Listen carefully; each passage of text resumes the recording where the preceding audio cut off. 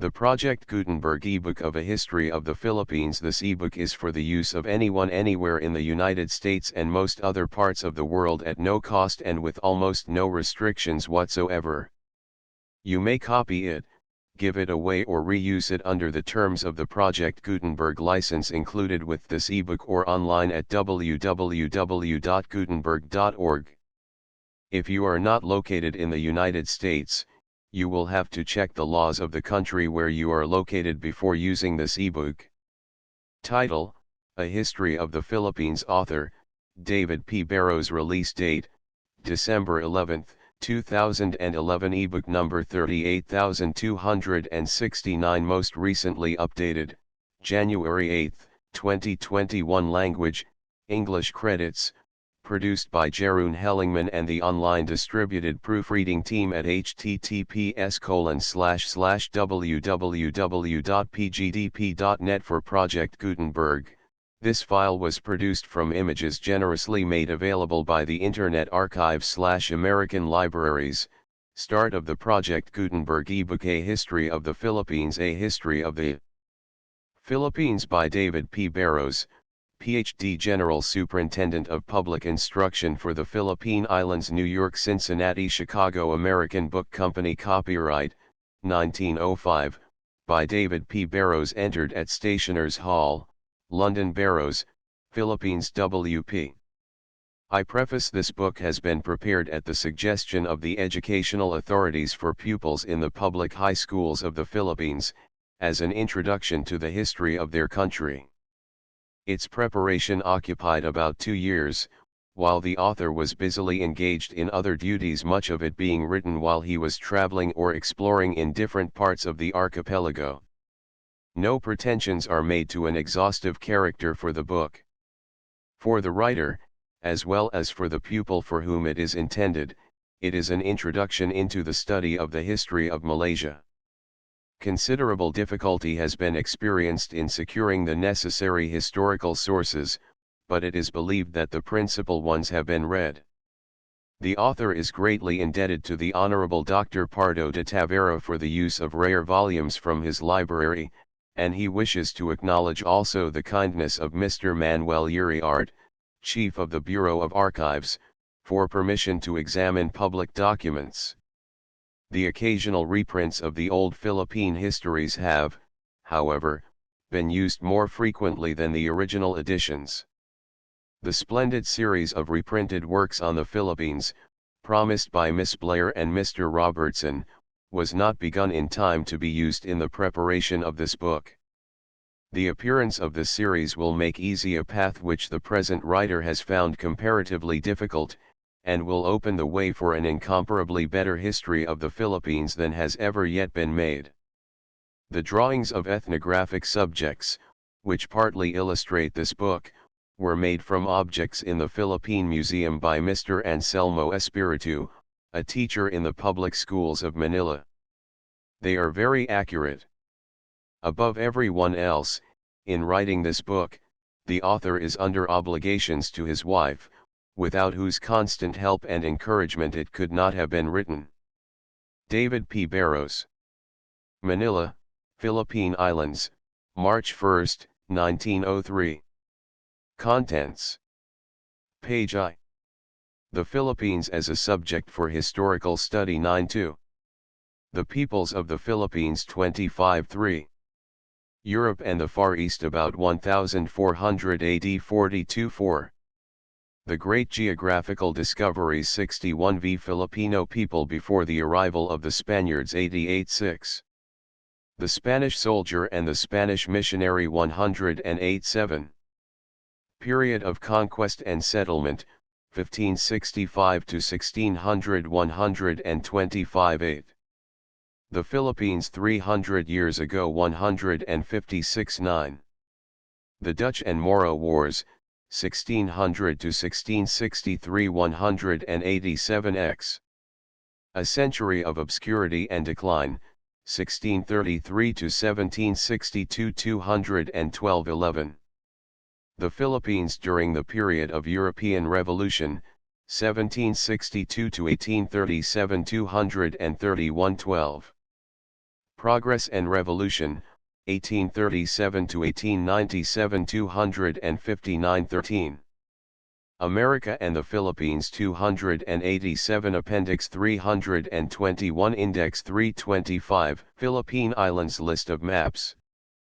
Page Philippine Islands 6, 7 Countries and Peoples of Malaysia 26, 27 Races and Tribes of the Philippines 30 The spread of Mohammedanism 39 Europe about 1400 AD 44 Routes of trade to the Far East 50 The countries of the Far East 58 Restoration of Toscanelli's map 69 Early Spanish discoveries in the Philippines 77 The New World and the Indies as divided between Spain and Portugal 85 Conquest and settlement by the Spaniards in the Philippines 1505 to 1590 124 Straits of Manila 133 The City of Manila 134 Luzon 158, 159 Mindanao, Visayas, and Paragua 288, 289 American campaigns in northern Luzon 302. History of the Philippines. Chapter I. The Philippines as a subject for historical study. Purpose of this book has been written for the young men and young women of the Philippines. It is intended to introduce them into the history of their own island country. The subject of Philippine history is much broader and more splendid than the size and character of this little book reveal. Many subjects have only been briefly touched upon, and there are many sources of information, old histories, letters, and official documents, which the writer had not time and opportunity to study in the preparation of this work. It is not too soon, however, to present a history of the Philippines, even though imperfectly written, to the Philippine people themselves, and if this book serves to direct young men and young women to a study of the history of their own island country, it will have fulfilled its purpose. The development of the Philippines and of Japan in many ways the next decade of the history of the Philippine Islands may resemble the splendid development of the neighboring country of Japan. Both countries have in past times been isolated more or less from the life and thought of the modern world. Both are now open to the full current of human affairs. Both countries promise to play an important part in the politics and commerce of the Far East. Geographically, the Philippines occupy the more central and influential position, and the success of the institutions of the Philippines may react upon the countries of Southeastern Asia and Malaysia, to an extent that we cannot appreciate or foresee. Japan, by reason of her larger population, the greater industry of her people, a more orderly social life, and devoted public spirit, is at the present time far in the lead. The Philippines possess certain advantages which, in the course of some years, may tell strongly in her favor. There are greater natural resources, a richer soil, and more tillable ground. The population, while not large, is increasing rapidly, more rapidly, in fact, than the population of Japan or of Java. And in the character of her institutions the Philippines have certain advantages. The position of woman, while so unfortunate in Japan, as in China and nearly all Eastern countries, in the Philippines is most fortunate, and is certain to tell effectually upon the advancement of the race in competition with other Eastern civilizations. The fact that Christianity is the established religion of the people makes possible a sympathy and understanding between the Philippines and Western countries. Japan. Yet there are many lessons which Japan can teach the Philippines, and one of these is of the advantages and rewards of fearless and thorough study. 50 years ago, Japan, which had rigorously excluded all intercourse with foreign nations, was forced to open its doors by an American fleet under Commodore Perry. At that time the Japanese knew nothing of Western history, and had no knowledge of modern science. Their contact with the Americans and other foreigners revealed to them the inferiority of their knowledge. The leaders of the country awoke to the necessity of a study of Western countries and their great progress, especially in government and in the sciences. Japan had at her service a special class of people known as the samurai, who, in the life of old Japan, were the free soldiers of the feudal nobility, and who were not only the fighters of Japan, but the students and scholars as well. The young men of the samurai class threw themselves earnestly and devotedly into the study of the great fields of knowledge, which had previously been unknown to the Japanese. At great sacrifice many of them went abroad to other lands, in order to study in foreign universities. Numbers of them went to the United States, frequently working as servants in college towns in order to procure the means for the pursuit of their education. The Japanese government in every way began to adopt measures for the transformation of the knowledge of the people. Schools were opened, laboratories established, and great numbers of scientific and historical books were translated into Japanese. A public school system was organized, and finally a university was established. The government sent abroad many young men to study in almost every branch of knowledge and to return to the service of the people. The manufacturers of Japan studied and adopted Western machinery and modern methods of production. The government itself underwent revolution and reorganization upon lines more liberal to the people and more favorable to the national spirit of the country. The result has been the transformation, in less than 50 years, of what was formerly an isolated and ignorant country. The lesson for the Filipinos. This is the great lesson which Japan teaches the Philippines. If there is to be transformation here, with a constant growth of knowledge and advancement, and an elevation of the character of the people as a whole, there must be a courageous and unfaltering search for the truth, and the young men and young women of the Philippines must seek the advantages of education, not for themselves, but for the benefit of their people and their land, not to gain for themselves a selfish position of social and economic advantage over the poor and less educated Filipinos, but in order that, having gained these advantages for themselves, they may in turn give them to their less fortunate countrymen. The young Filipino, man or woman, must learn the lessons of truthfulness, courage, and unselfishness, and in all of his gaining of knowledge, and in his use of it as well, he must practice these virtues, or his learning will be an evil to his land and not a blessing.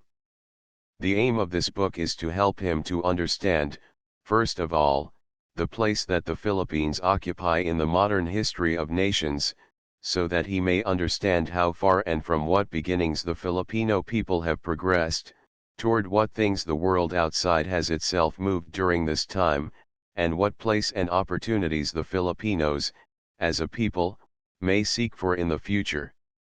The meaning of history, as it is written and understood, comprises many centuries of human life and achievement, and we must begin our study by discussing a little what history means. Men may live for thousands of years without having a life that may be called historical, for history is formed only where there are credible written records of events. Until we have these records, we have no ground for historical study, but leave the field to another study, which we call archaeology, or prehistoric culture. Historical races. Thus there are great races which have no history, for they have left no records. Either the people could not write, or their writings have been destroyed, or they told nothing about the life of the people. The history of these races began only with the coming of a historical, or more advanced race among them. Thus, the history of the black, or Negro, race begins only with the exploration of Africa by the white race, and the history of the American Indians, except perhaps of those of Peru and Mexico, begins only with the white man's conquest of America. The white, or European, race is, above all others, the great historical race, but the yellow race, represented by the Chinese, has also a historical life and development, beginning many centuries before the birth of Christ. The European race. For thousands of years the white race was confined to the countries bordering the Mediterranean Sea. It had but little contact with other races of men and almost no knowledge of countries beyond the Mediterranean shores. the great continents of America and Australia and the beautiful island world of the Pacific and Indian Oceans were scarcely dreamed of. This was the status of the white race in Europe a little more than 500 years ago. How different is the position of this race today? It has now explored nearly the entire globe. The white people have crossed every continent and every sea. On every continent they have established colonies and over many countries their power. During these last 5 centuries, besides this spread of geographical discoveries, the mingling of all the races, and the founding of great colonies, has come also the development of scientific knowledge, great discoveries and inventions, such as the utilization of steam and electricity, which give to man such tremendous power over the material world. Very important changes have also marked the religious and political life of the race. Within these years came the Protestant revolt from the Roman Catholic Church, destroying in some degree the unity of Christendom, and the great revolutions of Europe and America, establishing democratic and representative governments.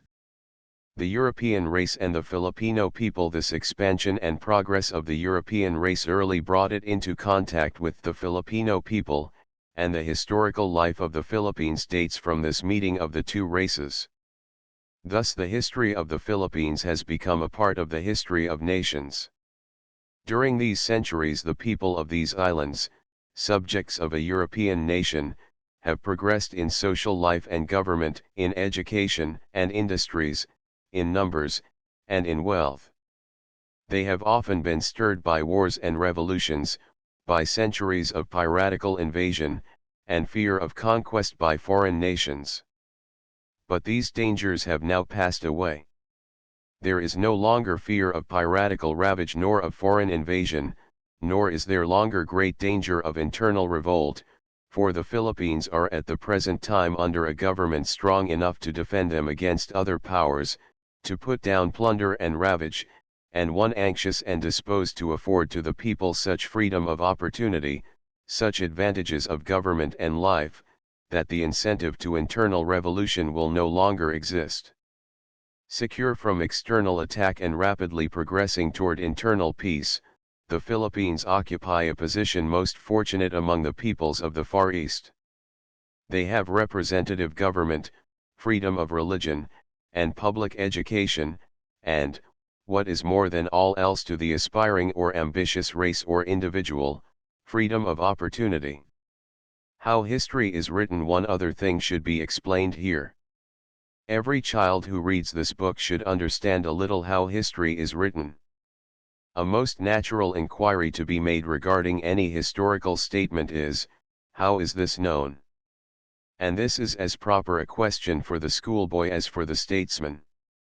The answer is, that history rests for its facts largely upon the written records made by people who either lived at the time these things took place, or so near to them that, by careful inquiry, they could learn accurately of these matters and write them down in some form, so that we today can read their accounts, and at least know how these events appeared to men of the time. But not all that a man writes, or even puts in a book, of things he has seen and known, is infallibly accurate and free from error, partiality, and untruthfulness. So the task of the historian is not merely to read and accept all the contemporary records, but he must also compare one account with another, weighing all that he can find, making due allowance for prejudice, and on his own part trying to reach a conclusion that shall be true. Of course, where records are few the task is difficult indeed, and, on the other hand, material may be so voluminous as to occupy a writer a lifetime, and make it impossible for any one man completely to exhaust a subject. Historical accounts of the Philippines. For the Philippines we are so fortunate as to have many adequate sources of a reliable and attractive kind. In a few words some of these will be described. Nearly all exist in at least a few libraries in the Philippines, where they may sometime be consulted by the Filipino student, and many of them, at least in later editions, may be purchased by the student for his own possession and study. The voyages of discovery. European discovery of the Philippines began with the Great Voyage of Magellan, and recounting this discovery of the islands, there is the priceless narrative of one of Magellan's company, Antonio Pigafetta. His book was written in Italian, but was first published in a French translation. The original copies made by Pigafetta have disappeared, but in 1800 a copy was discovered in the Ambrosian Library of Milan, Italy, and published. Translations into English and other languages exist. It may be found in several collections of voyages, and there is a good Spanish translation and edition of recent date. El primer viaje alrededor del mundo, por Antonio Pigafetta, traducido por Dr. Carlos Amaretti y anotado por Manuel Walls y Marino, Madrid, 1899. There are several other accounts of Magellan's voyage, but Pigafetta's was the only one written by an eyewitness, and his descriptions of the Bisaya Islands, Cebu, Borneo, and the Moluccas are wonderfully interesting and accurate. There were several voyages of discovery between Magellan's time, 1521, and Legazpi's time, 1565. These include the expeditions of Loaiza, Saavedra, and Villalobos, and accounts of them are to be found in the great series of publications made by the Spanish government and called Colección de Documentos Inéditos, and, in another series, Navarrete's Colección de los Viajes y Descubrimientos. Spanish occupation and conquest. As we come to the history of Spanish occupation and conquest of the Philippines, we find many interesting letters and reports sent by both soldiers and priests to the king, or to persons in Spain. The first complete book on the Philippines was written by a missionary about 1602, Father Prado Chirino's Relation de las Islas Filipinas, printed in Rome in 1604. This important and curious narrative is exceedingly rare, but a reprint, although rude and poor, was made in Manila in 1890, which is readily obtainable.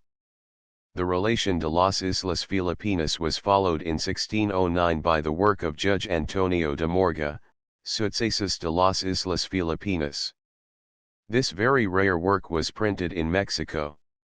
In 1890 a new edition was brought out by Dr. José Rizal, from the copy in the British Museum. There is also an English translation.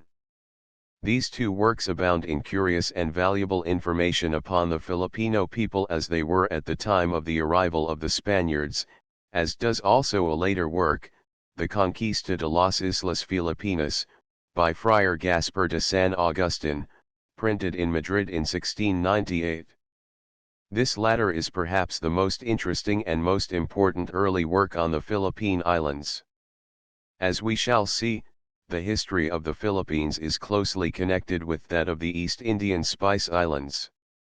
When the Spanish forces took the rich island of Ternate in 1606, the triumph was commemorated by a volume, finely written, though not free from mistakes, The Conquista de las Islas Moluccas, by Leonardo de Argensola, Madrid, 1609. There is an Old English translation, and also French and Dutch translations. To no other religious order do we owe so much historical information as to the Jesuits.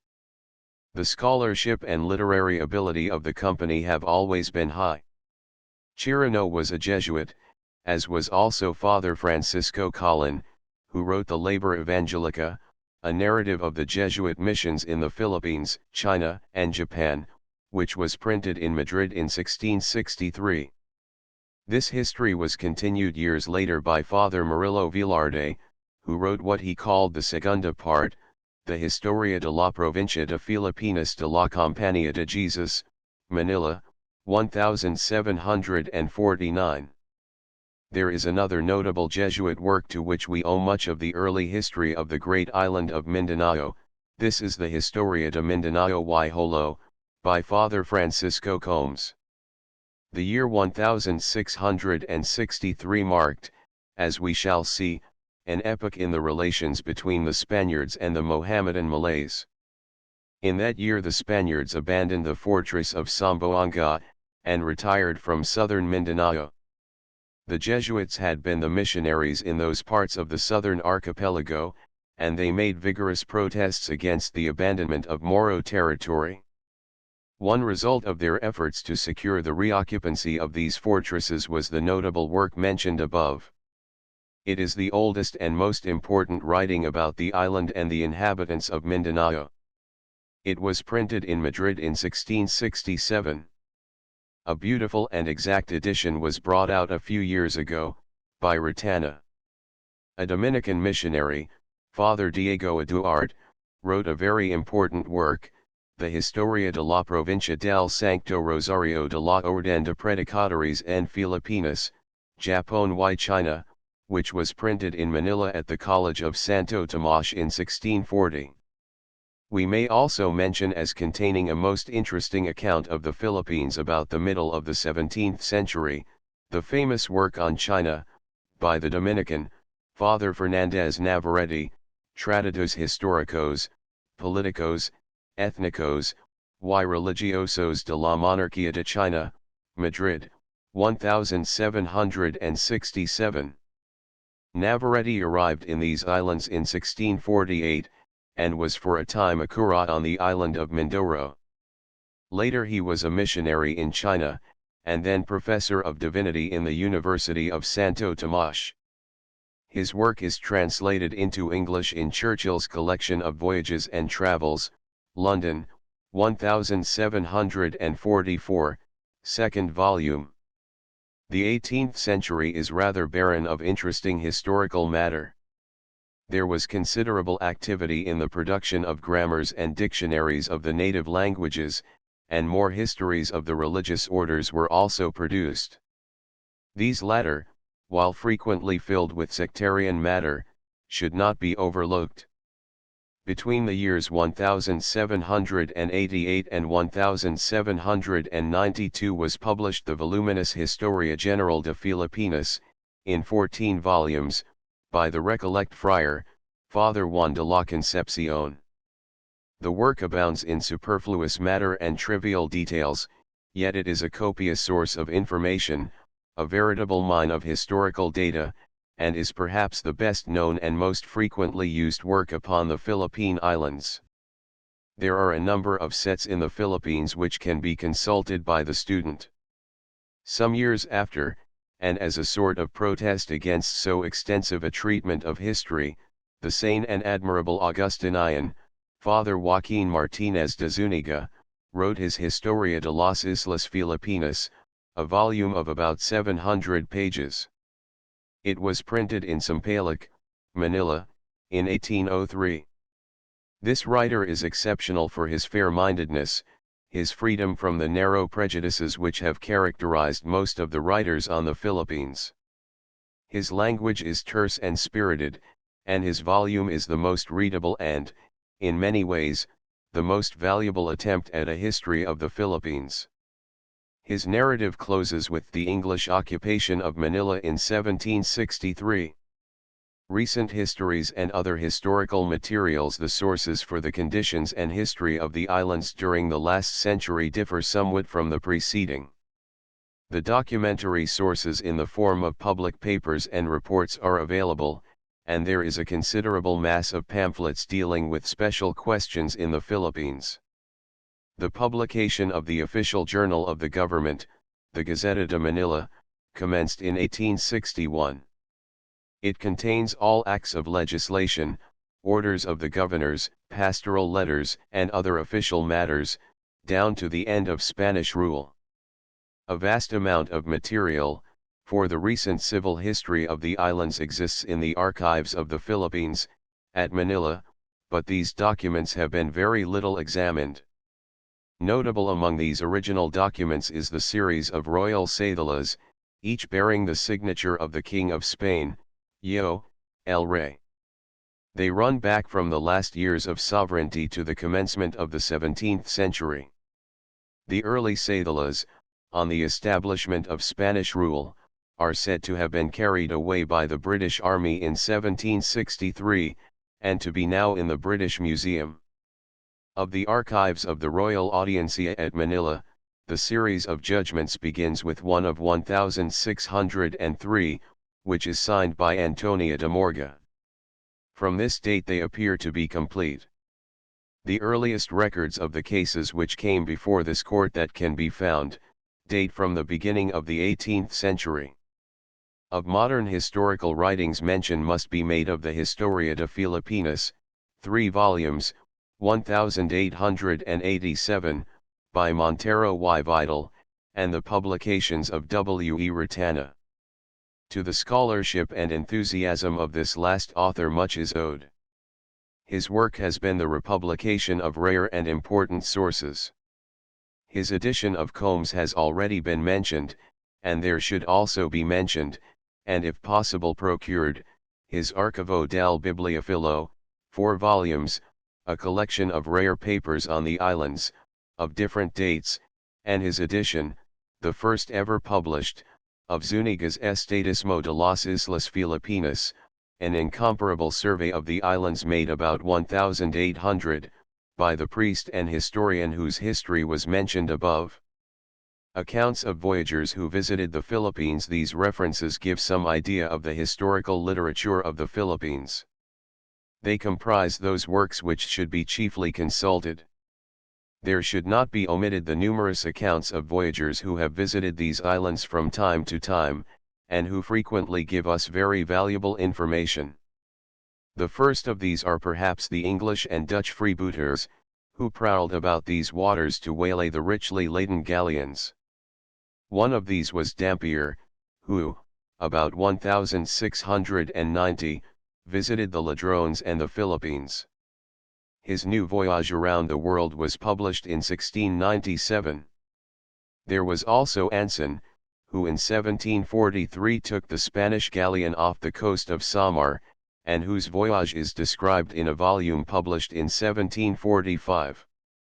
There was an Italian physician, Curri, who visited the islands in 1697, in the course of a voyage around the world, and who wrote an excellent description of the Philippines, which is printed in English translation in Churchill's collection of voyages. A French expedition visited the East between 1774 and 1781, and the commissioner, M. Son Arad, has left a brief account of the Spanish settlements in the islands as they then appeared. Voyage Auxiliary ins Orientals et à la Chine, Paris, 1782, Volume 3. There are a number of travelers' accounts written in the last century, of which may be mentioned Sir John Bowring's visit to the Philippine Islands, 1859, and Jager's Reisen in der Philippinen, travels in the year 1859 and 1860, which has received translation into both English and Spanish. Bibliographies for the historical student. A bibliographical guide is necessary. Such a volume was brought out in 1898, by Retana, Catalogo Abreviado de la Biblioteca Filipina. It contains a catalogue of 5,780 works, published in or upon the Philippines. A still more exact and useful bibliography has been prepared by the Honorable T. H. Pardo de Tavera, Biblioteca Filipina, and is published by the United States government. It is lamentable that the Philippines government possesses no library of works on the archipelago.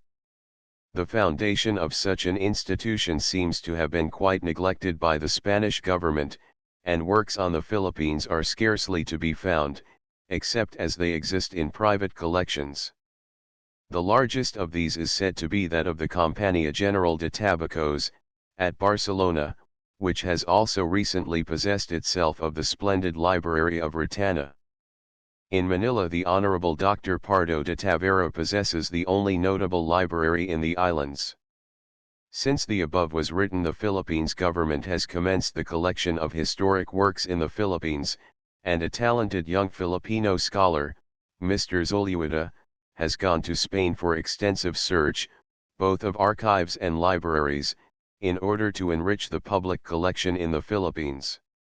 The publication of a very extensive series of sources of Philippine history has also been begun by the Arthur H. Clarke Company in the United States, under the editorship of Miss E. H. Blair and Mr. J. A. Robertson.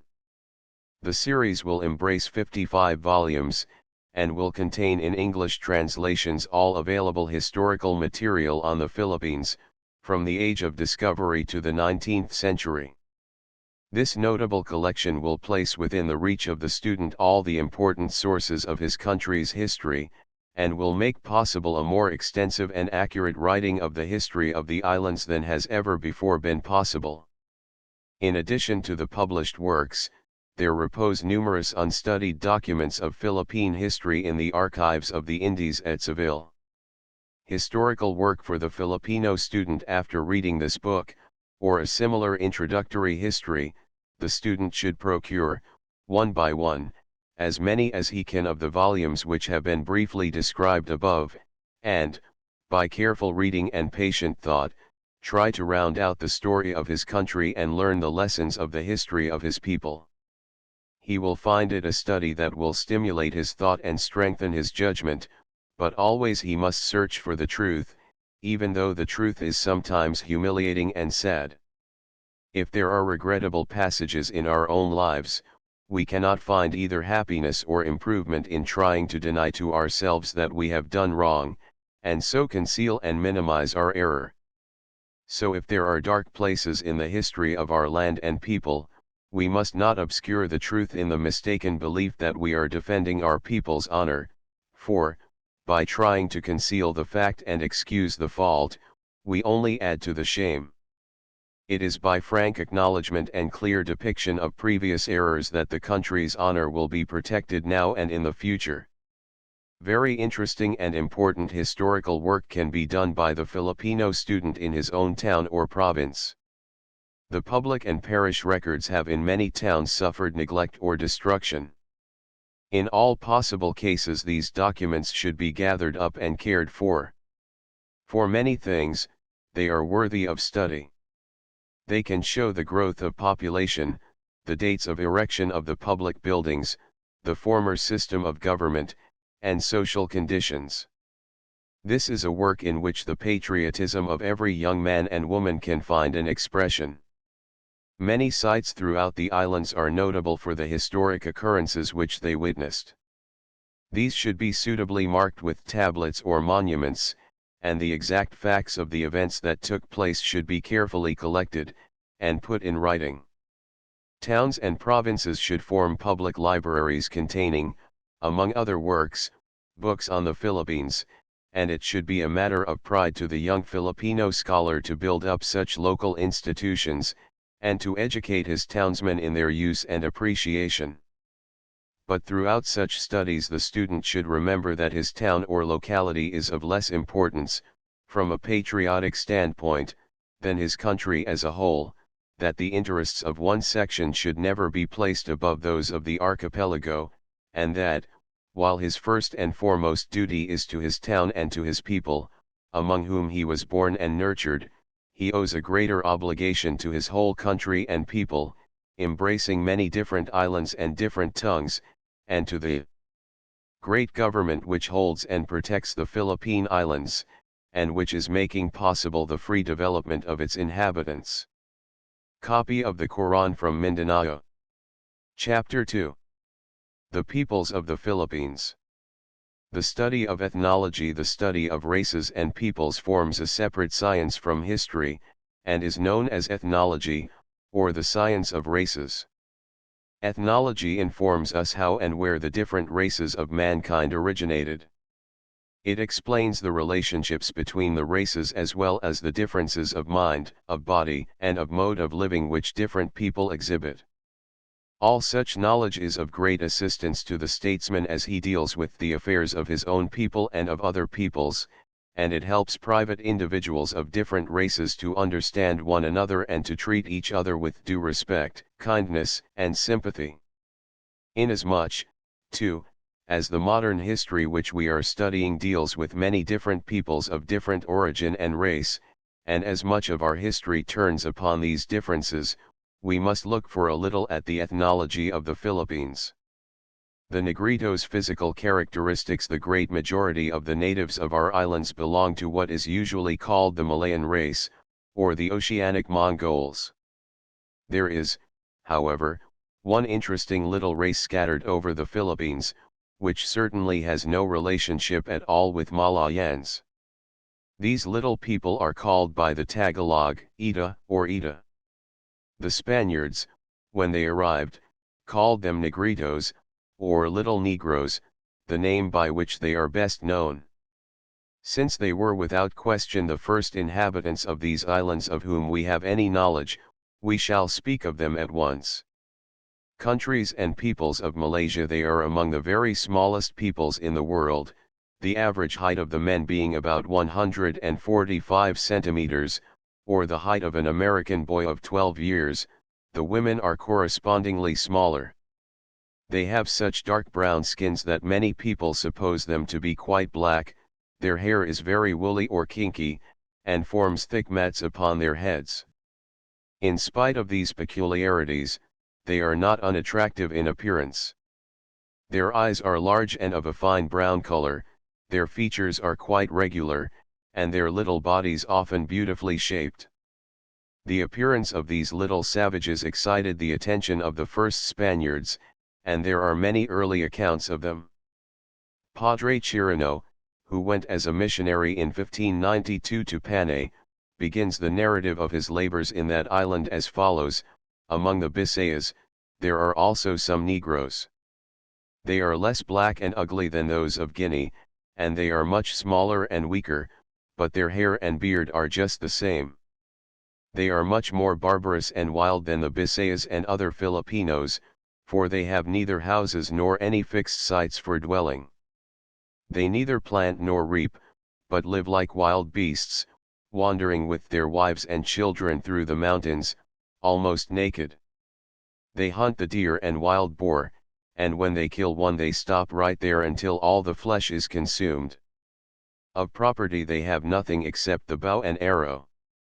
One manners and customs. The Negritos still have this wild, timid character, and few have ever been truly civilized in spite of the efforts of some of the Spanish missionaries. They still roam through the mountains, seldom building houses, but making simply a little wall and roof of brush to keep off the wind and rain. They kill deer, wild pigs, monkeys, and birds, and in hunting they are very expert, but their principal food is wild roots and tubers, which they roast in ashes. Frequently in traveling through the mountains, although one may see nothing of these timid little folk, he will see many large, freshly dug holes from each of which they have taken out a root. The Negritos ornament their bodies by making little rows of cuts on the breast, back, and arms, and leaving the scars in ornamental patterns, and some of them also file their front teeth to points. In their hair they wear bamboo combs with long plumes of hair or of the feathers of the mountain cock. They have curious dances, and ceremonies for marriage and for death. Distribution. The Negritos have retired from many places where they lived when the Spaniards first arrived, but there are still several thousand in Luzon, especially in the Cordillera Zambales, on the Pacific coast, and in the Sierra Madre Range, and in the interior of Panay, Negros, Tublas, and in Surigao of Mindanao. Relation of the Negritos to other dwarfs of the world. Although the Negritos have had very little effect on the history of the Philippines, they are of much interest as a race to scientists, and we cannot help asking, whence came these curious little people, and what does their presence here signify? While science cannot at present fully answer these questions, what we do actually know about these pygmies is full of interest. Races and tribes of the Philippines. The Itas of the Philippines are not the only black dwarfs in the world. A similar little people, who must belong to the same race, live in the mountains and jungles of the Malay Peninsula. On the Andaman Islands in the Indian Ocean, all the aboriginal inhabitants are similar pygmies, called Minkopis. Some traces of their former existence are reported from many other places in the East Indies. Thus it may be that there was a time when these little men and women had much of this island world quite to themselves, and their race stretched unbrokenly from the Philippines across Malacca to the Indian Ocean.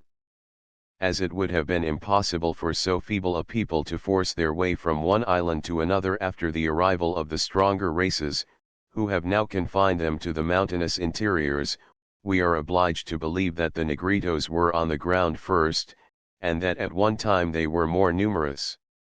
The Indian archipelago was then a world of black pygmies.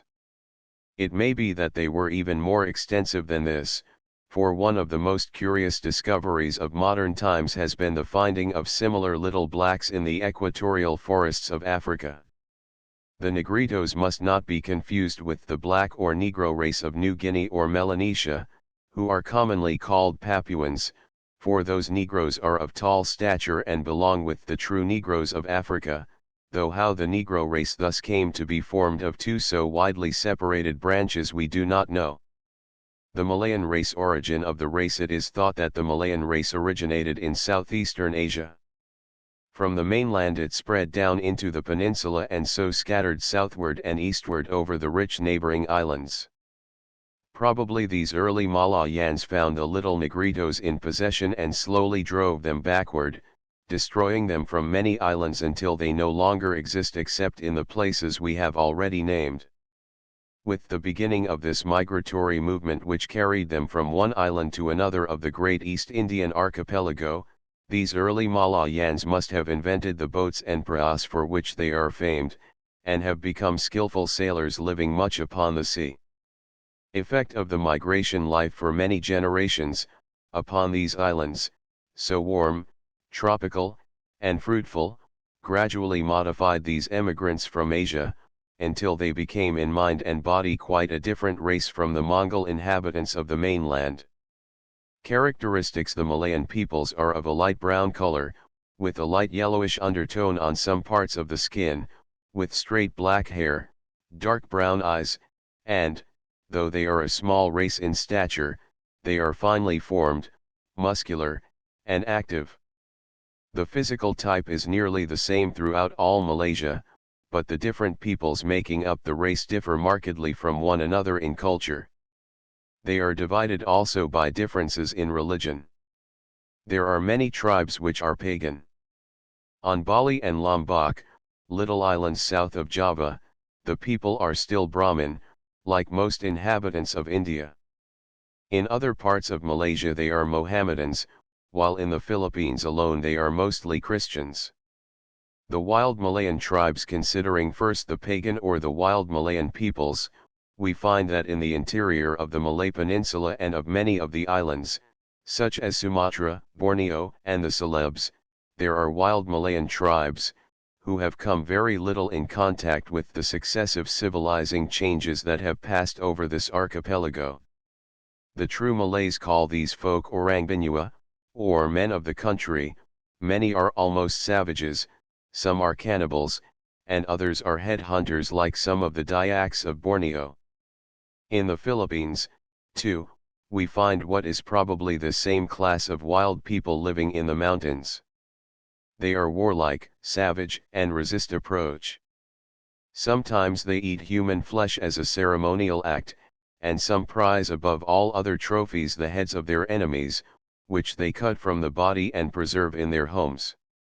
It is probable that these tribes represent the earliest and rudest epoch of Malayan culture, and that these were the first of this race to arrive in the Philippines and dispute with the Negritos for the mastery of the soil.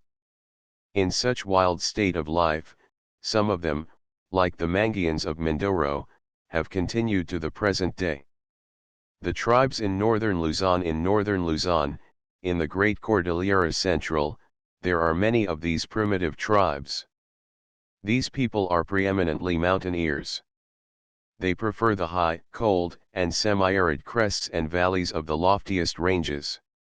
Here, with great industry, they have made gardens by the building of stone-walled terraces on the slopes of the hills.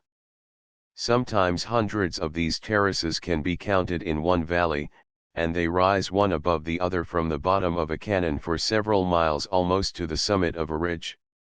These terraced gardens are all under most careful irrigation. Water is carried for many miles by log flumes and ditches, to be distributed over these little fields. The soil is carefully fertilized with the refuse of the villages. 2 and frequently 3 crops are produced each year.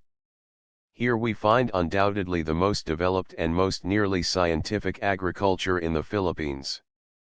They raise rice, cotton, tobacco, the taro, maize, and especially the camote, or sweet potato, which is their principal food. These people live in compact, well-built villages, frequently of several hundred houses.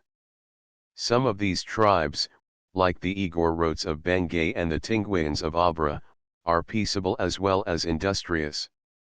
In Benguet there are fine herds of cattle, much excellent coffee, and from time immemorial the Igorotes here have mined gold. Besides these peaceful tribes there are in Bontoc, and in the northern parts of the Cordillera, many large tribes, with splendid mountain villages, who are nevertheless in a constant and dreadful state of war. Nearly every town is in feud with its neighbors, and the practice of taking heads leads to frequent murder and combat. A most curious tribe of persistent head hunters are the Ibalao, or Ilongotes, who live in the Caraballo Sur Mountains between Nueva Ecija and Nueva Vizcaya. On other islands of the Philippines there are similar wild tribes. On the island of Paragua there are the Tagbanua and other savage folk. Characteristics of the tribes of Mindanao. In Mindanao, there are many more tribes.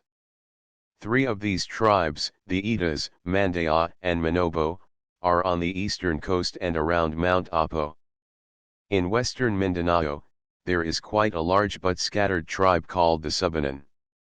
These people make clearings on the hillsides and support themselves by raising maize and mountain rice. They also raise hemp, and from the fiber they weave truly beautiful blankets and garments, artistically dyed in very curious patterns.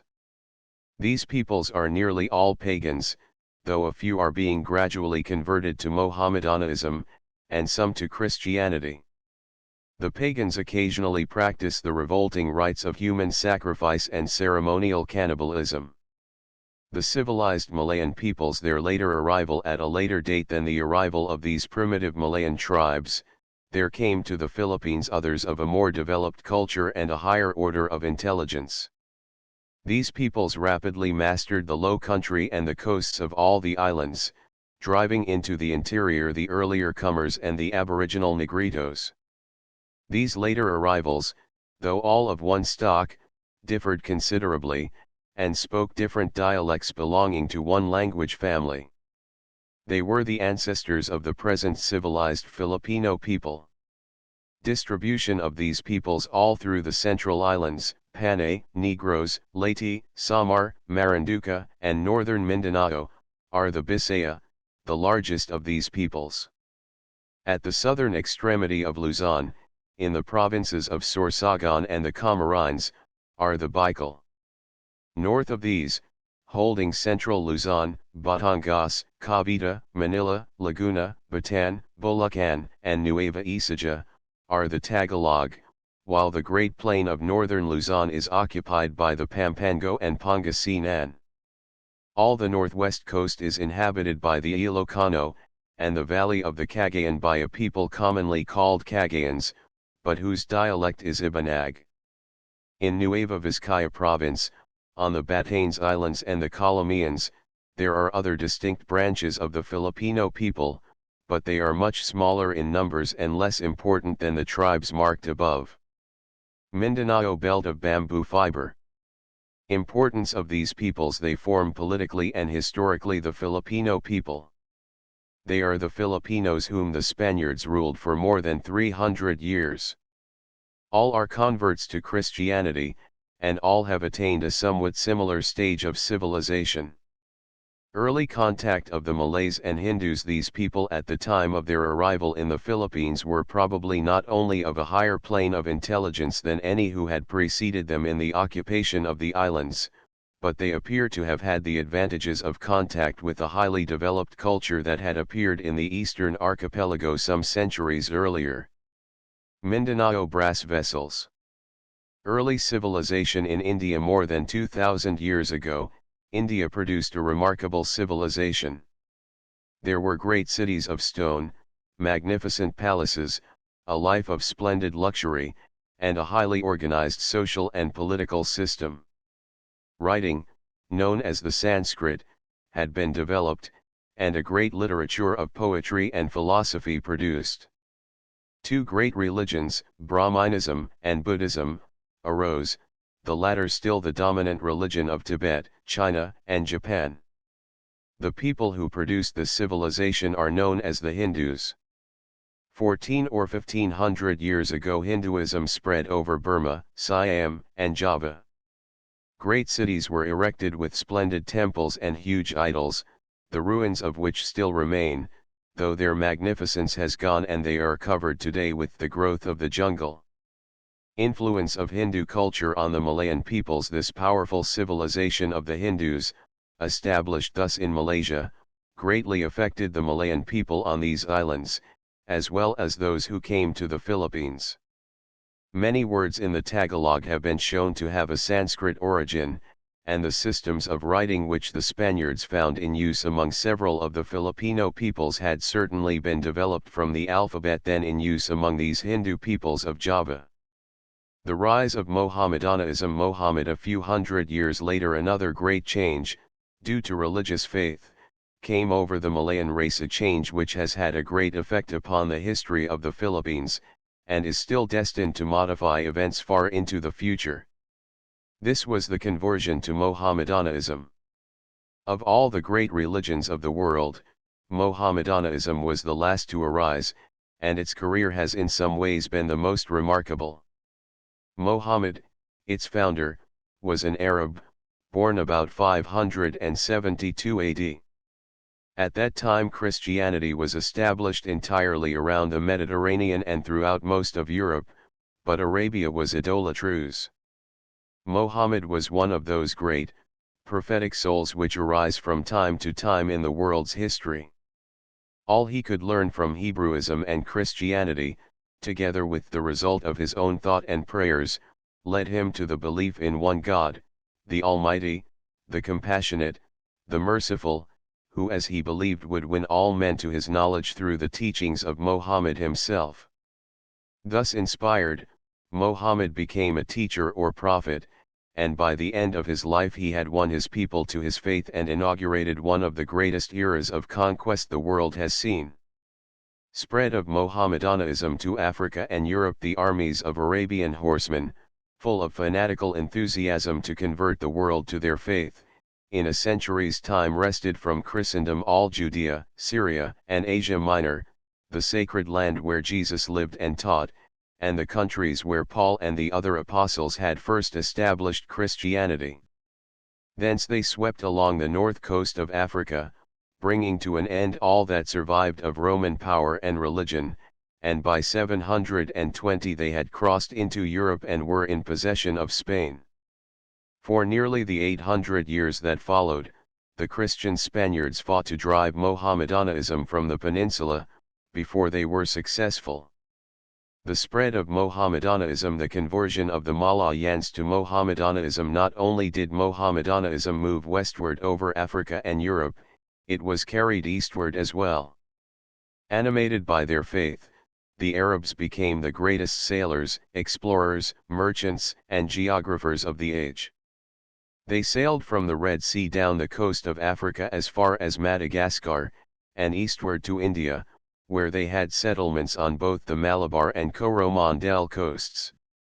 Thence Arab missionaries brought their faith to Malaysia.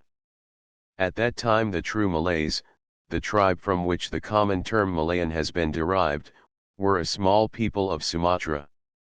At least as early as 1250 they were converted to Mohammedanism, brought to them by these Arabian missionaries, and under the impulse of this mighty faith they broke from their obscurity and commenced that great conquest and expansion that has diffused their power, language, and religion throughout the East Indies. Mohammedan settlement in Borneo. A powerful Mohammedan Malay settlement was established on the western coasts of Borneo certainly as early as 1400. The more primitive inhabitants, like the Dayaks, who were a tribe of the primitive Malayans, were defeated, and the possession of the coast largely taken from them. From this coast of Borneo came many of the adventurers who were traversing the seas of the Philippines when the Spaniards arrived. The Mohammedan population of Mindanao and Jolo owes something certainly to this same Malay migration which founded the colony of Borneo. But the Maguindanao and Ilocano Moros seem to be largely descendants of primitive tribes, such as the Manobo and Tirure, who were converted to Mohammedanism by Malay and Arab prose leaders. The traditions of the Maguindanao Moros ascribe their conversion to Kabuntuan, a native of Johor, the son of an Arab father and Malay mother. He came to Maguindanao with a band of followers, and from him the Datos of Maguindanao trace their lineage. Kabuntuan is supposed to be descended from Muhammad through his Arab father, Ali, and so the Datos of Maguindanao to the present day proudly believe that in their veins flows the blood of the Prophet. The coming of the Spaniards. Mohammedanism was still increasing in the Philippines when the Spaniards arrived. The Mohammedans already had a foothold on Manila Bay, and their gradual conquest of the archipelago was interrupted only by the coming of the Europeans. It is a strange historical occurrence that the Spaniards, having fought with the Mohammedans for nearly 8 centuries for the possession of Spain, should have come westward around the globe to the Philippine Islands and there resumed the ancient conflict with them. Thus the Spaniards were the most determined opponents of Mohammedanism on both its western and eastern frontiers. Their ancient foes who crossed into Spain from Morocco had been always known as Moros or Moors, and quite naturally they gave to these new Mohammedan enemies the same title, and Moros they are called to the present day.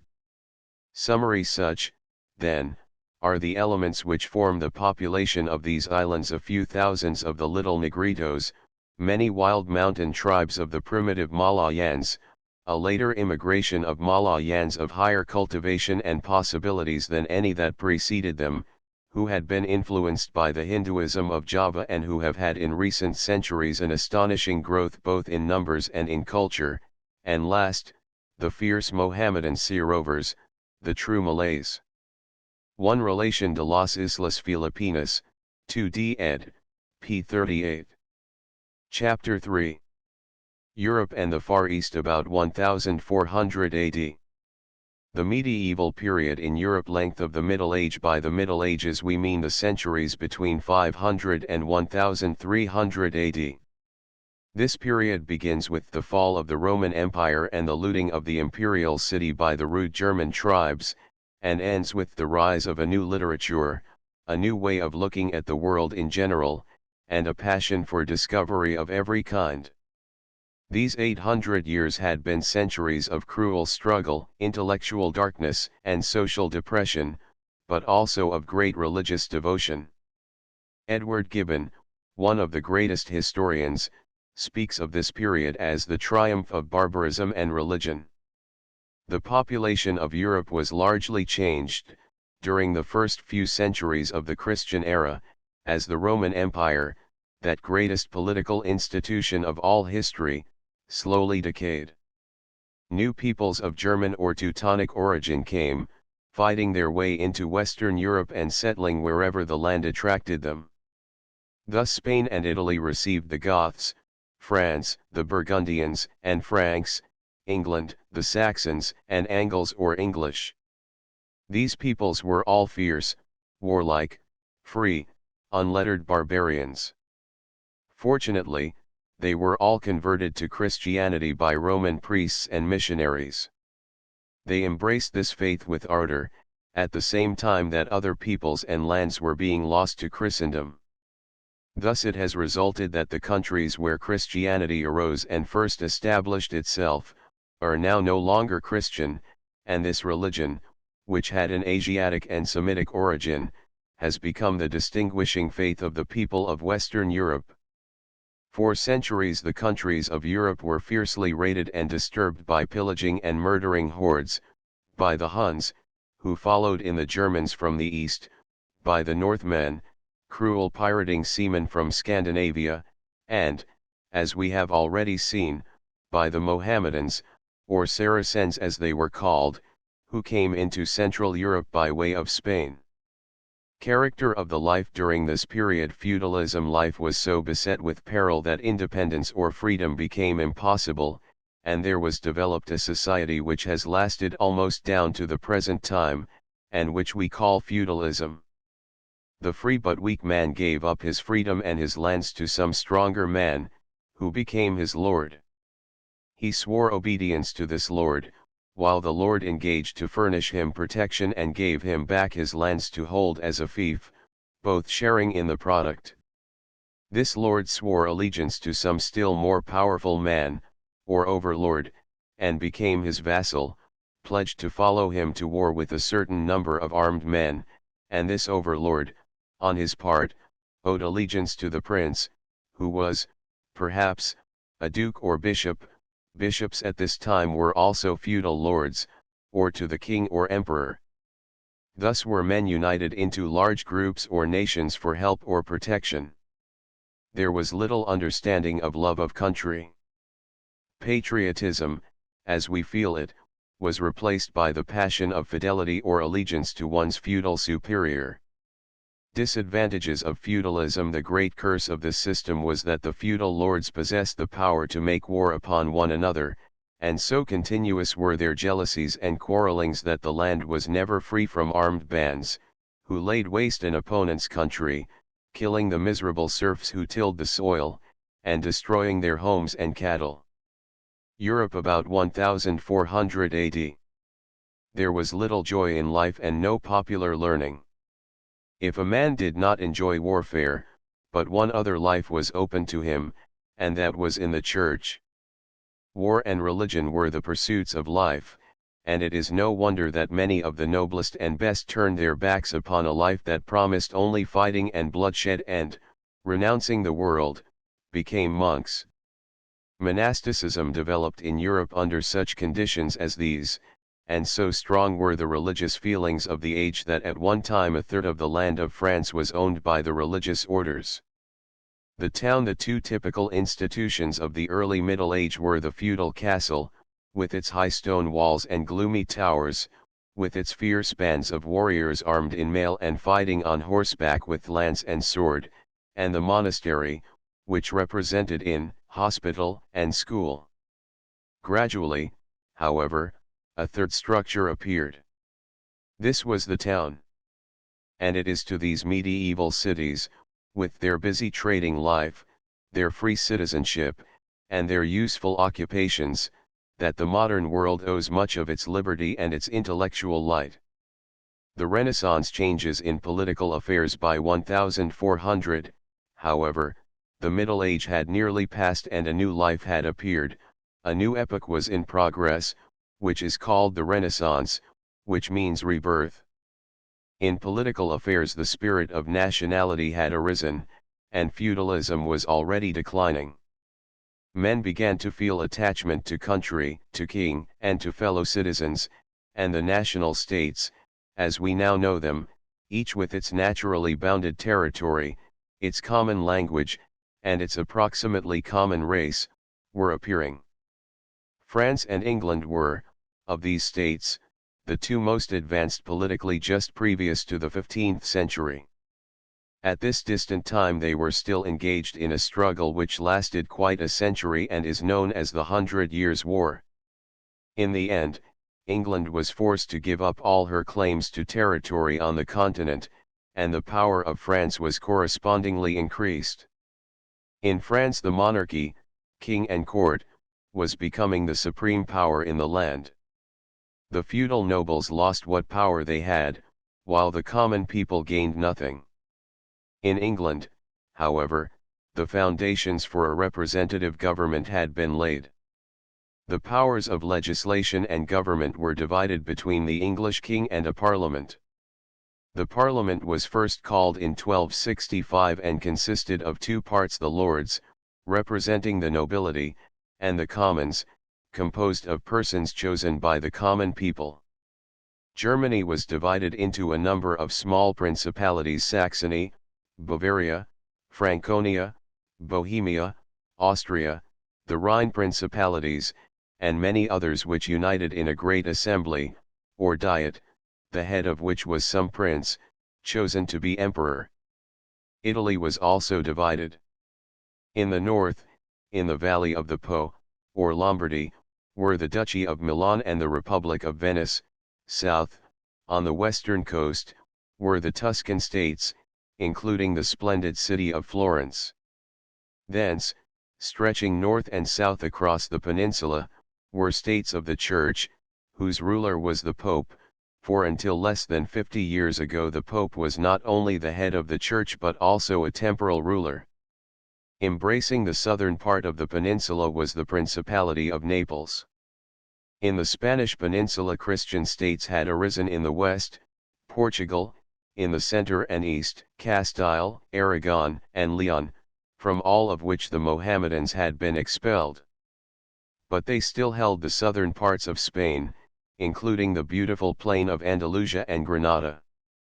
The Mohammedans, in the centuries of their life in Spain, had developed an elegant and prosperous civilization. By means of irrigation and skillful planting, they had converted southern Spain into a garden. They were the most skillful agriculturists and breeders of horses and sheep in Europe, and they carried to perfection many fine arts, while knowledge and learning were nowhere further advanced than here. Through contact with this remarkable people the Christian Spaniards gained much.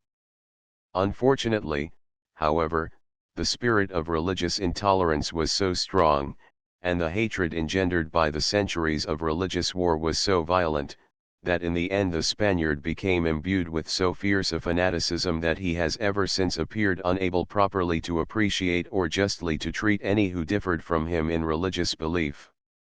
The conquests of the Mohammedans in the 15th century, religious toleration was but little known in the world, and the people of the great Mohammedan faith still threatened to overwhelm Christian Europe. Since the first great conquests of Islam in the 8th century had been repulsed from Central Europe, that faith had shown a wonderful power of winning its way. In the 10th century Asia Minor was invaded by hordes of Seljuks, or Turks, who poured down from Central Asia in conquering bands. These tribes had overthrown the Arabs' power in Mesopotamia and Asia Minor only to become converts to his faith. With freshened zeal they hurled themselves upon the old Christian Empire, which at Constantinople had survived the fall of the rest of the Roman world. The Crusades the Seljuk Turks had conquered most of Asia Minor, Syria, and the Holy Land. A great fear came over the people of Europe that the city of Constantinople would be captured and they, too, be overwhelmed by these new Mohammedan enemies. The passionate religious zeal of the Middle Age also roused the princes and knights of Europe to try to wrest from the infidel the Holy Land of Palestine, where were the birthplace of Christianity and the site of the sepulchre of Christ. Palestine was recovered and Christian states were established there, which lasted for over 180 years. Then the Arab power revived and, operating from Egypt, finally retook Jerusalem and expelled the Christian from the Holy Land, to which he has never yet returned as a conqueror. Effects of the Crusades. These long, holy wars, or crusades, had a profound effect upon Europe. The rude Christian warrior from the west was astonished and delighted with the splendid and luxurious life which he met at Constantinople and the Arabian East. Even though he was a prince, his life at home was barren of comforts and beauty. Glass, linen, rugs, tapestries, silk, cotton, spices, and sugar were some of the things which the Franks and the Englishmen took home with them from the Holy Land. Demand for these treasures of the East became irresistible, and trade between Western Europe and the East grew rapidly. The commercial cities of Italy. The cities of Italy developed this commerce. They placed fleets upon the Mediterranean. They carried the Crusaders out and brought back the wares that Europe desired.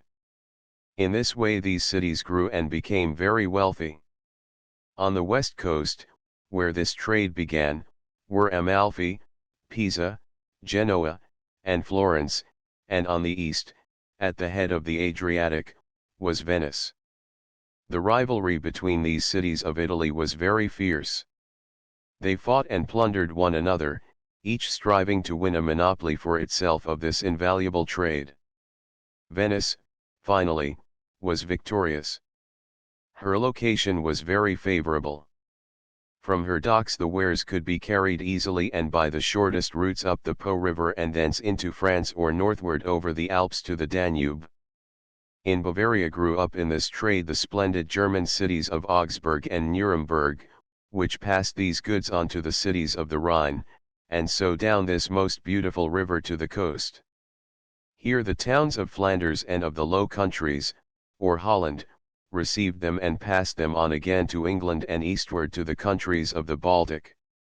Development of modern language, thus commerce and trade grew up in Europe, and, with trade and city life, greater intelligence, learning, and independence. Education became more common, and the universities of Europe were thronged. Latin in the Middle Age had been the only language that was written by the learned class. Now the modern languages of Europe took their form and began to be used for literary purposes. Italian was the first to be so used by the great Dante, and in the same half-century the English poet Chaucer sang in the homely English tongue, and soon in France, Germany, and Spain national literatures appeared. With this went greater freedom of expression. Authority began to have less weight. Men began to inquire into causes and effects, to doubt certain things, to seek themselves for the truth, and so the Renaissance came. With it came a greater love for the beautiful, a greater joy in life, a fresh zest for the good of this world, a new passion for discovery, a thirst for adventure, and, it must also be confessed, a new laxity of living and a new greed for gold. Christian Europe was about to burst its narrow bounds. It could not be repressed nor confined to its old limitations. It could never turn backward. Of all the great changes which have come over life and thought, probably none are greater than those which saw the transition from the medieval to the modern world. Routes of trade to the Far East, trade with the East, articles of trade. Now we must go back for a moment and pursue an old inquiry further. Whence came all these beautiful and inviting wares that had produced new tastes and passions in Europe? The Italian traders drew them from the Levant, but the Levant had not produced them. Neither pepper, spices, sugarcane, costly gems, nor rich silks, were produced on the shores of the Mediterranean. Only the rich tropical countries of the East were capable of growing these rare plants, and up to that time of delivering to the delver many precious stones. India, the rich Malaysian archipelago, the kingdom of China, these are the lands and islands which from time immemorial have given up their treasures to be forwarded far and wide to amaze and delight the native of colder and less productive lands. Routes of trade to the Far East. 3 old sailing and caravan routes connect the Mediterranean with the Far East. They are so old that we can not guess when men first used them. They were old in the days of Solomon and indeed very ancient when Alexander the Great conquered the East. One of these routes passed through the Black Sea, and across the Caspian Sea to Turkestan, to those strange and romantic ancient cities, Bokhara and Samarkand. Thence it ran northeasterly across Asia, entering China from the north. Another crossed Syria and went down through Mesopotamia to the Indian Ocean, a third began in Egypt and went through the Red Sea, passing along the coast of Arabia to India. All of these had been in use for centuries, but by the year 1402 had been closed. A fresh immigration of Turks, the Ottomans, in the 14th century came down upon the scourged country of the Euphrates and Syria, and although these Turks also embraced Mohammedanism, their hostility closed the first 2 routes and commerce over them has never since been resumed. Venetian monopoly of trade. Thus all interests centered upon the southern route. By treaty with the Sultan or ruler of Egypt, Venice secured a monopoly of the products which came over this route. Goods from the east now came in fleets up the Red Sea, went through the hands of the Sultan of Egypt, who collected a duty for them, and then were passed on to the ships of the wealthy Venetian merchant princes, who carried them throughout Europe. Although the object of intense jealousy, it seemed impossible to wrest this monopoly from Venice. Her fleet was the strongest on the Mediterranean, and her rule extended along the Adriatic to the Grecian islands. All eager minds were bent upon the trade with the East, but no way was known, save that which now Venice had gained. Extent of geographical knowledge. The maps of this period to realize how the problem looked to the sailor of Genoa or the merchant of Flanders at that time, we must understand how scanty and erroneous was the geographical knowledge of even the 15th century. It was believed that Jerusalem was the center of the world, a belief founded upon a biblical passage. The maps of this and earlier dates represent the earth in this way: in the center, Palestine, and beneath it the Mediterranean Sea, the only body of water which was well known. On the left side is Europe, on the right, Africa, and at the top, Asia. The last two continents very indefinitely mapped. Around the whole was supposed to flow an ocean, beyond the first few miles of which it was perilous to proceed lest the ship be carried over the edge of the earth or encounter other perils.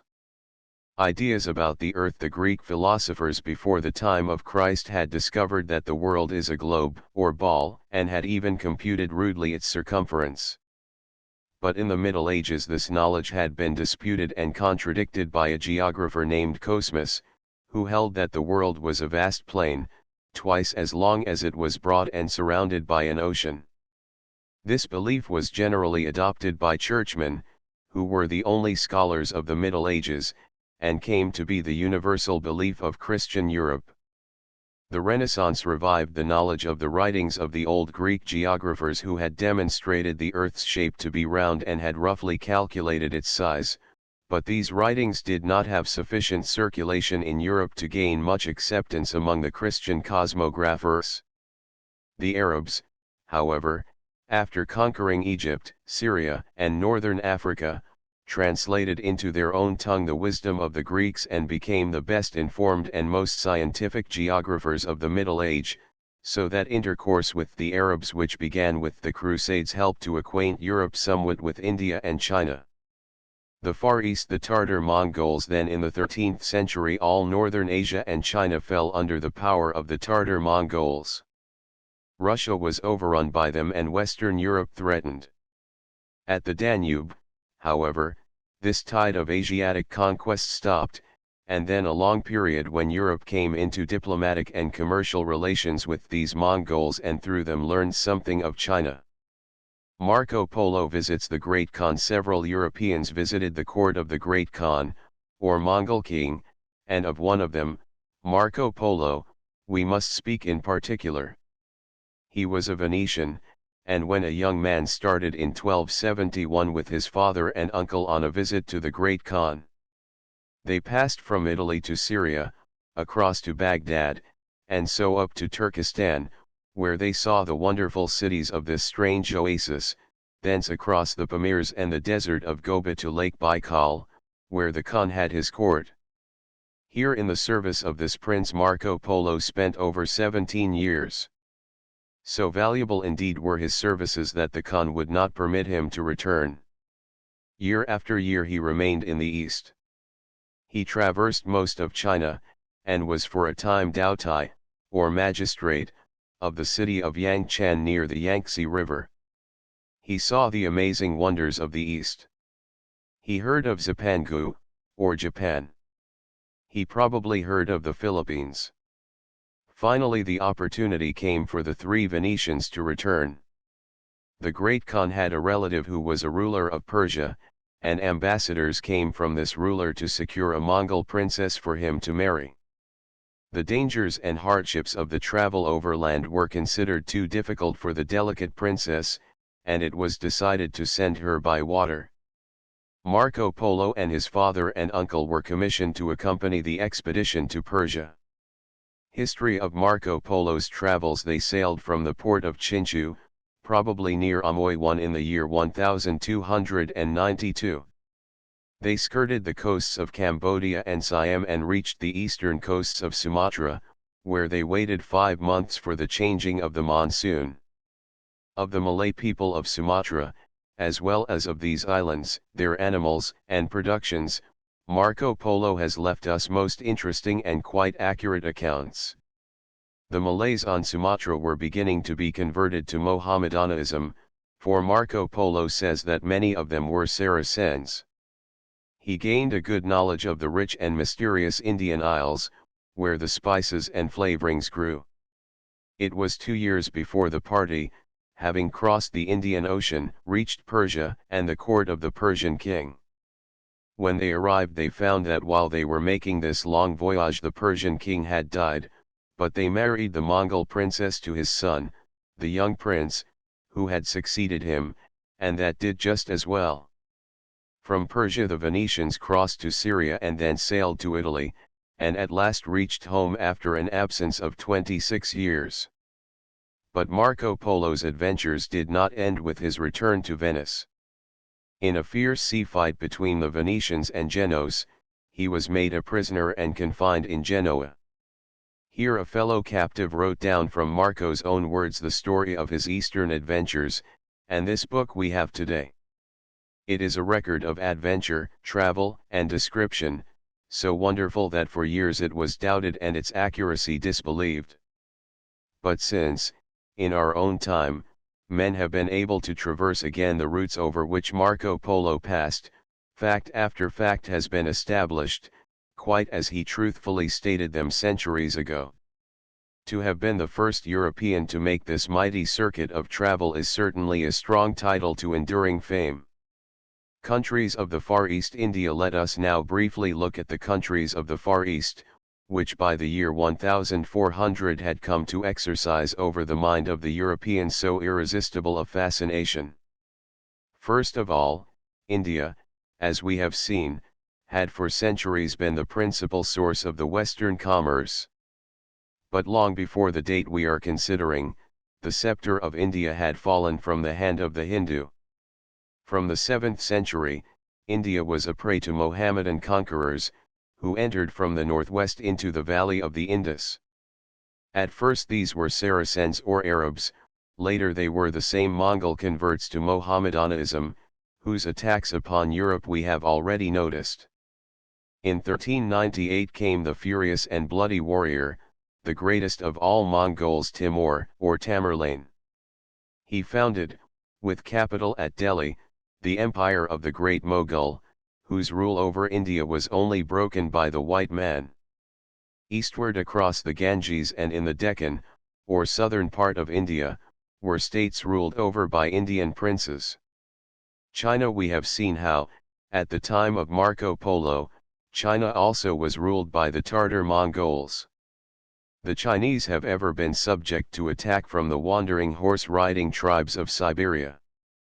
200 years before Christ one of the Chinese kings built the Great Wall that stretches across the northern frontier for 1,300 miles, for a defense against northern foes.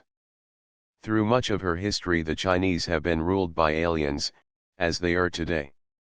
About 1368, however, the Chinese overthrew the Mongol rulers and established the Ming dynasty, the last Chinese house of emperors, who ruled China until 1644, when the Manchus, the present rulers, conquered the country. China was great and prosperous under the Mings. Commerce flourished and the fleets of Chinese junks sailed to India, the Malay Islands, and to the Philippines for trade.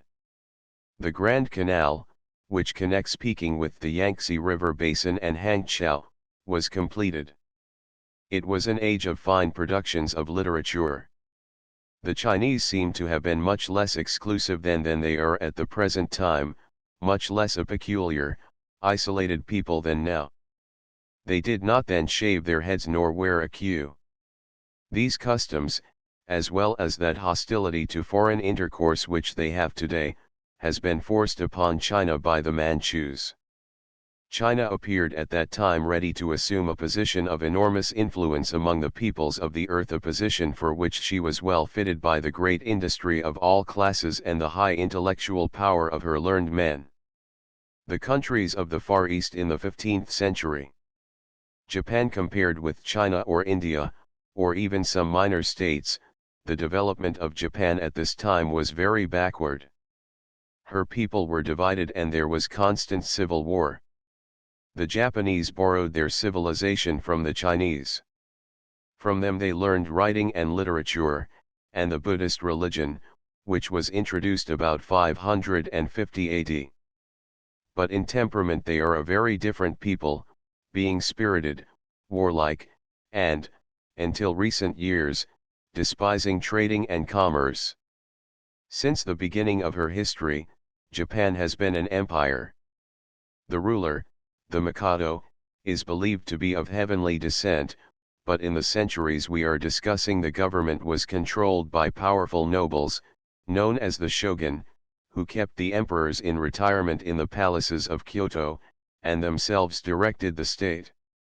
The greatest of these shoguns was Ieyasu, who ruled Japan about 1600, soon after Manila was founded.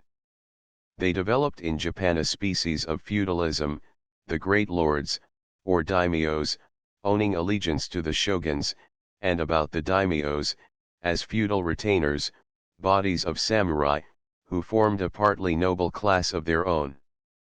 The samurai carried arms, fought at their lord's command, were students and literati, and among them developed that proud, loyal, and elevated code of morality known as Bushido, which has done so much for the Japanese people. It is this samurai class who in modern times have effected the immense revolution in the condition and power of Japan. The Malay archipelago. If now we look at the Malay Islands, we find, as we have already seen, that changes had been effected there. Hinduism had first elevated and civilized at least a portion of the race, and Mohammedanism and the daring seamanship of the Malay had united these islands under a common language and religion. There was, however, no political union. The Malay Peninsula was divided. Java formed a central Malay power. Eastward among the beautiful Celebes and Moluccas, the true Spice Islands, were a multitude of small native rulers, rajas, or datos, who surrounded themselves with retainers, kept rude courts, and gathered wealthy tributes of cinnamon, pepper, and cloves.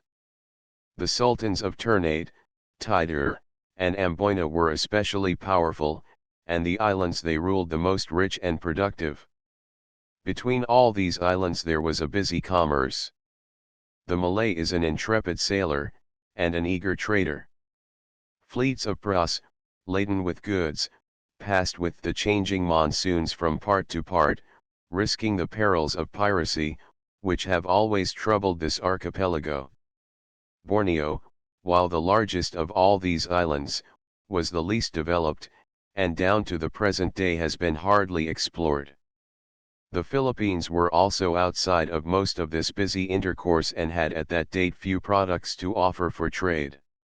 Their only connection with the rest of the Malay race was through the Mohammedan Malays of Jolo and Borneo. The fame of the Spice Islands had long filled Europe, but the existence of the Philippines was unknown. Summary: we have now reviewed the condition of Europe and of farther Asia as they were before the period of modern discovery and colonization opened.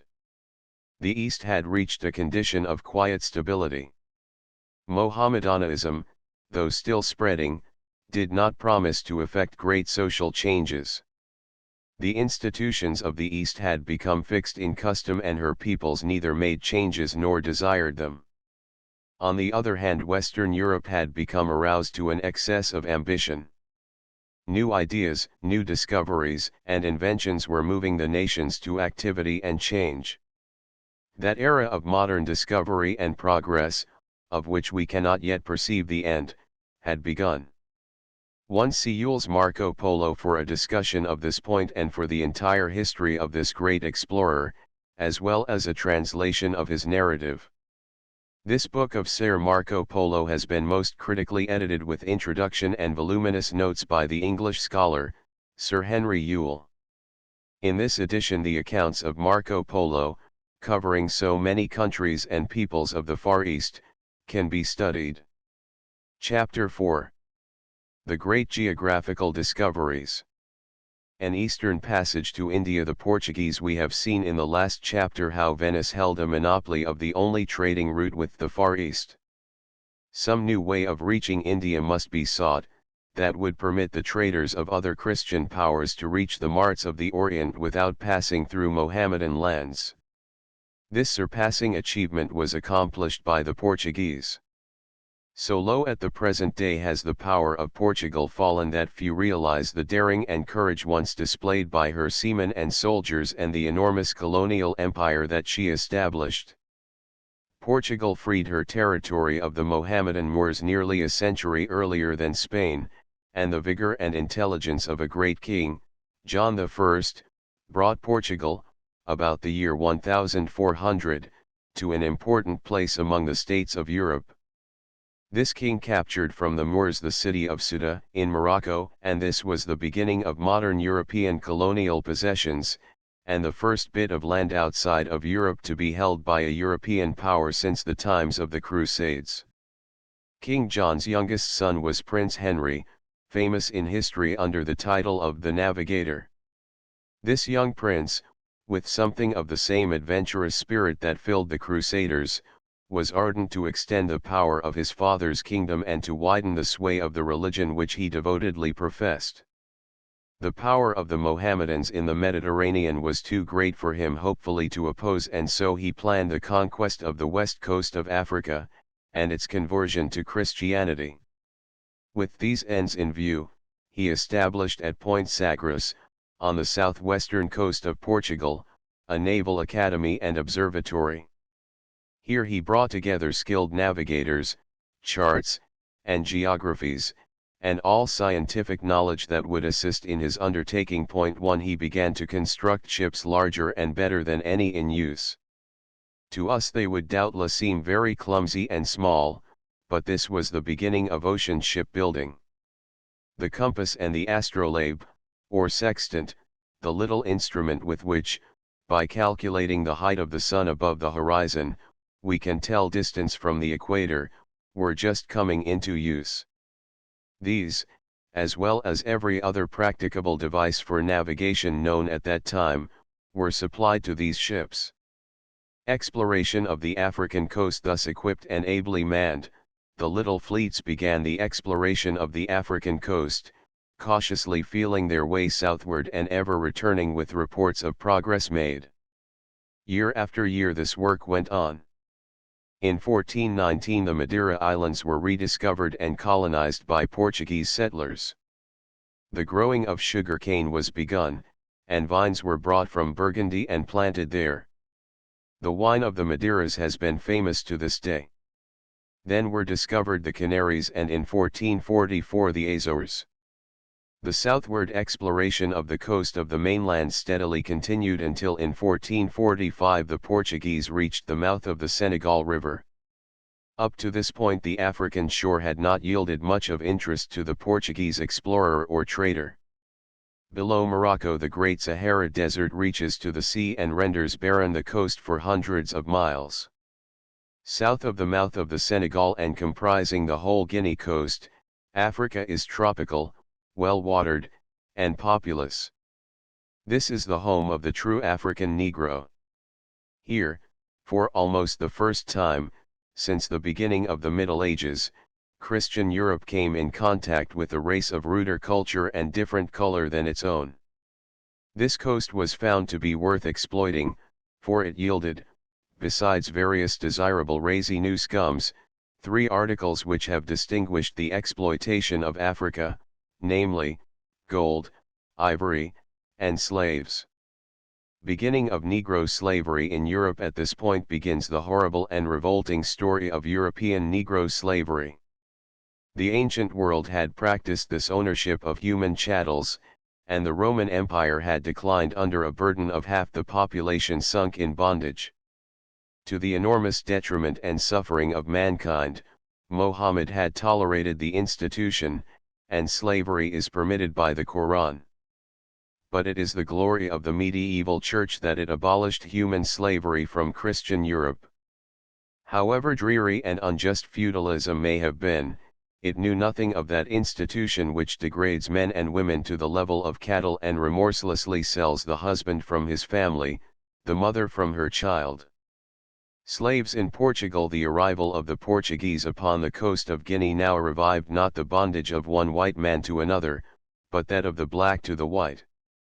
The first slaves carried to Portugal were regarded simply as objects of peculiar interest, captives to represent to the court the population of those shores which had been added to the Portuguese dominion. But southern Portugal, from which the Moors had been expelled, had suffered from a lack of laborers, and it was found profitable to introduce Negroes to work these fields. Arguments to justify slavery. So arose the institution of Negro slavery, which a century later upon the shores of the New World was to develop into so tremendous and terrible a thing. Curiously enough, religion was evoked to justify this enslavement of the Africans. The Church taught that these people, being heathen, were fortunate to be captured by Christians, that they might thereby be brought to baptism and conversion, for it is better for the body to perish than for the soul to be cast into hell. At a later age, when the falsity of this teaching had been realized, men still sought to justify the institution by arguing that the Almighty had created the African of a lower state, especially that he might serve the superior race. The coast of Guinea continued to be the resort of slavers down to the middle of the last century, and such scenes of cruelty, wickedness, and debauchery have occurred along its shores as can scarcely be paralleled in brutality in the history of any people. The Portuguese can hardly be said to have colonized the coast in the sense of raising up there a Portuguese population. As he approached the equator, the white man found that, in spite of his superior strength, he could not permanently people the tropics. Diseases new to his experience attacked him. His energy declined. If he brought his family with him, his children were few or feeble, and shortly his race had died out. The settlements of the Portuguese were largely for the purposes of trade. At Sierra Leone, Cameroon, or Longo, they built forts and established garrisons, mounting pieces of artillery that gave them advantage over the attacks of the natives, and erecting warehouses and the loathsome barracoon, where the slaves were confined to await shipment. Such decadent little settlements still linger along the African coast, although the slave trade happily has ended. The successful voyage of Vasco da Gama throughout the century, Prince Henry's policy of exploration was continued. Slowly the middle coast of Africa became known. At last in 1486, Bartholomew Diaz rounded the extremity of the continent. He named it the Cape of Storms, but the Portuguese king, with more prophetic sight, renamed it the Cape of Good Hope. It was 10 years, however, before the Portuguese could send another expedition. Then Vasco da Gama rounded the Cape again, followed up the eastern coast until the Arab trading stations were reached. Then he struck across the sea, landed at the Malabar coast of India, and in 1498 arrived at Calcutta. The end dreamed of by all of Europe had been achieved. A sea route to the Far East had been discovered. Results of da Gama's voyage. The importance of this performance was instantly recognized in Europe. Venice was ruined. It was a terrible day, said a contemporary writer, when the word reached Venice. Bells were rung, men wept in the streets, and even the bravest were silent. The Arabs and the native rulers made a desperate effort to expel the Portuguese from the Indian Ocean, but their opponents were too powerful.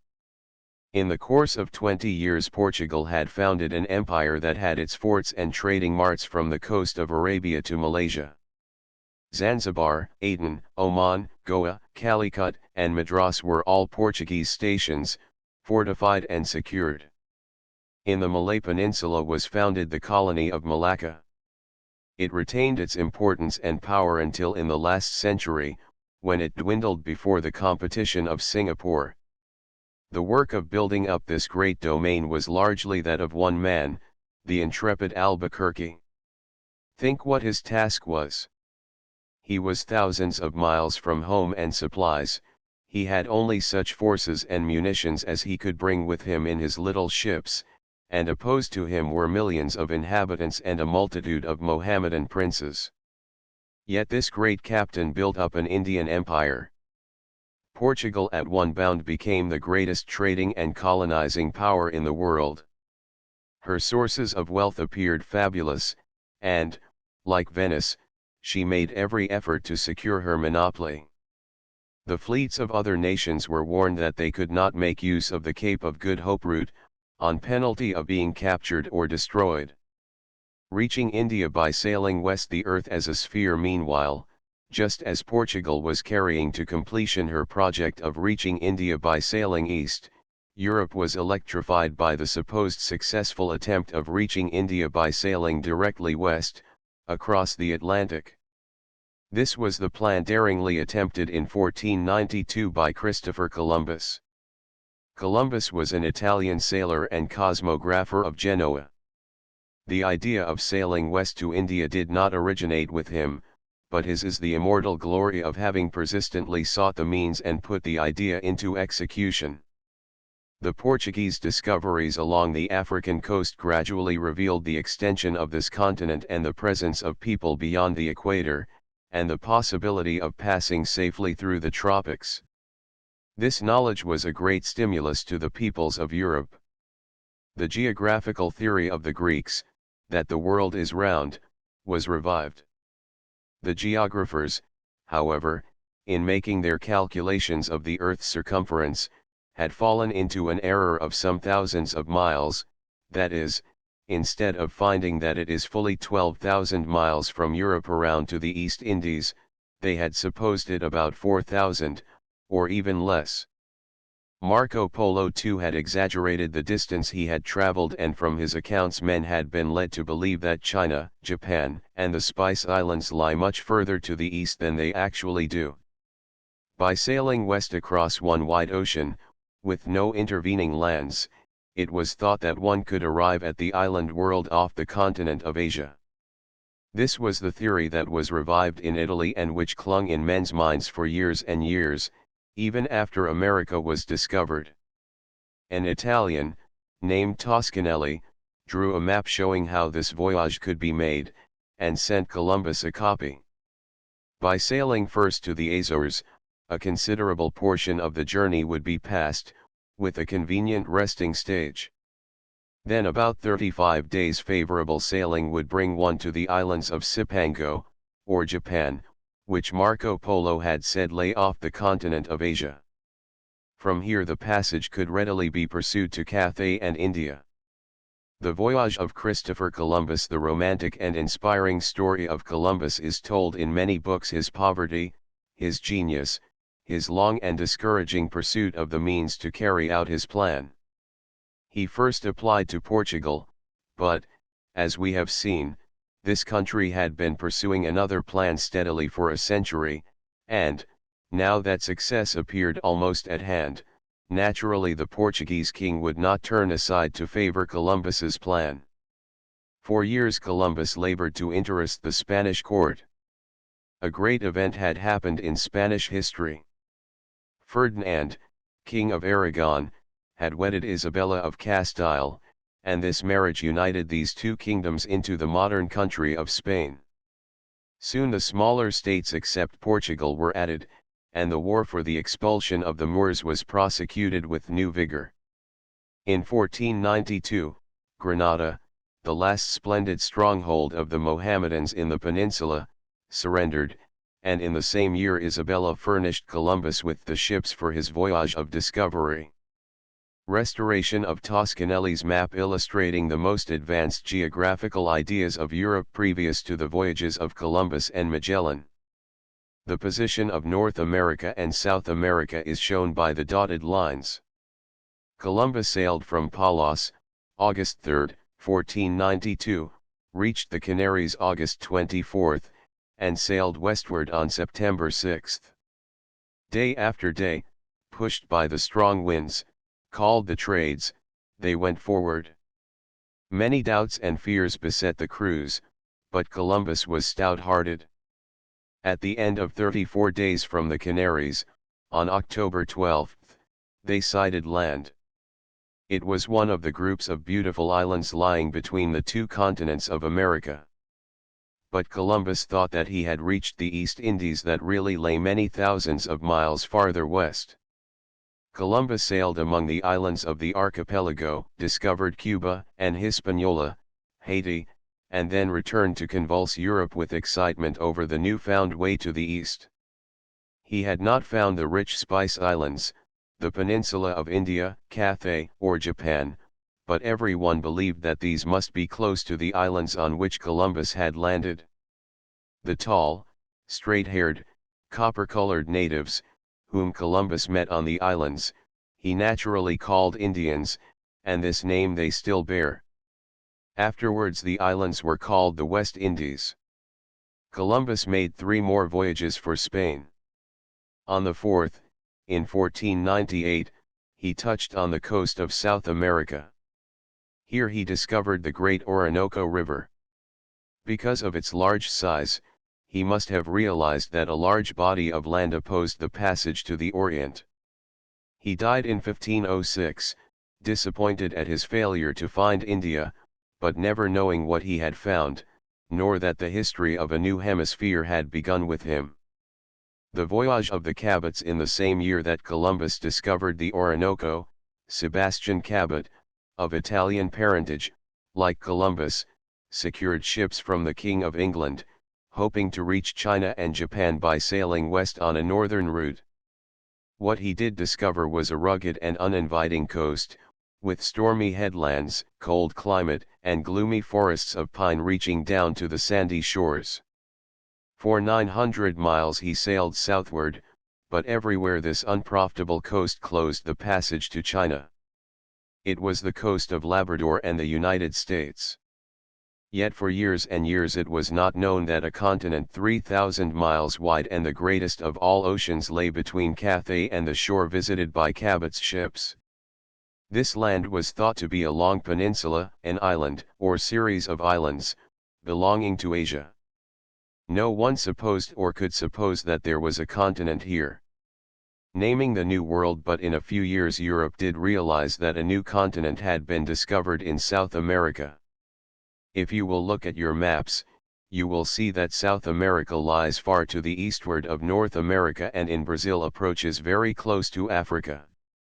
This Brazilian coast was visited by a Portuguese fleet on the African route in 1499, and 2 years later an Italian fleet traversed the coast from the Orinoco to the harbor of Rio Janeiro.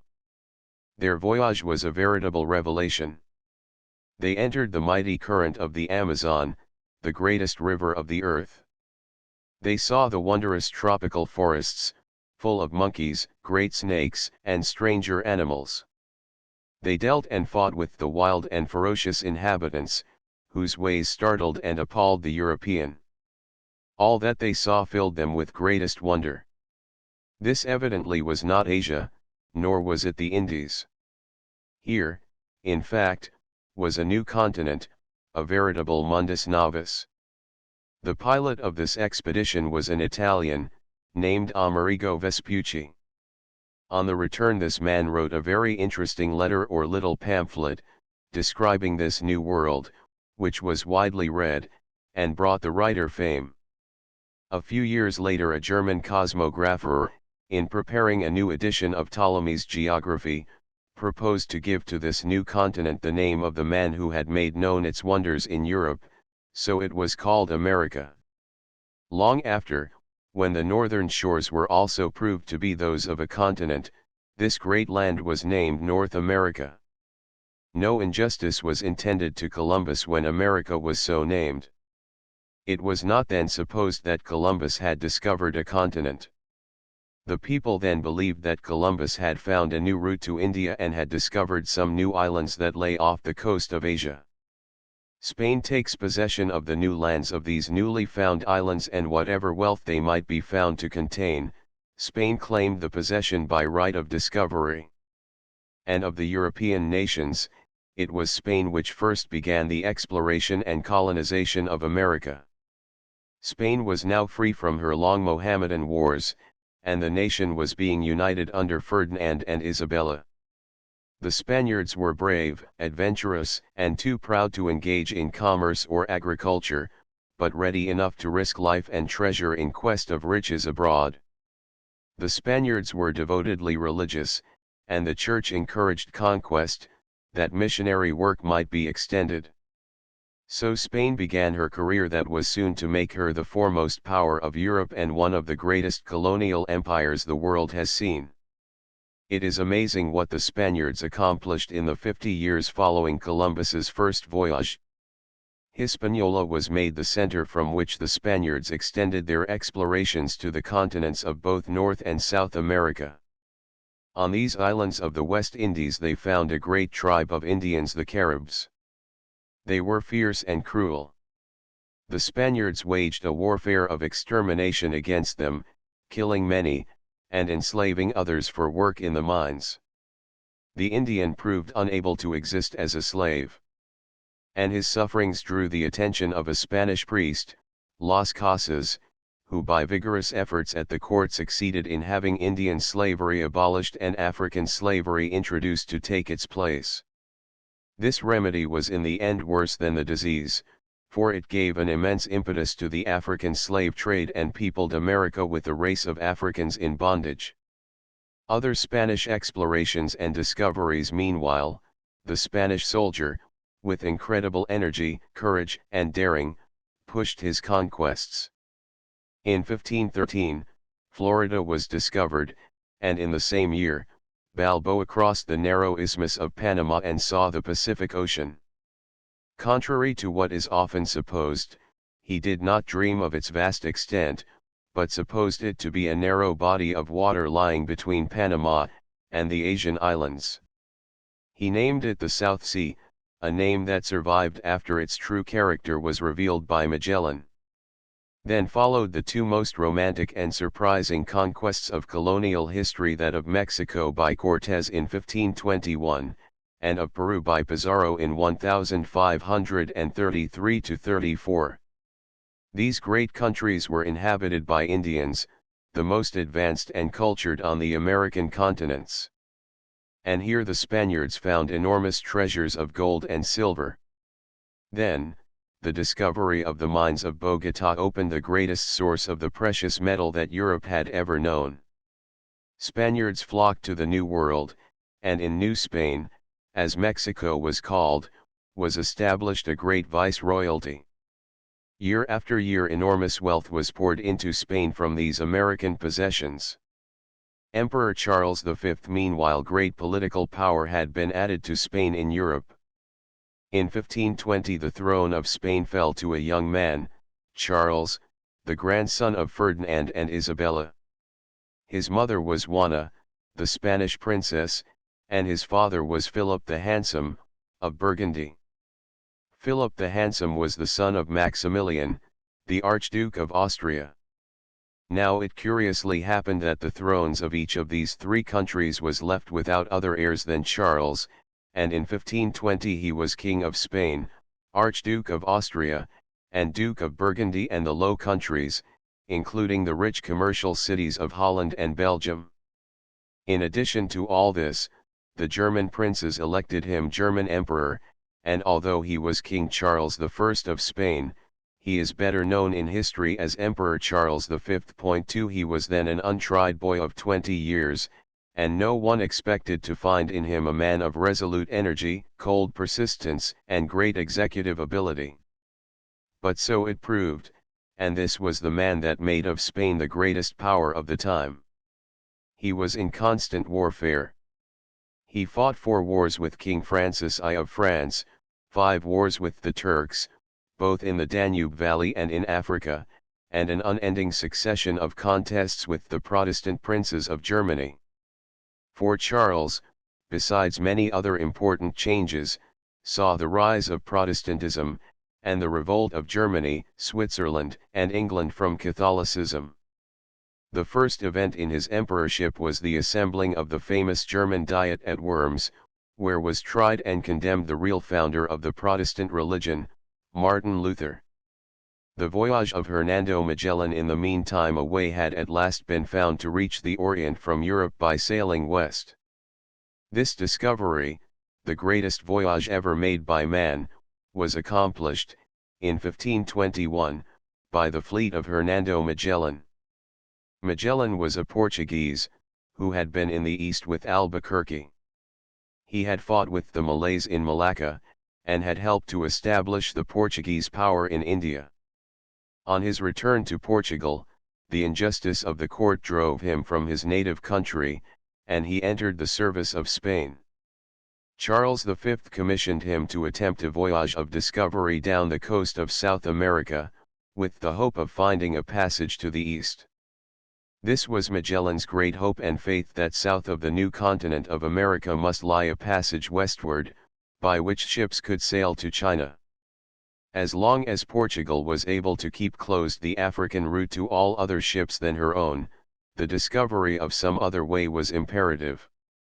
On the 20th of September, 1519, Magellan's fleet of 5 ships set sail from Seville, which was the great Spanish shipping port for the dispatch of the colonial fleets. On December 13 they reached the coast of Brazil and then coasted southward. They traded with the natives, and at the mouth of the Rio de la Plata stayed some days to fish.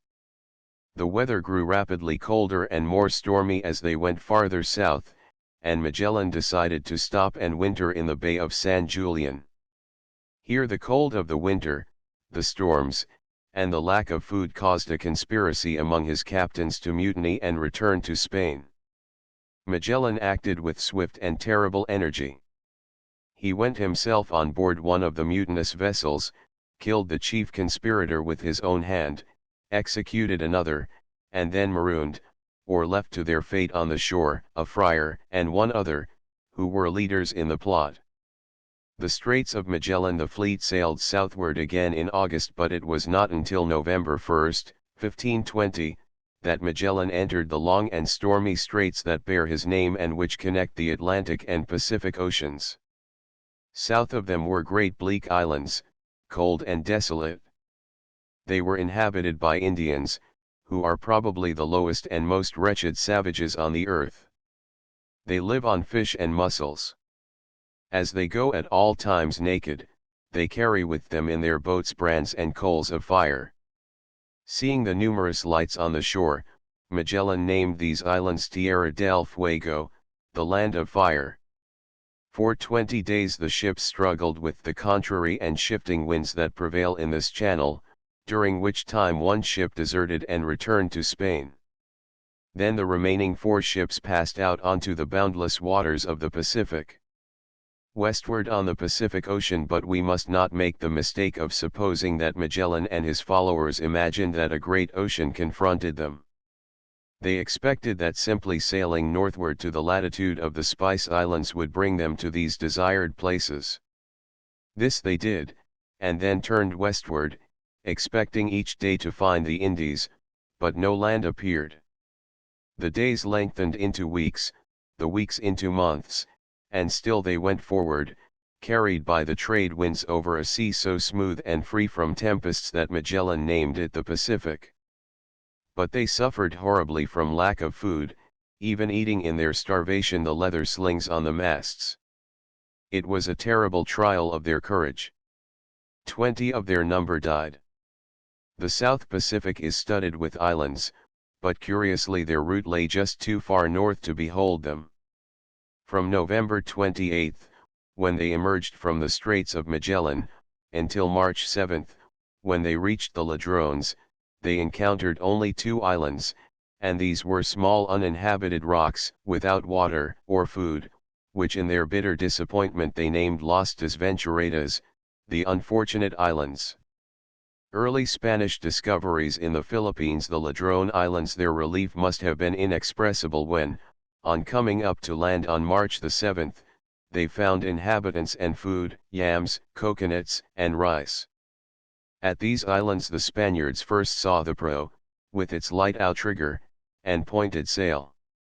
So numerous were these craft that they named the group Las Islas de las Velas, the Islands of Sails, but the loss of a ship's boat and other annoying thefts led the sailors to designate the islands Los Ladrones, the thieves, a name which they still retain. The Philippine islands Samar. Leaving the Ladrones, Magellan sailed on westward looking for the Moluccas, and the first land that he sighted was the eastern coast of Samar. Pigafetta says, Saturday, the 16th of March, we sighted an island which has very lofty mountains. Soon after we learned that it was Zamal, distant 300 leagues from the islands of the Ladrones. 3 Hamonhan. On the following day the sea-worn expedition landed on a little uninhabited island south of Samar which Pigafetta called Humunu, and which is still known as Hamonhan or Yomanjal. It was while staying at this little island that the Spaniards first saw the people of the Philippines. A prow which contained 9 men approached their ship. They saw other boats fishing near and learned that all of these people came from the island of Soluan, which lies off to the eastward from Yomanjal about 20 kilometers. In their life and appearance these fishing people were much like the present Samal lot of southern Mindanao and the Sulu archipelago. Limasaw Pigafetta says that they stayed on the island of Yomanjal 8 days but had great difficulty in securing food. The natives brought them a few coconuts and oranges, palm wine, and a chicken or two, but this was all that could be spared, so, on the 25th, the Spaniards sailed again, and near the south end of Leyte landed on the little island of Limasaw. Here there was a village, where they met 2 chieftains, whom Pigafetta calls kings, and whose names were Raja Kalambu and Raja Chagua. These 2 chieftains were visiting Limasaw and had their residences one at Butuan and one at Cagayan on the island of Mindanao. Some histories have stated that the Spaniards accompanied one of these chieftains to Butuan, but this does not appear to have been the case. On the island of Limasaw the natives had dogs, cats, hogs, goats, and fowls. They were cultivating rice, maize, breadfruit, and had also coconuts, oranges, bananas, citron, and ginger. Pigafetta tells how he visited one of the chieftains at his home on the shore. The house was built as Filipino houses are today, raised on posts and thatched. Pigafetta thought it looked like a haystack. It had been the day of San Lazarus when the Spaniards first reached these islands, so that Magellan gave to the group the name of the archipelago of Saint Lazarus, the name under which the Philippines were frequently described in the early writings, although another title, Islas del Poniente or Islands of the West, was more common up to the time when the title Filipinas became fixed. Cebu. Magellan's people were now getting desperately in need of food, and the population on Limasaw had very inadequate supplies, consequently the natives directed him to the island of Cebu, and provided him with guides.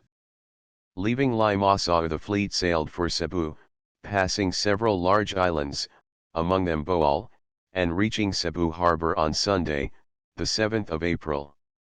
A junk from Siam was anchored at Cebu when Magellan's ships arrived there, and this, together with the knowledge that the Filipinos showed of the surrounding countries, including China on the one side and the Moluccas on the other, is additional evidence of the extensive trade relations at the time of the discovery. Cebu seems to have been a large town, and it is reported that more than 2,000 warriors with their lances appeared to resist the landing of the Spaniards, but assurances of friendliness finally won the Filipinos, and Magellan formed a compact with the Dato of Cebu, whose name was Hamalbar. The blood compact. The Dato invited Magellan to seal this compact in accordance with a curious custom of the Filipinos. Each chief wounded himself in the breast, and from the wound each sucked and drank the other's blood. It is not certain whether Magellan participated in this blood compact, as it has been called, but later it was observed many times in the Spanish settlement of the islands, especially by Legazpi. The natives were much struck by the service of the Mass, which the Spaniards celebrated on their landing, and after some encouragement desired to be admitted to the Spaniards' religion. More than 800 were baptized, including Hamalbar. The Spaniards established a kind of factory or trading post on Cebu, and for some time a profitable trade was engaged in. The Filipinos well understood trading, had scales, weights, and measures, and were fair dealers. Death of Magellan, and now follows the great tragedy of the expedition. The Dato of Cebu, or the Christian king, as Pigafetta called their new ally, was at war with the islanders of Mactan. Magellan, eager to assist one who had adopted the Christian faith, landed on Mactan with 50 men, and in the battle that ensued was killed by an arrow through the leg and spear thrust through the breast. So died the one who was unquestionably the greatest explorer and most daring adventurer of all time. Thus, says Pigafetta, perished our guide, our light, and our support. It was the crowning disaster of the expedition. Magellan Monument, Manila. The fleet visits other islands after Magellan's death. The natives of Cebu rose and killed the newly elected leader, Serrano, and the fleet in fear lifted its anchors and sailed southward from the Bisayas. They had lost 35 men and their numbers were reduced to 115. One of the ships was burned, there being too few men surviving to handle 3 vessels. After touching at western Mindanao, they sailed westward, and saw the small group of Cagayan Sulu. The few inhabitants they learned were Moros, exiled from Borneo. They landed on Paragua, called Puluan, hence Palawan, where they observed the sport of cockfighting, indulged in by the natives. From here, still searching for the Moluccas, they were guided to Borneo, the present city of Brunei. Here was the powerful Mohammedan colony, whose adventurers were already in communication with Luzon and had established a colony on the site of Manila. The city was divided into 2 sections, that of the Mohammedan Malays, the conquerors, and that of the Dayaks, the primitive population of the island. Pigafetta exclaims over the riches and power of this Mohammedan city.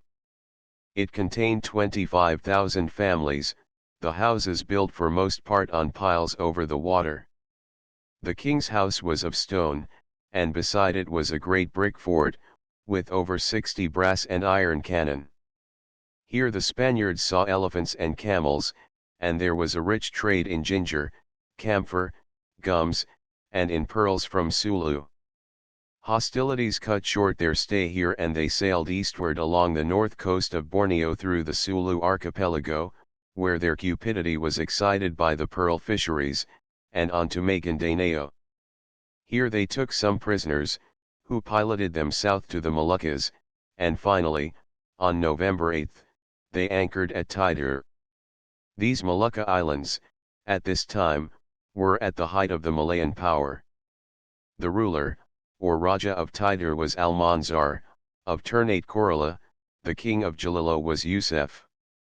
With all these rulers the Spaniards exchanged presents, and the Rajas are said by the Spaniards to have sworn perpetual amnesty to the Spaniards and acknowledged themselves vassals of the king.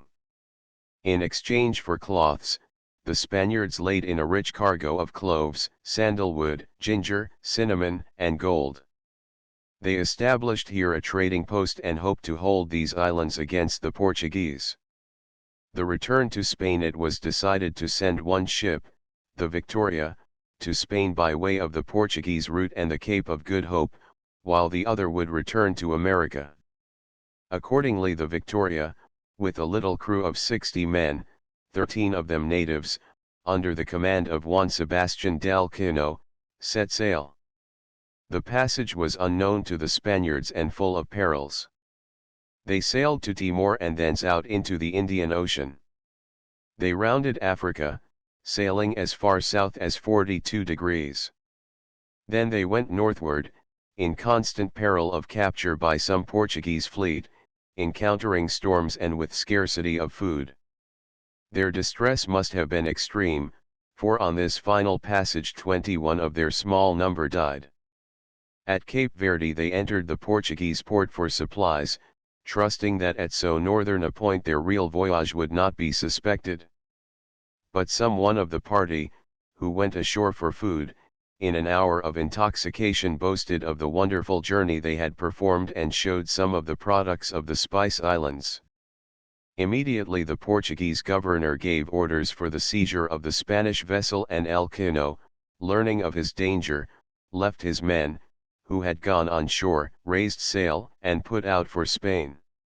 On the 6th of September, 1522, they arrived at Sanlúcar, at the mouth of the Guadalquivir River, on which is situated Seville, one ship out of the 5, and 18 men out of the company of 234, who had set sail almost 3 full years before. Spain welcomed her worn and tired seamen with splendid acclaim.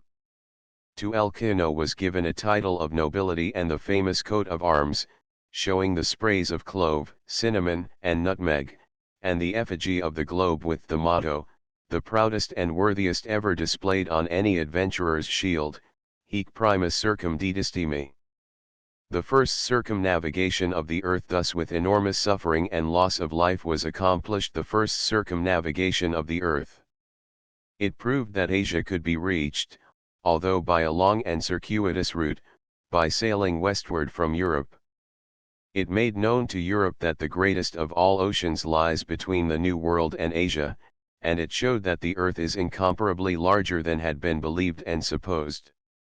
It was the greatest voyage of discovery that has ever been accomplished, and greater than can ever be performed again.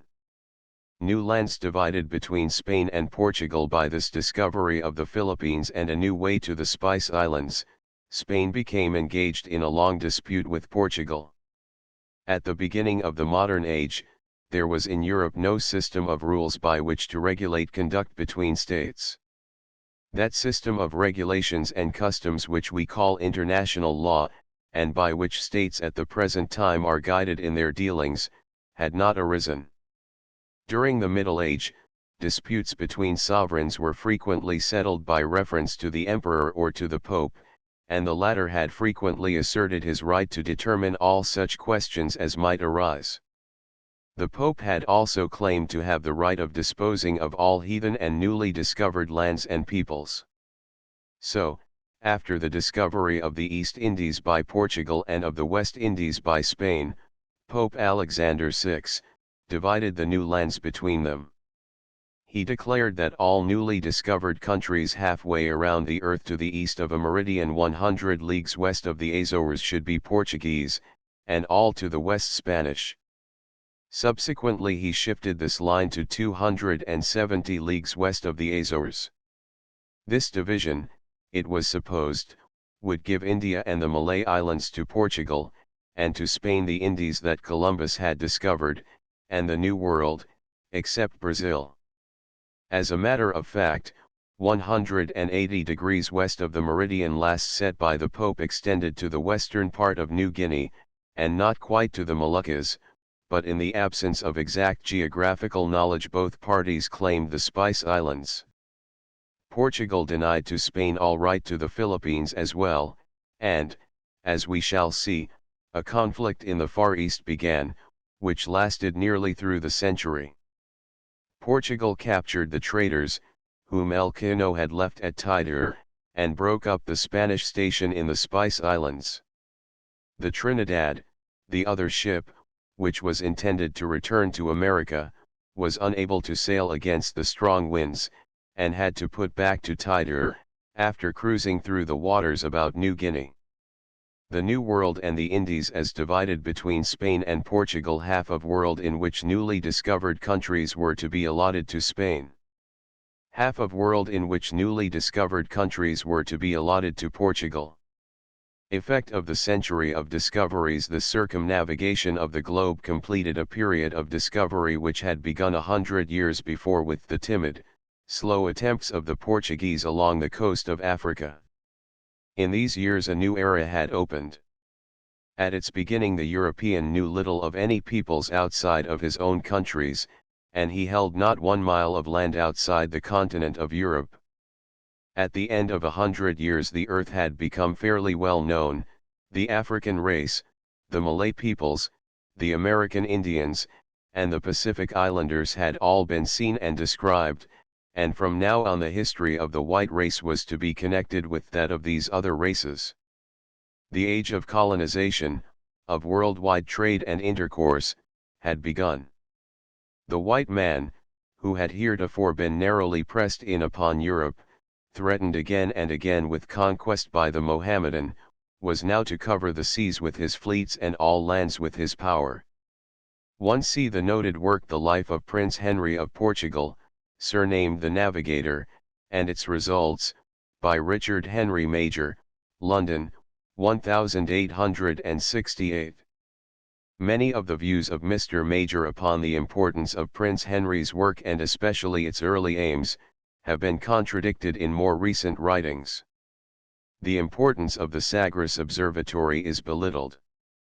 Doubts are expressed as to the farsightedness of Prince Henry's plans, and the best opinion of today holds that he did not hope to discover a new route to India by way of Africa, but sought simply the conquest of the Guinea, which was known to the Europeans through the Arab geographers, who called it Bilad Ghana or Land of Wealth. The students, if possible, should read the essay of Mr. E. J. Payne, The Age of Discovery, in the Cambridge Modern History, Vol. I. The classical work on this famous ruler is Robertson's Life of Charles V, but the student should consult if possible more recent works. 3. Primer Viaje alrededor del Mundo, Spanish translation by Amoretti, Madrid, 1899, page 27. Chapter V. The Filipino people before the arrival of the Spaniards. Position of tribes on the arrival of the Spaniards. The population of the Philippines seems to have been distributed by tribes in much the same manner as at present. Then, as now, the Bisaya occupied the central islands of the archipelago and some of the northern coast of Mindanao. The Bicol, Tagalog, and Pampanga were in the same parts of Luzon as we find them today. The Ilocano occupied the coastal plain facing the China Sea, but since the arrival of the Spaniards they have expanded considerably and their settlements are now numerous in Pangasinan, Nueva Vizcaya, and the valley of the Cagayan. The number of people these tribes, which today number nearly 7 million souls, at the time of Magellan's discovery were, probably, not more than 500,000. The first enumeration of the population made by the Spaniards in 1591, and which included practically all of these tribes, gives a population of less than 700,000. See Chapter 8, The Philippines 300 years ago. There are other facts too that show us how sparse the population must have been. The Spanish expeditions found many coasts and islands in the Bisayan group without inhabitants. Occasionally a sail or a canoe would be seen, and then these would disappear in some small estero or mangrove swamp and the land seem as unpopulated as before. At certain points, like Limasaua, Butuan, and Boal, the natives were more numerous, and Cebu was a large and thriving community, but the Spaniards had nearly everywhere to search for settled places and cultivated lands. The sparsity of population is also well indicated by the great scarcity of food. The Spaniards had much difficulty in securing sufficient provisions. A small amount of rice, a pig, and a few chickens, were obtainable here and there, but the Filipinos had no large supplies. After the settlement of Manila was made, a large part of the food of the city was drawn from China. The very ease with which the Spaniards marched where they willed and reduced the Filipinos to obedience shows that the latter were weak in numbers. Laguna and the Camarines seem to have been the most populous portions of the archipelago. All of these things and others show that the Filipinos were but a small fraction of their present number. On the other hand, the Negritos seem to have been more numerous, or at least more in evidence. They were immediately noticed on the island of Negros, where at the present they are few and confined to the interior, and in the vicinity of Manila and in Batangas, where they are no longer found, they were mingling with the Tagalog population. Conditions of culture. The culture of the various tribes, which is now quite the same throughout the archipelago, presented some differences.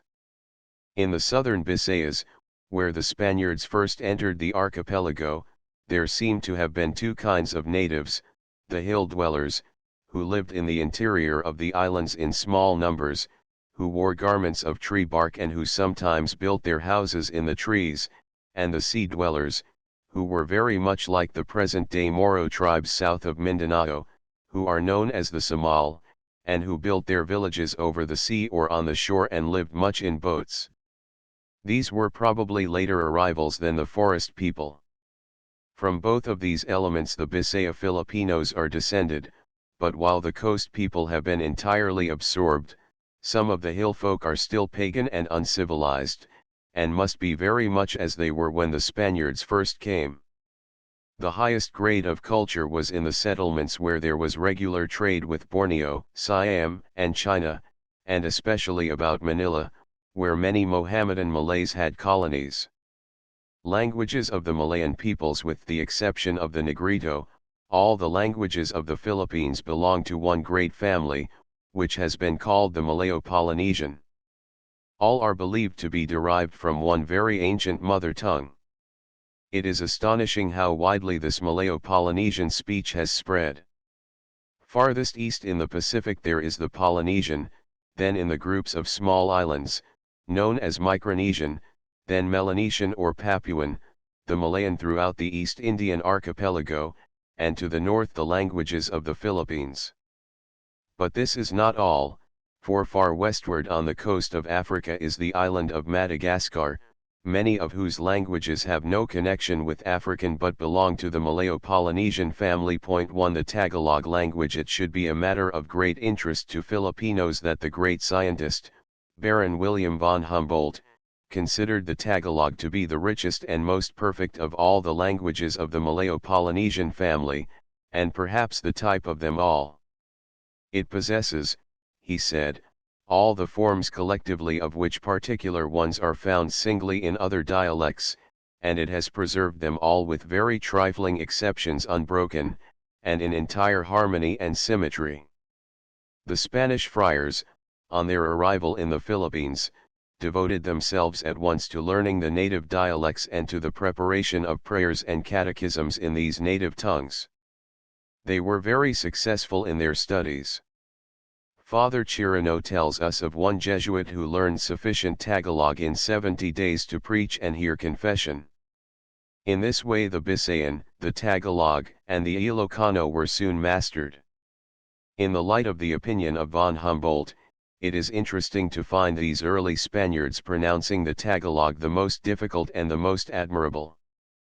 Of all of them, says Padre Chirino, the one which most pleased me and filled me with admiration was the Tagalog. Because, as I said to the first Archbishop, and afterwards to other serious persons, both there and here, I found in it 4 qualities of the 4 best languages of the world, Hebrew, Greek, Latin, and Spanish. Of the Hebrew, the mysteries and obscurities; of the Greek, the articles and the precision not only of the appellative but also of the proper nouns; of the Latin, the wealth and elegance; and of the Spanish, the good breeding, politeness, and courtesy. To an early connection with the Hindus, the Malayan languages contain also a considerable proportion of words borrowed from the Sanskrit, and in this the Tagalog, Bisayan, and Ilocano are included.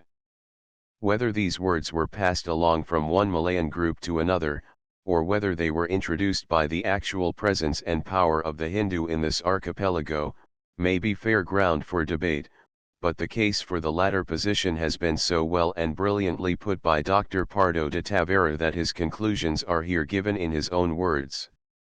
The words which Tagalog borrowed, he says, are those which signify intellectual acts, moral conceptions, emotions, superstitions, names of deities, of planets, of numerals of high number, of botany, of war and its results and consequences, and finally of titles and dignities, some animals, instruments of industry, and the names of money. From the evidence of these works, Dr. Pardo argues for a period in the early history of the Filipinos, not merely of commercial intercourse, like that of the Chinese, but of Hindu political and social domination. I do not believe, he says, and I base my opinion on the same words that I have brought together in this vocabulary, that the Hindus were here simply as merchants, but that they dominated different parts of the archipelago, where today are spoken the most cultured languages, the Tagalog, the Visayan, the Pampanga, and the Ilocano, and that the higher culture of these languages comes precisely from the influence of the Hindu race over the Filipino. The Hindus in the Philippines, it is impossible to believe that the Hindus, if they came only as merchants, however great their number, would have impressed themselves in such a way as to give to these islanders the number and the kind of words which they did give. These names of dignitaries, of caciques, of high functionaries of the court, of noble ladies, indicate that all of these high positions with names of Sanskrit origin were occupied at one time by men who spoke that language. The words of a similar origin for objects of war, fortresses, and battle songs, for designating objects of religious belief, for superstitions, emotions, feelings, industrial and farming activities, show us clearly that the warfare, religion, literature, industry, and agriculture were at one time in the hands of the Hindus, and that this race was effectively dominant in the Philippines. 3 systems of writing among the Filipinos. When the Spaniards arrived in the Philippines, the Filipinos were using systems of writing borrowed from Hindu or Javanese sources. This matter is so interesting that one cannot do better than to quote in full Padre Chirino's account, as he is the first of the Spanish writers to mention it and as his notice is quite complete. So given are these islanders to reading and writing that there is hardly a man, and much less a woman, that does not read and write in letters peculiar to the island of Manila, very different from those of China, Japan, and of India, as will be seen from the following alphabet. The vowels are 3, but they serve for 5, and R, A, E, I, O, U. The consonants are no more than 12, and they serve to write both consonant and vowel, in this form. The letter alone, without any point either above or below, sounds with a b a c a d g a ha la ma n a pa s a ta ya, placing the point above. Each one sounds with e or with I by ki digu e hi li b k digu he l e mi n I pi s I t I e mi n e p e s e t e ya, placing the point below. It sounds with o or with u. Boko du go holo buletin si u du gu hulu mo no po so to yom u nu pu so to you. For instance, in order to say comma, the 2 letters alone suffice. Ca ma, if to the there is placed a point above, it will say k ma. If it is given to both below, it will say ko mo. The final consonants are supplied or understood in all cases, and so to say canta, they write ca ta barba, ba but with all, and that without many evasions, they make themselves understood, and they themselves understand marvelously. And the reader supplies, with much skill and ease, the consonants that are lacking. They have learned from us to write running the lines from the left hand to the right, but formerly they only wrote from above downwards, placing the first line, if I remember rightly, at the left hand, and continuing with the others to the right, the opposite of the Chinese and Japanese. They write upon canes or on leaves of a palm, using for a pen a point of iron. Nowadays, in writing not only their own but also our letters, they use a feather very well cut, and paper like ourselves. They have learned our language and pronunciation, and write as well as we do, and even better, for they are so bright that they learn everything with the greatest ease. I have brought with me handwriting with very good and correct lettering. In Tigbaon, I had in school a very small child, who in 3 months' time learned, by copying from well-written letters that I set him, to write enough better than I, and transcribed for me writings of importance very faithfully, and without errors or mistakes. But enough of languages and letters. Now let us return to our occupation with human souls. 4 Sanskrit source of the Filipino alphabet besides the Tagalog, the Bisaya, Pampango, Pangasinan, and Ilocano had alphabets, or more properly syllabaries similar to this one. Dr. Pardo de Tavera has gathered many data concerning them, and shows that they were undoubtedly received by the Filipinos from a Sanskrit source. Early Filipino writings. The Filipinos used this writing for setting down their poems and songs, which were their only literature. None of this, however, has come down to us, and the Filipinos soon adopted the Spanish alphabet, forming the syllables necessary to write their language from these letters. As all these have phonetic values, it is still very easy for a Filipino to learn to pronounce and so read his own tongue. These old characters lingered for a couple of centuries, in certain places. Padre Totanes 5 tells us that it was rare in 1705 to find a person who could use them, but the Tagbanua, a pagan people on the island of Paraguay, use a similar syllabary to this day. Besides poems, they had songs which they sang as they rowed their canoes, as they pounded the rice from its husk, and as they gathered for feast or entertainment, and especially there were songs for the dead. In these songs, says Chirino, they recounted the deeds of their ancestors or of their deities. Chinese in the Philippines. Early trade. Very different from the Hindu was the early influence of the Chinese. There is no evidence that, previous to the Spanish conquest, the Chinese settled or colonized in these islands at all, and yet 300 years before the arrival of Magellan their trading fleets were coming here regularly and several of the islands were well known to them. One evidence of this prehistoric trade is in the ancient Chinese jars and pottery which have been exhumed in the vicinity of Manila, but the Chinese writings themselves furnish us even better proof. About the beginning of the 13th century, though not earlier than 1205, a Chinese author named Chao Juqua wrote a work upon the maritime commerce of the Chinese people. One chapter of his work is devoted to the Philippines, which he calls the country of mighty. 6 According to this record it is indicated that the Chinese were familiar with the islands of the archipelago 700 years ago. 7 Chinese, description of the people. The country of mighty, says this interesting classic, is situated to the north of Poni, Burni, or Borneo. About 1,000 families inhabit the banks of a very winding stream. The natives clothe themselves in sheets of cloth resembling bed sheets, or cover their bodies with sarongs. The sarong is the gay-colored, typical garment of the Malay. Scattered through the extensive forests are copper Buddha images, but no one knows how they got their. 8 Moro brass beetle box. When the merchant, Chinese, ships arrive at this port they anchor in front of an open place, which serves as a market, where they trade in the produce of the country. When a ship enters this port, the captain makes presents of white umbrellas, to the mandarins. The merchants are obliged to pay this tribute in order to obtain the goodwill of these lords. The products of the country are stated to be yellow wax, cotton, pearls, shells, betel nuts, and yuta cloth, which was perhaps one of the several cloths still woven of abaca, or pina. The articles imported by the Chinese were porcelain, trade gold, objects of lead, glass beads of all colors, iron cooking pans, and iron needles. The Negritos. Very curious is the accurate mention in this Chinese writing, of the Negritos, the first of all accounts to be made of the little blacks. In the interior of the valleys lives a race called Hitan, Acta.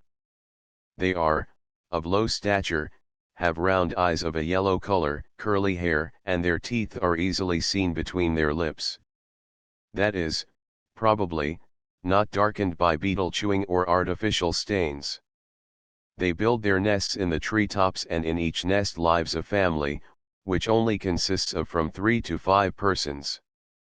They travel about in the densest thickets of the forests, and, without being seen themselves, shoot their arrows at the passers-by.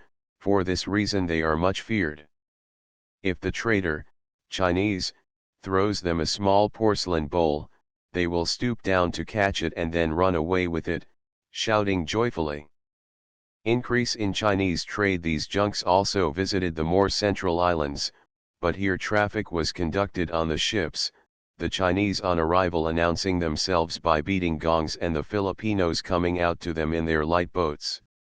Among other things here offered by the natives for trade are mentioned strange cloth, perhaps sinamay or juzi, and fine mats. This Chinese trade continued probably quite steadily until the arrival of the Spaniards. Then it received an enormous increase through the demand for Chinese food products and wares made by the Spaniards, and because of the value of the Mexican silver which the Spaniards offered in exchange. Trade with the Moro Malays of the south. The spread of Mohammedanism and especially the foundation of the colony of Borneo brought the Philippines into important commercial relations with the Malays of the south. Previous to the arrival of the Spaniards, these relations seem to have been friendly and peaceful. The Mohammedan Malays sent their praus northward for purposes of trade, and they were also settling in the North Philippines as they had in Mindanao. When Legazpi's fleet, soon after its arrival, lay near the island of Bohol, the Maestro de Campo had a hard fight with a Moro vessel which had come up for trade, and took 6 prisoners. One of them, whom they call the pilot, was closely interrogated by the Adelantado and some interesting information obtained, which is recorded by Padre San Agustin. 9 Legazpi had a Malay slave interpreter with him, and San Agustin says that Padre Urdaneta knew well the Malayan language.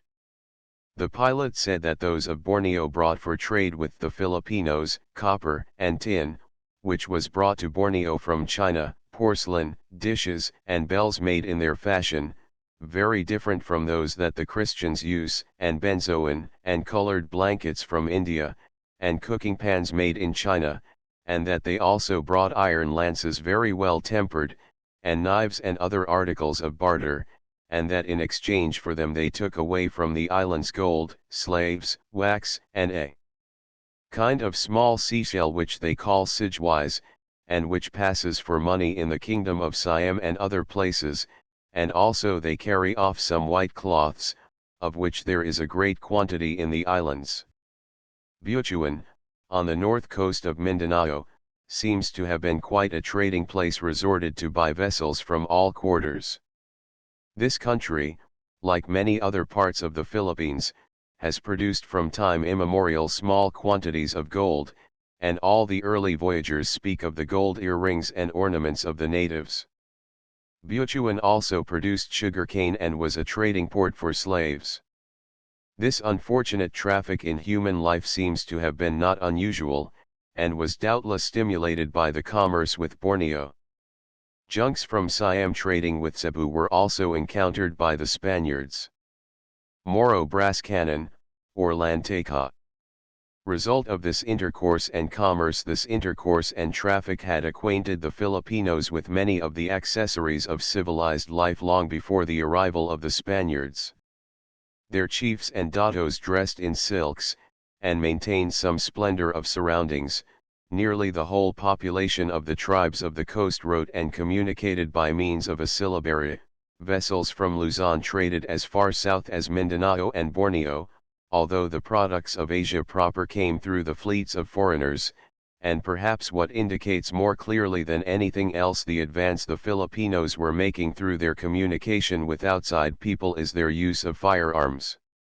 Of this point there is no question. Everywhere in the vicinity of Manila, on Lubang, in Pampanga, at Cainta, and Laguna de Bay, the Spaniards encountered forts mounting small cannon, or lantakas 10. The Filipinos seem to have understood, moreover, the arts of casting cannon and of making powder. The first gun factory established by the Spaniards was in charge of a Filipino from Pampanga. Early political and social life. The Barangay. The weakest side of the culture of the early Filipinos was their political and social organization, and they were weak here in precisely the same way that the now uncivilized peoples of northern Luzon are still weak. Their state did not embrace the whole tribe or nation, it included simply the community. Outside of the settlers in one immediate vicinity, all others were enemies or at most foreigners. There were in the Philippines no large states, nor even great Rajas and Sultans such as were found in the Malay archipelago, but instead on every island were a multitude of small communities, each independent of the other and frequently waging war. The unit of their political order was a little cluster of houses from 30 to 100 families, called a barangay, and which still exists in the Philippines as the barrio. At the head of each barangay was a chief known as the dato, a word no longer used in the northern Philippines, though it persists among the Moros of Mindanao. The powers of these datos within their small areas appear to have been great, and they were treated with utmost respect by the people. The barangays were grouped together in tiny federations including about as much territory as the present towns, whose affairs were conducted by the chiefs or datos, although sometimes they seem to have all been in obedience to a single chief, known in some places as the Hari, at other times by the Hindu word Raja, or the Mohammedan term Sultan. Sometimes the power of one of these Raja seems to have extended over the whole of a small island, but usually their kingdoms embraced only a few miles. Changes made by the Spaniards, in enforcing their authority through the islands, took away the real power from the datos, grouping the barangays into towns, or pueblos, but making the datos cabezas de barrio, or gobernadorcillos. Something of the old distinction between the dato, or principal, and the common man may be still represented in the gente ilustrada, or the more wealthy, educated, and influential class found in each town, and the gente baja, or the poor and uneducated. Classes of Filipinos under the datos. Beneath the datos, according to Chirino and Morga, there were three classes of Filipinos: the free persons, or maharlika, who paid no tribute to the dato, but who accompanied him to war, rowed his boat when he went on a journey, and attended him in his house. This class is called by Morga Timao's 11. Then there was a very large class, who appear to have been freedmen or liberated slaves, who had acquired their own homes and lived with their families, but who owed to dato or maharlika heavy debts of service, to sow and harvest in his rice fields, to tend his fish traps, to row his canoe, to build his house, to attend him when he had guests, and to perform any other duties that the chief might command. These semi-free were called aliping namamahi, and their condition of bondage descended to their children. Beneath these existed a class of slaves. These were the sigigularis, and they were numerous. Their slavery arose in several ways.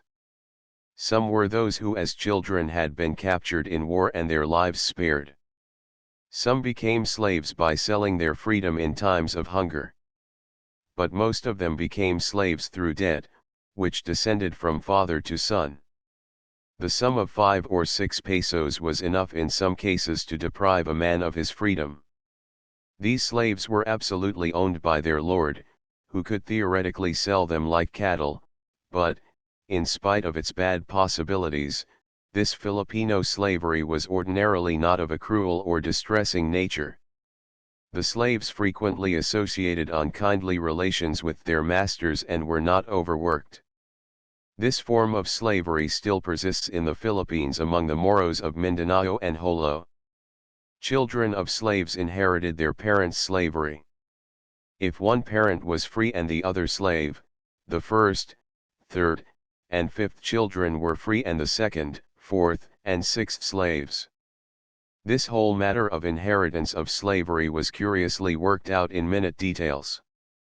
Life in the barangay community feeling was very strong within the barangay. A man could not leave his own barangay for life in another without the consent of the community and the payment of money. If a man of one barrio married a woman of another, their children were divided between the two barangays. The barangay was responsible for the good conduct of its members, and if one of them suffered an injury from a man outside, the whole barangay had to be appeased. Disputes and wrongs between members of the same barangay were referred to a number of old men, who decided the matter in accordance with the customs of the tribe, which were handed down by tradition. 12 The religion of the Filipinos. The Filipinos on the arrival of the Spaniards were fetish worshippers, but they had one spirit whom they believed was the greatest of all and the creator or maker of things. The Tagalog called this deity Baydala. 13 The Bisaya, Lon, and the Ilocano, Kabunian. They also worshipped the spirits of their ancestors, which were represented by small images called anitos. Fetishes, which are any objects believed to possess miraculous power, were common among the people, and idols or images were worshipped. Pigafetta describes some idols which he saw in Cebu, and Chirino tells us that, within the memory of Filipinos whom he knew, they had idols of stone, wood, bone, or the tooth of a crocodile, and that there were some of gold.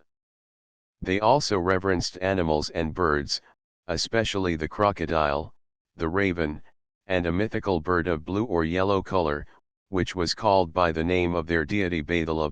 14 They had no temples or public places of worship, but each one had his anitos in his own house and performed his sacrifices and acts of worship there.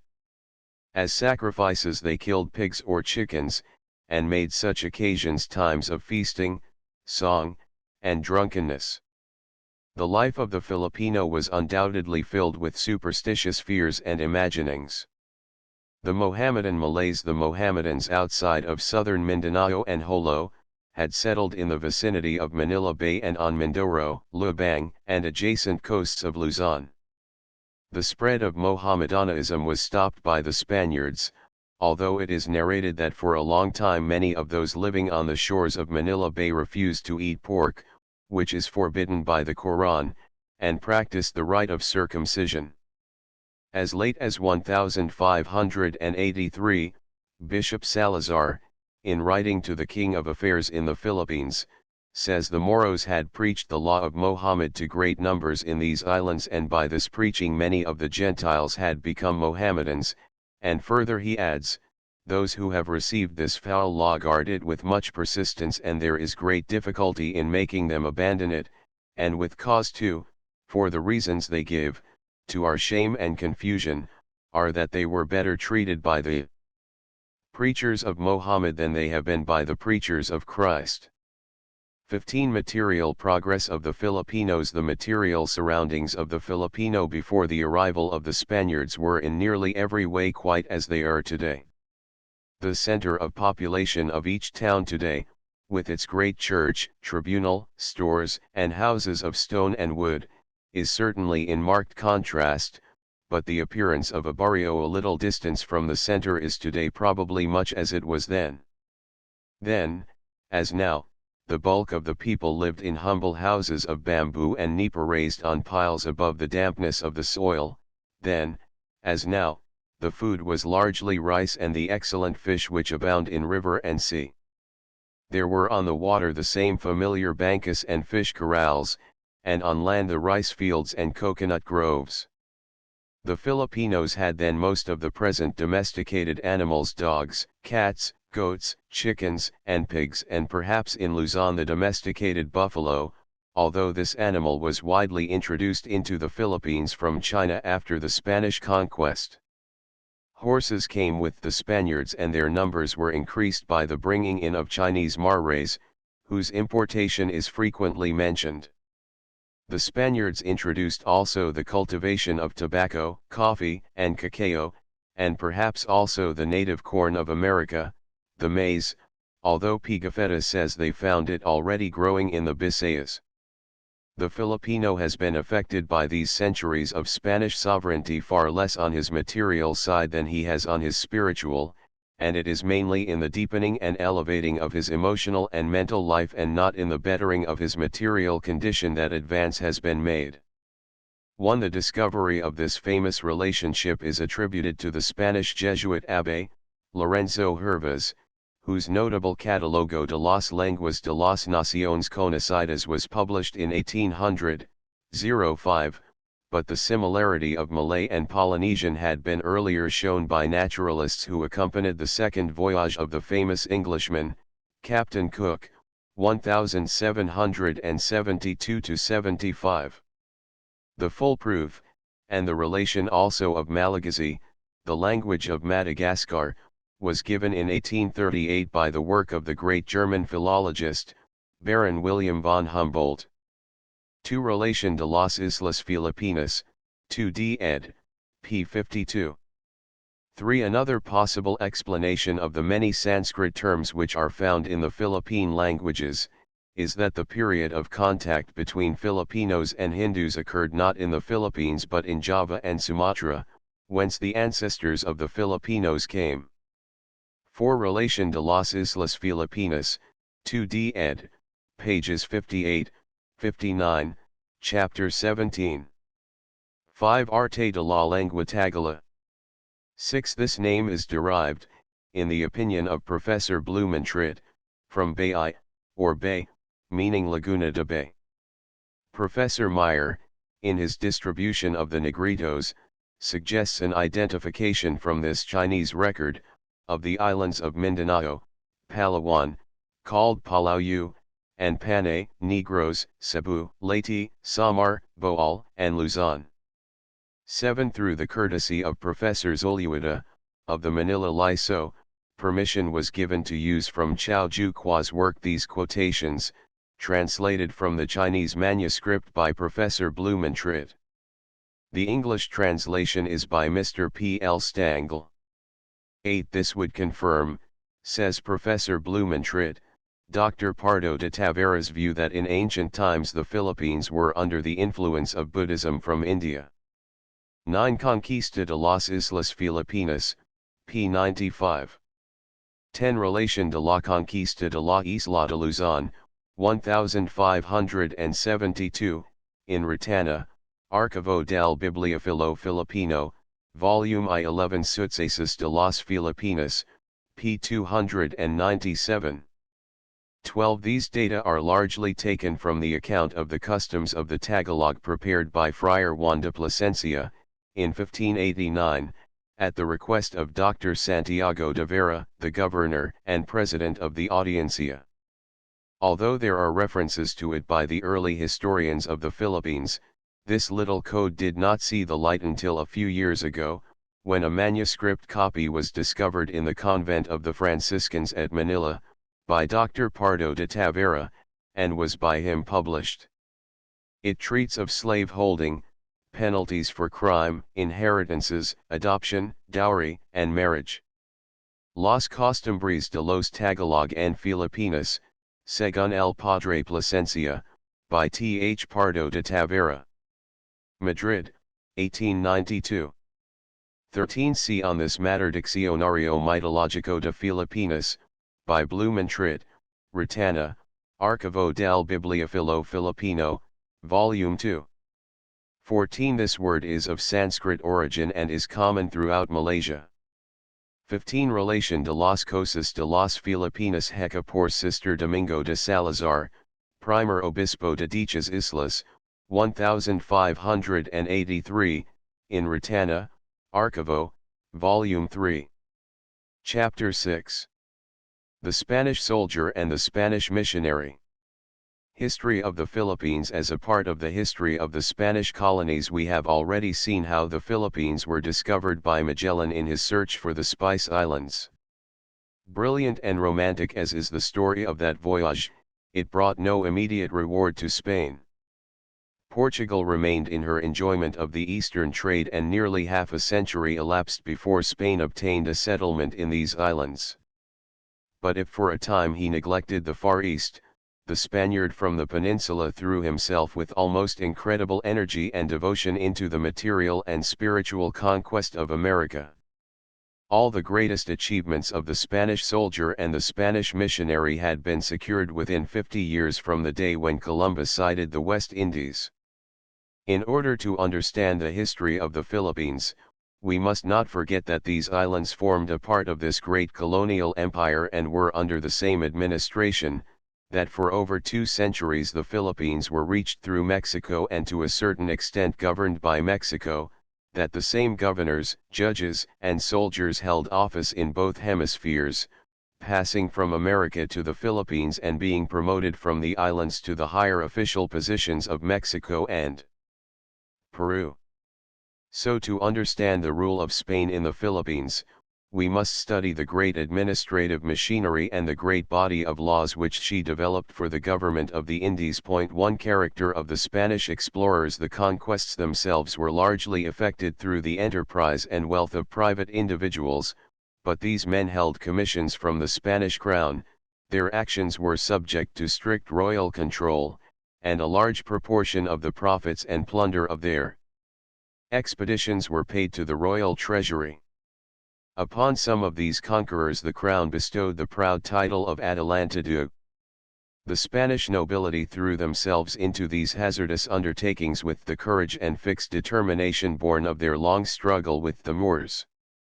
Out of the soul-trying circumstances of Western conquest many obscure men rose, through their brilliant qualities of spirit, to positions of eminence and power, but the exalted offices of viceroy and governor were reserved for the titled favorites of the king. The royal audiencia, very early the Spanish court, in order to protect its own authority, found it necessary to succeed the ambitious and adventurous conqueror by a ruler in close relationship with an absolute dependence on the royal will. Thus in Mexico, Cortés the conqueror was removed and replaced by the viceroy Mendoza, who established upon the conquests of the former the great Spanish colony of New Spain, to this day the most successful of all the states planted by Spain in America. To limit the power of the governor or viceroy, as well as to act as a supreme court for the settlement of actions and legal questions, Spain created the Royal Audiencia. This was a body of men of noble rank and learned in the law, sent out from Spain to form in each country a colonial court, but their powers were not alone judicial, they were also administrative. In the absence of the governor they assumed his duties. Treatment of the natives. By the Spanish. In his treatment of the natives, whose lands he captured, the Spanish king attempted three things. First, to secure to the colonist and to the crown the advantages of his labor; second, to convert the Indians to the Christian religion as maintained by the Roman Catholic Church, and third, to protect them from cruelty and inhumanity. Edict after edict, law after law, issued from the Spanish throne with these ends in view. As they stand upon the greatest of colonial law books, the Recopilation de Leyes de las Indias, they display an admirable sensitiveness to the needs of the Indian and an appreciation of the dangers to which he was subjected, but in the actual practice these beneficent provisions were largely useless. The first and third of Spain's purposes in her treatment of the native proved incompatible. History has shown that liberty and enlightenment cannot be taken from a race with one hand and protection given it with the other. All classes of Spain's colonial government were frankly in pursuit of wealth. Greed filled them all, and was the mainspring of every discovery and every settlement. The king wanted revenue for his treasury, the noble and the soldier, booty for their private purse, the friar, wealth for his order, the bishop, power for his church. All this wealth had to come out of the native toiler on the lands which the Spanish conqueror had seized, and while noble motives were probably never absent and at certain times prevailed, yet in the main the native of America and of the Philippines was a sufferer under the hand and power of the Spaniard. The encomenderos. Spain's system of controlling the lives and the labor of the Indians was based to a certain extent on the feudal system, still surviving in the peninsula at the time of her colonial conquests. The captains and soldiers and priests of her successful conquests had assigned to them great estates or fruitful lands with their native inhabitants, which they managed and ruled for their own profit. Such estates were called first repartimentos. But very soon it became the practice, in America, to grant large numbers of Indians to the service of a Spaniard, who had over them the power of a master and who enjoyed the profits of their labor. In return he was supposed to provide for the conversion of the Indians and their religious instruction. Such a grant of Indians was called an encomienda. The encomendero was not absolute lord of the lives and properties of the Indians, for elaborate laws were framed for the latter's protection. Yet the granting of subjects without the land on which they lived made possible their transfer and sale from one encomendero to another, and in this way thousands of Indians of America were made practically slaves, and were forced into labor in the mines. As we have already seen, the whole system was attacked by the Dominican priest, Las Casas, a truly noble character in the history of American colonization, and various efforts were made in America to limit the encomiendas and to prevent their introduction into Mexico and Peru, but the great power of the encomendero in America, together with the influence of the Church, which held extensive encomiendas, had been sufficient to extend the institution, even against Las Casas' impassioned remonstrances. Its abolition in Mexico was decreed in 1544, but commissioners representing the municipality of Mexico and the religious orders were sent to Spain to ask the king to revoke at least those parts of the new laws which threatened the interests of the settlers. By a royal decree of October 20, 1545, the desired revocation was granted.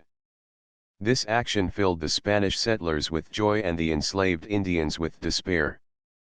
Thus was the institution early established as a part of the colonial system and came with the conquerors to the Philippines. Restrictions on colonization and commerce. For the management of all colonial affairs, the king created a great board, or bureau, known as the Council of the Indies, which sat in Madrid and whose members were among the highest officials of Spain. The Spanish government exercised the closest supervision over all colonial matters, and colonization was never free. All persons, wares, and ships, passing from Spain to any of her colonial possessions, were obliged to pass through Seville, and this one port alone. This wealthy ancient city, situated on the river Guadalquivir in southwestern Spain, was the gateway to the Spanish Empire. From this port went forth the mailed soldier, the robed friar, the adventurous noble, and the brave and high-born Spanish ladies, who accompanied their husbands to such great distances over the sea. And back to this port were brought the gold of Peru, the silver of Mexico, and the silks and embroideries of China, dispatched through the Philippines. It must be observed that all intercourse between Spain and her colonies was rigidly controlled by the government. Spain sought to create and maintain an exclusive monopoly of her colonial trade. To enforce and direct this monopoly, there was at Seville the commercial house, or Casa de Contratación. No one could sail from Spain to a colonial possession without a permit and after government registration. No one could send out goods or import them except through the commercial house and upon the payment of extraordinary imposts. Trade was absolutely forbidden to any except Spaniards. And by her forts and fleets Spain strove to isolate her colonies from the approach of Portuguese, Dutch, or English, whose ships, no less daringly manned than those of Spain herself, were beginning to traverse the seas in search of the plunder and spoils of foreign conquest and trade. Summary of the colonial policy of Spain. Spain sought foreign colonies, first, for the spoils of accumulated wealth that could be seized and carried away at once, and, secondly, for the income that could be procured through the labor of the inhabitants of the lands she gained. In framing her government and administration of her colonies, she sought primarily the political enlightenment and welfare neither of the Spanish colonist nor the native race, but the glory, power, and patronage of the crown. The commercial and trade regulations were devised, not to develop the resources and increase the prosperity of the colonies, but to add wealth to the peninsula. Yet the purposes of Spain were far from being wholly selfish. With zeal and success she sought the conversion of the heathen natives, whom she subjected, and in this showed a humanitarian interest in advance of the Dutch and English, who rivaled her in colonial empire. The colonial ideals under which the policy of Spain was framed were those of the times. In the centuries that have succeeded, public wisdom and conscience on these matters have immeasurably improved. Nations no longer make conquests frankly to exploit them, but the public opinion of the world demands that the welfare of the colonial subject be sought and that he be protected from official greed. There is great advance still to be made. It can hardly be said that the world yet recognizes that a stronger people should assist a weaker without assurance of material reward, but this is the direction in which the most enlightened feeling is advancing. Every undertaking of the white race, which has such aims in view, is an experiment worthy of the most profound interest and most solicitous sympathy. Result of the voyage of Magellan and Elcano. The mind of the Spanish adventurer was greatly excited by the results of Sebastian d'Elcano's voyage. Here was the opportunity for rich trade and great profit. Numerous plans were laid before the king, one of them for the building of an Indian trading fleet and an annual voyage to the Moluccas to gather a great harvest of spices. Portugal protested against this move until the question of her claim to the Moluccas, under the division of Pope Alexander, could be settled. The exact longitude of Ternate west from the line 370 leagues beyond the Verde Islands was not well known. Spaniards argued that it was less than 180 degrees, and, therefore, in spite of Portugal's earlier discovery, belonged to them. The pilot, Medina, for example, explained to Charles V that from the meridian 370 leagues west of San Anton, the most westerly island of the Verde group, to the city of Mexico was 59 degrees, from Mexico to Navidad 9 degrees, and from this port to Cebu, 100 degrees, a total of only 168 degrees, leaving a margin of 12 degrees. Therefore by the Pope's decision the Indies, Moluccas, Borneo, Jalilo, and the Philippines were Spain's point. 3 A great council of ambassadors and cosmographers was held at Badajoz in 1524, but reached no agreement. Spain announced her resolution to occupy the Moluccas, and Portugal threatened with death the Spanish adventurers who should be found there. The first expedition to the Philippines. Spain acted immediately upon her determination, and in 1525 dispatched an expedition under Jofre de Loaiza to reap the fruits of Magellan's discoveries. 4 The captain of one vessel was Sebastian d'Elcano, who completed the voyage of Magellan. On his ship sailed Andres de Urdaneta, who later became an Augustinian friar and accompanied the expedition of Legazpi that finally effected the settlement of the Philippines. Not without great hardship and losses did the fleet pass the Straits of Magellan and enter the Pacific Ocean. In mid-ocean Loaiza died, and 4 days later the heroic Sebastian d'Elcano. Following a route somewhat similar to that of Magellan, the fleet reached first the Ladrone Islands and later the coast of Mindanao. From here they attempted to sail to Cebu, but the strong northeast monsoon drove them southward to the Moluccas, and they landed on Tidor the last day of the year 1526. The failure of the expedition. The Portuguese were at this moment fighting to reduce the native rajas of these islands to subjection. They regarded the Spaniards as enemies, and each party of Europeans was shortly engaged in fighting and in inciting the natives against the other. The condition of the Spaniards became desperate in the extreme, and indicates at what cost of life the conquests of the 16th century were made. Their ships had become so battered by storm as to be no longer seaworthy. The 2 officers, who had successively followed Loaiza and Elcano in command, had likewise perished. Of the 450 men who had sailed from Spain, but 120 now survived.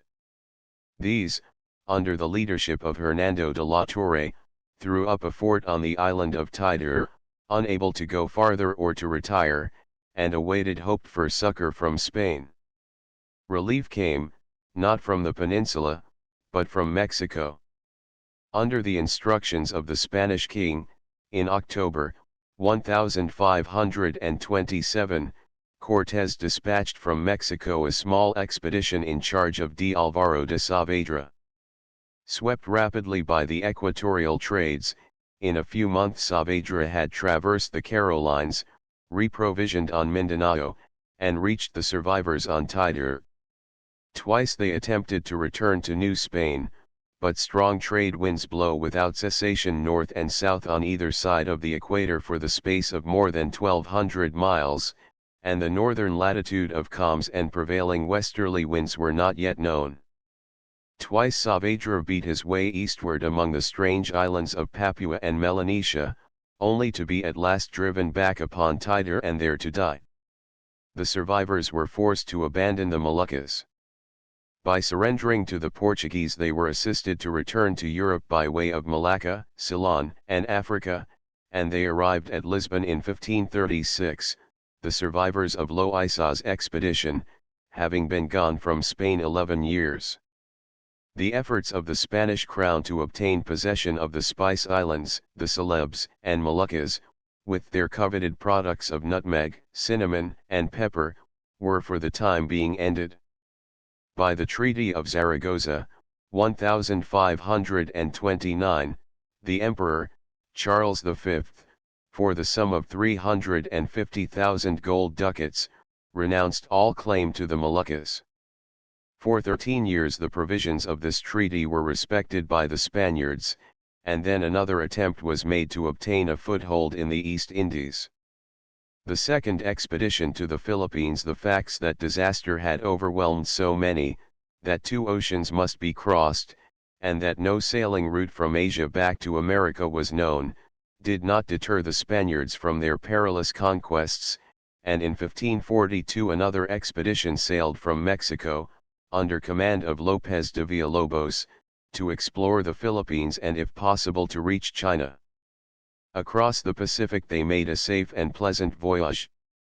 In the warm waters of the Pacific they sailed among those wonderful coral atolls, rings of low shore, decked with palms, grouped in beautiful archipelagos, whose appearance has never failed to delight the navigator, and whose composition is one of the most interesting subjects known to students of the Earth's structure and history.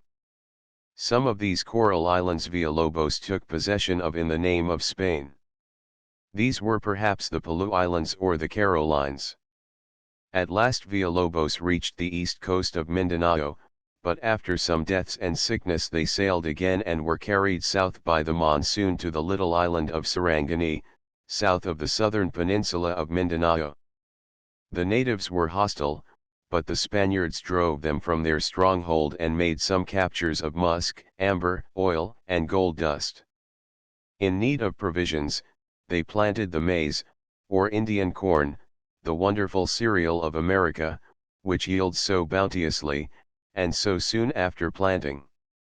Food was greatly needed by the Spaniards and was very difficult to obtain. The naming of the islands Villalobos equipped a small vessel and sent it northward to try to reach Cebu. This vessel reached the coast of Samar.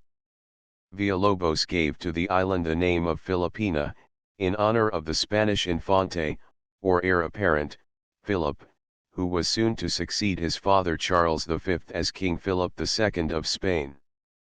Later in his correspondence with the Portuguese, Villalobos speaks of the archipelago as Las Filipinas.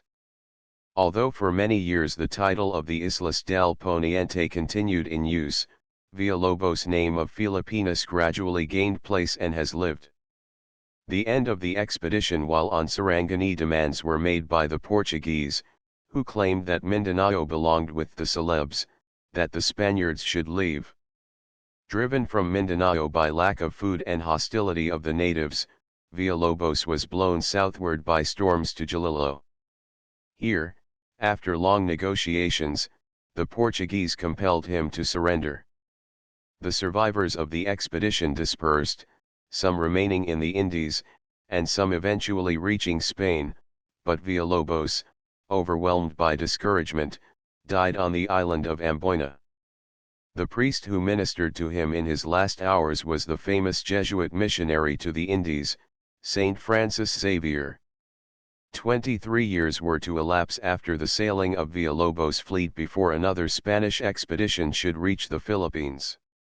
The year 1565 dates the permanent occupation of the archipelago by the Spanish.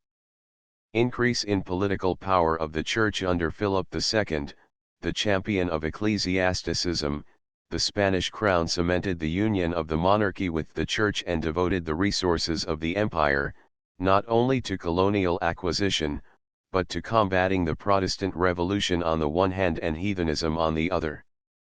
The Spanish king effected so close a union of the church and state in Spain, that from this time on churchmen rose higher and higher in the Spanish councils, and profoundly influenced the policy and fate of the nation.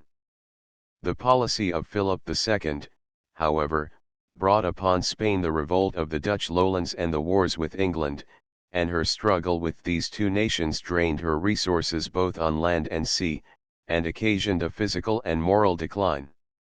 But while Spain was constantly losing power and prestige in Europe, the king was extending his colonial domain, lending royal aid to the ambitious adventurer and to the ardent missionary friar.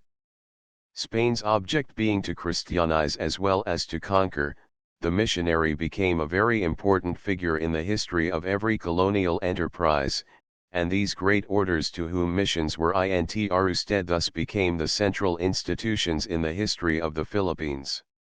The rise of monasticism. Monasticism was introduced into Europe from the East at the very commencement of the Middle Ages. The fundamental idea of the old monasticism was retirement from human society in the belief that the world was bad and could not be bettered, and that men could lead holier lives and better please God by forsaking secular employments and family relations, and devoting all their attention to purifying their characters. The first monastic order in Europe were the Benedictines, organized in the 7th century, whose rule and organization were the pattern for those that followed. The clergy of the church were divided thus into two groups. First, the parish priests, or ministers, who lived among the people over whom they exercised the care of souls, and who, because they were of the people themselves and lived their lives in association with the community, were known as the secular clergy, and second, the monks, or regular clergy, were so called because they lived under the rule of their order. In the early part of the 13th century, monasticism, which had waned somewhat during the preceding 2 centuries, received a new impetus and inspiration from the organization of new orders known as brethren or friars. The idea underlying their organization was noble, and above that of the old monasticism, for it was the idea of service, of ministry both to the hearts and bodies of depressed and suffering men. The Dominicans. The order of Dominicans was organized by Saint Dominic, an Italian, about 1215.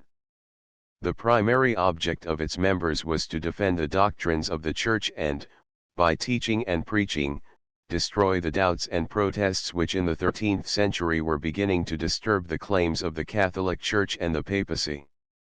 The Dominican friars did not live in communities, but traveled about, humbly clad, preaching in the villages and towns, and seeking to expose and punish the heretic.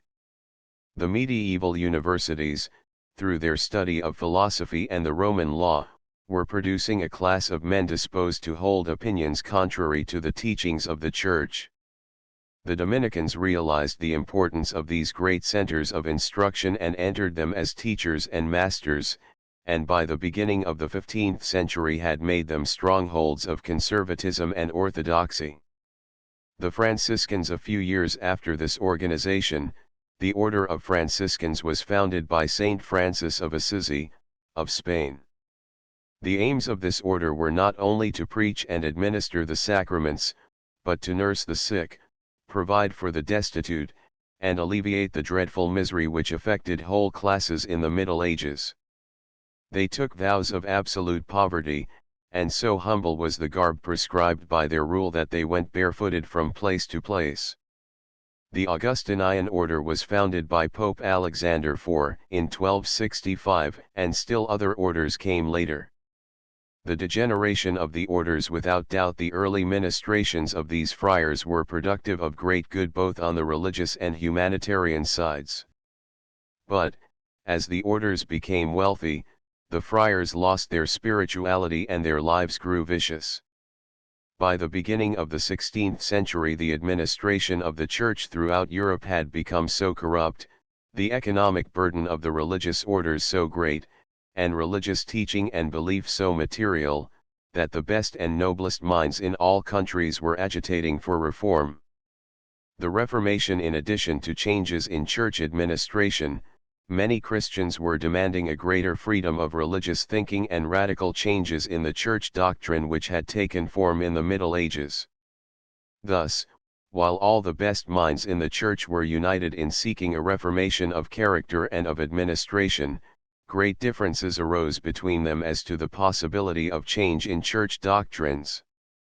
These differences accordingly separated them into two parties, the papacy adhering strongly to the doctrine as it was then accepted, while various leaders in the north of Europe, including Martin Luther in Germany, Zwingli in Switzerland, and John Calvin in France and Geneva, broke with the authority of the Pope and declared for a liberation of the individual conscience. Upon the side of the papacy, the Emperor Charles V, threw the weight of the Spanish monarchy, and to enforce the papal authority he attacked the German princes by force of arms. The result was a great revolt from the Roman Catholic Church, which spread all over northern Germany, a large portion of Switzerland, the lowlands of the Rhine and England, and which included a numerous and very influential element among the French people.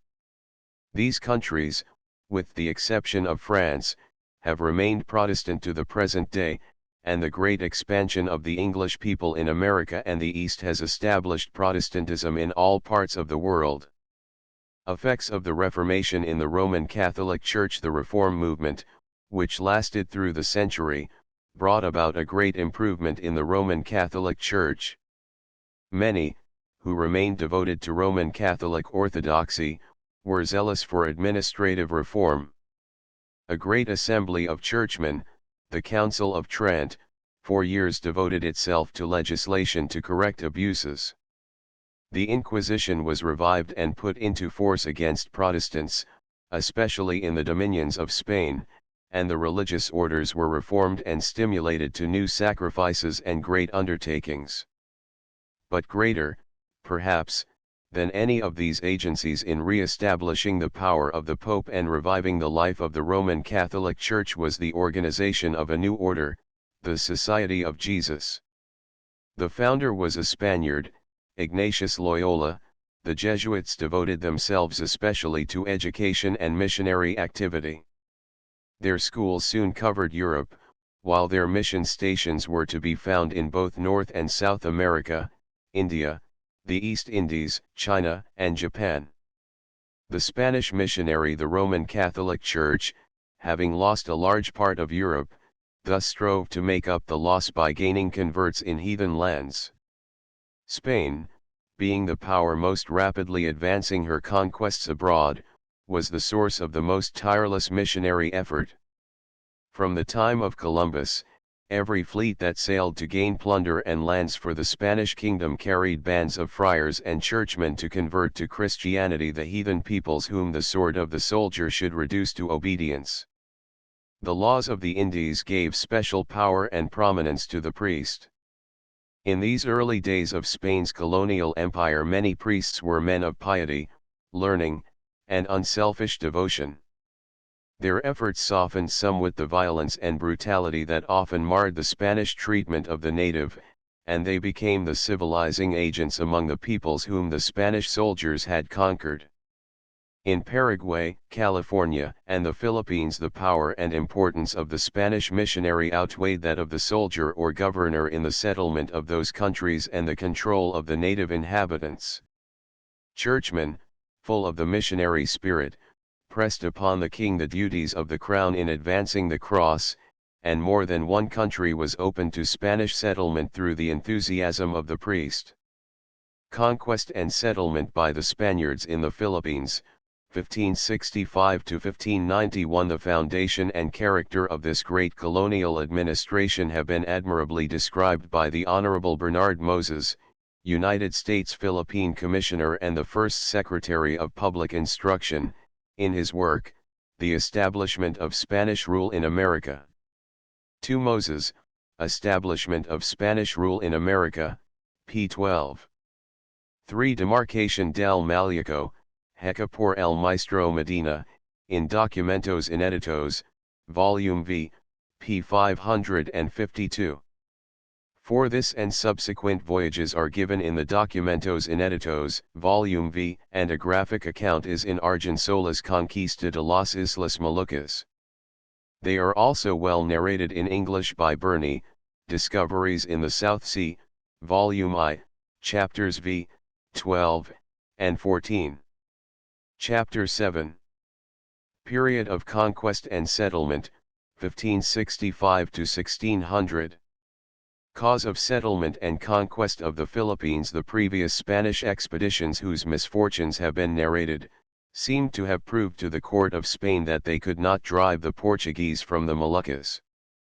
But to the east of the Moluccas lay great unexplored archipelagos, which might lie within the Spanish demarcation and which might yield spices and other valuable articles of trade, and as the Portuguese had made no effective occupation of the Philippines, the minds of Spanish conquerors turned to this group also as a coveted field of conquest, even though it was pretty well understood that they lay in the latitude of the Moluccas, and so were denied by treaty to Spain.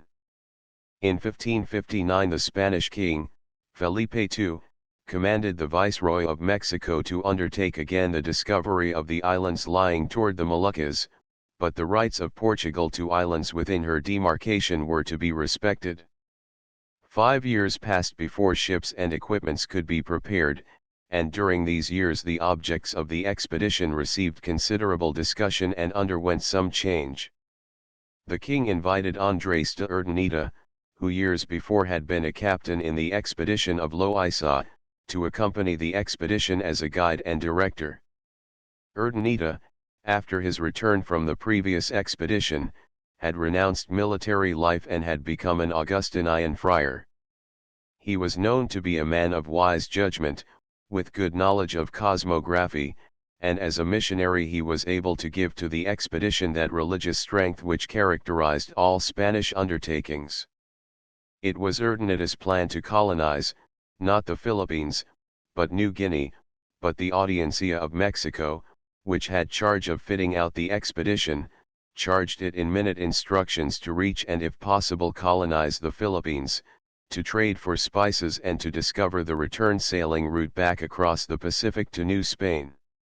The natives of the islands were to be converted to Christianity, and missionaries were to accompany the expedition.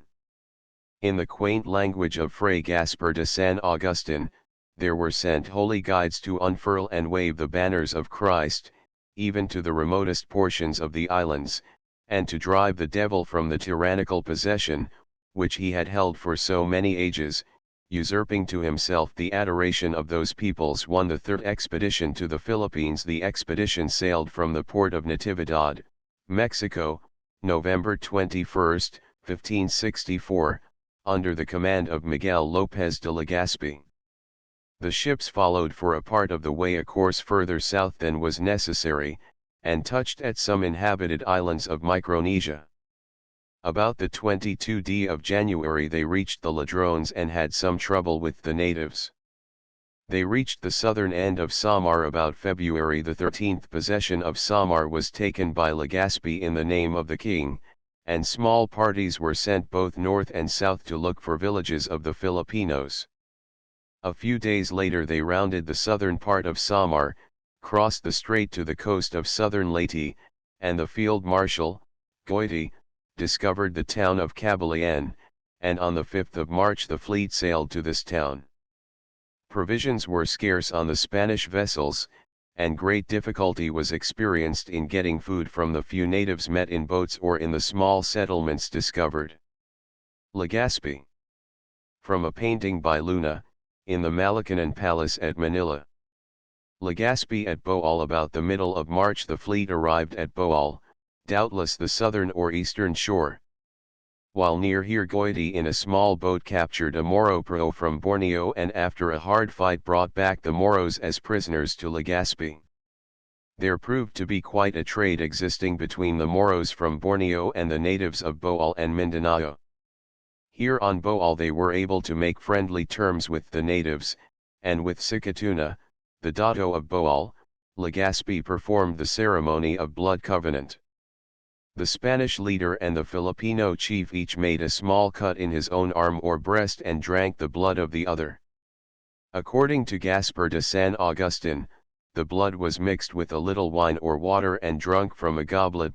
2 This custom was the most sacred bond of friendship among the Filipinos, and friendship so pledged was usually kept with great fidelity. The Blood Compact. Painting by Juan Luna. Legazpi in Cebu on the 27th of April, 1565, Legazpi's fleet reached Cebu.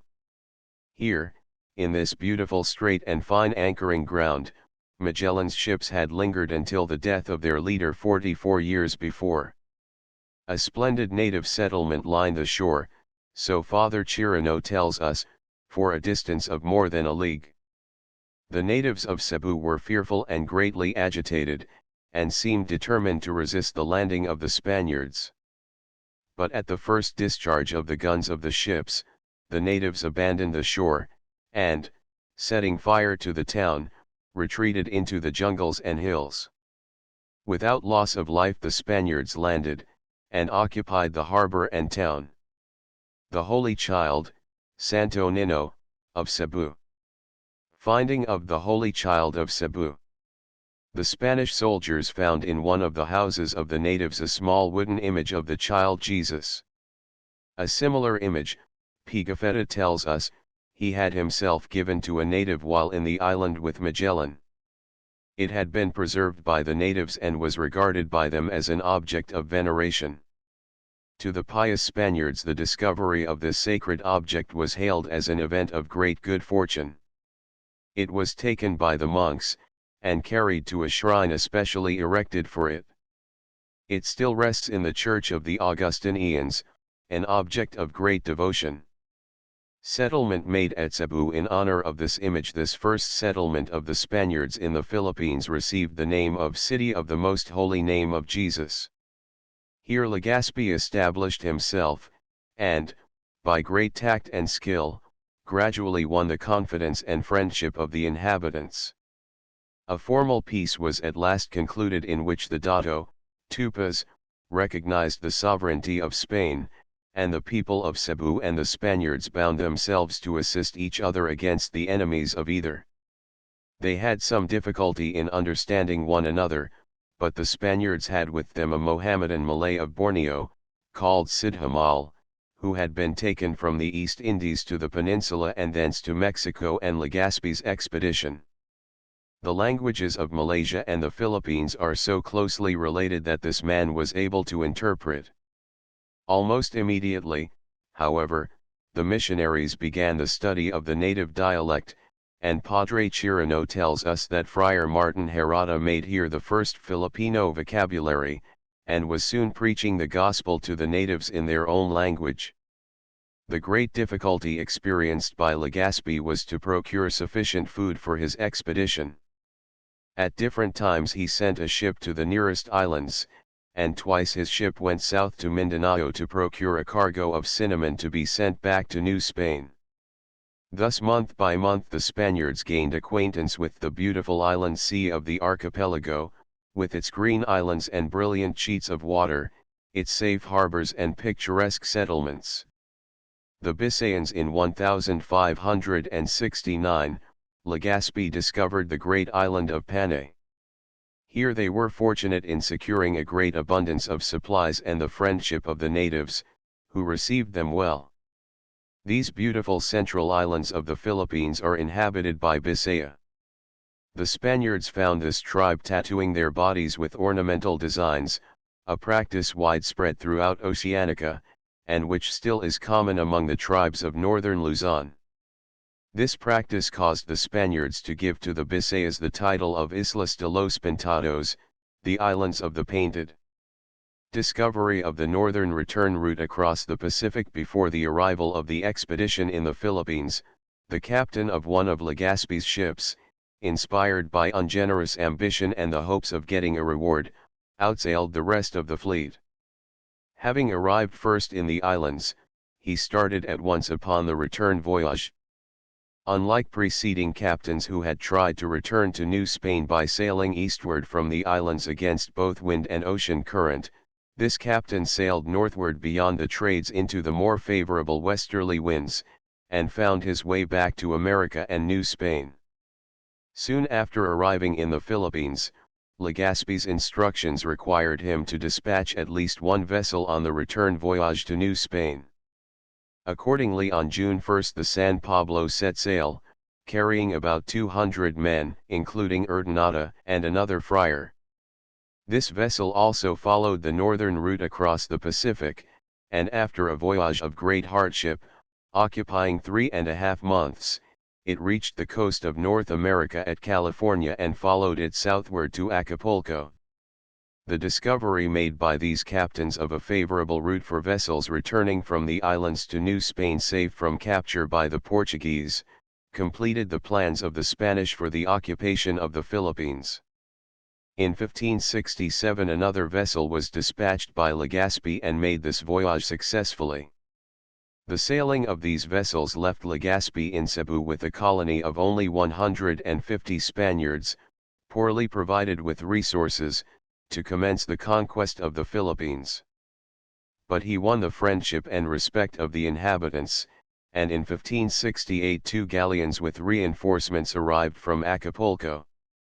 From this time on nearly yearly communication was maintained, fresh troops with munitions and supplies arriving with each expedition. The first expedition against the Moro pirates of Mindoro, the Spaniards found the Straits of San Bernardino and the Mindoro Sea swarming with the fleets of Mohammedan Malays from Borneo and the Jolo archipelago. To a race living so continuously upon the water, piracy has always possessed irresistible attractions.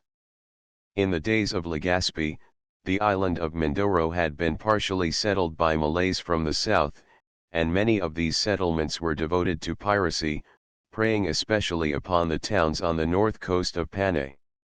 In January, 1570, Legazpi dispatched his grandson, Juan de Salcedo, to punish these marauders. 3 Capture of pirate stronghold. Salcedo had a force of 40 Spaniards and a large number of Bisaya.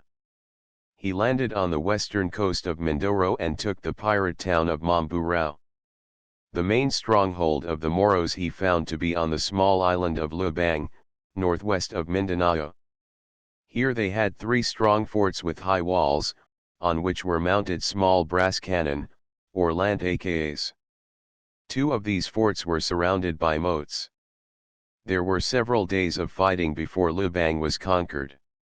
The possession of Lubang brought the Spaniards almost to the entrance of Manila Bay.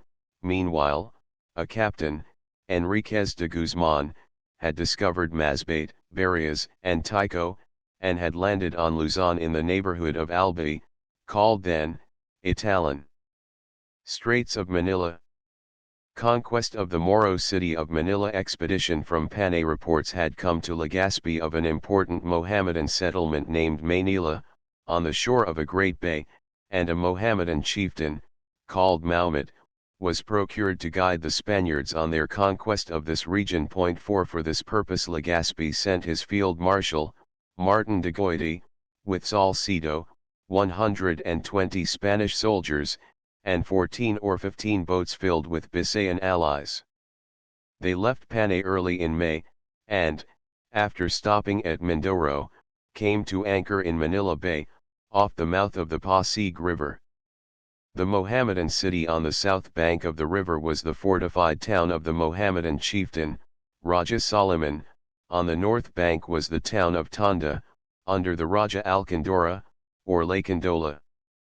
Morga 5 tells us that these Mohammedan settlers from the island of Borneo had commenced to arrive on the island only a few years before the coming of the Spaniards.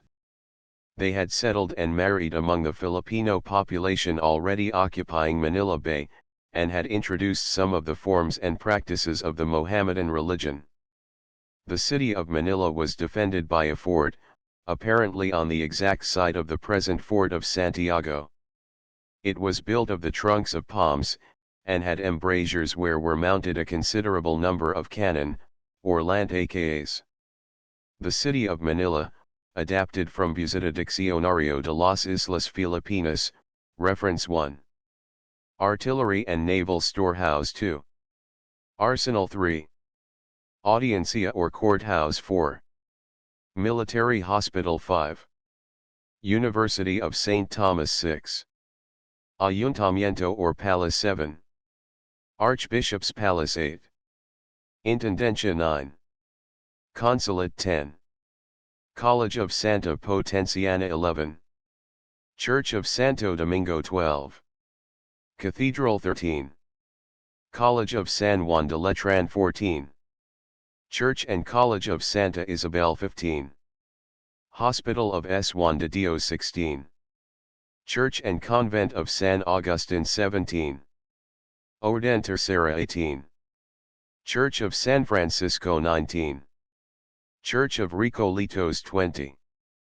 Santo Domingo Gate 21. Parian Gate 22. Real Gate 23. Santa Lucia Gate 24. Postern Gate 25. Isabel II Gate capture of the city. The natives received the foreigners at first with a show of friendliness, but after they had landed on the banks of the Pasig, Solomon, with a large force, assaulted them. The impetuous Spaniards charged, and carried the fortifications, and the natives fled, setting fire to their settlement. When the fight was over, the Spaniards found among the dead the body of a Portuguese artillerist, who had directed the defense. Doubtless he was one who had deserted from the Portuguese garrison far south in the Indian archipelago to cast in his fortunes with the Malays.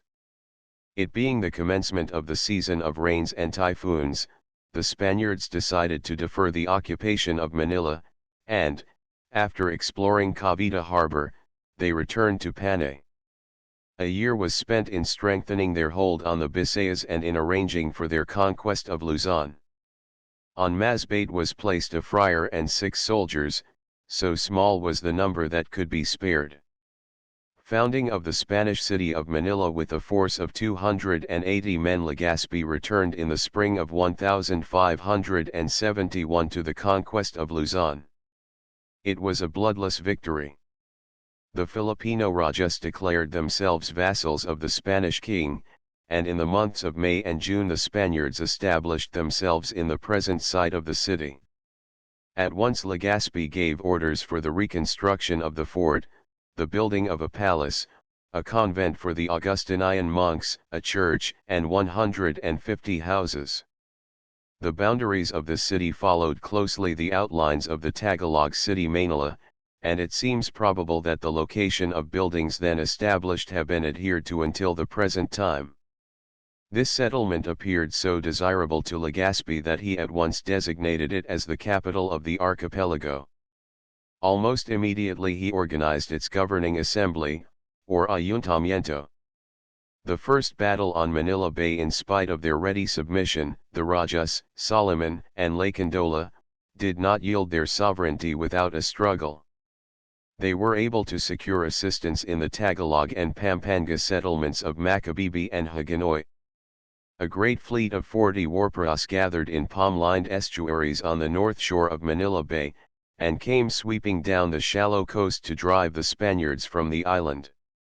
Against them were sent Goiti and 50 men. The protective mail armor, the heavy swords and lances, the horrible firearms, coupled with the persistent courage and fierce resolution of the Spanish soldier of the 16th century, swept back this native armament. The chieftain Solomon was killed. The conquest of central Luzon. Goiti continued his marching and conquering northward until nearly the whole great plain of central Luzon, that stretches from Manila Bay to the Gulf of Lingan, lay submissive before him. A little later the Raja Lacandola died, having accepted Christian baptism, and the only powerful resistance on the island of Luzon was ended. Goiti was sent back to the Bisayas, and the command of the army of Luzon fell to Salcedo, the brilliant and daring grandson of Legazpi, at this time only 22 years of age. This young knight led his command up the Pasig River. Cainta and Taytay, at that time important Tagalog towns, were conquered, and then the country south of Laguna de Bay. The town of Cainta was fortified and defended by small cannon, and although Salcedo spent 3 days in negotiations, it was only taken by storm, in which 400 Filipino men and women perished. 6 From here Salcedo marched over the mountains to the Pacific coast and south into the Camarines, where he discovered the gold mines of Paracale and Mamburao. At about this time the Spaniards conquered the Cayos and Calamians Islands and the northern part of Paraguay. Exploration of the coast of northern Luzon. In 1572, Salcedo, with a force of only 45 men, sailed northward from Manila, landed in Zambales and Pangasinan, and on the long and rich Ilocos coast effected a permanent submission of the inhabitants. He also visited the coast farther north, where the great and fertile valley of the Cagayan, the largest river of the archipelago, reaches to the sea. From here he continued his adventurous journey down the Pacific coast of Luzon to the island of Palalo, and returned by way of Laguna de Bay to Manila.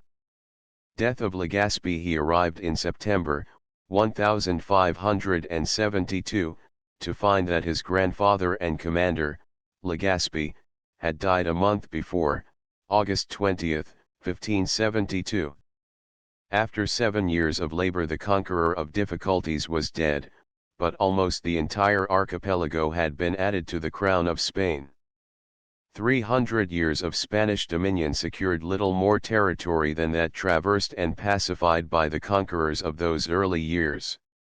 In spite of their slender forces, the daring of the Spaniards induced them to follow a policy of widely extending their power, effecting settlements, and enforcing submission wherever rich coasts and the gathering of population attracted them.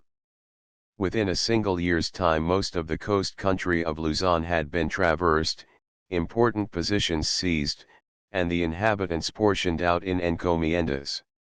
On the death of Legazpi, the command fell to Guido de Lavezars. Legazpi Monument, Luneta. Reasons for this easy conquest of the Philippines. The explanation of how so small a number of Europeans could so rapidly and successfully reduce to subjection the inhabitants of a territory like the Philippines, separated into so many different islands, is to be found in several things. First, the expedition had a great leader, one of those knights combining sagacity with resolution, who glorify the brief period when Spanish prestige was highest. No policy could ever be successful in the Philippines which did not depend for its strength upon giving a measure of satisfaction to the Filipino people. Legazpi did this. He appears to have won the native datos, treating them with consideration, and holding out to them the expectations of a better and more prosperous era, which the sovereignty of the Spaniard would bring. Almost from the beginning, the natives of an island already reduced flocked to his standard to assist in the conquest of another. The small forces of the Spanish soldiers were augmented by hundreds of Filipino allies. Second, another reason is found in the wonderful courage and great fighting power of the Spanish soldier.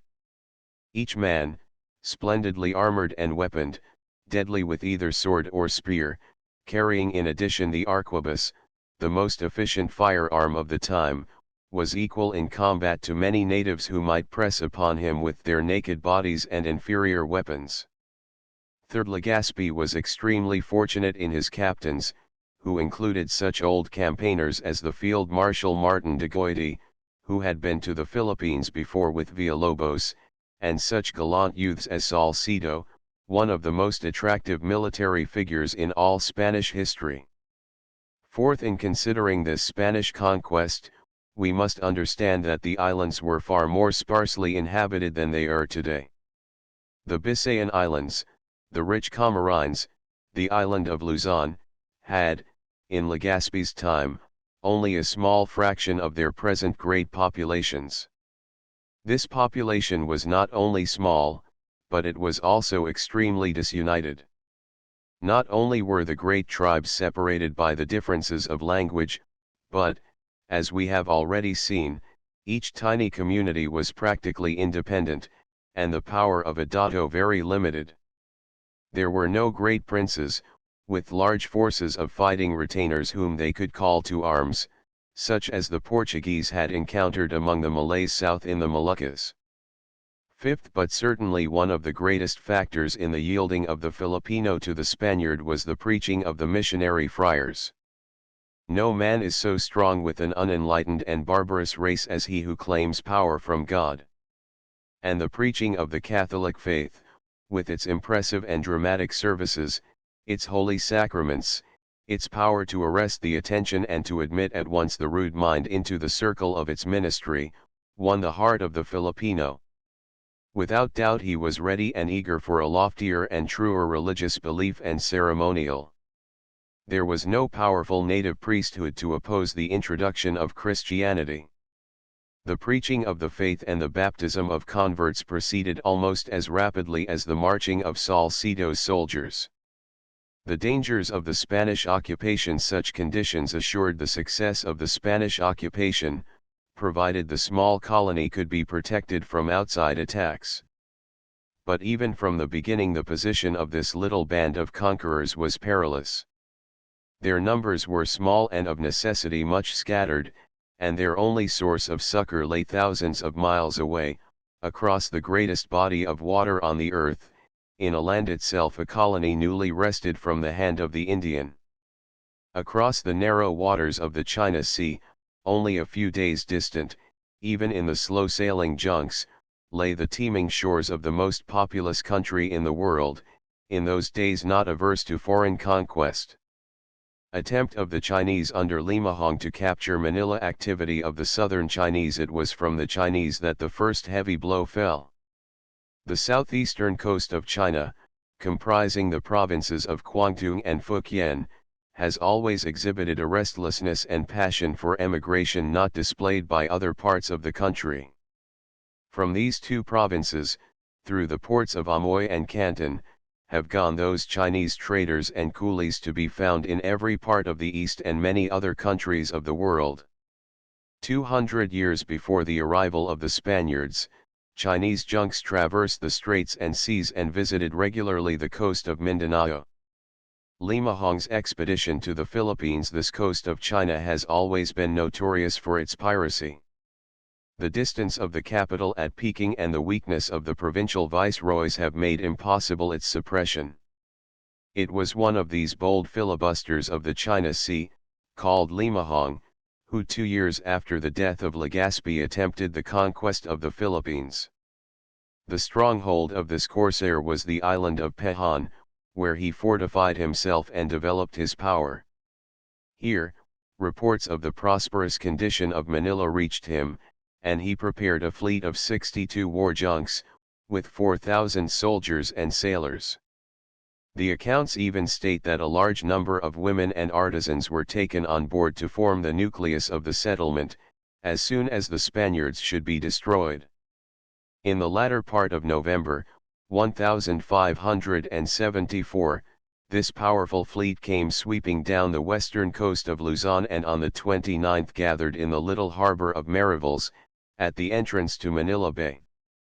8 miles south of Manila is the town of Paranaque, on an estuary which affords a good landing place for boats entering from the bay.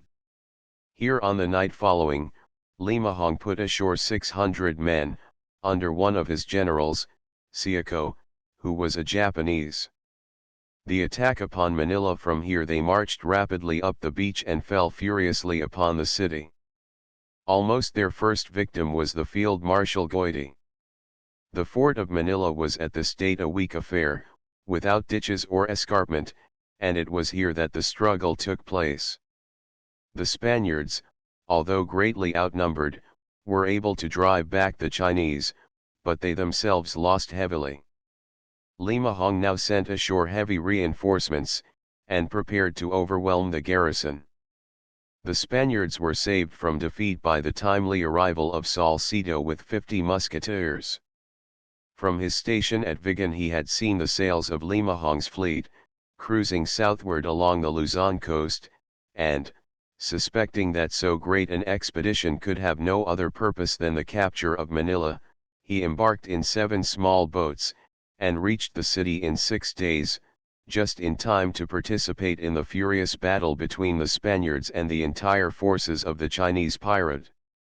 The result was the complete defeat of the Chinese, who were driven back upon their boats at Paranaki.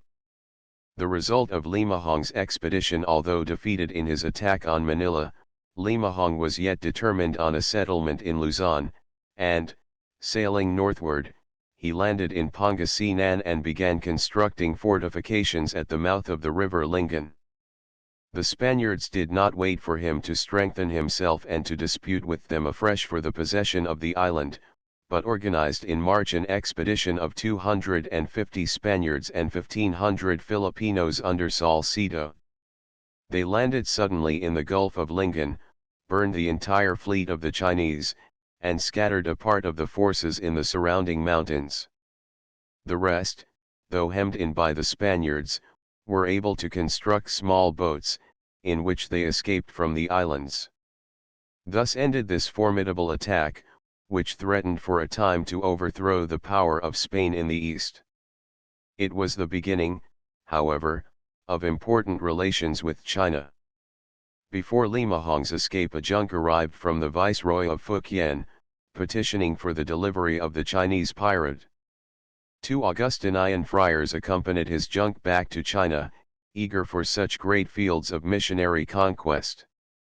They carried letters from lave czars inviting Chinese friendship and intercourse. Beginning of a new period of conquest. In the spring of 1576, Salcedo died at Vigan, at the age of 27. With his death may be said to close the first period of the history in the Philippines, that of the conquest, extending from 1565 to 1576. For the next 25 years the ambitions of the Spaniards were not content with the exploration of this archipelago, but there were greater and more striking conquests, to which the minds of both soldier and priest aspired. Despite the settlement with Portugal, the rich Spice Islands to the south still attracted them, and there were soon revealed the fertile coasts of Siam and Cambodia, the great empire of China, the beautiful island of Formosa, and the Japanese archipelago. These, with their great populations and wealth, were more alluring fields than the poor and sparsely populated coasts of the Philippines. So, for the next quarter of a century, the policy of the Spaniards in the Philippines was not so much to develop these islands themselves, as to make them a center for the commercial and spiritual conquest of the Orient. 7 A treaty with the Chinese. The new governor arrived in the islands in August, 1575. He was Dr. Francisco Losandi. In October there returned the ambassadors who had been sent to China by lave czars. The Viceroy of Fukien had received them with much ceremony. He had not permitted the friars to remain, but had forwarded the governor's letter to the Chinese emperor. In February following came a Chinese embassy, granting a port of the empire with which the Spaniards could trade. This port, probably, was Amoy, which continued to be the chief port of communication with China to the present day. It was undoubtedly commerce and not the missionaries that the Chinese desired. 2 Augustinians attempted to return with this embassy to China, but the Chinese on leaving the harbor of Manila landed on the coast of Zambales, where they whipped the missionaries, killed their servants and interpreter, and left the friars bound to trees, whence they were rescued by a small party of Spaniards who happened to pass that way. Sir Francis Drake's noted voyage, the year 1577, is notable for the appearance in the east of the great English sea captain, freebooter and naval hero, Francis Drake. England and Spain, at this moment, while not actually at war, were rapidly approaching the conflict which made them for centuries traditional enemies. Spain was the champion of Roman ecclesiasticism. Her king, Philip II, was not only a cruel bigot, but a politician of sweeping ambition. His schemes included the conquest of France and England, the extermination of Protestantism, and the subjection of Europe to his own and the Roman authority. The English people scented the danger from afar, and while the two courts nominally maintained peace, the daring seamen of British Devon were quietly putting to sea in their swift and terrible vessels, for the crippling of the Spanish power. The history of naval warfare records no more reckless adventures than those of the English mariners during this period. Audacity could not rise higher. Drake's is the most famous and romantic figure of them all. In the year 1577, he sailed from England with the avowed purpose of sweeping the Spanish Main. He passed the Straits of Magellan, and came up the western coast of South America, despoiling the Spanish shipping from Valparaiso to Panama. Thence he came on across the Pacific, touched the coast of Mindanao, and turned south to the Moluccas. The Portuguese had nominally annexed the Moluccas in 1522, but at the time of Drake's visit they had been driven from Ternate, though still holding Tidore. Drake entered into friendly relations with the Sultan of Ternate, and secured a cargo of cloves. From here he sailed boldly homeward, daring the Portuguese fleets, as he had defied the Spanish, and by way of Good Hope returned to England, his fleet the first after Magellan's to circumnavigate the globe. A Spanish expedition to Borneo. The appearance of Drake in the Moluccas roused Los Andes to ambitious action. The attraction of the southern archipelagos was overpowering, and at this moment the opportunity seemed to open to the governor to force southward his power. One of the Malay kings of Borneo, Sirla, arrived in Manila, petitioning aid against his brother, and promising to acknowledge the sovereignty of the King of Spain over the island of Borneo. Los Andes went in person to restore this chieftain to power. He had a fleet of galleys and frigates, and, according to Padre Gaspar de San Agustin, more than 1,500 Filipino bowmen from Pangasinan, Cagayan, and the Bisayas accompanied the expedition. He landed on the coast of Borneo, destroyed the fleet of Praas and the city of the usurper, and endeavored to secure Sirla in his principality. Sickness among his fleet and the lack of provisions forced him to return to Manila. The first attack upon the Moros of Jolo. On his return he sent an officer against the island of Jolo. This officer forced the Joloanos to recognize his power, and from there he passed to the island of Mindanao, where he further enforced obedience upon the natives. This was the beginning of the Spanish expeditions against the Moros, which had the effect of arousing in these Mohammedan pirates such terrible retaliatory vengeance. Under Los Andes the conquest of the Camarines was completed by Captain Juan Chavez and the city of Nueva Caceres founded. The appointment of Governor Ronquillo. It was the uniform policy of the Spanish government to limit the term of office of the governor to a short period of years. This was one of the feudal provisions by which Spain attempted to control both the ambition and the avarice of her colonial captains.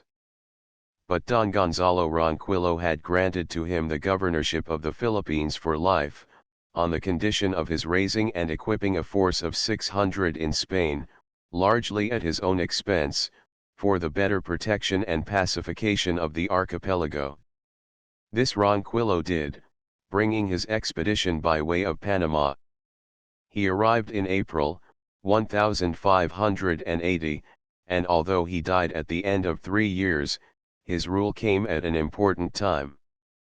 The Spanish and the Portuguese colonies combined in 1580, Philip II, conquered and annexed to Spain the Kingdom of Portugal, and with Portugal came necessarily to the Spanish crown those rich eastern colonies which the valor of da Gama and Albuquerque had won. Portugal re-won her independence in 1640, but for years Manila was the capital of a colonial empire, extending from Goa in India to Formosa. Events of Ronquillo's rule. Ronquillo, under orders from the crown, entered into correspondence with the captain of the Portuguese fortress on the island of Tidore, and the captain of Tidore petitioned Ronquillo for assistance in reconquering the tempting island of Ternate. Ronquillo sent south a considerable expedition, but after arriving in the Moluccas the disease of beriberi in the Spanish camp defeated the undertaking. Ronquillo also sent a small armada to the coasts of Borneo and Malacca, where a limited amount of pepper was obtained. The few years of Ronquillo's reign were in other ways important. A colony of Spaniards was established at Oton, on the island of Panay, which was given the name of Arevalo, Iloilo. And under Ronquillo was pacified for the first time the great valley of the Cagayan. At the mouth of the river a Japanese adventurer, Teifusa, or Tejifua, had established himself and was attempting the subjugation of this important part of northern Luzon. Ronquillo sent against him Captain Carrion, who expelled the intruder and established on the present site of Laulo the city of Nueva Segovia. 2 friars accompanied this expedition, and the occupation of this valley by the Spaniards was made permanent. The first conflicts between the Church and the State in March, 1581, there arrived the first Bishop of Manila, Domingo de Salazar. Almost immediately began those conflicts between the spiritual and civil authorities, and between bishop and the regular orders, which have filled to such an extent the history of the islands. The bishop was one of those authoritative, ambitious, and arrogant characters, so typical in the history of the Church.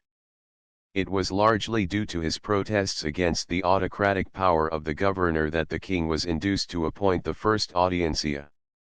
The character and power of these courts have already been explained.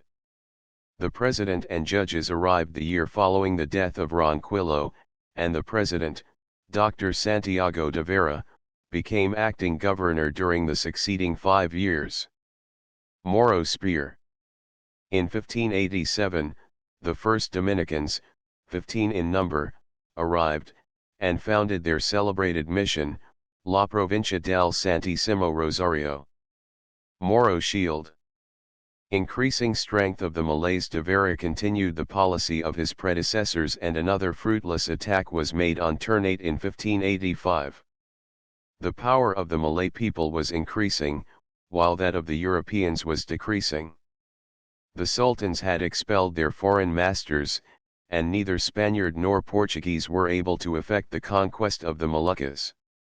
There were uprisings of the natives in Manila and in Cagayan and Ilocos. The decree of 1589 affairs in the islands did not yet, however, suit Bishop Salazar, and as the representative of both governor and bishop, the Jesuit, Alonso Sanchez, was dispatched in 1586 to lay the needs of the colony before the king. Philip was apparently impressed with the necessity of putting the government of the islands upon a better administrative basis. To this end he published the important decree of 1589. Moro Shield. The governor now became a paid officer of the crown, at a salary of 10,000 ducats.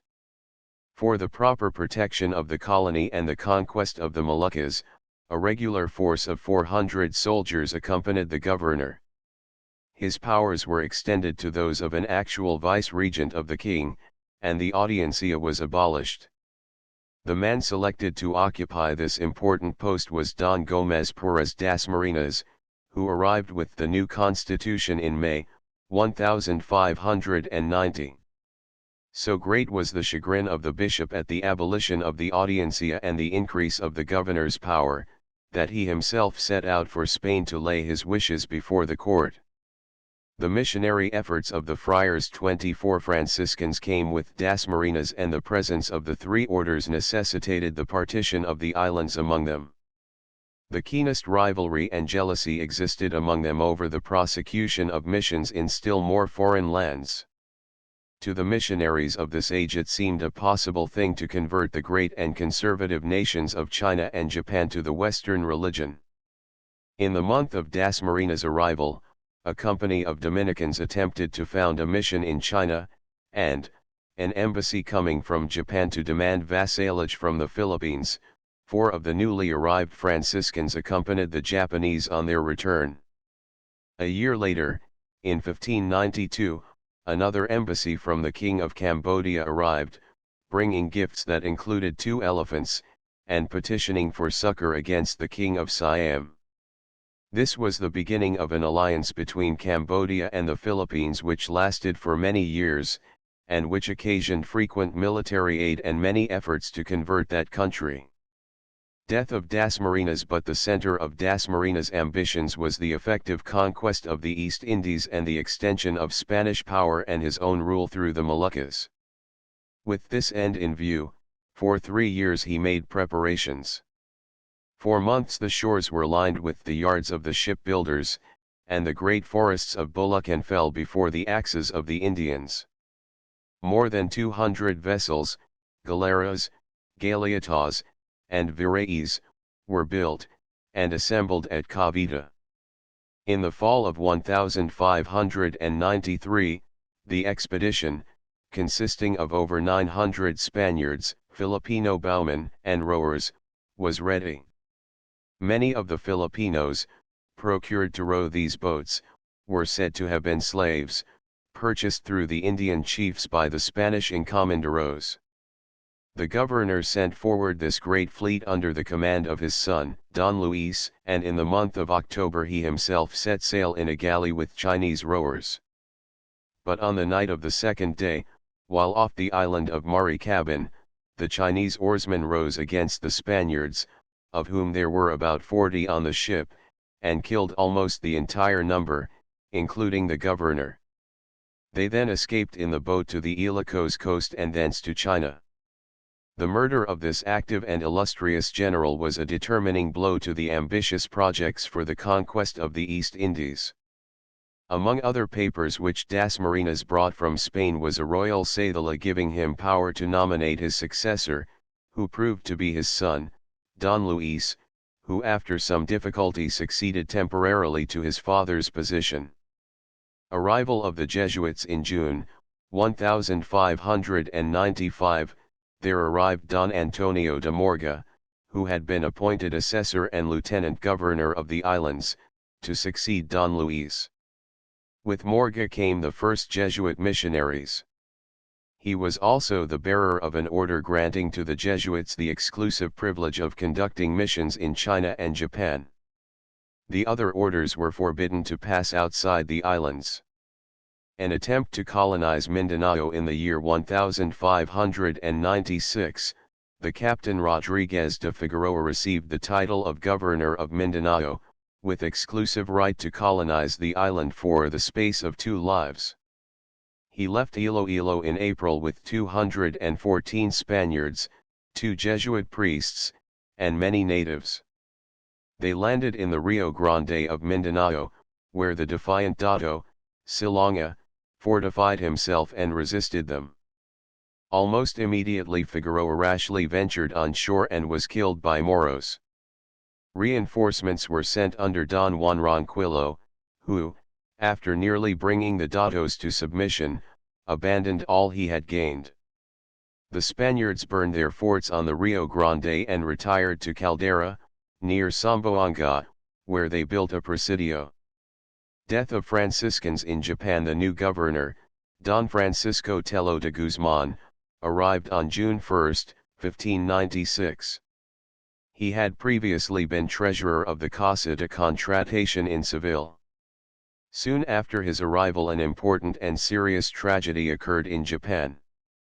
The ship for Acapulco went ashore on the Japanese coast and its rich cargo was seized by the feudal prince where the vessel sought assistance. The Franciscans had already missions in these islands, and a quarrel existed between them and the Portuguese Jesuits over this missionary field. The latter succeeded in prejudicing the Japanese court against the Franciscans, and when they injudiciously pressed for the return of the property of the wrecked galleon, San Felipe, the emperor, greedy for the rich plunder, and exasperated by their preaching, met their petitions with the sentence of death. They were horribly crucified at the port of Nagasaki, February 5, 1597. This emperor was the proud and cruel ruler, Takasuma. He was planning the conquest of the Philippines themselves, when death ended his plans. The first archbishop in the Philippines. Meanwhile, the efforts of Salazar at the Spanish court had effected further important changes for the islands. The re-establishment of the royal audiencia was ordered, and his own position was elevated to that of archbishop, with the three episcopal sees of Ilicos, Cebu, and the Camarines. He did not live to assume this office, and the first archbishop of the Philippines was Ignacio Santabene, who also died 3 months after his arrival, on May 28, 1598. Re-establishment of the audiencia. The audiencia was re-established with great pomp and ceremony. The royal seal was borne on a magnificently caparisoned horse to the cathedral, where a Te Deum was chanted, and then to the Casas Reales, where was inaugurated the famous court that continued without interruption down to the end of Spanish rule. Dr. Morga was one of the first oidores, and the earliest judicial record which can now be found in the archives of this court is a sentence bearing his signature. The rise of Moro piracy. The last years of de Guzman's governorship were filled with troubles ominous for the future of the islands. The Presidio of Caldera was destroyed by the Moros. Following this victory, in the year 1599, the Moros of Jolo and Maguindanao equipped a piratical fleet of 50 caracoas, and swept the coasts of the Bisayas. Cebu, Negros, and Panay were ravaged, their towns burned, and their inhabitants carried off as slaves. The following year saw the return of a larger and still more dreadful expedition. The people of Panay abandoned their towns and fled into the mountains, under the belief that these terrible attacks had been inspired by the Spaniards. To check these pirates, Juan Gallinado, with a force of 200 Spaniards, was sent against Jolo, but, like so many expeditions that followed his, he accomplished nothing. The inability of the Spaniards was now revealed and the era of Moro piracy had begun. From this time until the present day, about the year 1800, wrote Zuniga, these Moros have not ceased to infest our colonies, innumerable are the Indians they have captured, the towns they have looted, the rancherias they have destroyed, the vessels they have taken. It seems as if God has preserved them for vengeance on the Spaniards that they have not been able to subject them in 200 years, in spite of the expeditions sent against them, the armaments sent almost every year to pursue them.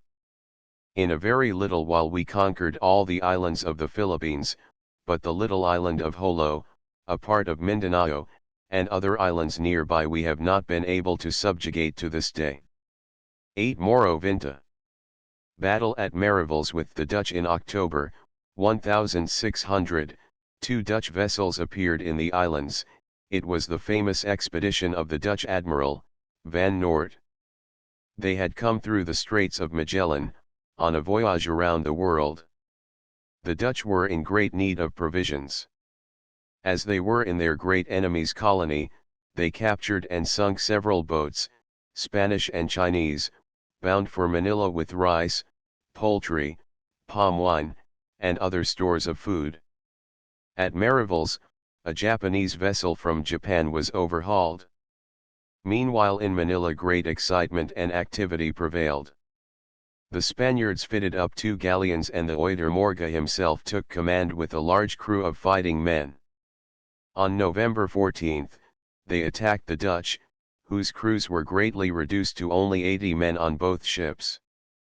The vessel commanded by Morga ran down the flagship of Van Noort, and for hours the ships lay side by side while a hand-to-hand fight raged on the deck and in the hold.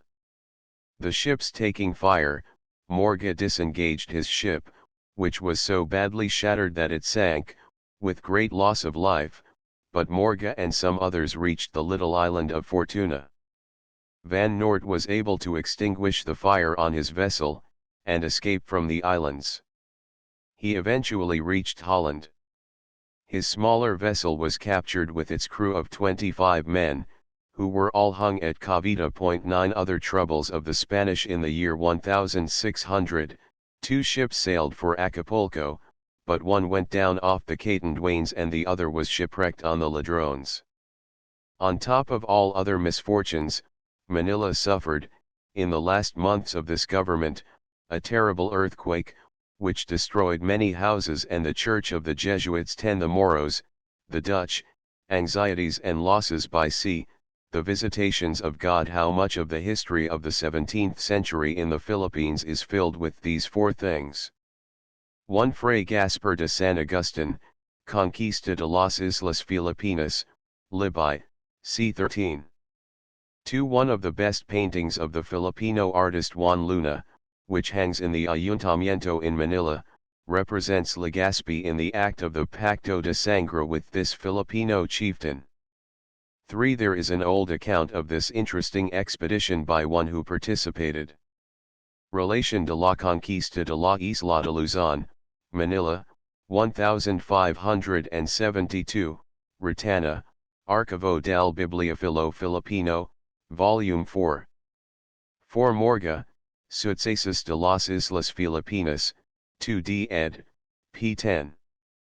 5. Sucesos de las Islas Filipinas, p. 316.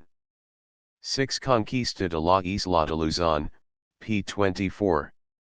7. See the letter of Bishop Salazar to the king, explaining his motives, in coming to the Philippines. Ritana, Biblioteca Filipina, Vol. I, Relation, 1583, p. 4. 8. Zuniga, Historia de Filipinas, pages 195, 196. 9. Both Van Noort and Morga have left us accounts of this sea fight, the former in his journal, Description of the Failsome Voyage Made Round the World, and the latter in his famous, Sucesos de las Islas Filipinas. 10. Montero y Vidal, Historia de Filipinas, Volume I, p. 199.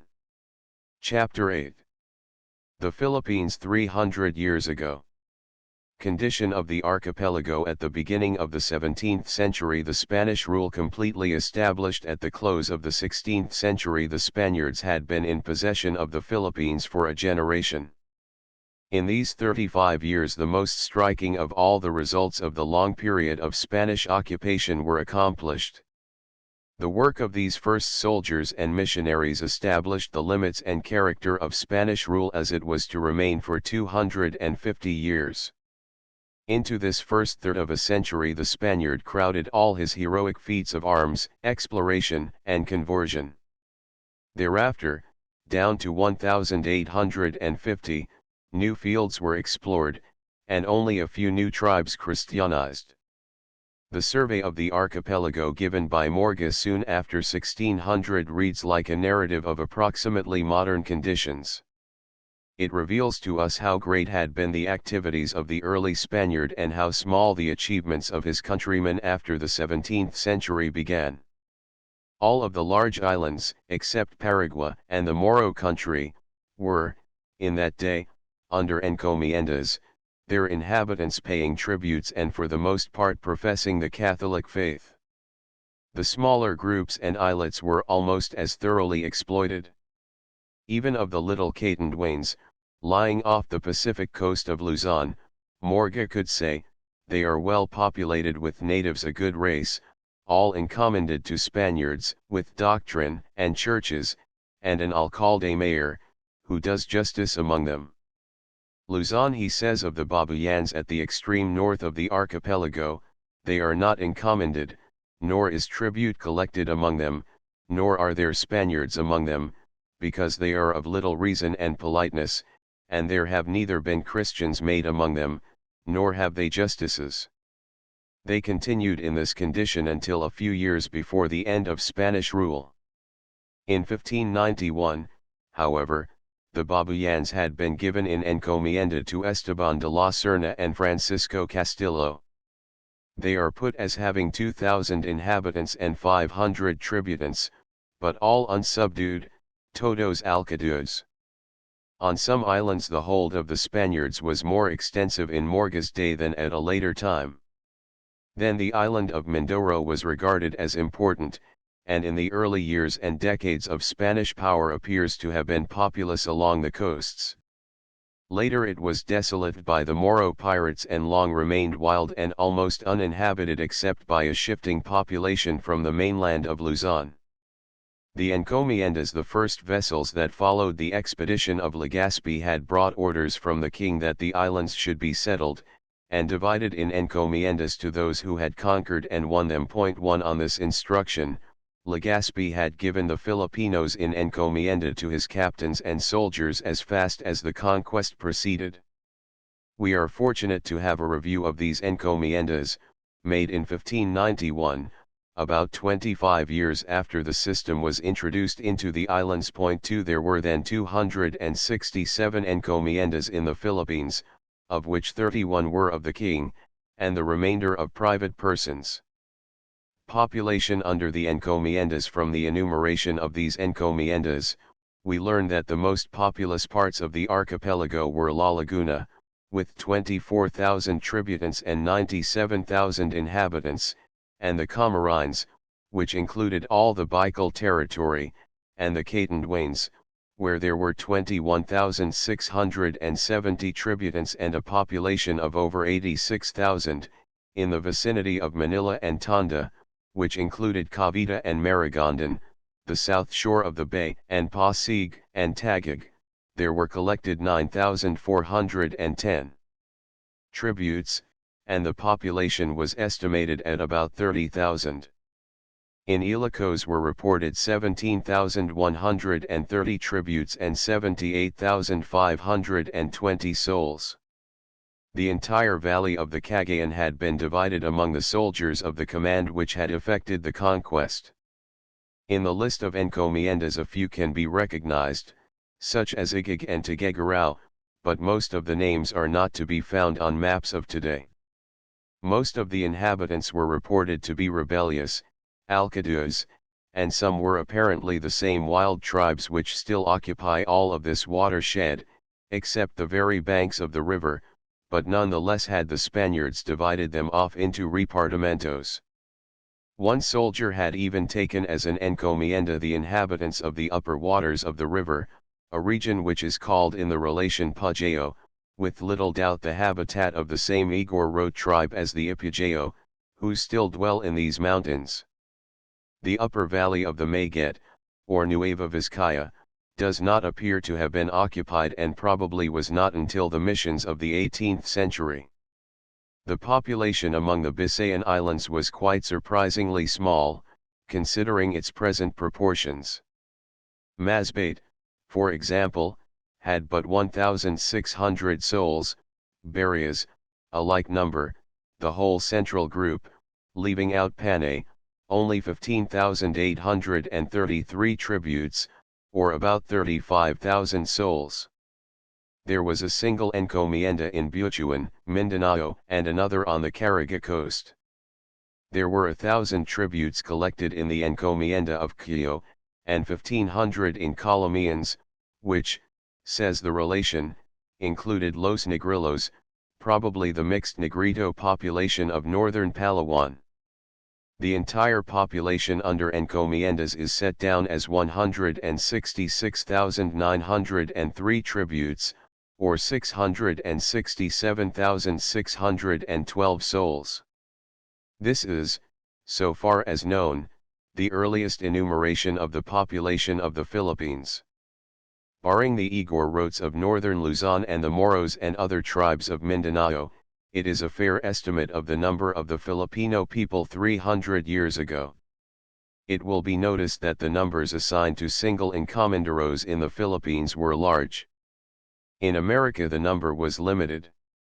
As early as 1512, King Ferdinand had forbidden any single person, of whatever rank or grade, to hold more than 300 Indians on one island. 3 But in the Philippines, 1,000 or 1,200 tributants were frequently held by a single Spaniard.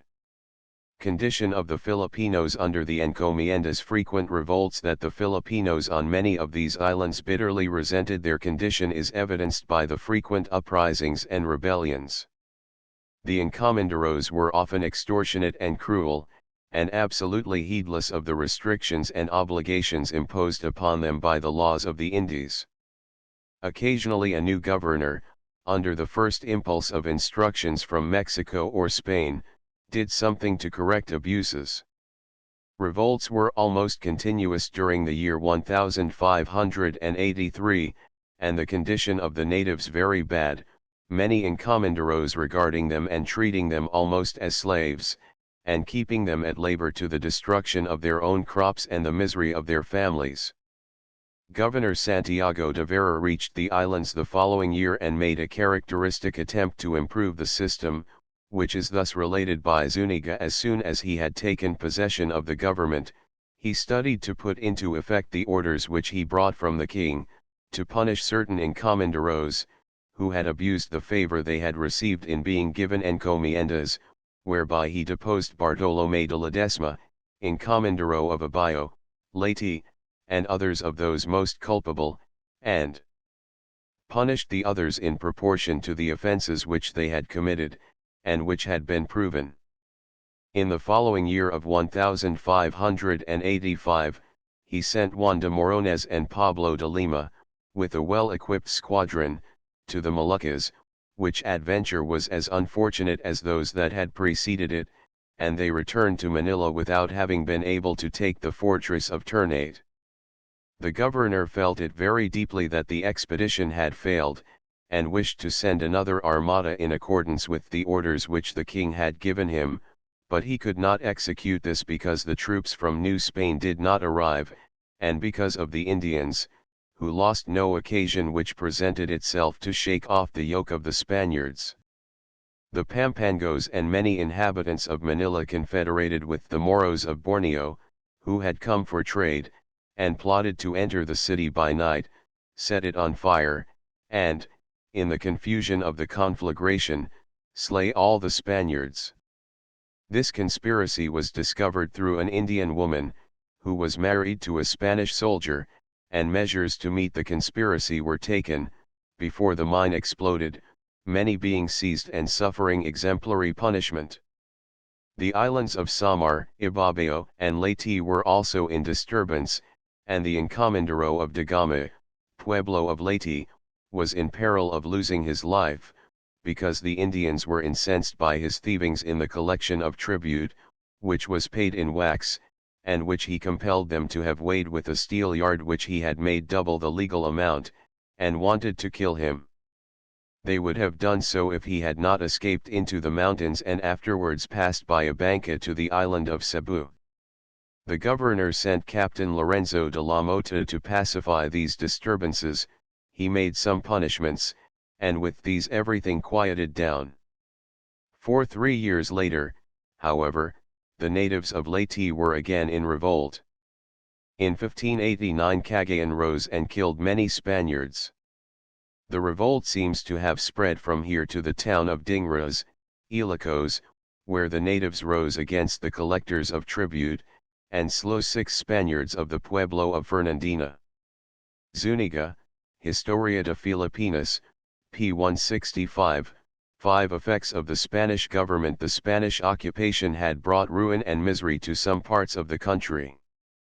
Salazar describes with bitterness the evil condition of the Filipinos. In the rich fields of Bulacan and Pampanga, great gangs of laborers had been impressed, felling the forests for the construction of the Spanish fleets and manning these fleets at the oars, on voyages which took them for 4 and 6 months from their homes.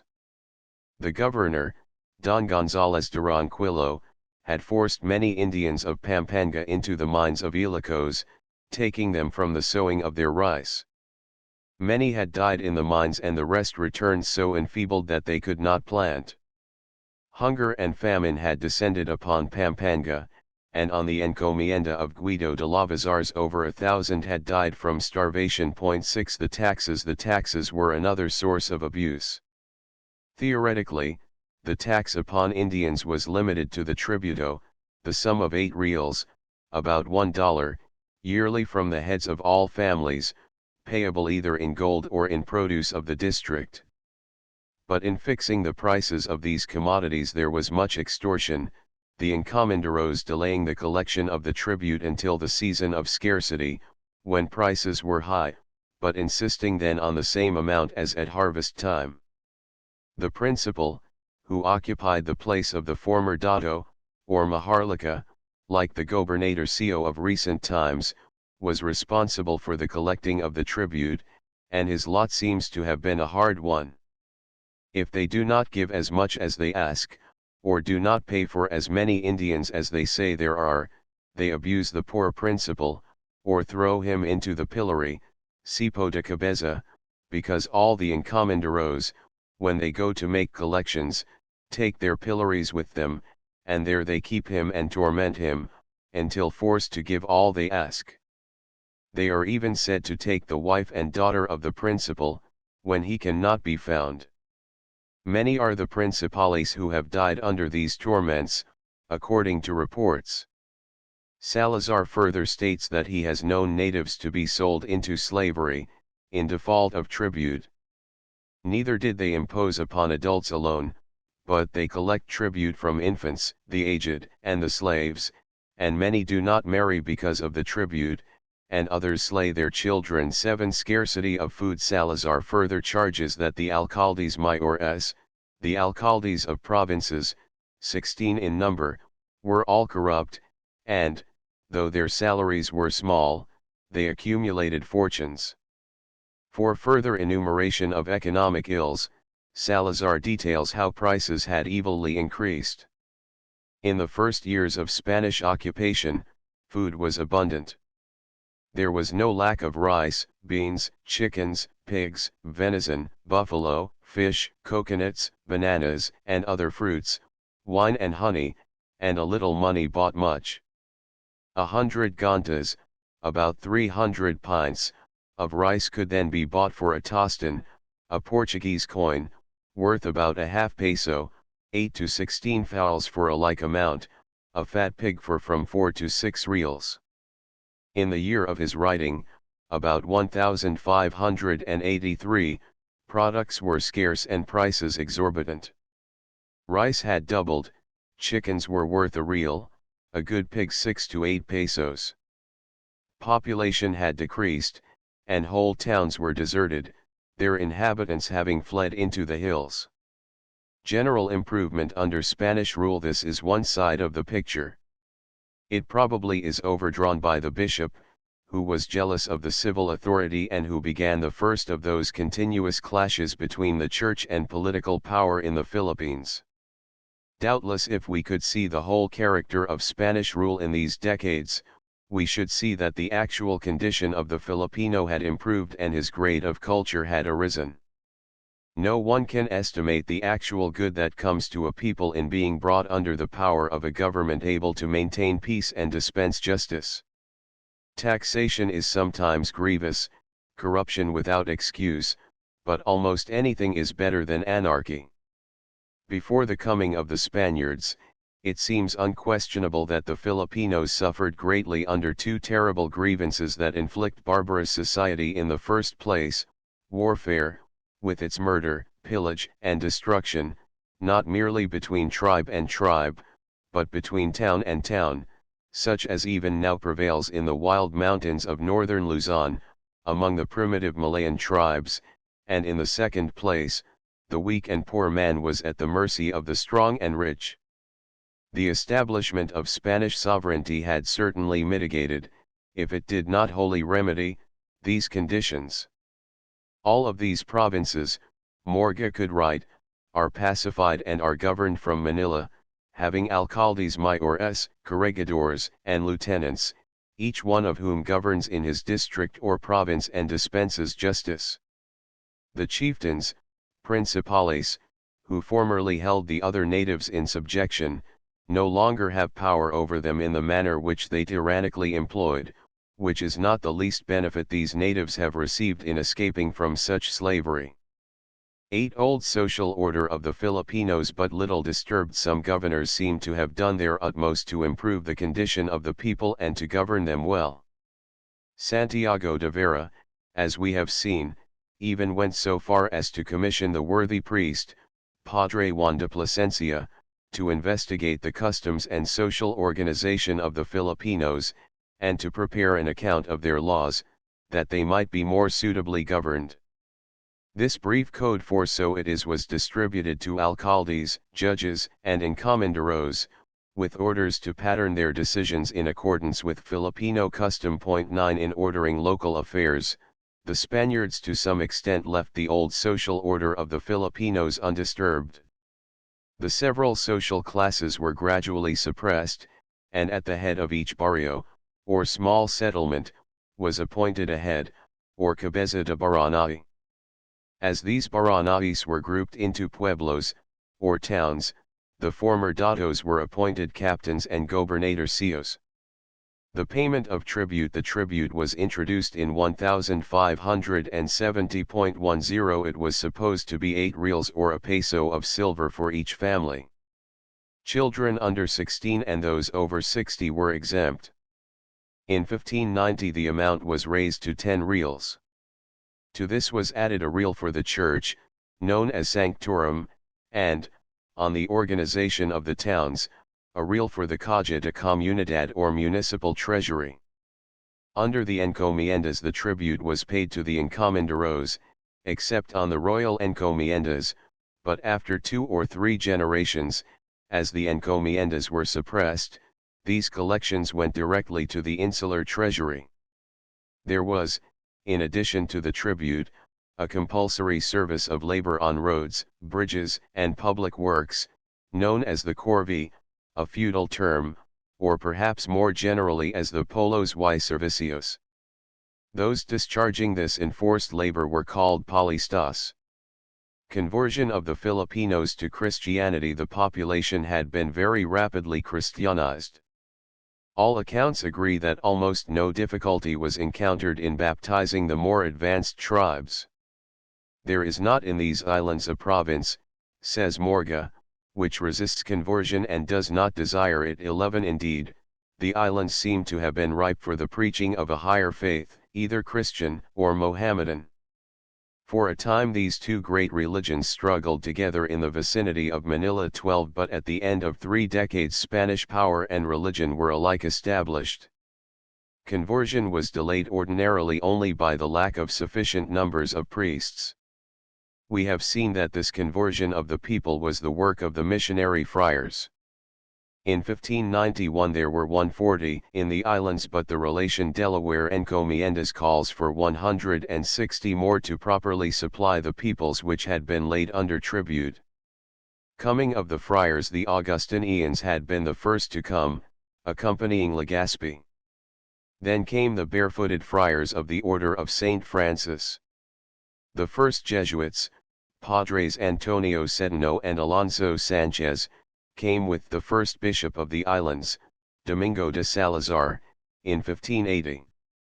They came apparently without resources. Even their garments brought from Mexico had rotted on the voyage. They found a little, poor, narrow house in a suburb of Manila, called Legio, probably Concepcion. So poorly furnished was it, says Chirino, that the same chest which held their books was the table on which they ate. Their food for many days was rice, cooked in water, without salt, or oil or fish or meat or even an egg, or anything else except that sometimes as a regalo they enjoyed some salt sardines. 13 After the Jesuits, came, as we have seen, the friars of the Dominican order, and lastly the Recollects, or unshod Augustinians. Division of the archipelago among the religious orders. The archipelago was district among these missionary bands. The Augustinians had many parishes in the Visayas, on the Ilocano coast, some in Pangasinan, and all of those in Pampanga. The Dominicans had parts of Pangasinan and all of the valley of Cagayan. The Franciscans controlled the Camarines and nearly all of southern Luzon, and the region of Laguna de Bay. All of these orders had convents and monasteries both in the city of Manila and in the country round about. The imposing churches of brick and stone, which now characterize nearly every pueblo, had not in those early decades been erected, but Morga tells us that the churches and monasteries were of wood, and well built, with furniture and beautiful ornaments, complete service, crosses, candlesticks, and chalices of silver and gold. 14 The first schools. Even in these early years there seem to have been some attempts at the education of the natives. The friars had schools in reading and writing for boys, who were also taught to serve in the church, to sing, to play the organ, the harp, guitar, and other instruments. We must remember, however, that the Filipino before the arrival of the Spaniard had a written language, and even in pre-Spanish times there must have been instruction given to the child. The type of humble school, that is found today in remote barrios, conducted by an old man or woman, on the floor or in the yard of a home, where the ordinary family occupations are proceeding, probably does not owe its origin to the Spaniards, but dates from a period before their arrival. The higher education established by the Spaniards appears to have been exclusively for the children of Spaniards. In 1601 the Jesuits, pioneers of the Roman Catholic orders in education, established the College of San Jose. Establishment of hospitals. The city early had notable foundations of charity. The high mortality which visited the Spaniards in these islands and the frequency of diseases early called for the establishment of institutions for the orphan and the invalid. In Morga's time there were the orphanages of San Andres and Santa Potenciana. There was the Royal Hospital, in charge of 3 Franciscans, which burned in the conflagration of 1603, but was reconstructed. There was also a Hospital of Mercy, in charge of Sisters of Charity from Lisbon and the Portuguese possessions of India. Close by the monastery of St. Francis stood then, where it stands today, the Hospital for Natives, San Juan de Dios. It was of royal patronage, but founded by a friar of the Franciscan order, Juan Clemente. Here, says Morga, are cured a great number of natives of all kinds of sicknesses, with much charity and care. It has a good house and offices of stone, and is administered by the barefooted religious of St. Francis. 3 priests are there and 4 lay brethren of exemplary life, who, with the doctors, surgeons, and apothecaries, are so dexterous and skilled that they work with their hands marvelous cures, both in medicine and surgery. 15 Mortality among the Spaniards. Mortality in the Philippines in these years of conquest was frightfully high. The waste of life in her colonial adventures, indeed, drained Spain of her best and most vigorous manhood. In the famous Old English collection of voyages, published by Hakluyt in 1598, there is printed a captured Spanish letter of the famous sea captain, Sebastian Biscano, on the Philippine trade. Biscano grieves over the loss of life which had accompanied the conquest of the Philippines, and the treacherous climate of the tropics. The country is very unwholesome for us Spaniards. For within these 20 years, of 14,000 which have gone to the Philippines, there are 13,000 of them dead, and not past 1,000 of them left alive.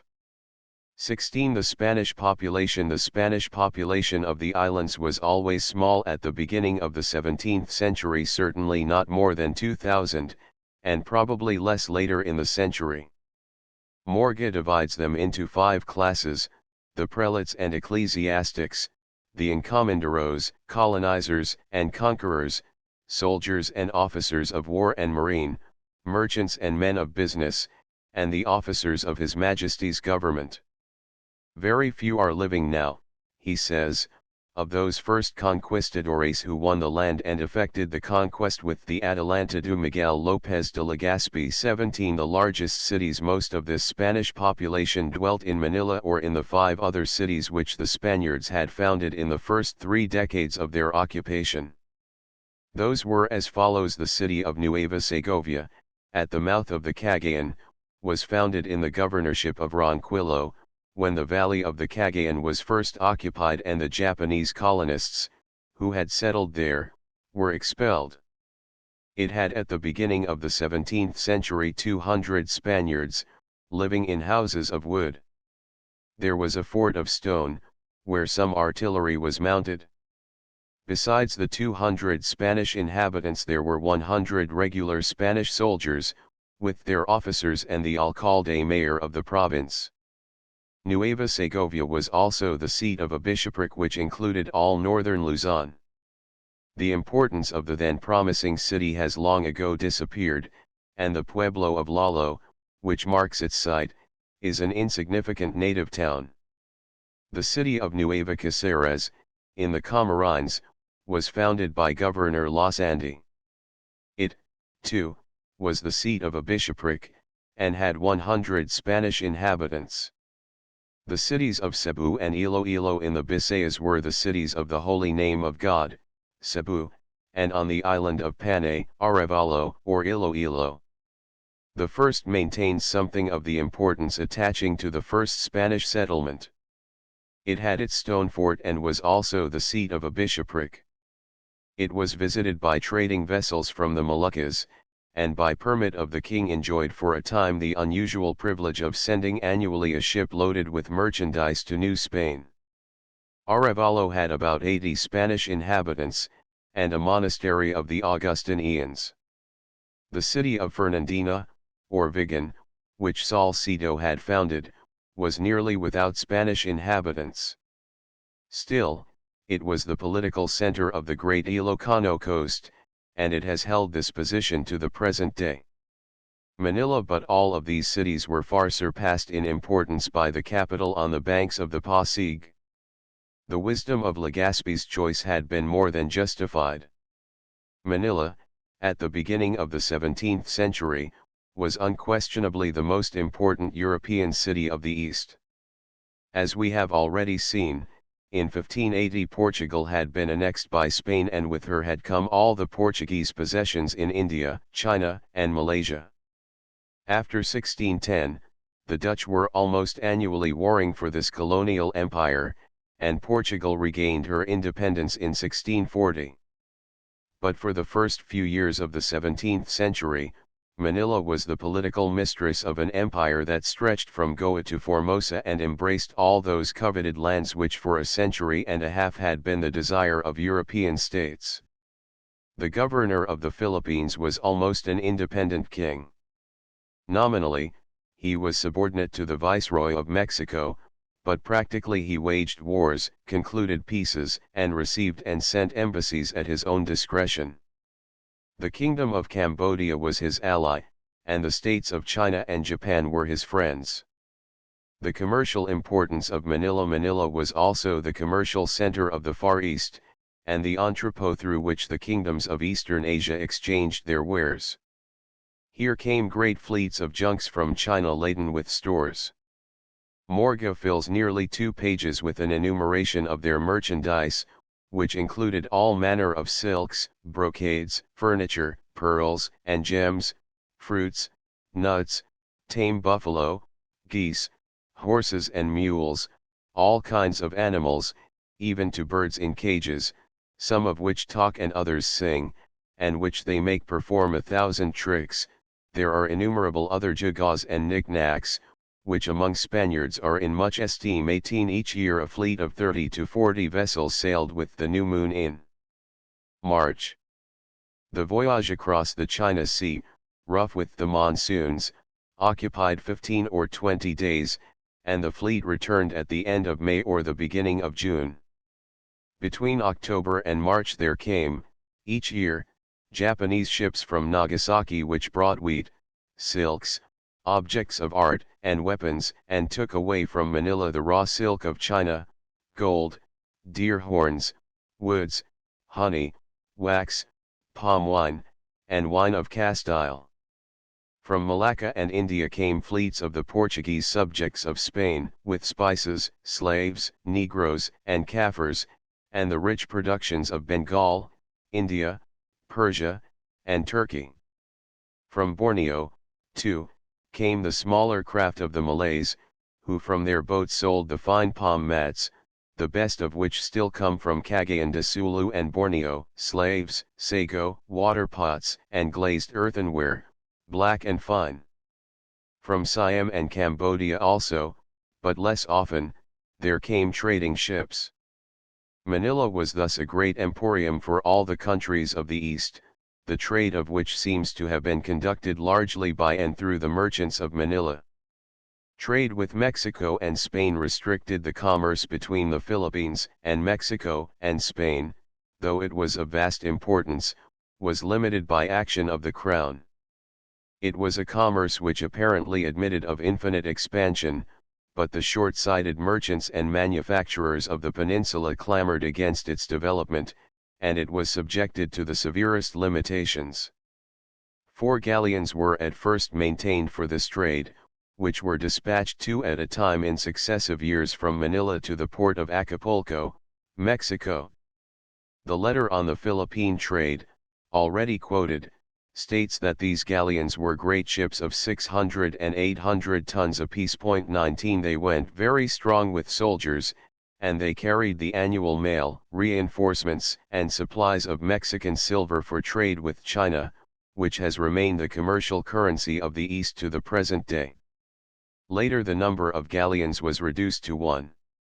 The rich cargoes of the galleons. The track of the Philippine galleon lay from Luzon northeastward to about the 42nd degree of latitude, where the westerly winds prevail, thence nearly straight across the ocean to Cape Mendocino in northern California, which was discovered and mapped by Biscano in 1602.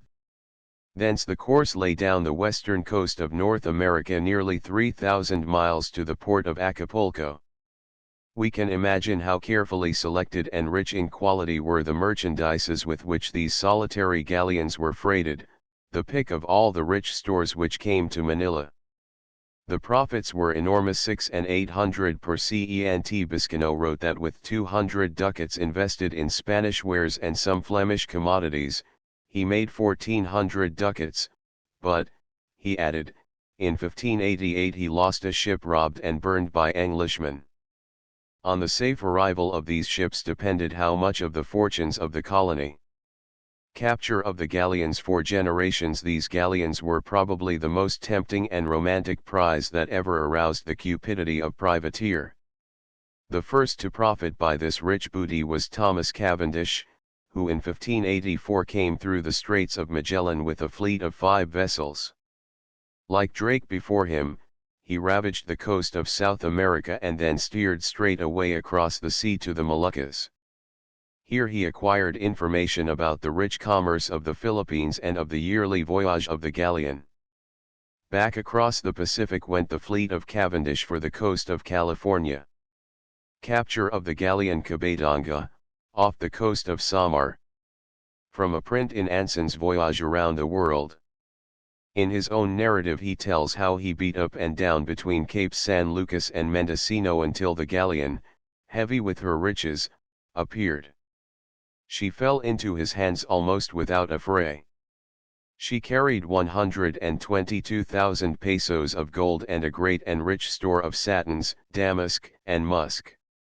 Cavendish landed the Spanish on the California coast, burned the Santa Ana, and then returned to the Philippines and made an attack upon the shipyard of Iloilo, but was repulsed. He sent a letter to the governor at Manila, boasting of his capture, and then sailed for the Cape of Good Hope and home. There is an old story that tells how his sea-worn ships came up the Thames, their masts hung with silk and damask sails. From this time on the venture was less safe. In 1588 there came to Spain the overwhelming disaster of her history, the destruction of the Great Armada. From this date her power was gone, and her name was no longer a terror on the seas. English freebooters controlled the oceans, and in 1610 the Dutch appeared in the east, never to withdraw. The city of Manila 300 years ago. We can hardly close this chapter without some further reference to the city of Manila as it appeared 300 years ago. Morga has fortunately left us a detailed description from which the following points in the main are drawn. As we have already seen, Legazpi had laid out the city on the blackened site of the town and fortress of the Mohammedan prince, which had been destroyed in the struggle for occupation. He gave it the same extent and dimensions that it possesses to this day. Like other colonial capitals in the Far East, it was primarily a citadel and refuge from attack. On the point between the sea and the river Legazpi had built the famous and permanent fortress of Santiago. In the time of the great Adelantado it was probably only a wooden stockade, but under the governor Santiago de Vera it was built up of stone. Cavendish, 1587, describes Manila as an unwalled town and of no great strength, but under the improvements and completions made by Dasmariñas about 1590 it assumed much of its present appearance. Its guns thoroughly commanded the entrance to the river Pasig and made the approach of hostile boats from the harbor side impossible. It is noteworthy, then, that all the assaults that have been made upon the city, from that of Limahong, to those of the British in 1763, and of the Americans in 1898, have been directed against the southern wall by an advance from Paranaque. Dasmariñas also enclosed the city with a stone wall, the base from which the present noble rampart has arisen. It had originally a width of from 7.5 to 9 feet. Of its height no figure is given. Morga says simply that with its buttresses and turrets it was sufficiently high for the purposes of defense. The old fort There was a stone fort on the south side facing Ermita, known as the Fortress of Our Lady of Guidance, and there were 2 or more bastions, each with 6 pieces of artillery. St. Andrew's, now a powder magazine at the southeast corner, and St. Gabriel's, overlooking the Parian district, where the Chinese were settled. The 3 principal gates to the city, with the smaller wickets and posterns, which opened on the river and sea, were regularly closed at night by the guard which made the rounds. At each gate and wicket was a permanent post of soldiers and artillerists. The Plaza de Armas adjacent to the fort had its arsenal, stores, powder works, and a foundry for the casting of guns and artillery. The foundry, when established by Ronquillo, was in charge of a Pampanan Indian called Pandapira. The Spanish buildings of the city especially the casas reales and the churches and monasteries, had been durably erected of stone. Chirano claims that the hewing of stone, the burning of lime, and the training of native and Chinese artisans for this building, were the work of the Jesuit father, Sedano. He himself fashioned the first clay tiles and built the first stone house, and so urged and encouraged others, himself directing, the building of public works, that the city, which a little before had been solely of timber and cane, had become one of the best constructed and most beautiful in the Indies. 20 He it was also who sought out Chinese painters and decorators and ornamented the churches with images and paintings.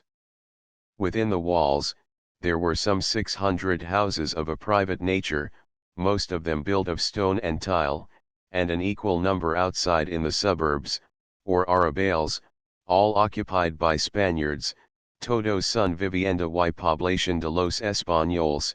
21 This gives some 1,200 Spanish families or establishments, exclusive of the religious, who in Manila numbered at least 150. 22 The garrison, at certain times, about 400 trained Spanish soldiers who had seen service in Holland and the Low Countries, and the official classes. The Malecon and the Luneta. It is interesting at this early date to find mention of the famous recreation drive, the Paseo de Bagumbayan, now commonly known as the Malecon and Luneta. Manila, says our historian, has 2 places of recreation on land.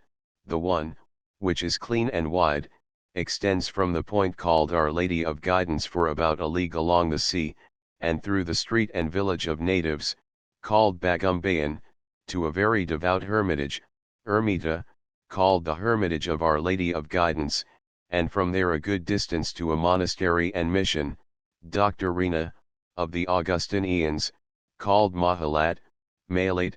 23 The other drive lay out through the present suburb of Concepcion, then called Legio, to Paco, where was a monastery of the Franciscans. The Chinese in Manila. Early Chinese commerce. We have seen that even as long ago as 300 years Manila was a metropolis of the Eastern world. Vessels from many lands dropped anchor at the mouth of the Pasig, and their merchants set up their booths within her markets. Slaves from far distant India and Africa were sold under her walls. Surely it was a cosmopolitan population that the shifting monsoons carried to and from her gates. But of all these Eastern races only one has been a constant and important factor in the life of the islands. This is the Chinese. It does not appear that they settled in the country or materially affected the life of the Filipinos until the establishment of Manila by the Spaniards. The Spaniards were early desirous of cultivating friendly relations with the Empire of China. Salcedo, on his first punitive expedition to Mindoro, had found a Chinese junk, which had gone ashore on the western coast. He was careful to rescue these voyagers and return them to their own land, with a friendly message inviting trading relations. Commerce and immigration followed immediately the founding of the city. The Chinese are without question the most remarkable colonizers in the world. They seem able to thrive in any climate. They readily marry with every race. The children that follow such unions are not only numerous but healthy and intelligent. The coasts of China teem with overcrowding populations. Emigration to almost any land means improvement of the Chinese of poor birth. These qualities and conditions, with their keen sense for trade and their indifference to physical hardship and danger, make the Chinese almost a dominant factor wherever political barriers have not been raised against their entrance. The Chinese had early gained an important place in the commercial and industrial life of Manila. A letter to the king from Bishop Salazar shows that he befriended them and was warm in their praise. 24 This was in 1590, and there were then in Manila and Tondo about 7,000 resident Chinese, and they were indispensable to the prosperity of the city. Importance of Chinese labor and trade. In the early decades of Spanish rule, the Philippines were poor in resources and the population was sparse, quite insufficient for the purposes of the Spanish colonizers. Thus the early development of the colony was based upon Chinese labor and Chinese trade. As the early writers are fond of emphasizing, from China came not only the finished silks and costly wares, which in large part were destined for the trade to New Spain and Europe, but also cattle, horses, and marais, foodstuffs, metals, fruits, and even ink and paper. And what is more, says Chirino, from China come those who supply every sort of service, all dexterous, prompt, and cheap, from physicians and barbers to burden bearers and porters. They are the tailors and shoemakers, metal workers, silversmiths, sculptors, locksmiths, painters, masons, weavers, and finally every kind of servitors in the Commonwealth. 25 Distrust of the Chinese. In those days, not only were the Chinese artisans and traders, but they were also farmers and fishermen, occupations in which they are now not often seen. But in spite of their economic necessity, the Chinese were always looked upon with disfavor and their presence with dread. Plots of murder and insurrection were supposedly rife among them. Writers object that their numbers were so great that there was no security in the land, their life was bad and vicious, through intercourse with them the natives advanced but little in Christianity and customs, they were such terrible eaters that they made food scarce and prices high. If permitted, they went everywhere through the islands and committed 1,000 abuses and offenses.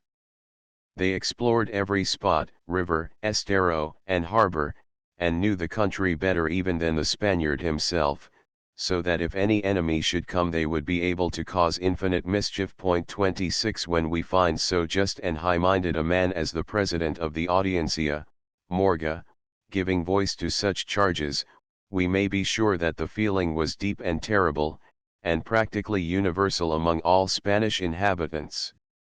The first massacre of the Chinese, each race feared and suspected the other, and from this mutual cowardice came in 1603 a cruel outbreak and massacre. 3 Chinese mandarins arrived in that year, stating that they had been sent by the emperor to investigate a report that there was a mountain in Cavite of solid precious metal. This myth was no more absurd than many pursued by the Spaniards themselves in their early conquests, and it doubtless arose from the fact that Chinese wares were largely purchased by Mexican bullion, but the Spaniards were at once filled with suspicion of an invasion, and their distrust turned against the Chinese in the islands. How far these latter were actually plotting sedition and how far they were driven into attack by their fears at the conduct of the Spaniards can hardly be decided. But the fact is, that on the evening of St. Francis Day the Chinese of the Parian rose. The dragon banners were raised, war gongs were beaten, and that night the pueblos of Quiapo and Tonda were burned and many Filipinos murdered. In the morning a force of 130 Spaniards, under Don Luis Dasmariñas and Don Tomas Bravo, were sent across the river, and in the fight nearly every Spaniard was slain. The Chinese then assaulted the city, but, according to the tradition of the priests, they were driven back in terror by the apparition on the walls of St. Francis. They threw up forts on the site of the Parian and in Dilao, but the power of their wild fury was gone and the Spaniards were able to dislodge and drive them into the country about San Pablo de Monte. From here they were dispersed with great slaughter. 23,000 Chinese are reported by Zuniga to have perished in this sedition. If his report is true, the number of Chinese in the islands must have increased very rapidly between 1590 and 1603. Restriction of Chinese immigration and travel. Commerce and immigration began again almost immediately. The number of Chinese, however, allowed to remain was reduced. The Chinese ships that came annually to trade were obliged to take back with them the crews and passengers which they brought. Only a limited number of merchants and artisans were permitted to live in the islands. They were confined to 3 districts in the city of Manila, and to the great market, the Alcasiria, or Parian. The word Parian seems to have been also used for the Chinese quarter in and adjoining the walled city, but here is meant the district in Binondo about the present Calle San Fernando. A block of stores with small habitations above them had been built as early as the time of Gonzales. It was in the form of a square, and here were the largest numbers of shops and stores. They could not travel about the islands, nor go 2 leagues from the city without a written license, nor remain overnight within the city after the gates were closed, on penalty of their lives. They had their own alcalde and judge, a tribunal and jail, and on the north side of the river Dominican friars, who had learned the Chinese language, had erected a mission and hospital. There was a separate barrio for the baptized Chinese and their families, to the number of about 500. The Chinese in the Philippines from the earliest time to the present have been known by the name of Sanglayas. The derivation of this curious word is uncertain, but Navarrete, who must have understood Chinese well, says that the word arose from a misapprehension of the words spoken by the Chinese who first presented themselves at Manila. Being asked what they came for, they answered, Zanglay, that is, we come to trade.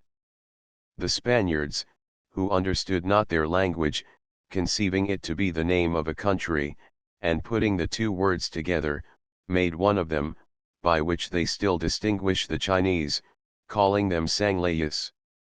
The Japanese colony. There was also in those early years quite a colony of Japanese. Their community lay between the Parian and the barrio of Legio. There were about 500, and among them the Franciscans claimed a goodly number of converts. The Filipino district of Tonda we have described at some length, the city south of the river and the surrounding suburbs, most of them known by the names they hold today. North of the Pasig was the great district of Tonda, the center of that strong, independent Filipino feeling which at an early date was colored with Mohammedanism and to this day is strong in local feeling. This region has thriven and built up until it has long been by far the most important and populous part of the metropolis, but not until very recent times was it regarded as a part of the city of Manila, which name was reserved for the walled citadel alone. A bridge across the Pasig, on the site of the present Puente de España, connected the two districts at a date later than Morga's time. It was one of the first things noticed by Navarrete, who, without describing it well, says it was very fine. It was built during the governorship of Nino de Tabara, who died in 1632. Montero states that it was of stone, and that this same bridge stood for more than 2 centuries, resisting the incessant traffic and the strength of floods. 28 The decline of Manila during the next century. Such was Manila 35 and 40 years after its foundation. It was at the zenith of its importance, the capital of the eastern colonies, the mart of Asia, more splendid than Goa, more powerful than Malacca or Macau, more populous and far more securely held than Ternate and Tidor. Truly, exclaimed Chirino, it is another Tyre, so magnified by Ezekiel. It owed its great place to the genius and daring of the men who founded it, to the freedom of action which it had up to this point enjoyed, and to its superlative situation. In the years that followed we have to recount for the most part only the process of decline. Spain herself was fast on the wane. A few years later and the English had almost driven her navies from the seas, the Portuguese had regained their independence and lost empire, the Dutch were in the east, harrying Portuguese and Spaniard alike and fast monopolizing the rich trade. The commerce and friendly relations with the Chinese, on which so much depended, were broken by massacre and reprisal, and, most terrible and piteous of all, the awful wrath and lust of the Malay pirate, for decade after decade, was to be visited upon the archipelago. The colonial policy of the motherland, selfish, short-sighted, and criminal, was soon to make its paralyzing influence felt upon trade and administration alike. These things were growing and taking place in the next period which we have to consider, the years from 1600 to 1663. They left the Philippines despoiled and insignificant for a whole succeeding century, a decadent colony and an exploited treasure. 1 Relation de la Conquista de Luzon, 1572, p. 15. 2 Relation de las Encomiendas, Existence en Filipinas, Ritana, Archivo del Bibliófilo Filipino, Volume 4. 3 Ordenanzas, para la repartición de los indios de la Isla Española, in Documentos Indígenas, Volume I, p. 236. 4 Historia de Filipinos, p. 157, et square 5. Among other documents, which throw a most unfavorable light upon the condition of the Filipinos under the encomiendas, is the letter to the king from Domingo de Salazar, the first bishop of the Philippines, which describes the conditions about 1583. 6 Domingo de Salazar, Relation de las Cosas de las Filipinas, 1583, p. 5, in Ritana Archives, Volume 3. 7 Relation, pages 13, 14. 8 Sucesos de las Filipinas, p. 334. 9 Las Costumbres de los Tagalos en Filipinas según el Padre Plasencia. Madrid, 1892. 10 Blumentritt, Organización Comunal de Indígenas de Philippines, Traduce de el Alemán, para Huget. 1881. 11 Sucesos de las Filipinas, p. 332. 12 See Salazar's relation on this point. 13 Chirino, Relation, pages 19, 20. 14 Morga, p. 329. 15 Sucesos de las Filipinas, p. 323. 16 The Principal Navigations, Voyages, Traffics and Discoveries of the English Nation, by Richard Hakluyt, Master of Arts and sometime student of Christ Church in Oxford. Imprinted at London, 1598. Volume I, p. 560. 17 Sucesos de las Filipinas, p. 347. 18 Sucesos de las Filipinas, p. 352.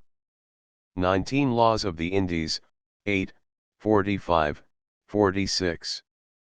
20 Relation de las Islas Filipinas, Chapter V, p. 23, and Chapter 13. p. 47. 21 Ibid, p. 323. 22 Ibid, p. 321. 23 Morga, Sucesos, p. 324. 24 Carta Relation de las Cosas de la China y de los Chinos del Parian de Manila, 1590, in Ratana, Archivo, Volume 3. 25 Relation de las Islas Filipinas, p. 18. See also Salazar, Carta Relation. 26 Sucesos de las Islas Filipinas, p. 364. 27 Zuniga, Historia de las Filipinas, p. 252. 28 Historia General de Filipinas, Volume I, p. 187. Chapter 9. The Dutch and Moro Wars. 1600 to 1663. Loss of the naval power of Spain and Portugal. The seizure of Portugal by Philip II. In 1580 was disastrous in its consequences to both Portugal and Spain. For Portugal it was humiliation and loss of colonial power. Spain was unequal to the task of defending the Portuguese possessions, and her jealousy of their prosperity seems to have caused her deliberately to neglect their interests and permit their decline. In one day Portugal lost possession of that splendid and daring navy which had first found a way to the Indies. Several hundred Portuguese ships, thousands of guns, and large sums of money were appropriated by Spain upon the annexation of Portugal. 1 Most of these ill-fated ships went down in the English Channel with the Great Armada. When the terrible news of the destruction of this powerful armament, on which rested Spanish hopes for the conquest and humiliation of England, was brought to the Escorial, the magnificent palace where the years of the king were passed, Philip II, that strange man, whose countenance never changed at tidings of either defeat or victory, is reported to have simply said, "I thank God that I have the power to replace the loss." He was fatuously mistaken. The loss could never be made good. The navies of Spain and Portugal were never fully rebuilt. In that year, 1588, preeminence on the sea passed to the English and the Dutch. The Netherlands become an independent country. Who were these Dutch, or Hollanders? How came they to wrest from Spain and Portugal a colonial empire, which they hold today without loss of prosperity or evidence of decline? In the north of Europe, facing the North Sea, is a low, rich land, intersected by rivers and washed far into its interior by the tides, known as Holland, the Low Countries, or the Netherlands. Its people have ever been famed for their industry and hardihood. In manufacture and trade in the latter Middle Age, they stood far in the lead in Northern Europe. Their towns and cities were the thriftiest, most prosperous, and most cleanly. We have already explained the curious facts of succession by which these countries became a possession of the Spanish king, Emperor Charles V. The Low Countries were always greatly prized by Charles, and in spite of the severities of his rule he held their affection and loyalty until his death. It was in the city of Antwerp that he formally abdicated in favor of his son, Philip II, and, as described by contemporary historians, this solemn and imposing ceremony was witnessed with every mark of loyalty by the assembly. The rebellion but the oppressions and persecutions of Philip's reign drove the people to rebellion. The Netherlands had embraced the Protestant religion, and when, in addition to plunder, intimidation, the quartering of Spanish soldiery, and the violation of sovereign promises, Philip imposed that terrible and merciless institution, the Spanish Inquisition. The Low Countries faced the tyrant in a passion of rebellion. War, begun in 1556, dragged on for years. There was pitiless cruelty, and the sacking of cities was accompanied by fearful butchery. In 1575 the 7 Dutch counties declared their independence, and formed the Republic of the Netherlands. Although the efforts of Spain to reconquer the territory continued until the end of the century, practical independence was gained some years before. Trade between Portugal and the Netherlands forbidden a large portion of the commerce of the Low Countries had been with Lisbon. The Portuguese did not distribute to Europe the products which their navies brought from the Indies. Foreign merchants purchased in Lisbon and carried these wares to other lands, and to a very large degree the service had been performed by the Dutch. But on the annexation of Portugal, Philip forbade all commerce and trade between the two countries.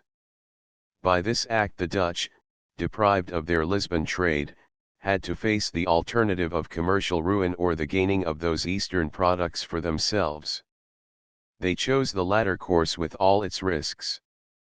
It was soon made possible by the destruction of the Armada.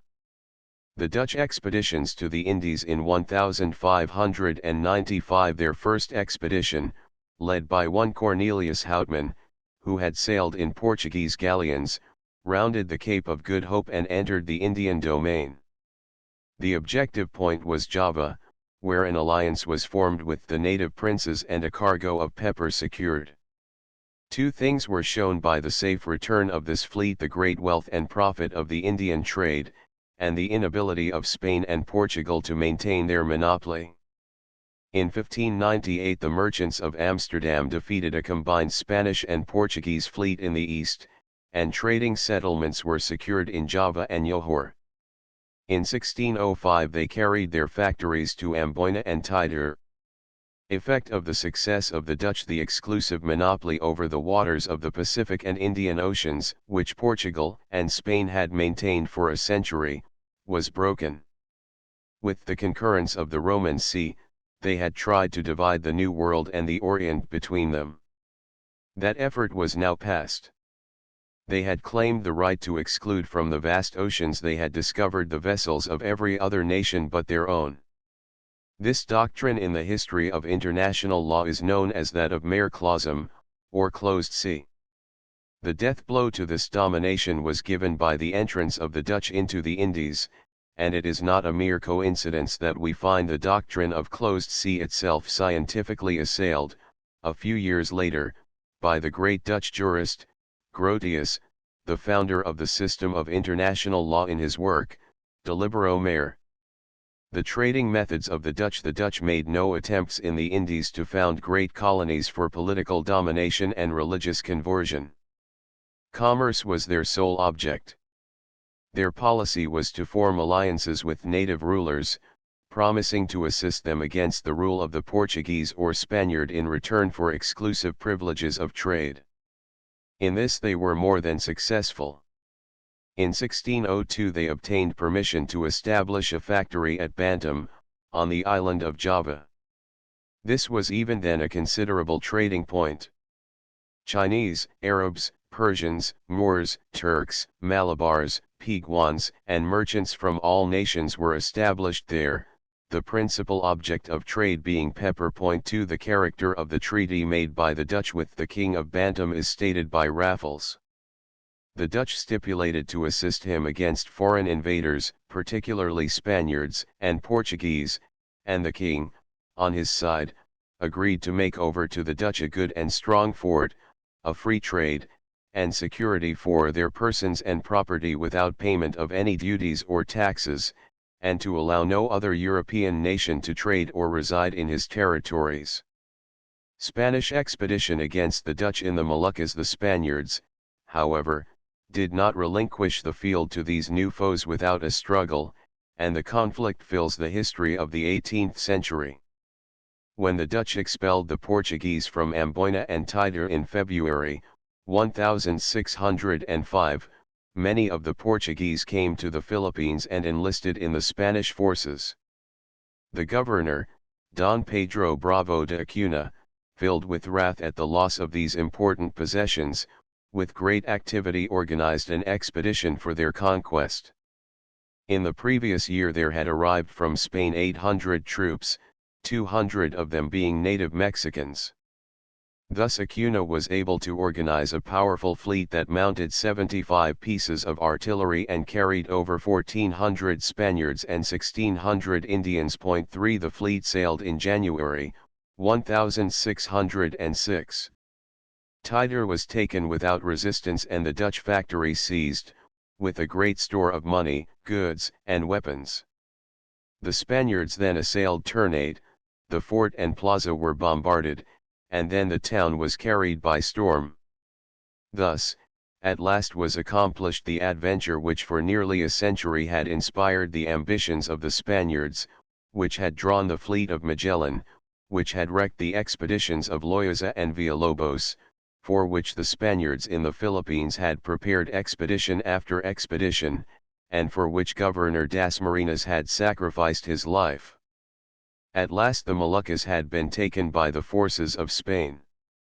Capture of a Dutch fleet at Mariveles. So far from disposing of their enemies, however, this action simply brought the Dutch into the Philippines. In 1609, Juan de Silva became governor of the islands, and in the same year arrived the Dutch admiral, Wittert, with a squadron. After an unsuccessful attack on Iloilo, the Dutch fleet anchored off Mariveles, to capture vessels arriving for the Manila trade. At this place, on the 25th of April, 1610, the Spanish fleet, which had been hastily fitted at Cavite, attacked the Dutch, killing the admiral and taking all the ships but 250 prisoners, and a large amount of silver and merchandise. These prisoners seem to have been treated with more mercy than the captives of Van Noort's fleet, who were hung at Cavite. The wounded are said to have been cared for, and the friars from all the religious orders vied with one another to convert these Protestant pirates from their heresy. An expedition against the Dutch in Java. Spain made a truce of her European wars with Holland in 1609, but this cessation of hostilities was never recognized in the East. The Dutch and Spanish colonists continued to war upon and pillage each other until late in the century. Encouraged by his victory over Wittert, Silva negotiated with the Portuguese allies in Goa, India, to drive the Dutch from Java. A powerful squadron sailed from Cavite in 1616 for this purpose. It was the largest fleet which up to that date had ever been assembled in the Philippines. The expedition, however, failed to unite with their Portuguese allies, and in April, Silva died at Malacca of malignant fever. The Dutch fleet's battles near Corregidor. The fleet returned to Cavite to find that the city, while stripped of soldiers and artillery, had been in a fever of anxiety and apprehension over the proximity of Dutch vessels. They were those of Admiral Spilbergen, who had arrived by way of the Straits of Magellan and the Pacific. He has left us a chart of the San Bernardino Straits, which is reproduced here. Spilbergen bombarded Iloilo and then sailed for the Moluccas. A year later he returned, met a Spanish fleet of 7 galleons and 2 galleeras near Manila and suffered a severe defeat. 4 The battle began with cannonading on Friday, April 13, and continued throughout the day. On the following day the vessels came to close quarters, the Spaniards boarded the Dutch vessels, and the battle was fought out with the sword. The Dutch were overwhelmed. Probably their numbers were few. The relation states they had 14 galleons, but other accounts put the number at 10, 3 vessels of which were destroyed or taken by the Spaniards. One of them, the beautiful ship, the Son of Holland, was burned. This combat is known as the Battle of Playa Honda. Another engagement took place in the same waters of Corregidor, late in 1624, when a Dutch fleet was driven away without serious loss to either side. The Dutch capture Chinese junks, and galleons, but through the intervening years, fleets of the Hollanders were continually arriving, both by the way of the Cape of Good Hope and the Straits of Magellan.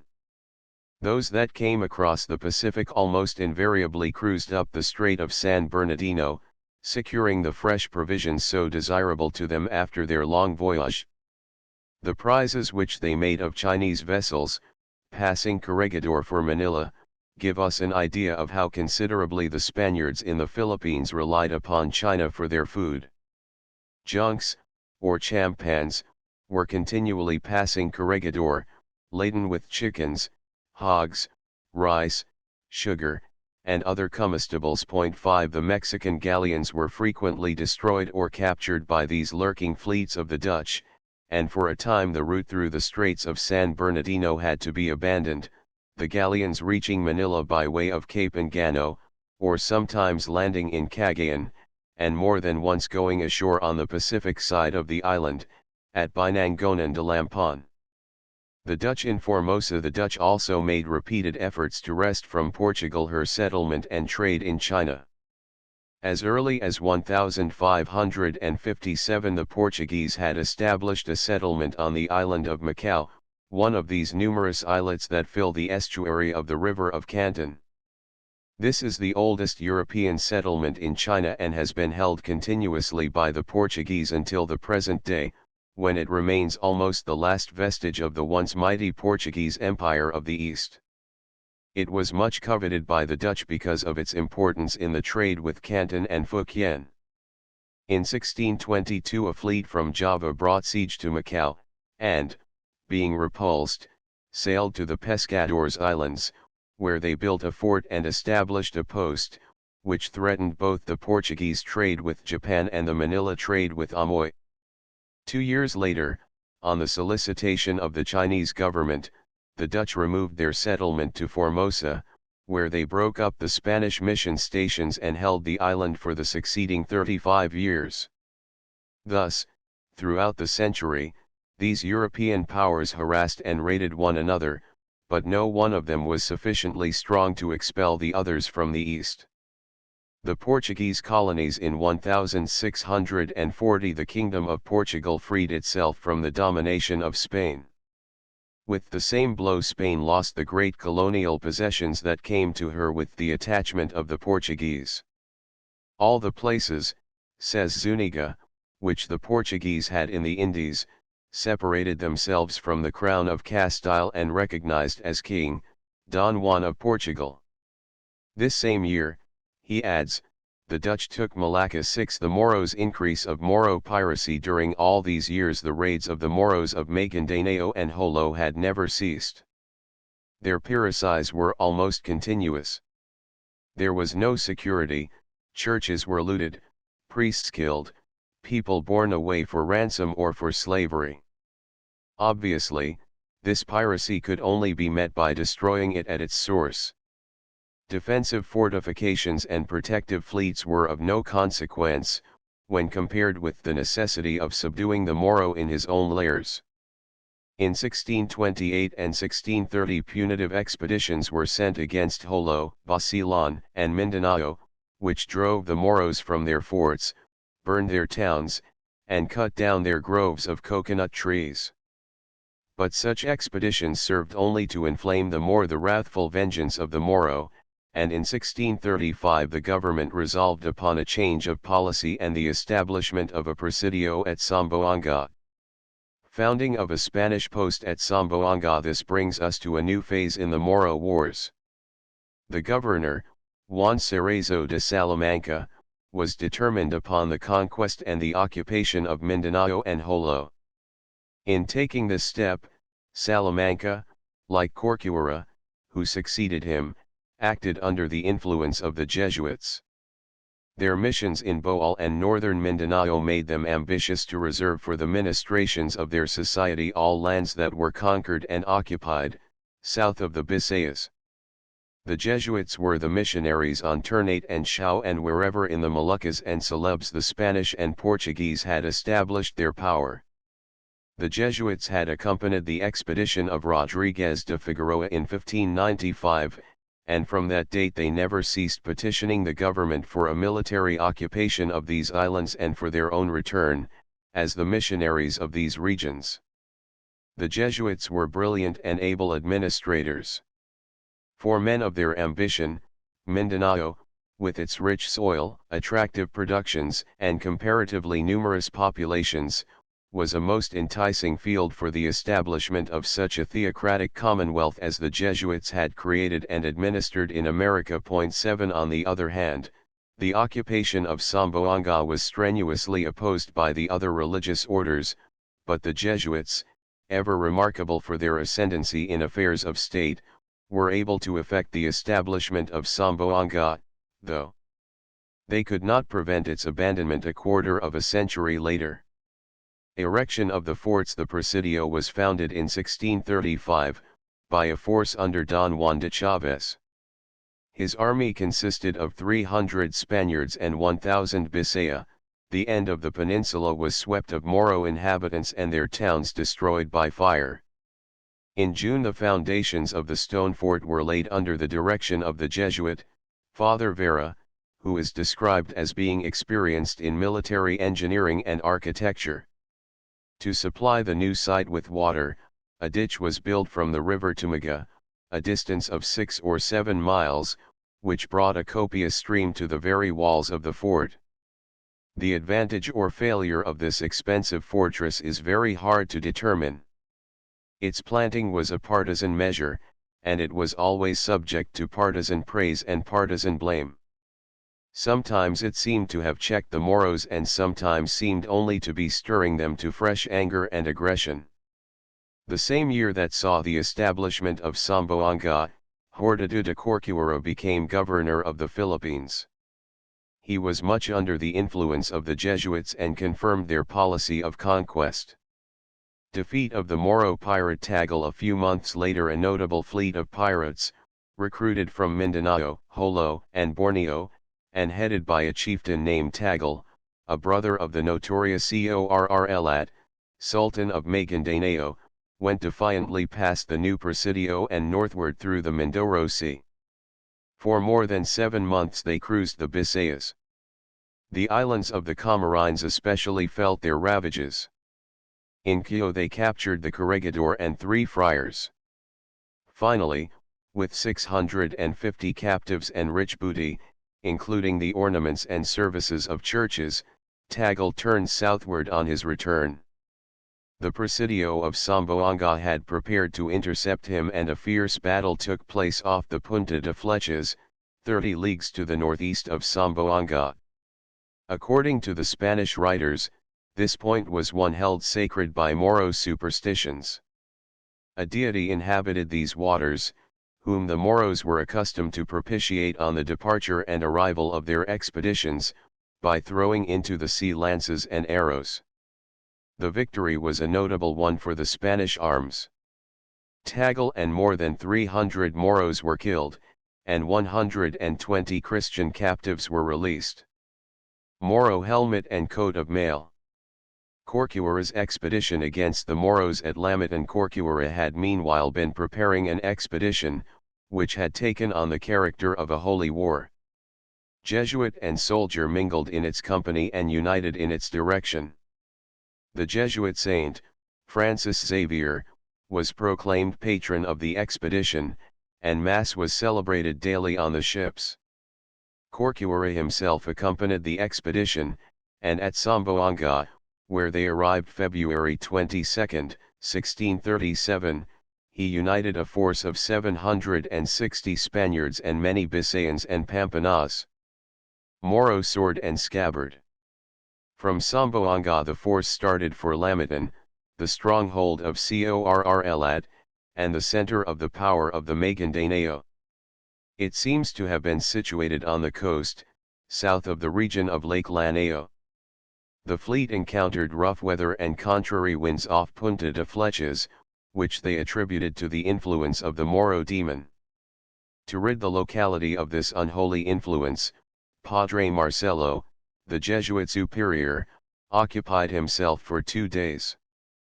Padre Combs has left us an account of the ceremony. 8 The demon was dispossessed by exorcism.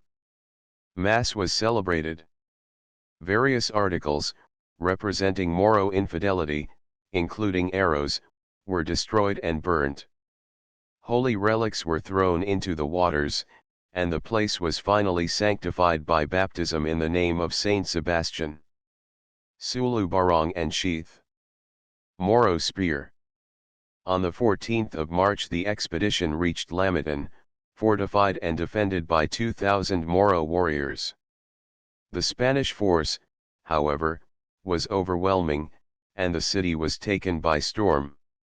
Here were captured 8 bronze cannon, 27 versos, a kind of small howitzer, and over 100 muskets and arquebuses and a great store of Moro weapons.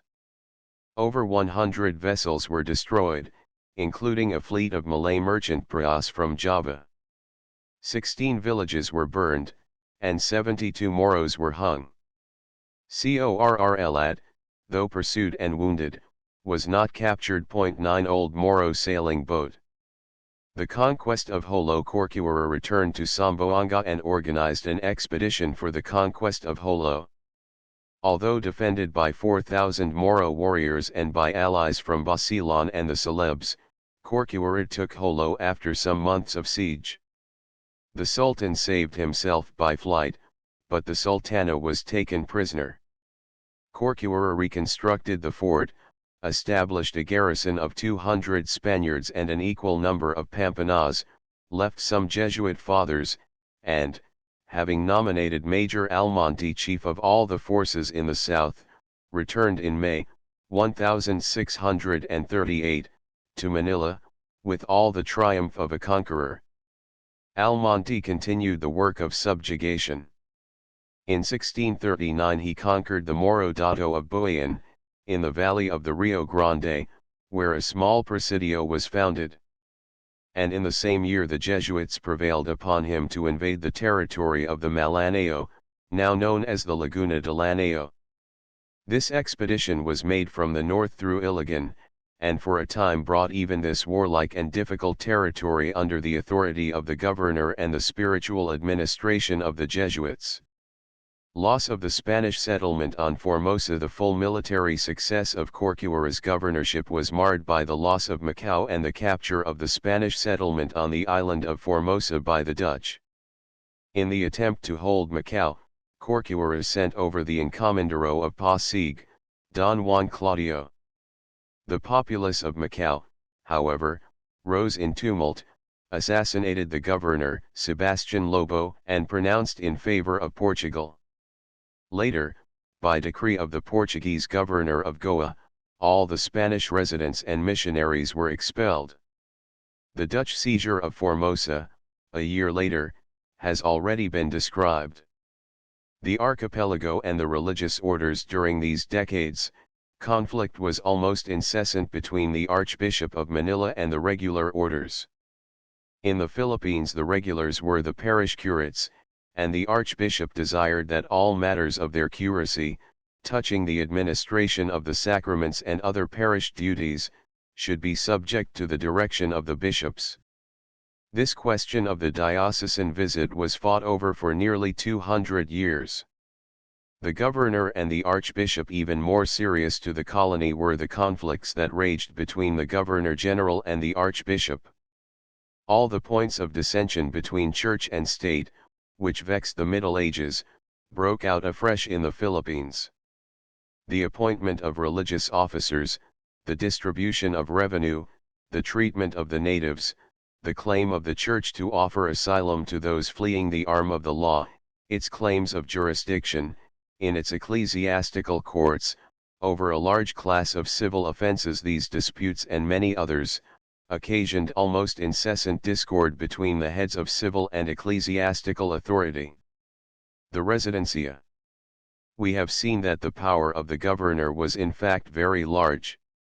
Theoretically, the Audiencia was a limit upon his authority, but in fact the governor was usually the president of this body, and the oidores were frequently his abettors and rarely his opponents. At the end of each governor's rule there took place a characteristic Spanish institution, called the residencia. This was a court held by the newly elected governor, for an examination into the conduct of his predecessor. Complaints of every description were received, and often, in the history of the Philippines, one who had ruled the archipelago almost as an independent monarch found himself, at the end of his office, ruined, and in chains. It was upon the occasion of the residencia that the ecclesiastical powers, after a governorship stormy with disputes, exercised their power for revenge. Unquestionably many a governor, despite his actual power, facing, as he did, the residencia at the termination of his rule, made peace with his enemies and yielded to their demands. Corcuera had continuous troubles with the archbishop and with the religious orders other than the Jesuits. In 1644, when his successor, Fajardo, relieved him, the Franciscans, Augustinians, and Recollects procured his imprisonment and the confiscation of his property.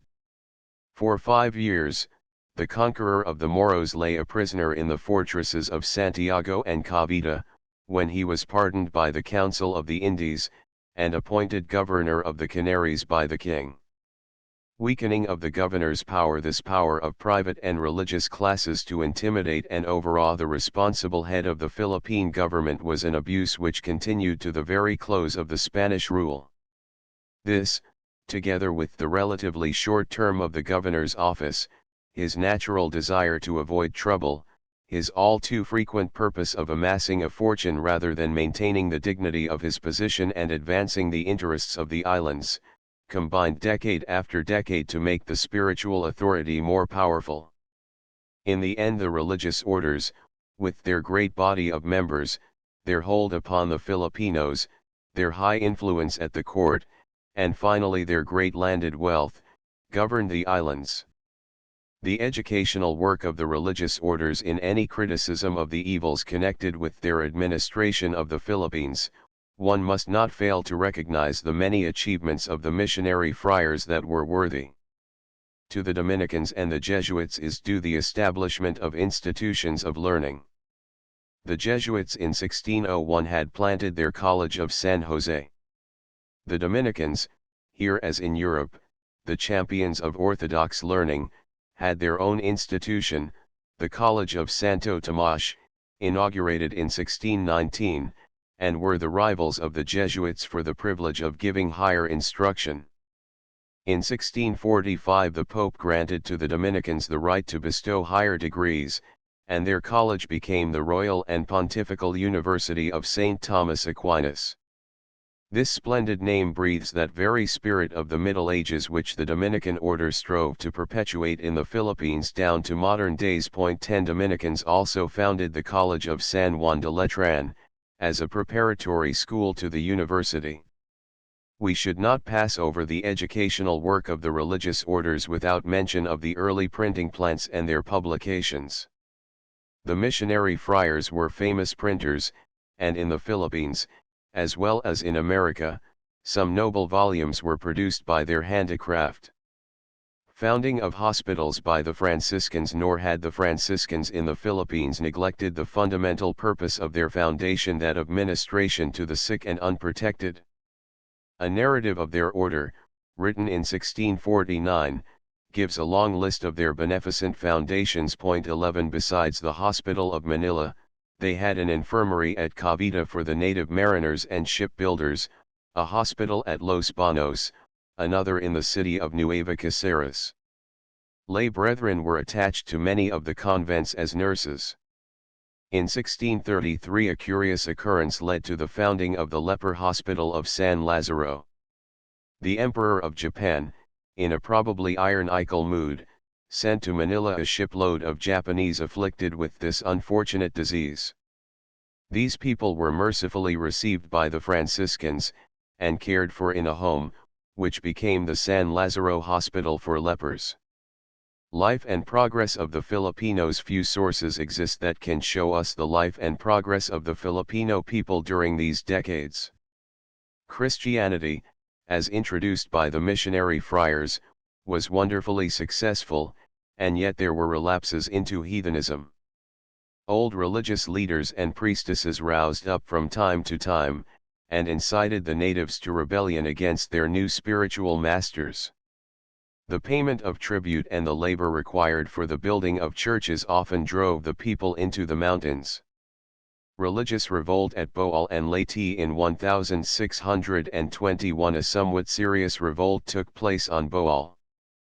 The Jesuits who administered the island were absent in Cebu, attending the fiestas on the canonization of Saint Francis Xavier.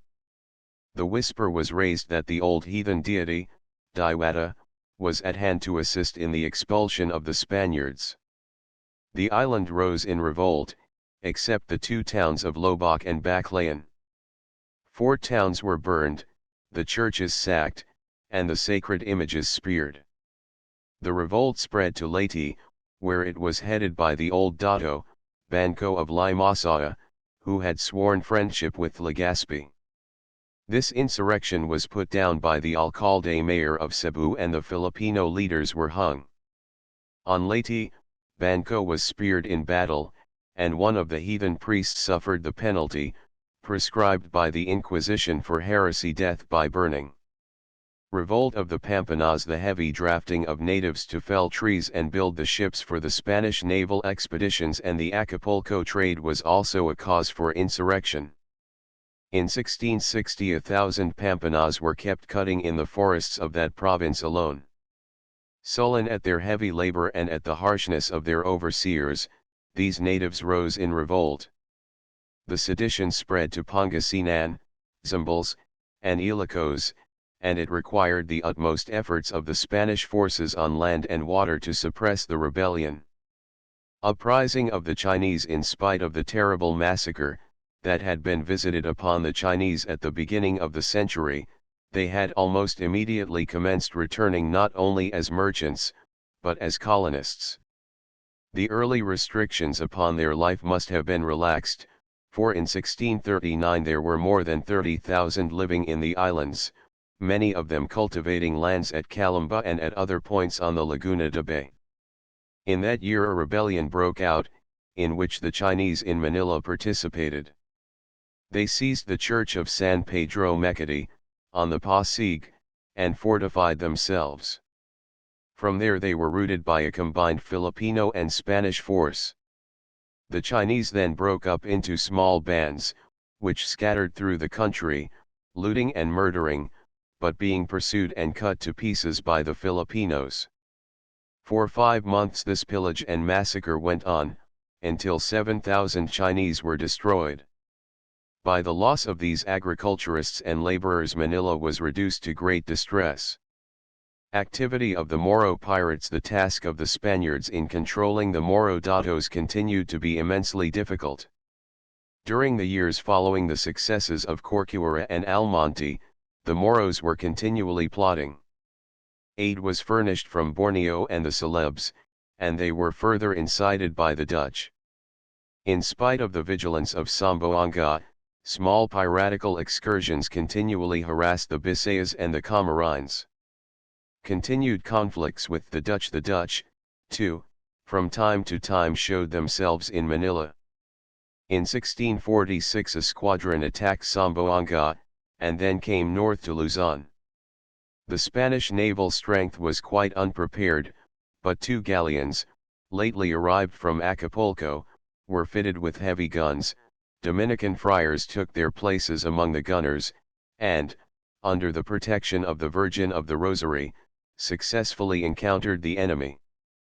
A year later a fleet of 12 vessels entered Manila Bay, and nearly succeeded in taking Cavite. Failing in this, they landed in Bataan province, and for some time held the coast of Manila Bay in the vicinity of Abuque.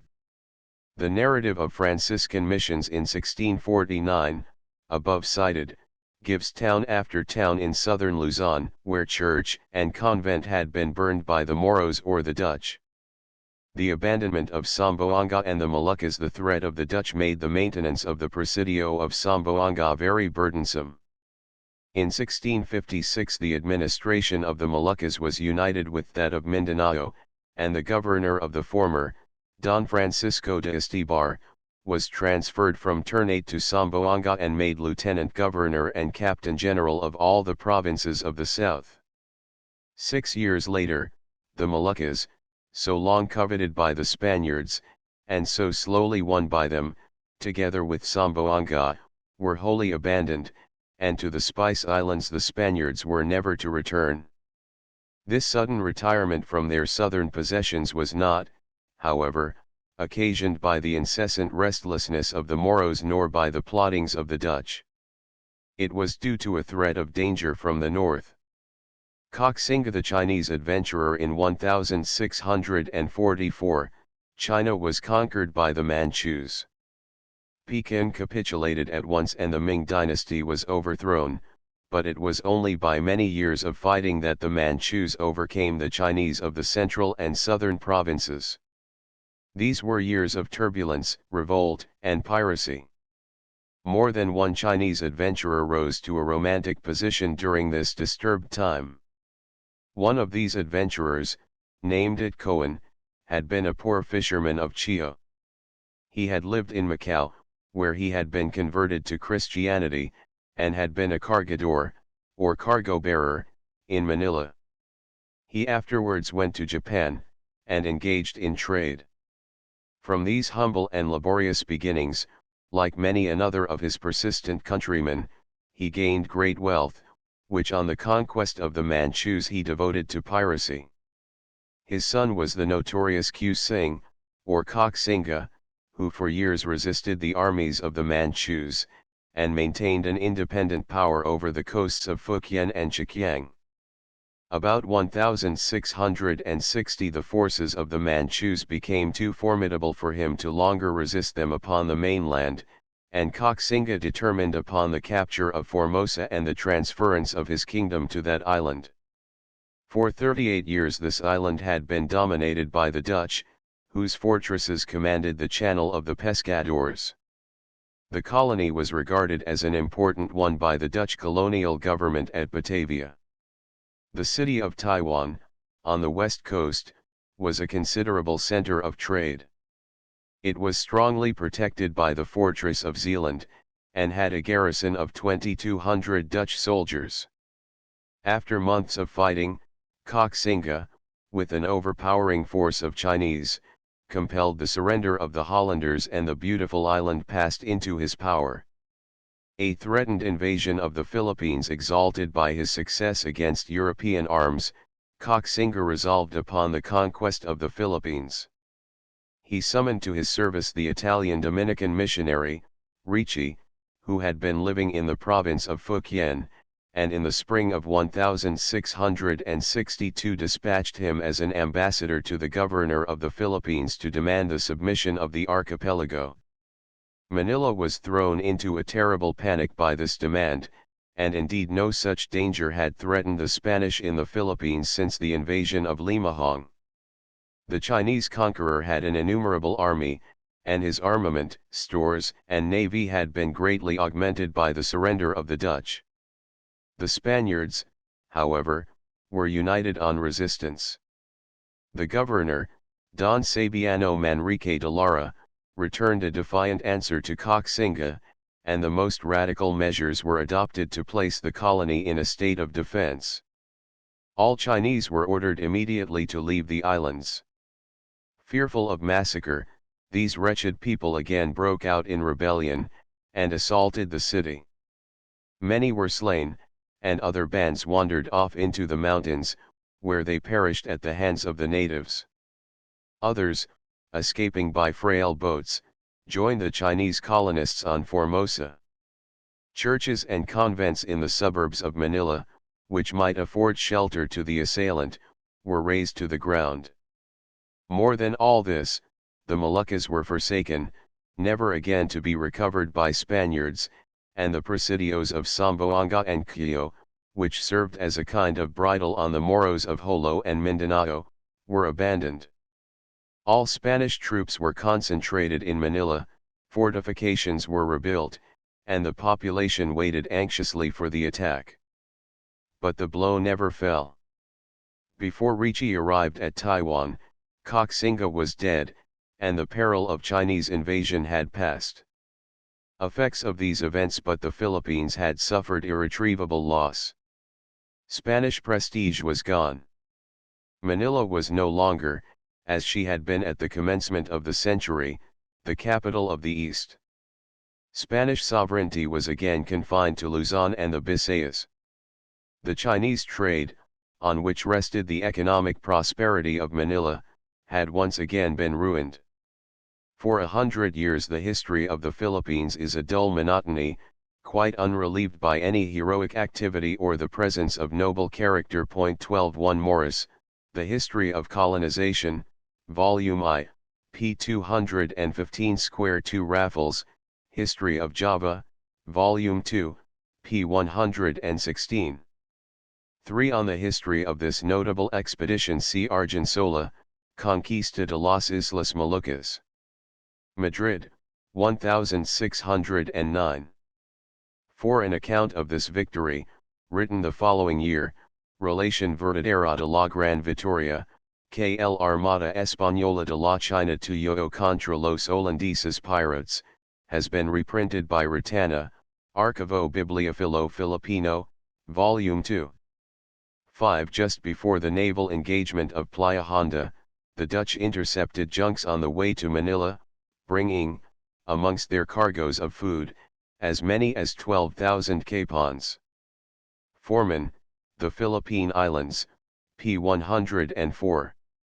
6. Historia de Filipinas, p. 282.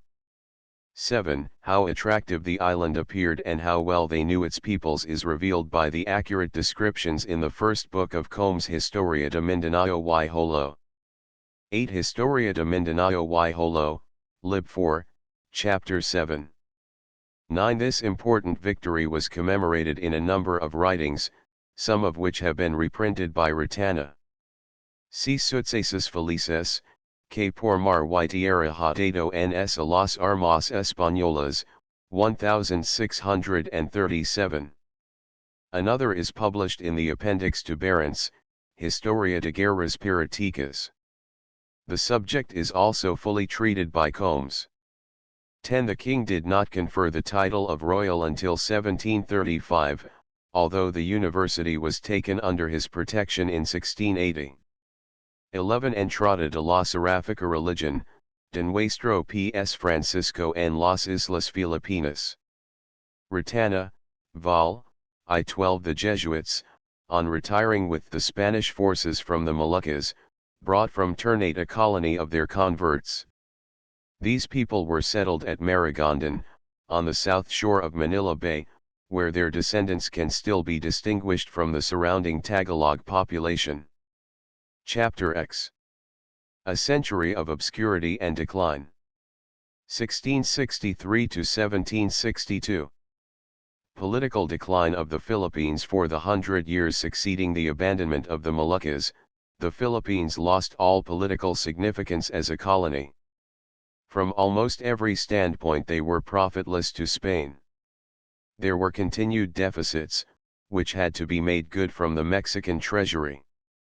The part of Spain in the conquest of the East was over, and the Philippines became little more than a great missionary establishment, presided over by the religious orders.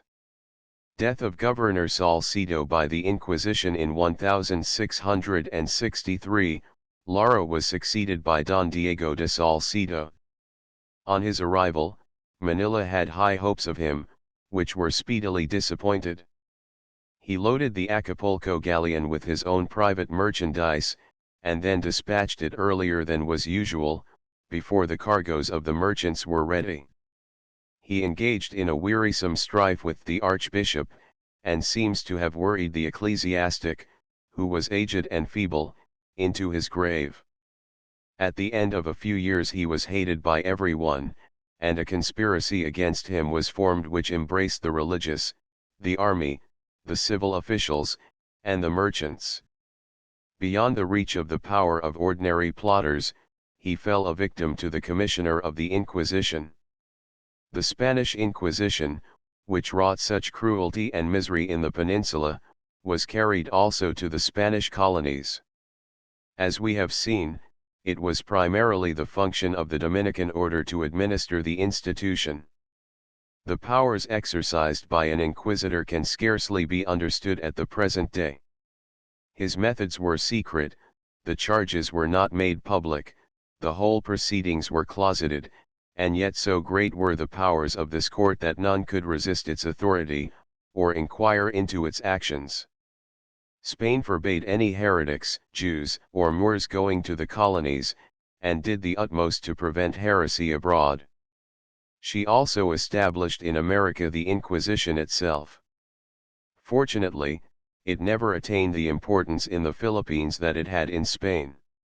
In the Philippines there was no tribunal, the institution being represented solely by a commissioner. Death of the governor in 1667, when the unpopularity of Governor Salcedo was at its height, this commissioner professed to discover in him grounds of heresy from the fact that he had been born in Flanders, and decided to avenge the church by encompassing his ruin. By secret arrangement, the master of the camp withdrew the guard from the palace, and the commissioner, with several confederates, gained admission. The door of the governor's room was opened by an old woman, who had been terrified into complicity, and the governor was seized sleeping, with his arms lying at the head of his bed. The commissioner informed the governor that he was a prisoner of the Holy Office.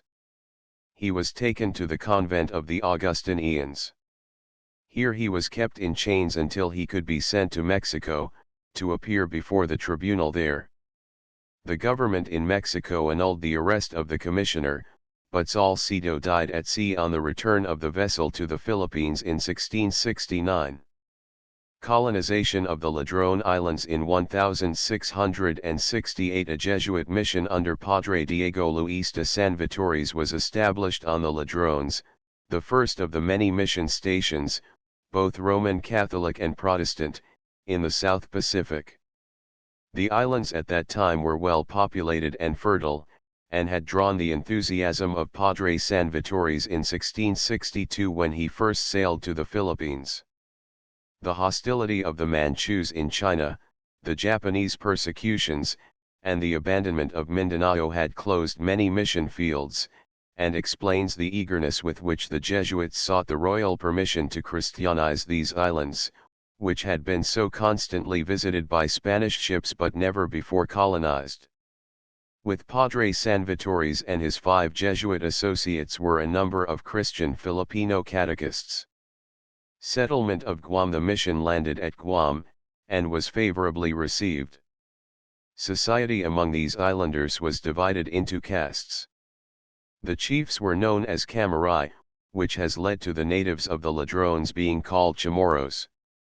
A piece of ground was given the Jesuits for a church at the principal town called Agadna, Agana, and here also a seminary was built for the instruction of young men.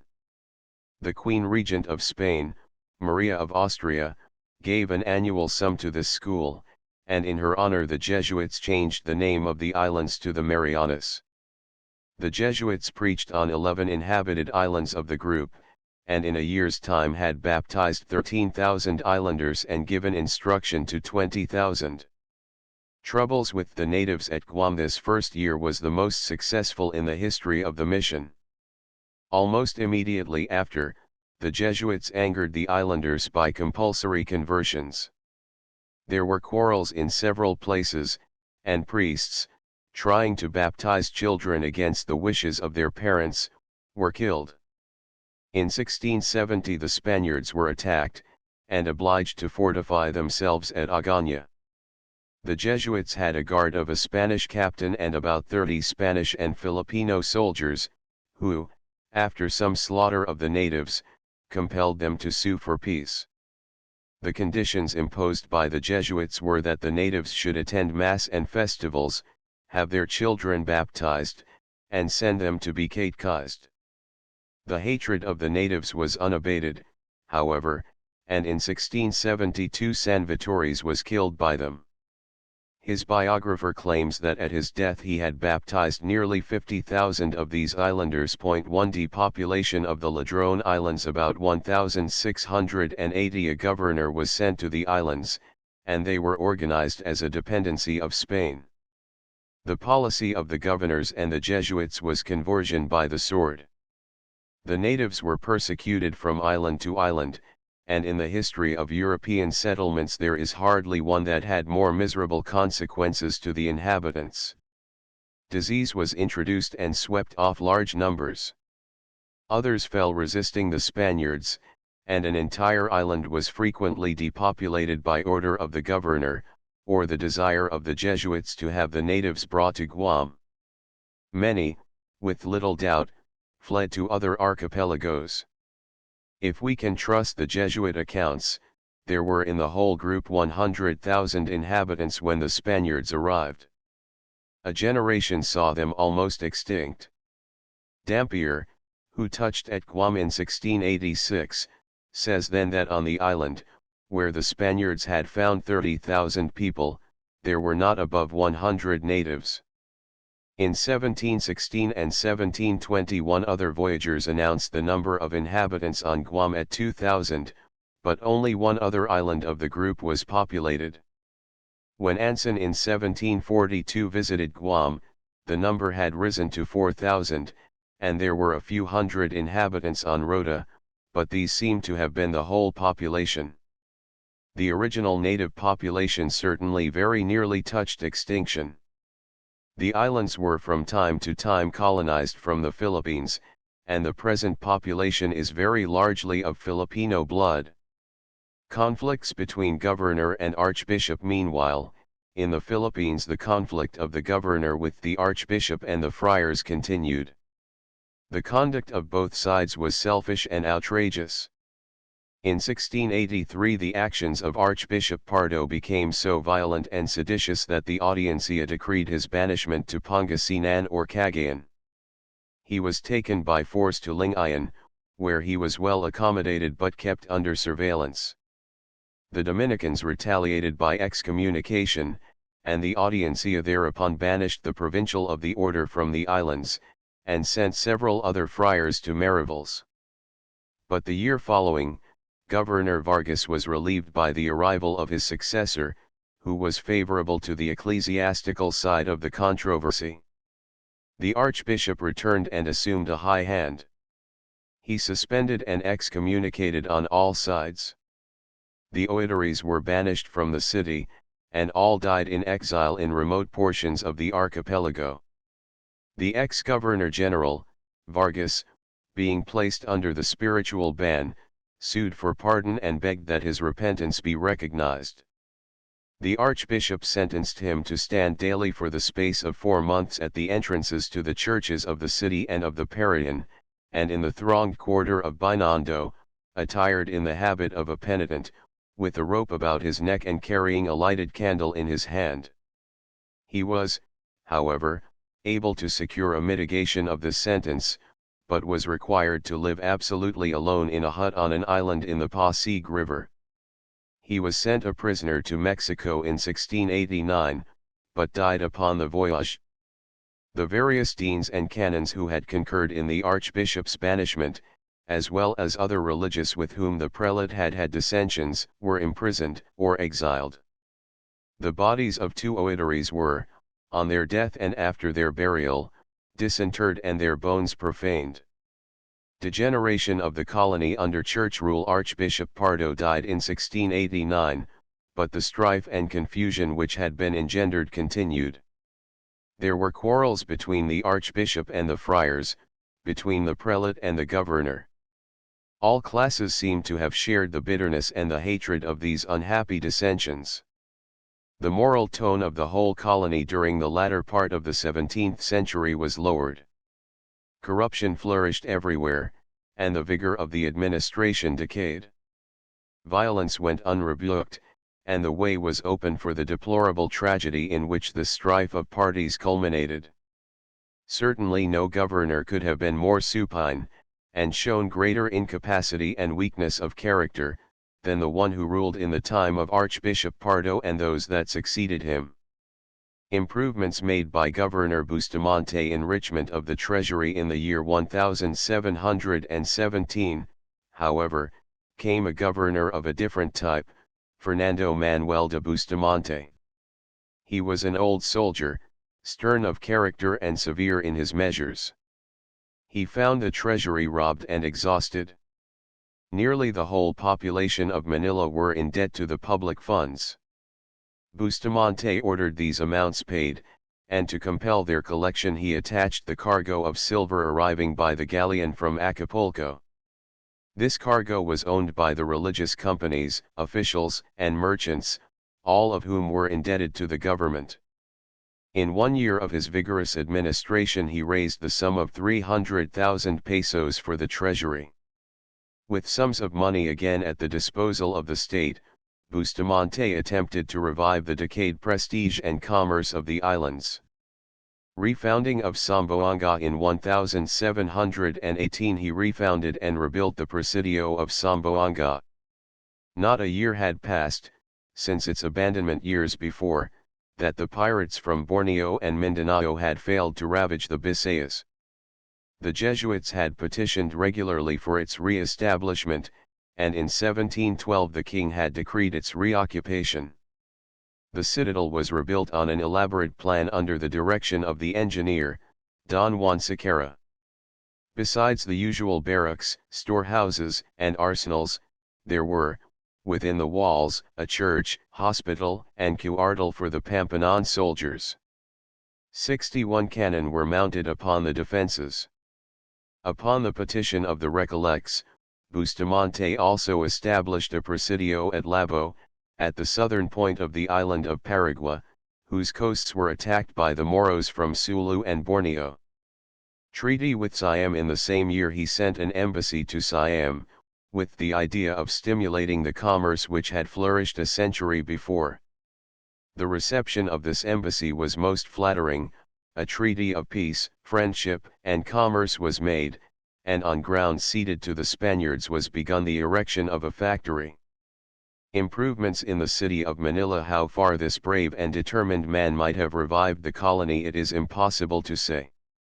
The population of Manila, both ecclesiastical and civil, was at this time so sunk in corruption and so degenerate as to make almost impossible any recuperation except under the rule of a man equally determined as Bustamante, but ruling for a long period of time. He had not hesitated to order investigations into the finances of the islands, which disclosed defalcations amounting to 700,000 pesos. He fearlessly arrested the defaulters, no matter what their station. The whole city was concerned in these peculations, consequently the utmost fear and apprehension existed on all sides, and Bustamante, hated as well as dreaded, was compelled to enforce his reforms single-handed. His murder he was opposed by the friars and defied by the archbishop, but, notwithstanding ecclesiastical condemnation, he went to the point of ordering the arrest of the prelate. The city rose in sedition, and a mob, headed by friars, proceeded to the palace of the governor, broke in upon him, and, as he faced them alone and without support, killed him in cold blood, October 11, 1719. The archbishop proclaimed himself governor and president of the Audiencia. The oidores and officials who had been placed under arrest by Bustamante were released, and his work overthrown. The new government had neither the courage nor the inclination to continue Bustamante's policy, and in 1720 the archbishop called a council of war, which decreed the abandonment of the fort at Labo. When the news of this murder reached Spain, the king ordered an investigation and the punishment of the guilty, and in 1721 Governor Torre Campo arrived to put these mandates into execution. The culprits, however, were so high and so influential that the governor did not dare proceed against them, and although the commands of the king were reiterated in 1724, the assassins of Bustamante were never brought to justice. Treaty with the Sultan of Jolo. In spite of the cowardly policy of the successors of Bustamante, the Presidio of Zamboanga was not abandoned. So poorly was it administered, however, that it was not effective to prevent Moro piracy, and the attacks upon the Bisaya and Colombians continued. In 1721 a treaty was formed with the Sultan of Jolo providing for trade between Manila and Jolo, the return or ransom of captives, and the restitution to Spain of the island of Basilan. The Moro pirates of Taai to some extent this treaty seems to have prevented assaults from Jolo, but in 1730 the Moros of Taai fell upon Paraguay and the Colombians, and in 1731 another expedition from the south spent nearly a whole year cruising and destroying among the Bisayas. Deplorable state of Spanish defenses. The defenses of the Spaniards during these many decades were continually in a deplorable state, their arms were wretched, and, except in moments of great apprehension, no attention was given to fortifications, to the preservation of artillery, nor to the supply of ammunition. Sudden attacks ever found the Spaniards unprepared. Military unreadiness was the normal condition of this archipelago from these early centuries down to the destruction of the Spanish armament by the American fleet. The economic policy of Spain, restrictions of trade during the closing years of the 17th century and the beginning of the 18th, commerce seemed to have been actually paralyzed. That brilliant trade which is described by Morga, and which was at its height about 1605, was a few years later defeated by the miserable economic policy of Spain, pandering to the demands of the merchants of Cadiz and Seville. Spain's economic policy had only in view benefits to the peninsula. The laws of the Indies abound with edicts for the purpose of limiting and crippling colonial commerce and industry, wherever it was imagined that it might be prejudicial to the protected industries of Spain. The manufacturers of Seville wished to preserve the colonies, both of America and of the Indies, as markets for their monopoly wares, and in this policy, for 2 centuries, they had the support of the Crown. The growing trade between Mexico and the Philippines had early been regarded with suspicion, and legislation was framed to reduce it to the lowest point compatible with the existence of the colony. None of the colonies of America could conduct commerce with the Philippines except Mexico, and here all communication must pass through the port of Acapulco. This trade was limited to the passage of a single vessel a year. In 1605 2 galleons were permitted, but their size was reduced to 300 tons. They were allowed to carry out 500,000 pesos of silver, but no more than 250,000 pesos worth of Chinese products could be returned.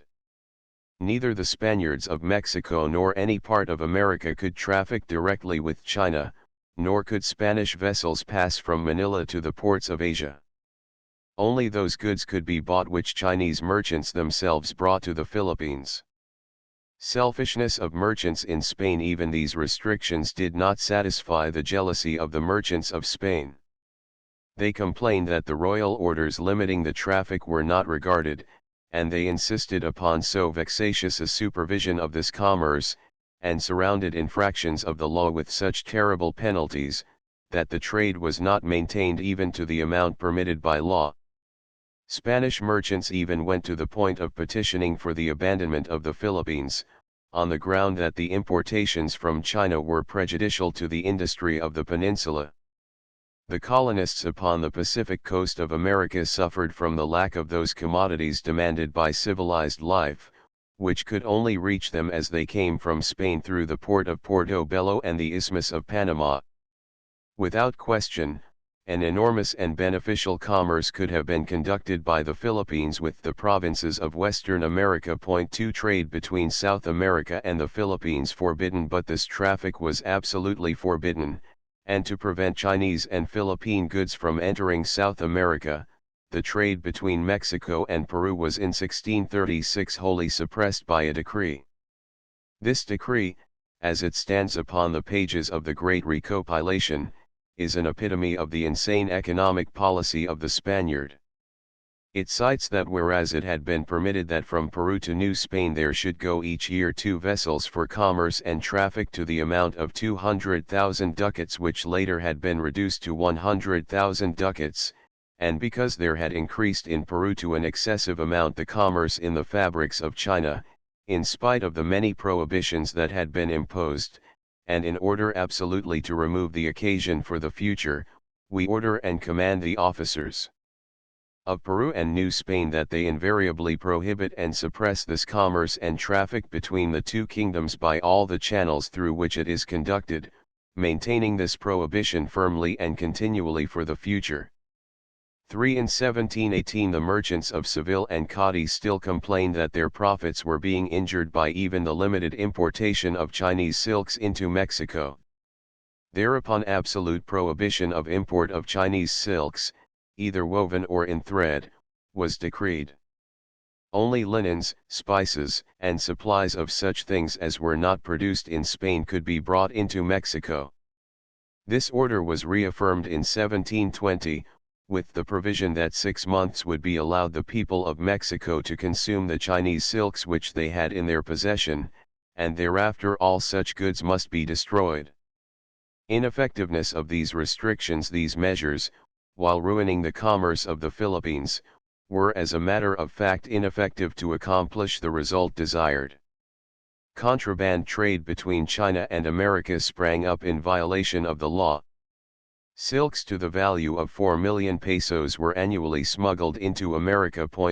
In 1734 the folly and uselessness of such laws was somewhat recognized by the Council of the Indies, and a cedula was issued restoring the permission to trade in Chinese silks and raising the value of cargoes destined for Acapulco to 500,000 pesos, and the quantity of silver for return to 1 million pesos. The celebrated traffic of the galleon was resumed and continued until the year 1815. An attempt to colonize the Carolines southeastward of the Philippines, in that part of the Pacific which is known as Micronesia, there is an archipelago of small islands called the Carolines. The westernmost portion of the group also bear the name of the Palaus, or Palaus. Inasmuch as these islands were eventually acquired by Spain and remained in her possession down to the year 1898, it may be well to state something at this time of the attempt made by the Jesuits in 1731 to colonize them. Certain of these little islands were seen several times by expeditions crossing the Pacific as early as the latter part of the 16th century, but after the trade between Mexico and the Philippines had been definitely settled upon, a fixed course was followed westward from Acapulco to Guam, from which there was little variation, and during the 17th century these islands passed quite out of mind. But in the year 1696 a party of natives, 20 men and 10 women, were driven by storms far from their home in the Carolines upon the eastern coast of Samar. It seems that similar parties of castaways from the Palau and Caroline Islands had been known to reach Mindanao and other parts of the Philippines at an even earlier date. These last came under the observation of the Jesuit priests on Samar, who baptized them, and, learning from them of the archipelago from which they had been carried, were filled with missionary ambition to visit and Christianize these Pacific Islanders. This idea was agitated by the Jesuits, until about 1730 royal permission was granted to the enterprise. A company of Jesuits in the following year sailed for the Ladrones and then south until the Carolines were discovered. They landed on a small island not far from Yap. Here they succeeded in baptizing numerous natives and in establishing a mission. 14 of their number, headed by the priest, Padre Cantava, remained on the island while the expedition returned to secure reinforcements and supplies. Unfortunately, this succor was delayed for more than a year, and when Spanish vessels with missionary reinforcements on board again reached the Carolines in 1733, the mission had been entirely destroyed and the Spaniards, with Padre Cantava, had been killed. These islands have been frequently called the New Philippines. Conditions of the Filipinos during the 18th century. During the most of the 18th century, data are few upon the condition of the Filipino people. There seems to have been little progress. Conditions certainly were against the social or intellectual advance of the native race. Perhaps, however, their material well-being was quite as great during these years, when little was attempted, as during the governorships of the more ambitious and enterprising Spaniards who had characterized the earlier period of Philippine history. Provincial governments. Provincial administration seems to have fallen almost wholly into the hands of the missionaries. The priests made themselves the local rulers throughout the Christianized portion of the archipelago. Insurrection in Bohol. Insurrection seems especially to have troubled the island of Bohol during most of the 18th century, and in 1750 an insurrection broke out which practically established the independence of a large portion of the island, and which was not suppressed for 35 years. The trouble arose in the town of Inabanga, where the Jesuit priest Morales had greatly antagonized and embittered the natives by his severity. Some apostatized, and went to the hills. One of these men was killed by the orders of the priest, and his body refused Christian burial, and left uncared for and exposed. A brother of this man, named De Gahoy, infuriated by this indignity, headed a sedition which shortly included 3,000 natives. The priest was killed, and his own body left by the road unburied. In spite of the efforts of the alcalde of Cebu, De Gahoy was able to maintain himself, and practically established a small native state, which remained until the occupation of the island by the Recollects, after the Jesuits had been expelled from the Spanish dominions. Activity of the Jesuits. During the 18th century, the Jesuits alone of the religious orders seem to have been active in prosecuting their efforts and seeking new fields for conversion. The sloth and inactivity which overcame the other orders place in greater contrast the ambition and the activities, both secular and spiritual, of the Jesuits. Conversion of the Sultan Alam-ud-Din. In 1747 they established a mission even on Jolo. They were unable to overcome the intense antagonism of the Moro Punditas and Datos, but they apparently won the young Sultan, Alam-ud-Din, whose strange story and shifting fortunes have been variously told. One of the Jesuits, Padre Villelmi, was skilled in the Arabic language, and this familiarity with the language and literature of Mohammedanism doubtless explains his ascendancy over the mind of the Sultan. Alam-ud-Din was not a strong man. His power over the subordinate Datos was small, and in 1748 his brother, Bant Ilan, usurped his place and was proclaimed Sultan of Jolo.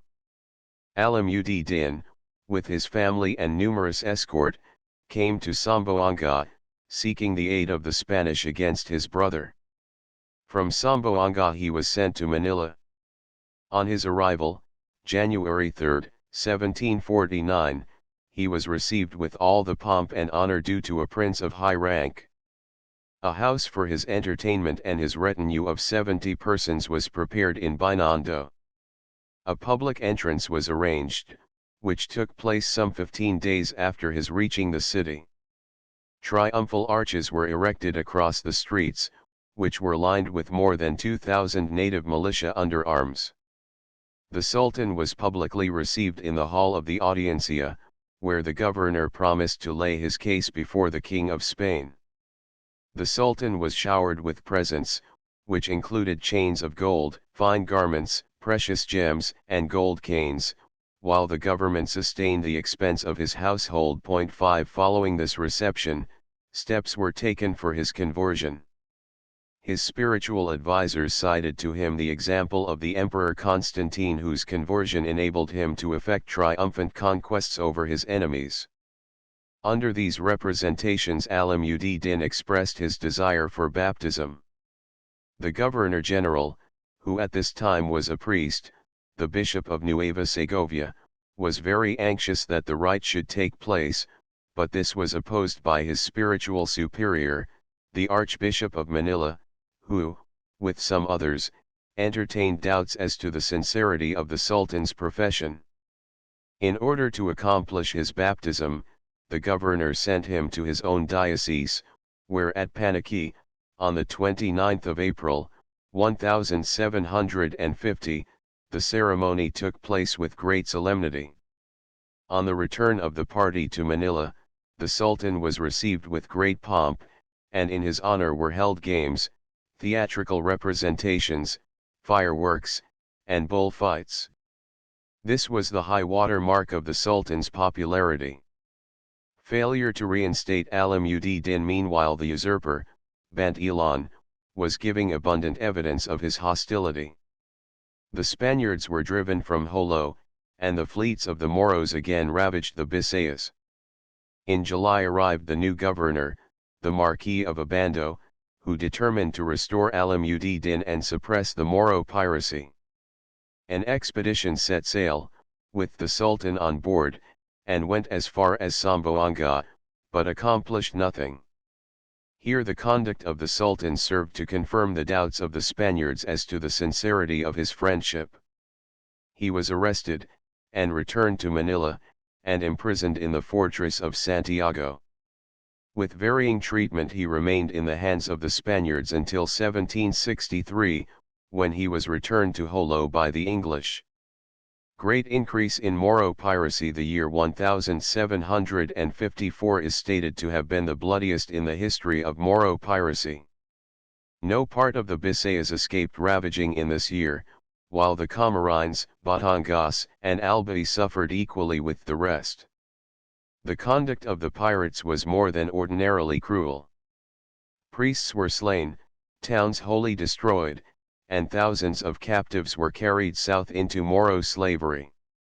The condition of the islands at the end of this year was probably the most deplorable in their history. Reforms under General Arandia. The demoralization and misery with which Obando's rule closed were relieved somewhat by the capable government of Arandia, who succeeded him. Arandia was one of the few men of talent, energy, and integrity who stood at the head of affairs in these islands during 2 centuries. He reformed the greatly disorganized military force, establishing what was known as the Regiment of the King, made up very largely of Mexican soldiers. He also formed a corps of artillerists composed of Filipinos. These were regular troops, who received from Arandia sufficient pay to enable them to live decently and like an army. He reformed the arsenal at Cavite, and, in spite of opposition on all sides, did something to infuse efficiency and honesty into the government. At the head of the armament which had been sent against the Moros he placed a Jesuit priest, Father Ducos. A capable officer was also sent to command the presidio at Zamboanga, and while Moro piracy was not stopped, heavy retaliation was visited upon the pirates. Arandia's most popular act of government was the expulsion of the Chinese from the provinces, and in large part from the city. They seem to have had in their hands then, perhaps even more than now, the commerce or small trade between Manila and provincial towns. To take over this trade, Arandia founded a commercial company of Spaniards and mestizos, which lasted only for a year. The Christianized Chinese were allowed to remain under license, and for those having shops in Manila Arandia founded the Alcaceria of San Fernando. It consisted of a great square of shops built about an open interior. It stood in Binondo, on the present Calle de San Fernando, in what is still a populous Chinese quarter. Death of Arandia and decline of the colony. Arandia died in May, 1759, and the government was assumed by the Bishop of Cebu, who in turn was forced from his position by the arrival of the Archbishop of Manila, Don Manuel Rojo. The Archbishop revoked the celebrated orders of good government which Arandia had put into force, and the colony promised to relapse once more into its customary dormant condition. This was, however, prevented by an event which brought to an end the long period of obscurity and inertia under which the colony had been gradually decaying, and introduced, in a way, a new period of its history. This was the capture of the Philippine Islands by the British in 1762.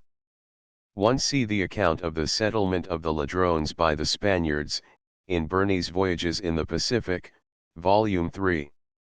2. Some of the benefits of such a trade are set forth by the Jesuit, Alonso de Ovalle, in his Historical Relation of the Kingdom of Chile, printed in Rome, 1649. In Churchill's Collection of Voyages and Travels, Volume 3. 3. Recopilation de Leyes de las Indias, Lib 8, Titulo 45, Ley 78.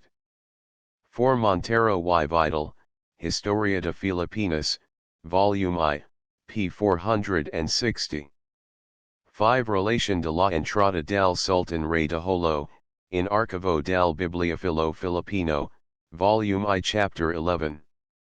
The Philippines during the period of European Revolution. 1762 to 1837. The new philosophy of the 18th century. The middle of the 18th century in Europe was a time when ideas were greatly liberalized. A philosophy became current which professed to look for its authority not to churches or hereditary custom and privilege, but to the laws of God as they are revealed in the natural world. Men taught that if we could only follow nature we could not do wrong. Natural law became the basis for a great amount of political and social discussion and the theoretical foundation of many social rights. The savage, ungoverned man was by many European philosophers and writers supposed to live a freer, more wholesome, and more natural life than the man who is bound by the conventions of society and the laws of state. Most of this reasoning we now know to be scientifically untrue. The savage and the hermit are not, in actual fact, types of human happiness and freedom. Ideal life for man is found only in governed society, where there is order and protection, and where also should be freedom of opportunity.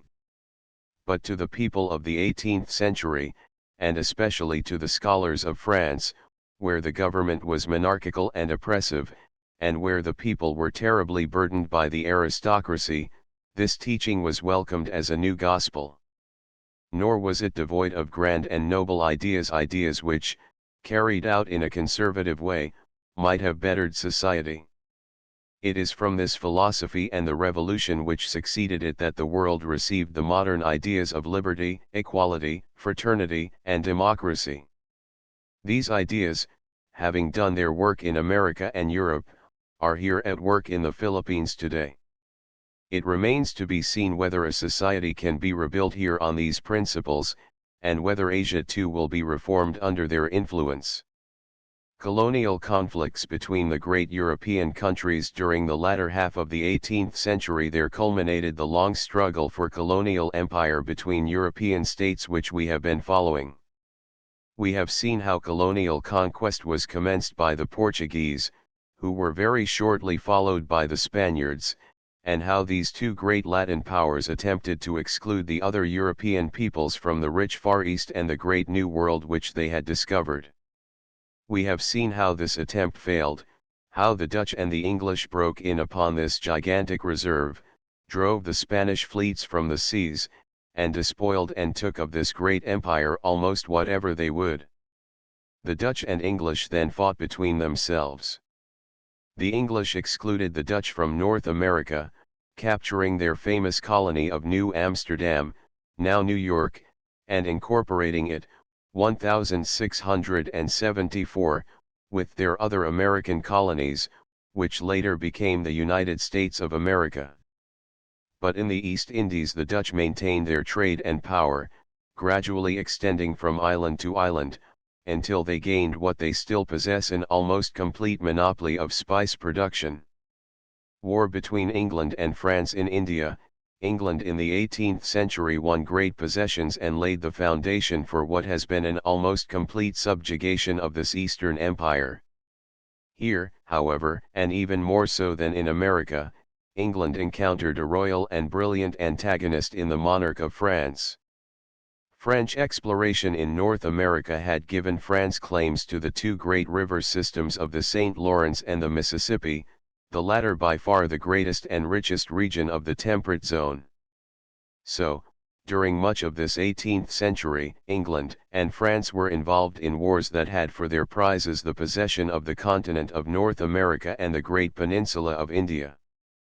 This conflict reached its climax between 1756 and 1763. Both states put forth all their strength. France called to her support those countries whose reigning families were allied to her by blood, and in this way Spain was drawn into the struggle. The monarchs of both France and Spain belonged to the great House of Bourbon. War was declared between England and Spain in 1761. Spain was totally unfit for the combat. She could inflict no injury upon England and simply lay impotent and helpless to retaliate, while English fleets in the same year took Havana in the west and Manila in the east. English victory over French in India and America. English power in India was represented during these years by the greatest and most striking figure in England's colonial history, Lord Clive. To him is due the defeat of France in India, the capture of her possessions, and the founding of the Indian Empire, which is still regarded as England's greatest possession. The French were expelled from India in the same year that the great citadel of New France in America, Quebec, was taken by the English under General Wolfe. The Philippines. Under the English expedition from India to the Philippines, Lord Clive was now free to strike a blow at France's ally, Spain, and in Madras an expedition was prepared to destroy Spanish power in the Philippines. Notice of the preparation of this expedition reached Manila from several sources in the spring and summer of 1762, but with that fatality which pursued the Spaniard to the end of his history in the Philippines, no preparations were made by him, until on the 22d of September a squadron of 13 vessels anchored in Manila Bay. Church at Malate. Through the mist, the stupid and negligent authorities of Manila mistook them for Chinese trading junks, but it was the fleet of the English Admiral Cornish, with a force of 5,000 British and Indian soldiers under the command of General Draper. For her defense Manila had only 550 men of the Regiment of the King and 80 Filipino artillerists. Yet the Spaniards determined to make resistance from behind the walls of the city. Surrender of Manila to the English. The English disembarked and occupied Malate. From the churches of Malate, Ermita, and Santiago the British bombarded Manila, and the Spaniards replied from the batteries of San Andres and San Diego, the firing not being very effective on either side.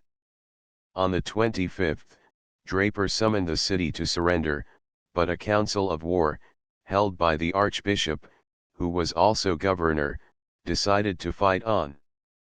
3,600 Filipino militia from Pampanga, Bulacan, and Laguna marched to the defense of the city, and on the 3rd of October 2,000 of these Filipinos made a sally from the walls and recklessly assaulted the English lines, but were driven back with slaughter. On the night of the 4th of October a breach in the walls was made by the artillery, and early in the morning of the 5th 400 English soldiers entered almost without resistance.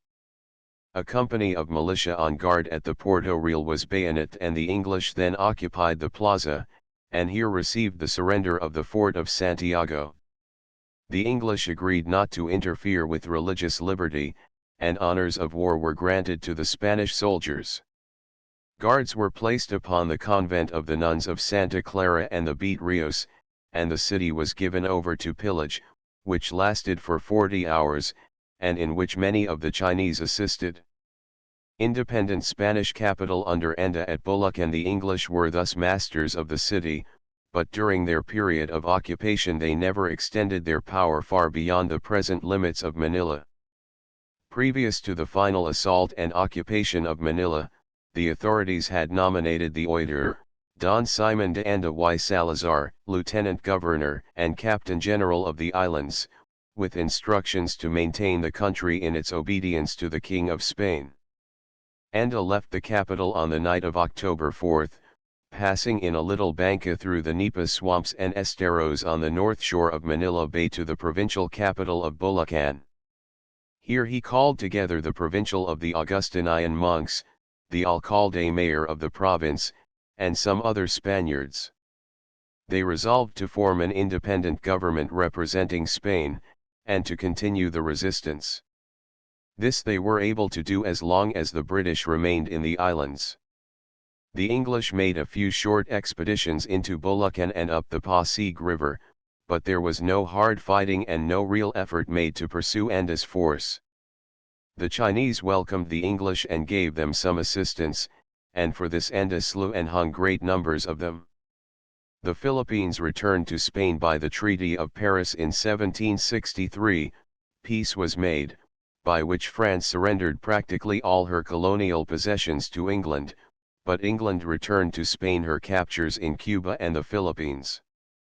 In March, 1764, there arrived the Spanish frigate Santa Rosa, bringing the first lieutenant of the king for the islands, Don Francisco de la Torre, who brought with him news of the Treaty of Paris and the orders to the English to abandon the islands. Resistance of the English by the friars in resistance to the English and in the efforts to maintain Spanish authority, a leading part had been taken by the friars. The sacred orders, says Martinez de Zuniga, one had much to do with the success of Señor Anda. They maintained the Indians of their respective administrations loyal to the orders, they inspired the natives with horror against the English as enemies of the king and of religion, inciting them to die fighting to resist them, they contributed their estates and their property, and they exposed their own persons to great dangers. The friars were certainly most interested in retaining possession of the islands and had most to lose by their falling into English hands. Increase of the Jesuits in wealth and power. In this zealous movement for defense, however, the Jesuits bore no part, and there were charges made against them of treasonable intercourse with the English, which may have had foundation, and which are of significance in the light of what subsequently occurred. At the close of the 18th century, all the governments of Catholic Europe were aroused with jealousy and suspicious hatred against the Jesuits. The society, organized primarily for missionary labor, had gradually taken on much of a secular character. The society was distinguished, as we have seen in its history in the Philippines, by men with great capacity and liking for what we may call practical affairs as distinguished from purely religious or devotional life. The Jesuits were not alone missionaries and orthodox educators, but they were scientists, geographers, financiers, and powerful and almost independent administrators among heathen peoples. They had engaged so extensively and shrewdly in trade that their estates, warehouses, and exchanges bound together the fruitful fields of colonial provinces with the busy marts and money centers of Europe. Their wealth was believed to be enormous. Properly invested and carefully guarded, it was rapidly increasing. What, however, made the order exasperating alike to rulers and peoples were the powerful political intrigues in which members of the order engaged.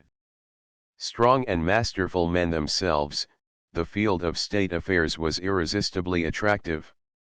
Their enemies charged that they were unscrupulous in the means which they employed to accomplish political ends. It is quite certain that the Jesuits were not patriotic in their purposes or plans. They were an international corporation, their members belonged to no one nation, to them the society was greater and more worthy of devotion than any state, in which they themselves lived and worked. Dissolution of the Society of Jesus Europe had, however, reached the belief, to which it adheres today, that a man must be true to the country in which he lives and finds shelter and protection and in which he ranks as a political member, or else incur odium and punishment. Thus it was their indifference to national feeling that brought about the ruin of the Jesuits. It is significant that the rulers, the most devoted to Catholicism, followed one another in decreeing their expulsion from their dominions. In 1759 they were expelled from Portugal, in 1764 from France, and April 2, 1767, the decree of confiscation and banishment from Spain and all Spanish possessions was issued by King Carlos III. Within a year thereafter, the two most powerful princes of Italy, the King of Naples and the Duke of Parma, followed, and then the Grand Master of the Knights of Malta expelled them from that island. The friends of the order were powerless to withstand this united front of Catholic monarchs, and in July, 1773, Pope Clement XIV suppressed and dissolved the society, which was not restored until 1814. The Jesuits expelled from the Philippines. The order expelling the Jesuits from the Philippines was put into effect in the year 1767.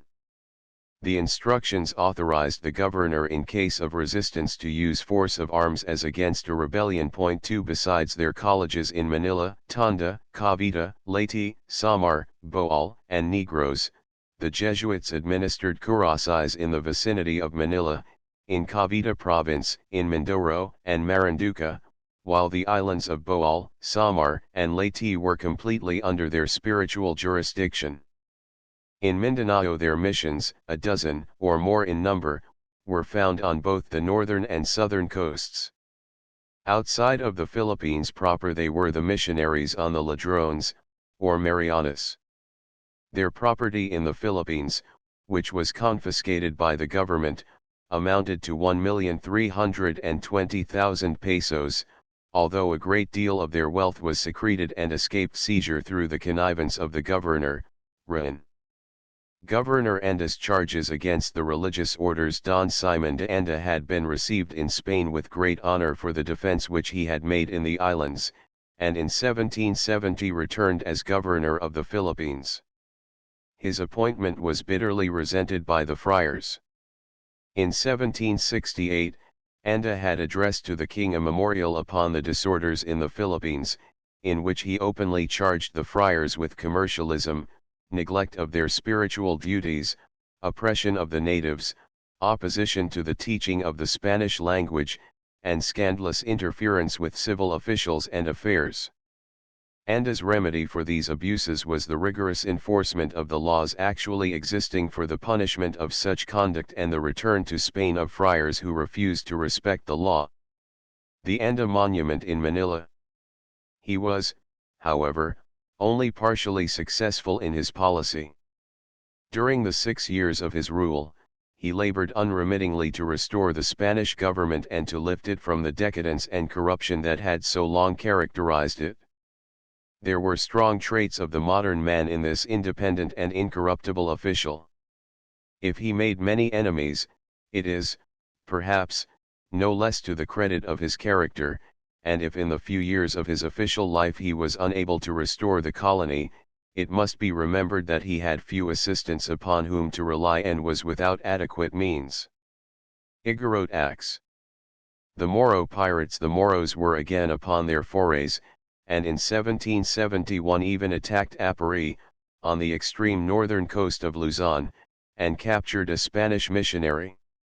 Anda reorganized the Armada de Pintados, and toward the end of his life created also the Marina Ciudadil, a fleet of light gunboats for the defense of the coasts against the attacks of pirates. Failure of an English settlement. The hostility of the Moro rulers was complicated by the interference of the English, who, after the evacuation of Manila, continued to haunt the Sulu archipelago with the apparent object of effecting a settlement. By treaty with the Moro Datos, they secured the cession of the island of Balambangan, off the north coast of Borneo. This island was fortified and a factory was established, but in 1775 the Moros attacked the English with great fury and destroyed the entire garrison, except the governor and 5 others, who escaped on board a vessel, leaving a great quantity of arms and wealth to the spoils of the Moros. The English factors, who had taken up business on the island of Jolo, fled in a Chinese junk, and these events, so unfortunate to the English, ended their attempts to gain a position in the Jolo archipelago until many years later. Moro Gong.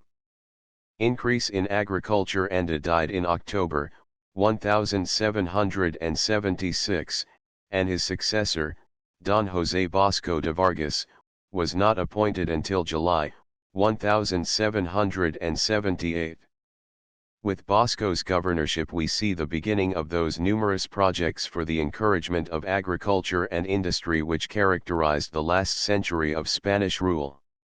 His Plan General Económico contemplated the encouragement of cotton planting, the propagation of mulberry trees and silkworms, and the cultivation of spices and sugar. Premiums were offered for success in the introduction of these new products and for the encouragement of manufacturing industries suitable to the country and its people. Out of these plans grew the admirable Sociedad Económica de Amigos del País, which was founded by Bosco in 1780. The idea was an excellent one, and the society, although suffering long periods of inactivity, lasted for fully a century, and from time to time was useful in the improvement and development of the country, and stimulated agricultural experiments through its premiums and awards. Establishment of the tobacco industry. Up to this time the Philippine revenues had been so unproductive that the government was largely supported by a subsidy of $250,000 a year paid by Mexico. Bosco was the first to put the revenues of the islands upon a lucrative basis. To him was due the establishment, in 1782, of the famous tobacco monopoly, Estanco de Tabacos, which became of great importance many years later, as new and rich tobacco lands like the Cagayan were brought under cultivation. Igorot Drum. Favorable commercial legislation. The change in economic ideas, which had come over Europe through the liberalizing thought of the 18th century, is shown also by a most radical step to direct into new channels the commerce of the Philippines. This was the creation in 1785 of a great trading corporation with special privileges and crown protection, the Royal Company of the Philippines. Igorot Shield. The company was given a complete monopoly of all the commerce between Spain and the Philippines, except the long-established direct traffic between Manila and Acapulco. All the old laws, designed to prevent the importation into the peninsula of wares of the Orient, were swept away. Philippine products were exempted from all customs duty, either on leaving Manila or entering Spain. The vessels of the company were permitted to visit the ports of China, and the ancient and absurd prohibition, which prevented the merchants of Manila from trading with India and China, was removed. Though still closing the Philippines against foreign trade, this step was a veritable revolution in the commercial legislation of the Philippines. Had the project been ably and heartily supported, it might have produced a development that would have advanced prosperity half a century, but the people of Manila did not welcome the opening of this new line of communication. The ancient commerce with Acapulco was a valuable monopoly to those who had the right to participate in it, and their attitude toward the new company was one either of indifference or hostility. In 1789 the port of Manila was opened and made free to the vessels of all foreign nations for the space of 3 years, for the importation and sale exclusively of the wares of Asia, but the products of Europe, with the exception of Spain, were forbidden. The Royal Company was rechartered in 1805, and enjoyed its monopoly until 1830, when its privileges lapsed and Manila was finally opened to the ships of foreign nations. Conquest of the Igor Road provinces of Luzon. Bosco was a zealous governor and organized a number of military expeditions to occupy the Igor Road country in the north. In 1785 the heathen Igorotes of the missions of Itu and Paniqui in Nueva Vizcaya revolted and had to be reconquered by a force of musketeers from Cagayan. Conquest of the Batanes Islands. Bosco also effected the conquest of the Batanes Islands to the north of Luzon, establishing garrisons and definitely annexing them to the colony. The Dominican missionaries long before this time had attempted to convert these islands to Christianity, but the poverty of the people and the fierceness of the typhoons which sweep these little islands prevented the cultivation of anything more than camotes and taro, and had made them unprofitable to hold. Bosco was honored, however, for his reoccupation of these islands, and on his return to Spain, at the expiration of his governorship, received the title of Count of the Conquest of the Batanes 3. A scientific survey of the coast of the islands about 1790. The Philippines were visited by two Spanish frigates, the Descubierta and the Atrevida, under the command of Captain Malaspina. These vessels formed an exploring expedition sent out by the Spanish government to make a hydrographic and astronomic survey of the coasts of Spanish America, the Ladrones, and the Philippines. It was one of those creditable enterprises for the widening of scientific knowledge which modern governments have successively and with great honor conducted. The expedition charted the Strait of San Bernardino, the coasts of several of the Bisayan Islands, and Mindanao. One of the scientists of the party was the young botanist, Don Antonio Pineda, who died in Ilocos in 1792, but whose studies in the flora of the Philippines thoroughly established his reputation. A monument to his memory was erected near the church in Malate, but it has since suffered from neglect and is now falling in ruins. Establishment of a permanent navy in the Philippines. The intentions of England in this archipelago were still regarded with suspicion by the Spanish government, and in 1795 and 1796 a strong Spanish fleet, sent secretly by way of the coast of South America, was concentrated in the waters of the Philippines under the command of Admiral Alava. Its object was the defense of the islands in case of a new war with Great Britain. News of the declaration of war between these two countries reached Manila in March, 1797, but though for many months there was anxiety, England made no attempt at reoccupation. These events led, however, to the formation of a permanent naval squadron, with headquarters and naval station at Cavite Point for Moro Kris and Sheath. Moro beheading knives. The climax of Moro piracy. The continued presence of the Moros in Mindoro, where they haunted the bays and rivers of both east and west coasts for months at a time, stealing out from this island for attack in every direction, was specially noted by Padre Zuniga, and indicated how feebly the Spaniards repulsed these pirates 100 years ago. It was the last severe phase of Malay piracy, when even the strong merchant ships of England and America dreaded the Straits of Borneo and passed with caution through the China Sea.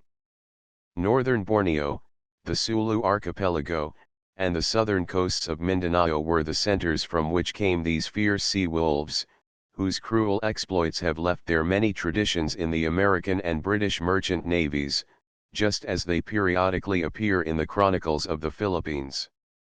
Moro hunting spear. 500 captives annually seem to have been the spoils taken by these Moros in the Philippines Islands, and as far south as Batavia and Makassar captive Filipinos were sold in the slave marts of the Malays. The aged and infirm were inhumanly bartered to the savage tribes of Borneo, who offered them up in their ceremonial sacrifices. The measures of the Spanish government, though constant and expensive, were ineffective. Between 1778 and 1793, 1.5 million of pesos were expended on the fleets and expeditions to drive back or punish the Moros, but at the end of the century a veritable climax of piracy was attained. Pirates swarmed continually about the coasts of Mindoro, Barrows, and Masbate, and even frequented the esteros of Manila Bay. Some sort of peace seems to have been established with Jolo and a friendly commerce was engaged in toward the end of the century, but the Moros of Mindanao and Borneo were increasing enemies. In 1798 a fleet of 25 Moro bankas passed up the Pacific coast of Luzon and fell upon the isolated towns of Palar, Casiguran, and Palanan, destroying the pueblos and taking 450 captives. The Kura of Casiguran was ransomed in Binangonan for the sum of 2,500 pesos. For 4 years this pirate fleet had its rendezvous on Barrows, whence it raided the adjacent coasts and the Catanduanes. Moro Kolantangan or Xylophone. The Great Wars in America and Europe. The English reoccupied Balambangan in 1803, but held the island for only 3 years, when it was definitely abandoned. For some years, however, the coasts of the Philippines were threatened by English vessels, and there was reflected here in the Far East the tremendous conflicts which were convulsing Europe at this time. The wars which changed Europe at the close of the 18th century, following the French Revolution, form one of the most important and interesting periods of European history, but it is also one of the most difficult periods to judge and describe. We will say of it here only so much as will be sufficient to show the effect upon Spain and so upon the Philippines. The revolution of the English colonies in America in 1776. The 13 English colonies on the Atlantic coast of North America declared their independence of Great Britain. In the unfair treatment of the British King and Parliament they had, they believed, just grounds for revolution. For nearly 8 years a war continued by which England strove to reduce them again to obedience. But at the end of that time England, having successively lost 2 armies of invasion by defeat and capture, made peace with the American colonists and recognized their independence. In 1789 the Americans framed their present Constitution and established the United States of America. The French Revolution condition of the people in France in their struggle for independence. The Americans had been aided by France, who hoped through this opportunity to cripple her great colonial rival, England. Between America and France there was close sympathy of political ideas and theories, although in their actual social conditions the two countries were as widely separated as could be. In America the society and government were democratic. All classes were experienced in politics and government. They had behind them the priceless heritage of England's long struggle for free and representative government. There was an abundance of the necessaries of life and nearly complete freedom of opportunity. France, like nearly every other country of continental Europe, was suffering from the obsolete burden of feudalism. The ownership of the land was divided between the aristocracy and the church. The great bulk of the population were serfs bound to the estates, miserably oppressed, and suffering from lack of food, and despoiled of almost every blessing which can brighten and dignify human life.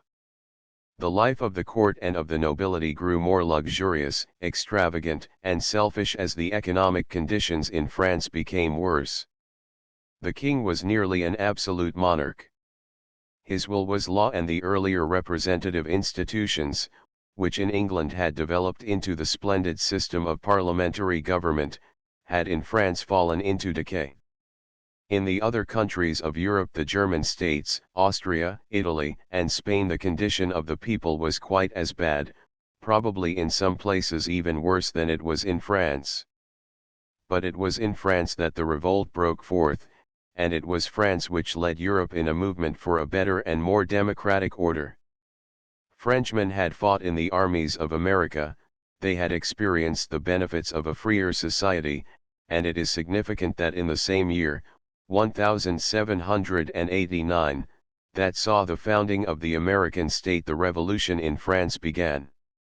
It started in a sincere and conservative attempt to remedy the evils under which France was suffering, but the accumulation of injustice and misery was too great to be settled by slow and hesitating measures.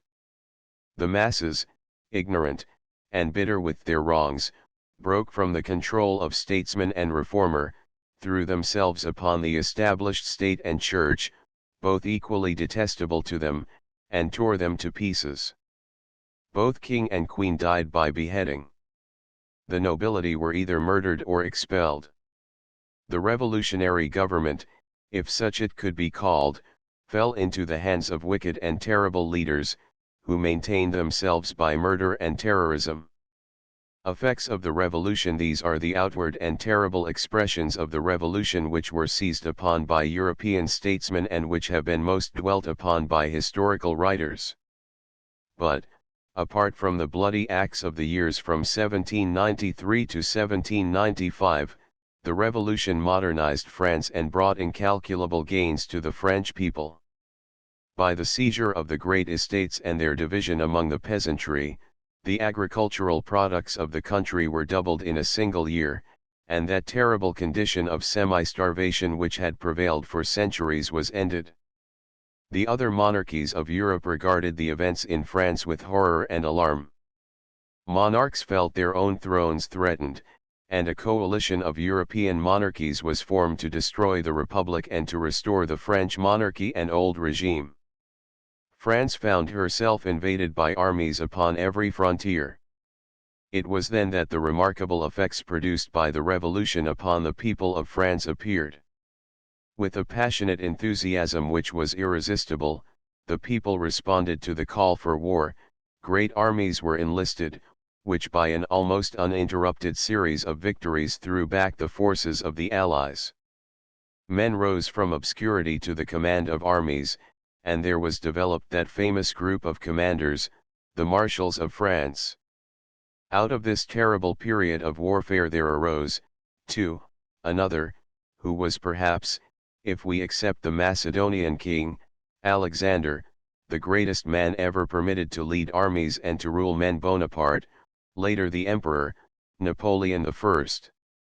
The new republic under Napoleon I from 1795, when Bonaparte was given command of the invasion of Italy, until 1815, when he was finally defeated at Waterloo in Belgium, Europe experienced almost continuous war. The genius of Napoleon reduced to the position of vassal states Italy, Switzerland, Holland, Belgium, Germany, and Austria. In all these countries the ancient thrones were humbled, feudalism was swept away, and the power of a corrupt church and aristocracy was broken.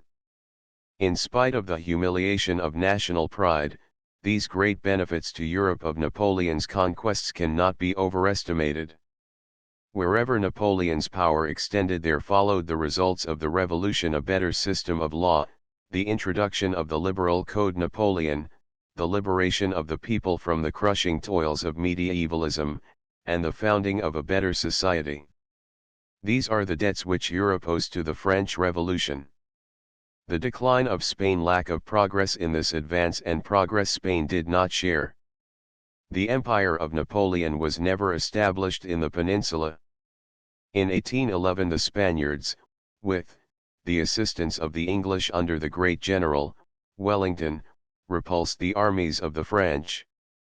This victory, so gratifying to national pride, was perhaps a real loss to Spain, for the reforms which prevailed in other parts of Europe were never carried out in Spain, and she remains even yet unliberated from aristocratic and clerical power. A liberal constitutional government was, however, set up in Spain in 1812 by the Cortes, but in 1814 King Ferdinand, aided by the Spanish aristocracy and clergy, was able to overthrow this representative government and with tyrannical power to cast reforms aside. 50,000 people were imprisoned for their liberal opinions, the Inquisition was restored, the Cortes abolished, and its acts nullified. The effect of these acts upon the Philippines will be noticed presently. Separation of the Philippines from Mexico. The events of these years served to separate the Philippines from their long dependency on Mexico. In 1813 the Cortes decreed the suppression of the subsidized Acapulco galleon. The Mexican trade had long been waning and voyages had become less profitable. The last of the galleons left Manila in 1811 and returned from Acapulco in 1815, never again to attempt this classical voyage. The cessation of these voyages only briefly preceded the complete separation from America. From the first period of settlement, the Philippines had in many respects been a subdependency of New Spain. Mexico had until late afforded the only means of communication with the mother country, the only land of foreign trade. Mexican officials frequently administered the government of the islands, and Mexican Indians formed the larger part of the small standing army of the Philippines, including the regiment of the king. As we have seen, a large subsidy, the Situado, was annually drawn from the Mexican treasury to support the deficient revenues of the Philippines. Rebellion of the South American countries. But the grievances of the Spanish American colonists were very great and very real.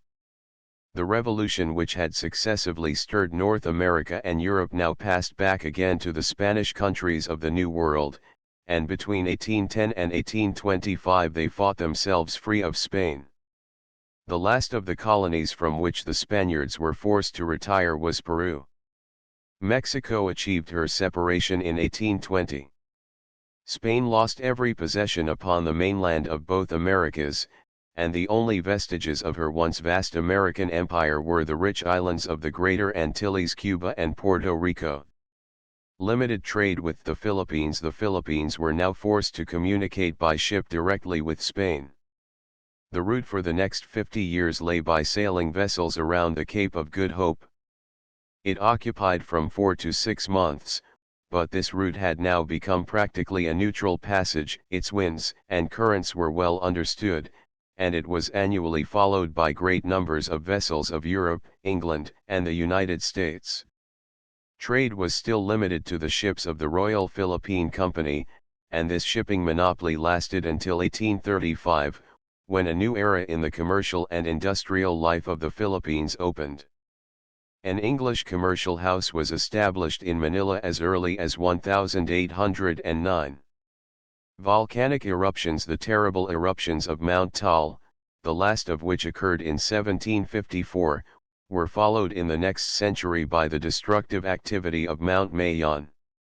In 1814 an indescribable eruption of ashes and lava occurred, and the rich hemp towns around the base of this mountain were destroyed. Father Francisco Aragoneses, cura of Cagsaa, an eyewitness, states that 12,000 people perished.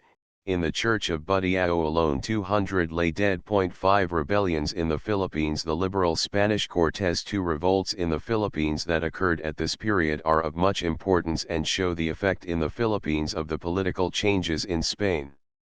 In 1810 the liberal Spanish Cortes had declared that the kingdoms and provinces of America and Asia are, and ought to have been always, reputed an integral part of the Spanish monarchy, and for that same, their natives and free inhabitants are equal in rights and privileges to those of the peninsula.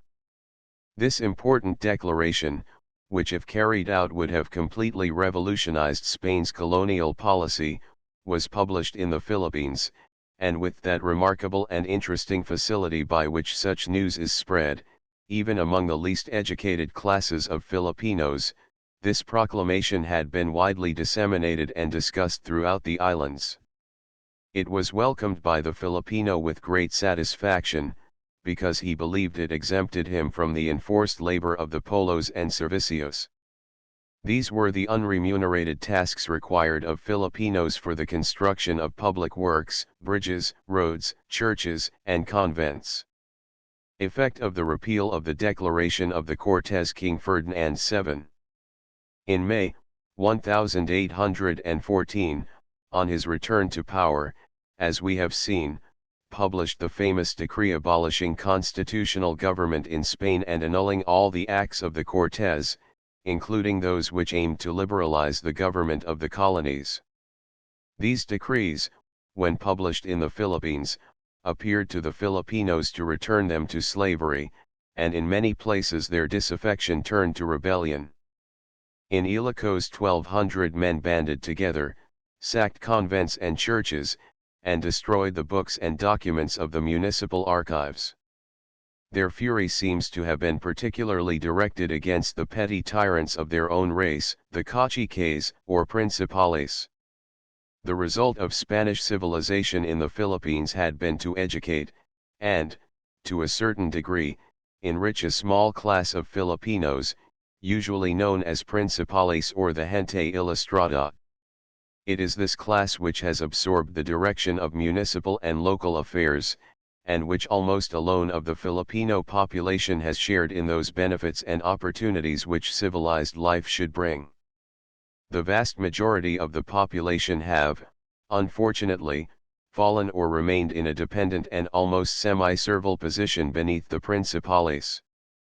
In Ilocos this subordinate class, or dependientes, is known as Kailian, and it was these Kailian who now fell upon their more wealthy masters, burning their houses and destroying their property, and in some instances killing them. The assignment of compulsory labor had been left to the principales in their positions as gobernadorcillos and cabezas de barangay, and these officials had unquestionably abused their power and had drawn down upon themselves the vengeance of the Kilian. 6 This revolt, it will be noticed, was primarily directed neither against friars nor Spanish authorities, but against the unfortunate social order which the rule of Spain maintained. A revolt led by Spaniards, a plot, with far more serious motives, took place in 1823. The official positions in the regiments and provinces had previously been held almost entirely by Spaniards born in America or the Philippines. The government now attempted to fill these positions with Spaniards from Manila. The officials, deprived of their positions, incited the native troops which they had commanded, into a revolt, which began in the walled city in Manila. About 800 soldiers followed them, and they gained possession of the cuartel of the king, of the royal palace, and of the cabildo, but they failed to seize the fortress of Santiago. It was not properly a revolt of Filipinos, as the people were not involved and did not rise, but it had its influence in inciting later insurrection. Insurrection on Bohol. Since the insurrection on Bohol in 1744, when the natives had killed the Jesuit missionaries, a large part of the island had been practically independent under the leader de Gahoy. After the expulsion of the Jesuits, Recollects were placed in special charge of those towns along the seacoast, which had remained loyal to Spain. An effort was made to secure the submission of the rebels by the proclamation of a pardon, but the power of the revolt grew rather than declined, until in 1827 it was determined to reduce the rebellion by force. An expedition of 3,200 men was formed in Cebu, and in April, 1828, the campaign took place, which resulted in the defeat of the rebels and their settlement in the Christian towns. The new provinces of Benguet and Abra. It is proper to notice also the slow advances of Spanish authority, which began to be made about this time among the heathen tribes of northern Luzon. These fierce and powerful tribes occupy the entire range of the Cordillera Central. Missionary effort in the latter half of the 18th century had succeeded in partly Christianizing the tribes along the river Maguete in Nueva Vizcaya, but the fierce, head-hunting hillmen remained unsubdued and unchristianized. Between 1823 and 1829 the mission of Pitagan, under an Augustinian friar, Christianized some thousands of the Tinguians of the river Abra. In 1829 an expedition of about 60 soldiers, under Don Guillermo Galvez, penetrated into the cool, elevated plateau of Benguet. The diary of the leader recounts the difficult march up the river Cagaling from Aringay and their delight upon emerging from the jungle and Cogon upon the grassy, pine-timbered slopes of the plateau. They saw little cultivated valleys and small clusters of houses and splendid herds of cattle, carabaos, and horses, which to this day have continued to enrich the people of these mountains. At times they were surrounded by the yelling bands of Igorotes, and several times they had to repulse attacks, but they nevertheless succeeded in reaching the beautiful circular depression now known as the Valley of La Trinidad. The Spaniards saw with enthusiasm the carefully separated and walled fields, growing camotes, taro, and sugar cane. The village of about 500 houses was partly burned by the Spaniards, as the Igorotes continued hostile. The expedition returned to the coast, having suffered only a few wounds. The Commandancia of Benguet was not created until 1846, in which year also Abra was organized as a province. 1 Historia de Filipinas, p. 682. 2 These orders and other documents dealing with the Jesuit expulsion are printed in Montero y Vidal, Historia de Filipinas, Volume 2. p. 180 square 3. But the conquest was almost valueless, and a few years later the inhabitants had to be transported to Cagayan because of the scarcity of food. 4 Alava made a series of journeys through the different provinces of the Philippines, and on these trips he was accompanied by Friar Martinez de Zuniga, whose narrative of these expeditions forms a most interesting and valuable survey of the conditions of the islands and the people at the beginning of the 19th century. Estadismo de las Islas Filipinas, 6 Mis Viajes por este país, por el Padre Father Joaquín Martínez de Zúñiga. Publica esta obra por primera vez extensamente annotada W. E. Ratana. 2 volumes Madrid, 1893. 5 Jaguar, Viajes por Filipinas, p. 81. Translated from the German. Madrid, 1895. 6 Estado de las Islas Filipinas en 1847, by D. Sinibaldo de Mas. Chapter 12. Progress and Revolution. 1837 to 1897. Progress during the last half-century of Spanish rule. We have now come to the last half-century and to the last phase of Spanish rule. In many respects this period was one of economic and social progress, and contained more of promise than any other in the history of the islands. During this last half-century the Spanish rulers had numerous plans for the development and better administration of the Philippines, and, in spite of a somewhat wavering policy and the continual soar of official peculation, this was a period of wonderful advancement. Revolution and separation from Spain came at last, as revolutions usually do, not because there was no effort nor movement for reform, but because progress was so discouragingly slow and so irritatingly blocked by established interests that desired no change. Effect of opening the port of Manila to foreign trade. Increase in agriculture. The opening of the port of Manila to foreign trade, in 1837, was followed by a period of rising industry and prosperity. Up to this time the archipelago had not been a producing and exporting country, but the freeing of trade led to the raising of great harvests for foreign export, which have made worldwide the fame of certain Philippine productions. Chief among these are of course Manila hemp and tobacco. These were followed by sugar and coffee culture, the latter plant enriching the province of Batangas, while the planting of new coconut groves yearly made of greater importance the yield of that excellent product, copra. These rich merchandises had entered very little into commerce during the early decades of the century.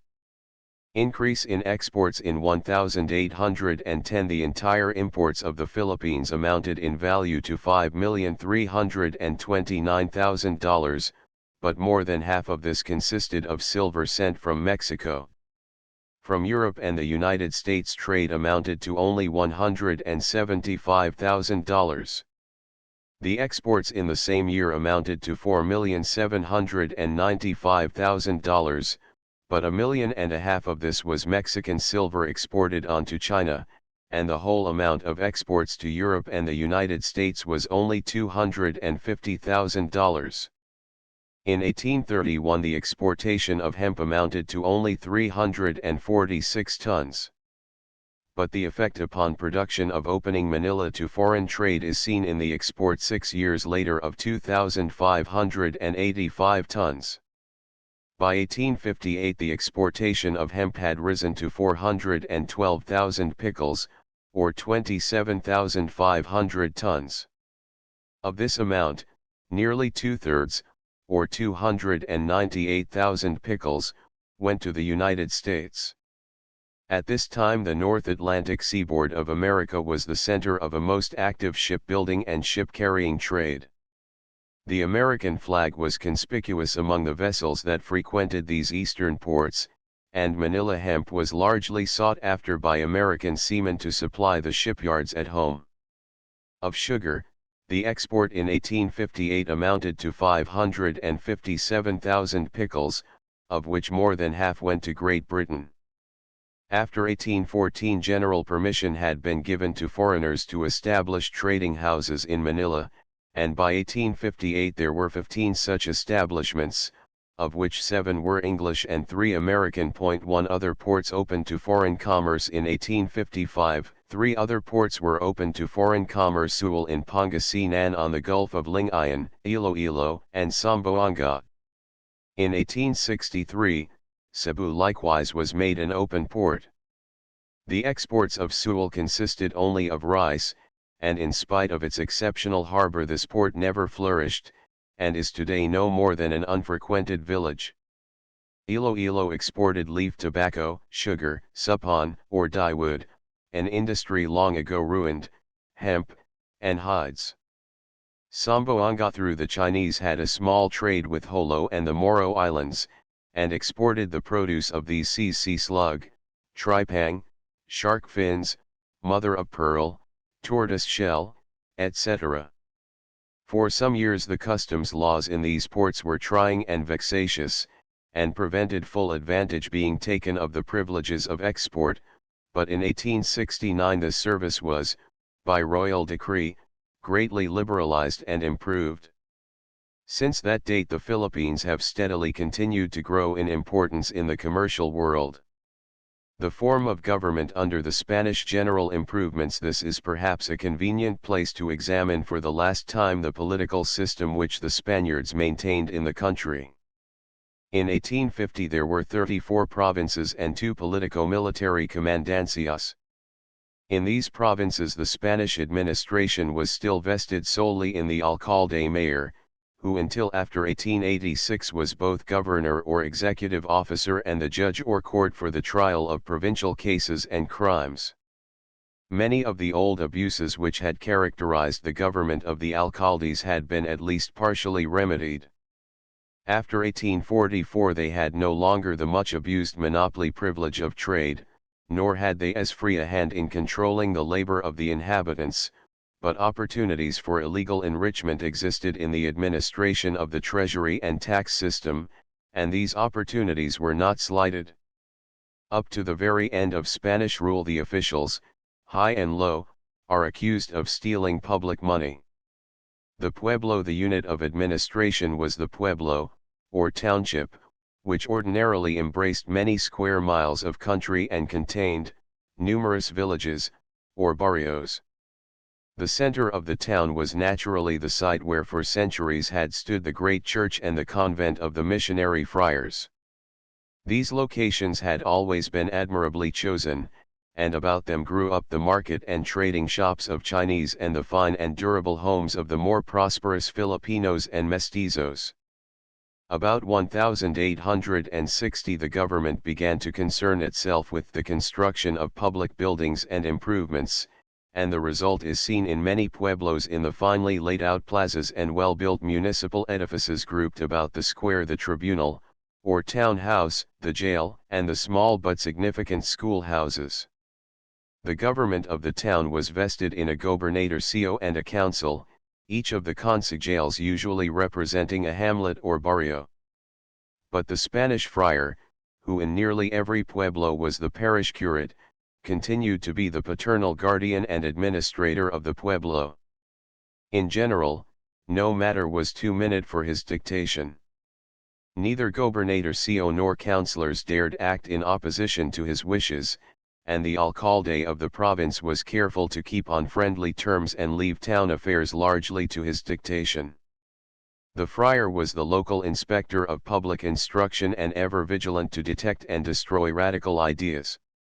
To the humble Filipino, the friar was the visible and only representative of Spanish authority. The revolt of 1841, repression of the people by the friars. Unquestionably in the past, the work of the friars had been of very great value, but men as well as institutions may lose their usefulness, as conditions change, and the time was now approaching when the autocratic and paternal regime of the friars no longer satisfied the Filipinos. Their zeal was no longer disinterested, and their work had become materialized by the possession of the vast estates upon which their spiritual charges lived and labored as tenants or dependents. The policy of the religious orders had, in fact, become one of repression, and as the aspirations of the Filipinos increased, the friars, filled with doubt and fear, tried to draw still tighter the bonds of their own authority, and viewed with growing distrust the rising ambition of the people. Apolinario de la Cruz. The unfortunate revolution of 1841 shows the wayward and misdirected enthusiasm of the Filipino, and the unwisdom of the friars. Apolinario de la Cruz, a young Filipino, a native of Lucban, Tayaba, came up to Manila filled with the ambition to lead a monastic life, and engaged in theological studies. By his attendance upon lectures and sermons and by imitation of the friar preachers of Manila, Apolinario became, himself, quite an orator, and, as subsequent events showed, was able to arouse great numbers of his own people by his appeals. It was his ambition to enter one of the regular monastic orders, but this religious privilege was never granted to Filipinos, and he was refused. He then entered a brotherhood known as the Cofradia, or Brotherhood of San Juan de Dios, composed entirely of Filipinos. After some years in this brotherhood, he returned in 1840 to Tayaba and founded the Cofradia de San Jose, his aim being to form a special cult in honor of Saint Joseph and the Virgin. For this he requested authorization from Manila. It was here that the lack of foresight of the friars appeared. The opposition of the friars, instead of sympathizing with these religious aspirations, in which, up to this point, there seems to have been nothing heretical, they viewed the rise of a Filipino religious leader with alarm. Their policy never permitted to the Filipino any position that was not wholly subordinate. They believed that the permanence of Spanish power in these islands lay in suppressing any latent ability for leadership in the Filipino himself. Their influence, consequently, was thrown against Apolinario, and the granting of the authority for his work. They secured not only a condemnation of his plan, but an order for the arrest and imprisonment of all who should attend upon his preaching. Apolinario, forced to rebel, Apolinario thereupon took refuge in independent action. His movement had already become a strong one, and his followers numbered several thousand people of Laguna, Tayaba, and Batangas. The governor of Tayaba province, Don Joaquin Ortega, organized an expedition to destroy the schism.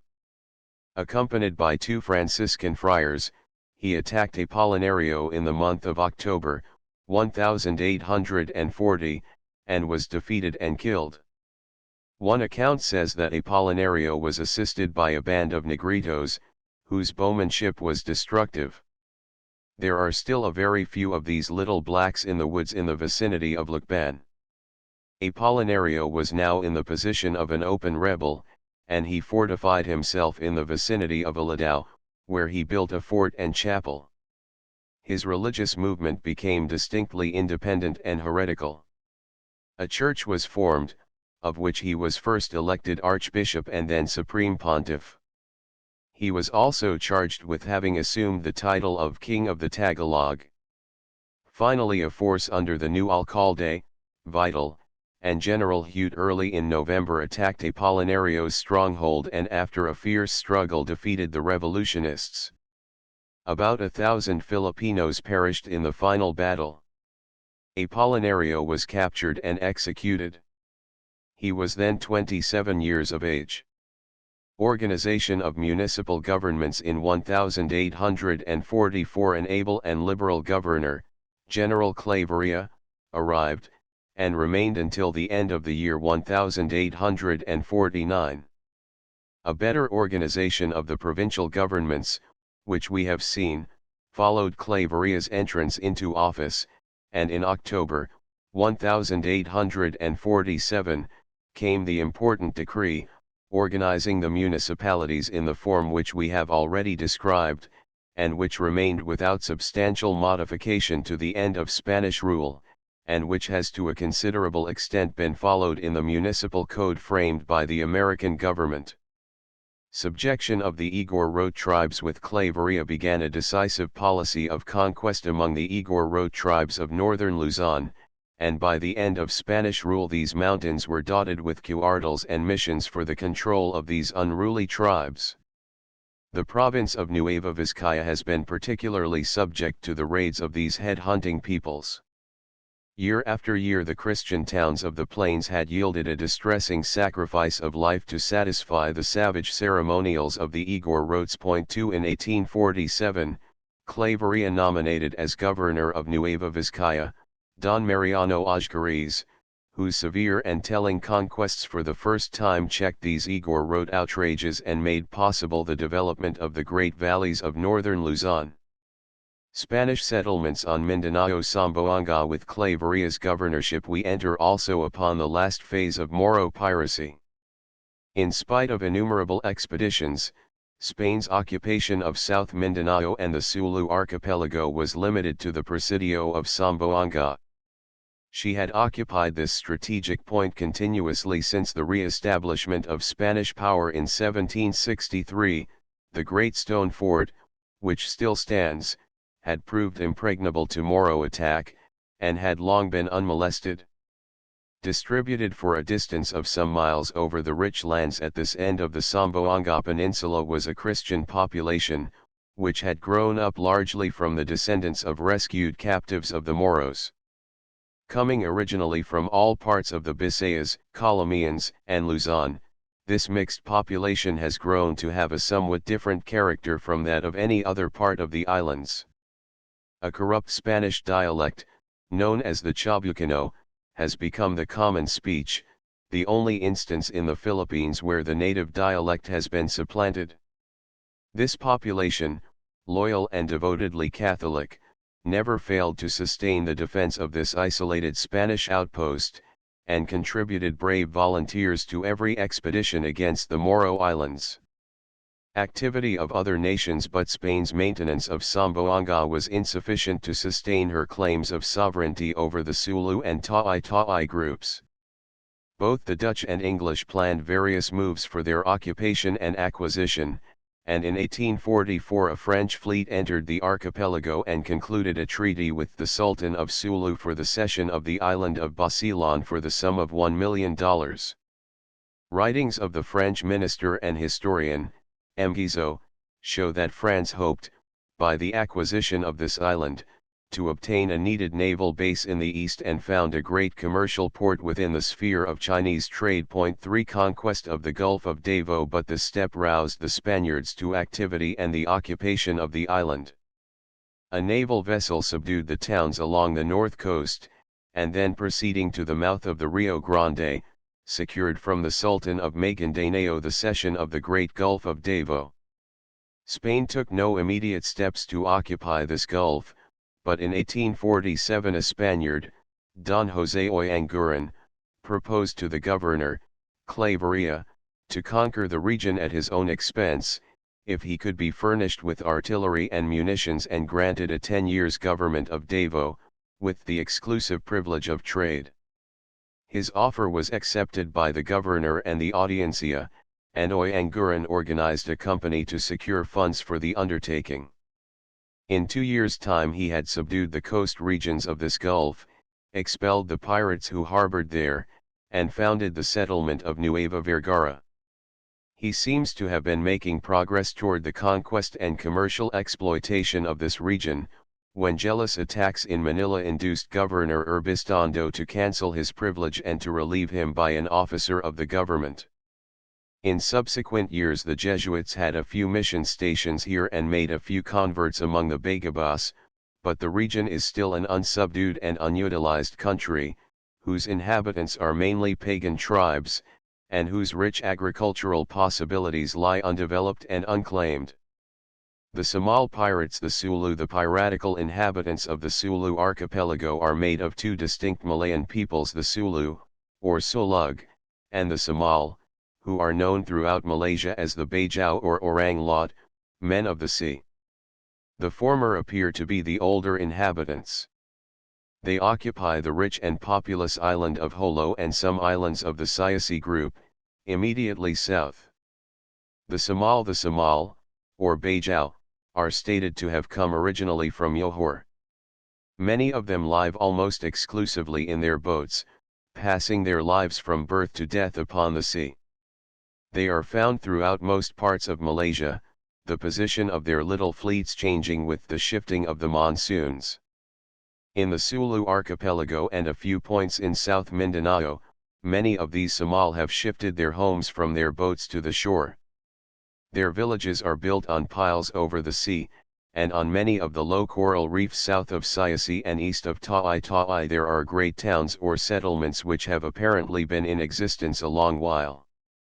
50 years ago the Samal were very numerous in the many islands between Holo and Basilan, and this group is still known as the Isla Somalis. Like the Sulu and other Malays, the Samal are Mohammedans, and scarcely less persistent pirates than their fellow Malays. With the decline of piratical power among the Sulu of Holo, the focus of piracy shifted to these settlements of the Samal, and in the time of Claveria the worst centers were the islands of Balangwingwi and Tonquil, lying just north of the island of Holo. From here pirate and slaving raids upon the Bisayan Islands continued to be made, and nearly every year towns were sacked and burned and several hundred unfortunate captives carried away. The captives were destined for slavery, and regular marts existed for this traffic at Holo and on the Bay of Sandakan in Borneo. Arrival of steam warships in 1848. The Philippines secured the first steam war vessels. These were the Magellans, the Elcano, and the Reina de Castillo. They were destined to revolutionize Moro relations. The destruction of the Samal forts. Hitherto it had been possible for the great Moro war-praus, manned by many oarsmen, to drop their masts on the approach of an armed sailing vessel, and, turning toward the eye of the wind, where no sailing ship could pursue, row calmly away from danger. Steam alone was effective in combating these sea wolves. Claveria took these newly arrived ships, and with a strong force of infantry, which was increased by Zamboangano volunteers, he entered the Samal group in February, 1848, and landed on the island of Balangwingwi. There were 4 fortresses situated in the mangrove marshes of the island. These, in spite of a desperate resistance, were carried by the infantry and Zamboanganos, and the pirates scattered. The conduct of the campaign appears to have been admirable and the fighting heroic. The Moros were completely overwhelmed, 450 dead were burned or interred, 124 pieces of artillery for the most part, the small brass cannon called lantakas were captured, and 150 Moro boats were destroyed. The Spaniards cut down the coconut groves, and with spoil that included such rich pirate loot as silks, silver vases, ornaments, and weapons of war, and with over 200 prisoners and 300 rescued captives, returned to Zamboanga. This was the most signal victory ever won by Europeans in conflict with Malay piracy. The effectiveness of this campaign is shown by the fact that while in the preceding year 450 Filipinos had suffered capture at the hands of Moro pirates, in 1848 and the succeeding year there was scarcely a depredation. But in 1850 a pirate squadron from Tonquil, an island adjacent to Balangwingwi, fell upon Samar and Camiguin. Fortunately, Governor Urbistondo, who had succeeded Claveria, vigorously continued the policy of his predecessor, and an expedition was promptly dispatched which destroyed the settlements and strongholds on Tonquil. Destruction of the Moro forts at Holo. A year later war broke out again with Holo, and after a varied interchange of negotiations and hostilities, the Spaniards stormed and took the town in February, 1851. The question of permanent occupation of this important site was debated by a council of war, but their forces appearing unequal to the task, the forts of the Moros were destroyed, and the expedition returned. Holo is described at this time as a very strongly guarded situation. 5 forts and a double line of trenches face the shore. The Moro town is said to have contained about 7,000 souls, and there was a barrio of Chinese traders, who numbered about 500. Treaty with the Sultan of Holo. A few months later the governor of Zamboanga concluded a treaty with the Sultan of Holo by which the archipelago was to be considered an incorporated part of the Spanish possessions. The Sultan bound himself to make no further treaties with or cessions to foreign powers, to suppress piracy, and to fly the Spanish flag. The Moros were guaranteed the practice of their religion, the succession of the Sultan and his descendants in the established order. Boats of Jolo were to enjoy the same trading privileges in Spanish ports as other Filipino vessels, and the Sultan retained the right to all customs duties on foreign trading vessels. Finally, in compensation for the damages of war, the Sultan was to be paid an annual subsidy of 1,500 pesos and 600 pesos each to 3 datos and 360 pesos to a sharif. For the end of Malay piracy. In these very years that Malay piracy was receiving such severe blows from the recuperating power and activity of the Spanish government on the north, it was crushed also from the south by the merciless warfare of a great Englishman, the Raja Charles Brooke of Sarawak. The sources of pirate depredation were Maguindanao, the Sulu archipelago, and the north and west coasts of the great island of Borneo. We have seen how these fleets, century after century, swept northward and wasted with fire and murder the fair islands of the Philippines. But this archipelago was not alone in suffering these ravages. The peaceful trading inhabitants of the great island groups to the south were persistently visited and despoiled. Moreover, as the Chinese trade by the Cape of Good Hope route became established in the first half of the 19th century, these pirates became a great menace to European shipping. They swarmed the China Sea, and luckless indeed was the ship carried too far eastward on its course. Every American schoolboy is familiar with the stories of fierce hand-to-hand struggles with Malay pirates, which have come down from those years when the American flag was seen everywhere in the ports of the Far East. About 1839 a young English officer who had been in the Indian service, Charles Brooke, having armed and equipped a yacht of about 140 tons, set sail for the coast of Borneo, with the avowed intent of destroying Malay piracy and founding an independent state. In all the romantic stories of the East there is no career of greater daring than that of this man. In 1841, having engaged in several bloody exploits, Brooke forced from the Sultan of Borneo the cession of Sarawak, with the government vested in himself as an independent Raja. Brooke now devoted himself with merciless severity to the destruction of the pirates in the deep bays and swampy rivers, whence they had so long made their excursions. Later he was assisted by the presence of the English man of war Dido, and in 1847 the Sultan of Brunei ceded to Great Britain the island of Labuan. In 1849, Brooke visited Samboanga in the English man of war Moeander, and concluded a treaty with the Sultan of Sulu, which greatly alarmed the Spaniards.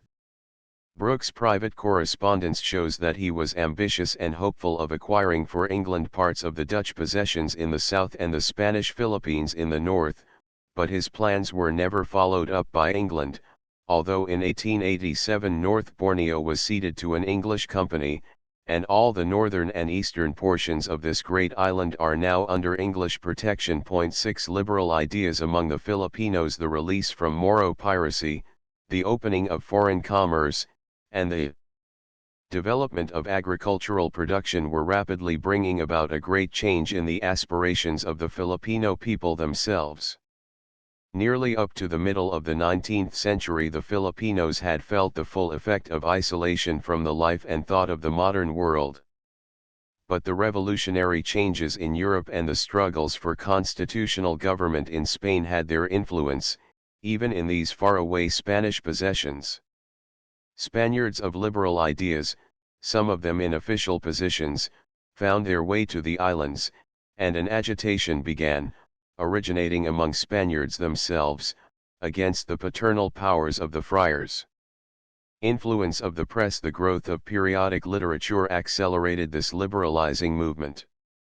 The press, though suffering a severe censorship, has played a large part in shaping recent thought in these islands and in communicating to the Filipino people those ideas and purposes which ever inspire and elevate men. Point 7 The first newspaper to make its appearance in the Philippines was in 1822 El Filantropo, but journalism assumed no real importance until the 40s, when there were founded Semanario Filipino, 1843, and almost immediately after several others El Amigo de Paz, 1845.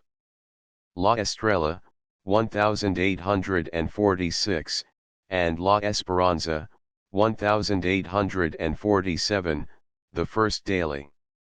These were followed by Diario de Manila, 1848, in 1858 El Comercio appeared, the oldest of the papers still in existence. 8 Papers conducted by Filipinos and in the Filipino tongues are of more recent origin, but these early Spanish periodicals had a real effect upon the Filipinos themselves, training up a class familiar with the conduct of journalism and preparing a way for the very influential work of the Filipino press in recent years. Establishment of an educational system, return of the Jesuits, but more important than all other influences was the opening of education to Filipinos. In 1852 a royal decree authorized the Jesuits to return to the Philippines. The conditions under which they came back were that they should devote themselves solely to missions in the unoccupied fields of Mindanao, and to the higher education of the Filipinos. The public schools in 1860, O'Donnell, the Spanish Minister of War and Colonies, Ultramar, founded the system of public primary instruction. A primary school for boys and one for girls was to be established in each pueblo of the islands. In these schools, instruction was to be given in the Spanish language. A superior commission of education was formed, which consisted of the governor, the archbishop, and 7 other members added by the governor himself.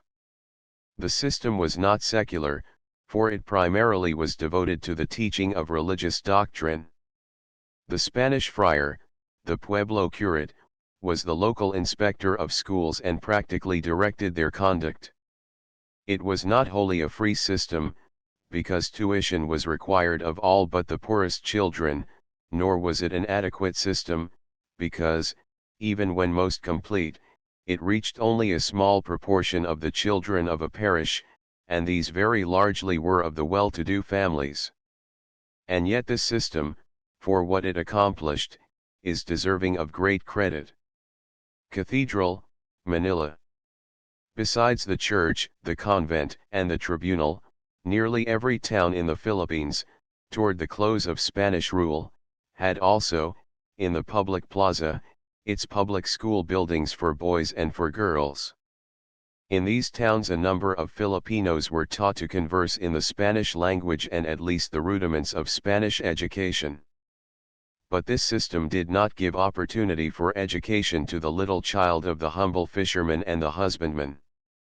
The Manila Normal School, to prepare Filipino teachers to do this work of primary instruction, a decree of 1863 established the Manila Normal School.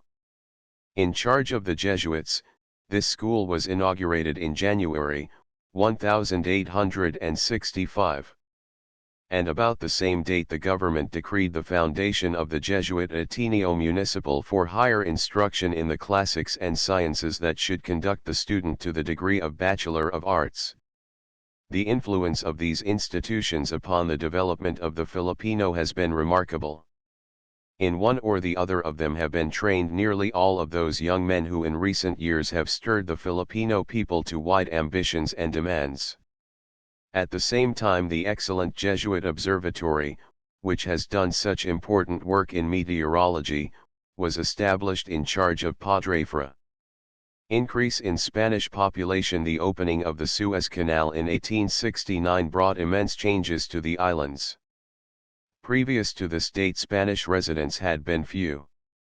Almost the only class deeply interested in the islands and permanently established here had been the friars.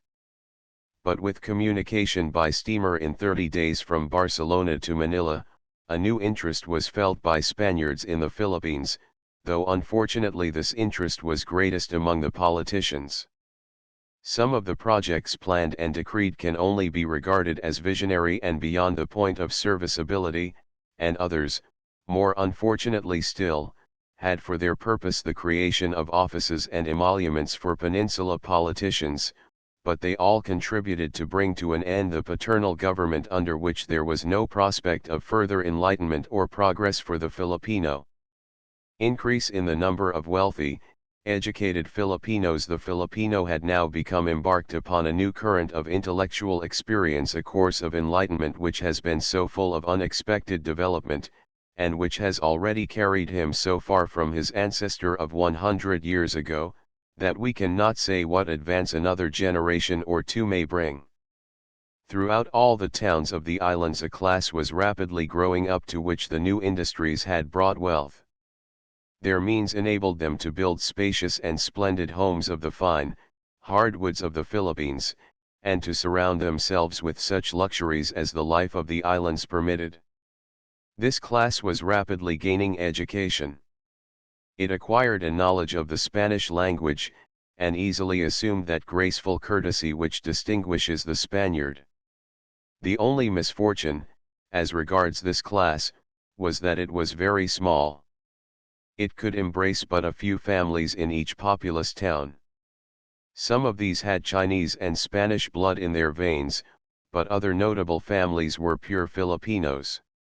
Attitude of the Spanish and the friars toward Filipino education. The great mistake committed by the Spaniard was that he rarely welcomed the further progress of the native population, and the center of this opposition to the general enlightenment of the race was the friars.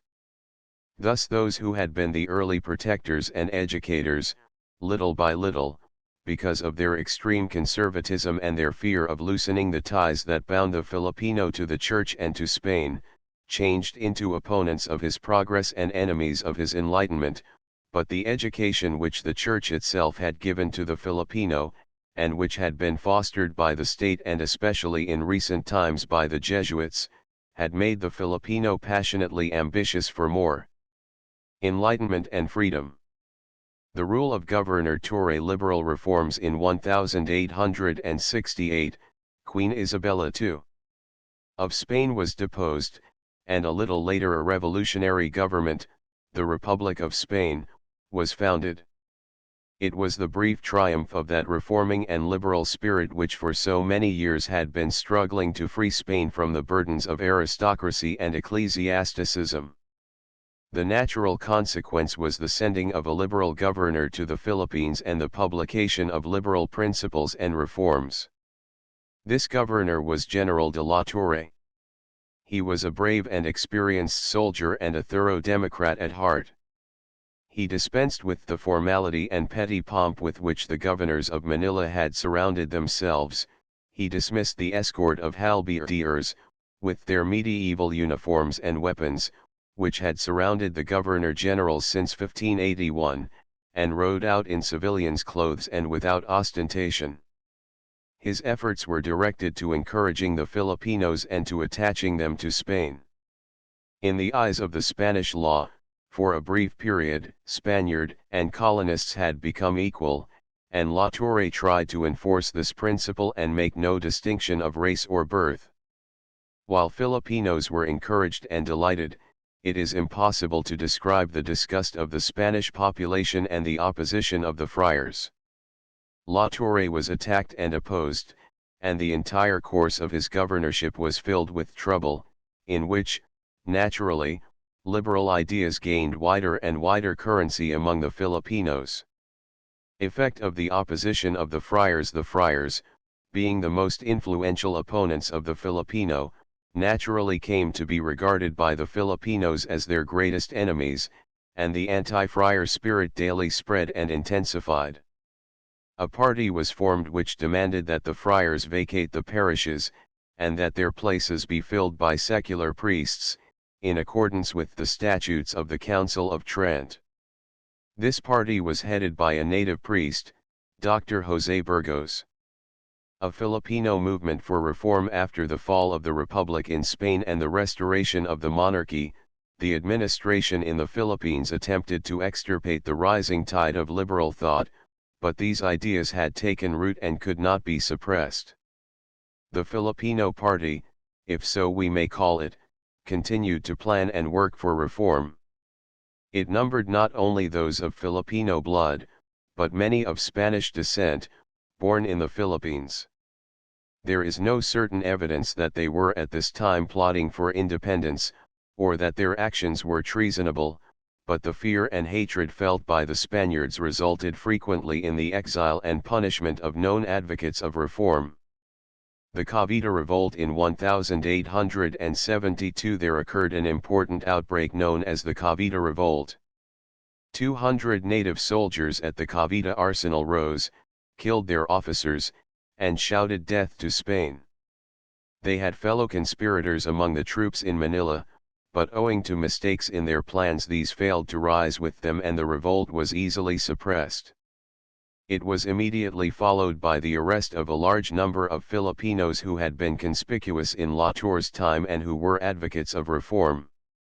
This number included the three priests, Fathers Barrows, Zamora, and Gomez, besides Don Antonio Regidor, Don Joaquin Pardo de Tavera, Don Pedro Carrillo, and others. A council of war condemned to death 41 of the participants in the Cavite riot, and these were shot on the morning of the 27th of January, 1872, on the field of Bagumbayan. On the 6th of February a council of war condemned to death 11 more soldiers of the regiment of artillery, but this sentence was commuted by the governor to life imprisonment. On the 15th of February the same council of war sentenced to death upon the garrote, the priests Barrows, Zamora, Gomez, and a countryman, Saldua, and this sentence was executed on the morning of the 17th. The spread of secret organizations. Masonry. New ground for fear was now found in the spread of secret organizations, which were denounced as Freemasonry. This is a very ancient institution which, in Protestant countries like England and America, has a very large membership, and in these countries its aims are wholly respectable. It has never in any way been connected with sedition or other unworthy movements. Its services are, in fact, largely of a religious character and it possesses a beautiful and elaborate Christian ritual, but in Latin countries Masonry has been charged with political intrigue and the encouragement of infidelity, and this has resulted in clerical opposition to the order wherever found. The first Masonic lodge in the Philippines was established about 1861 and was composed entirely of Spaniards. It was succeeded by others with Filipino membership, and in one way or another seems to have inspired many secret organizations.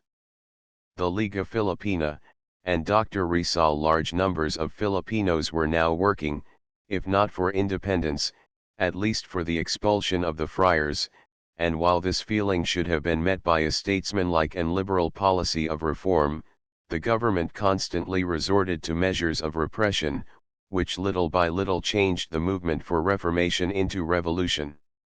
In 1887 the Liga Filipina was formed by a number of the younger Filipino patriots, chief among whom was Dr. Jose Rizal y Mercado. Rizal, by his gifts, his noble character, and his sad fate, has gained a supreme place in the hearts of Filipinos and in the history of the islands. He was born in 1861 at Calamba, on Laguna de Bay, and even as a child he was affected with sadness at the memory of the events of 1872 and with the backward and unhappy condition of his countrymen. He was educated by the Jesuits at the Ateneo Municipal in Manila, and his family having means, he was enabled to study in Spain, where he took a degree in medicine, and later to travel and study in France, England, and Germany. Dr. Rizal. It was in this latter country that he produced his first novel, Nali Me Tangerine. He had been a contributor to the Filipino paper published in Spain, La Solidaridad, and, to further bring the conditions and needs of his country to more public notice, he wrote this novel dealing with Tagalog life as represented at his old home on Laguna de Bay and in the city of Manila. Later he published a sequel, El Filibusterismo, in which even more courageously and significantly are set forth his ideas for reform. His work made him many enemies, and on his return to Manila he found himself in danger and was obliged to leave. He returned again in 1893, and was immediately arrested and sentenced to deportation to Dapitan, Mindanao. Here he remained quietly in the practice of his profession for some years. The Katipunan meanwhile, the ideas which had been agitated by the wealthy and educated Filipinos had worked their way down to the poor and humble classes. They were now shared by the peasant and the fisherman. Especially in those provinces where the religious orders owned estates and took as rental a portion of the tenant's crop, there was growing hatred and hostility to the friars. The Liga Filipina had been composed of cultivated and moderate men, who while pressing for reform were not inclined to radical extremes, nor to obtain their ends by violent means. But there now grew up and gradually spread, until it had its branches and members in all the provinces surrounding Manila, a secret association composed largely of the uneducated classes, whose object was independence of Spain, and whose members, having little to lose, were willing to risk all. This was the society which has since become famous under the name of Katipunan. This secret association was organized in Cavite about 1892. Its president and founder was Andres Bonifacio.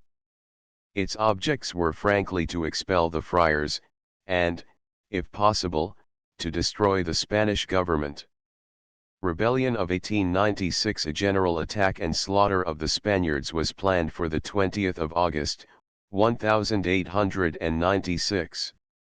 The plot was discovered by the priest of Binondo, Padre Gil, who learned of the movement through the wife of one of the conspirators, and within a few hours the government had seized several hundred persons who were supposed to be implicated. The arrests included many rich and prominent Filipinos, and at the end of some weeks the Spanish prisons contained over 5,000 suspects. Over 1,000 of these were almost immediately exiled to far-distant Spanish prisons, Fernando Po, on the west coast of Africa, and the fortress of Ceuta, on the Mediterranean. Meanwhile the Katipunan was organizing its forces for struggle. On the 26th of August, 1,000 insurgents attacked Caloocan, and 4 days later a pitched battle was fought at San Juan del Monte. In this last fight the insurgents suffered great loss.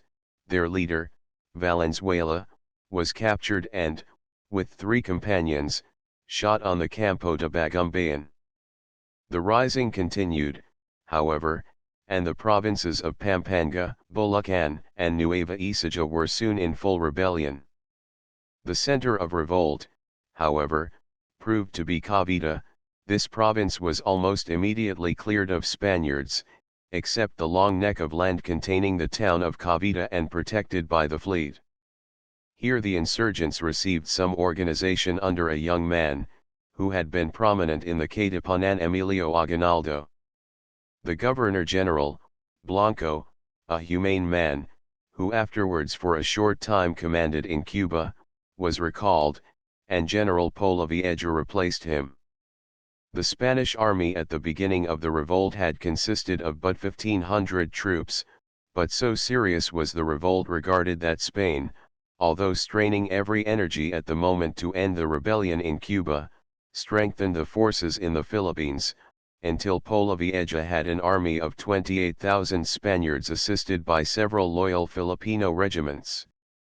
With this army a fierce campaign in Cavite province was conducted, which after 52 days hard fighting ended in the defeat of the insurgents and the scattering of their forces.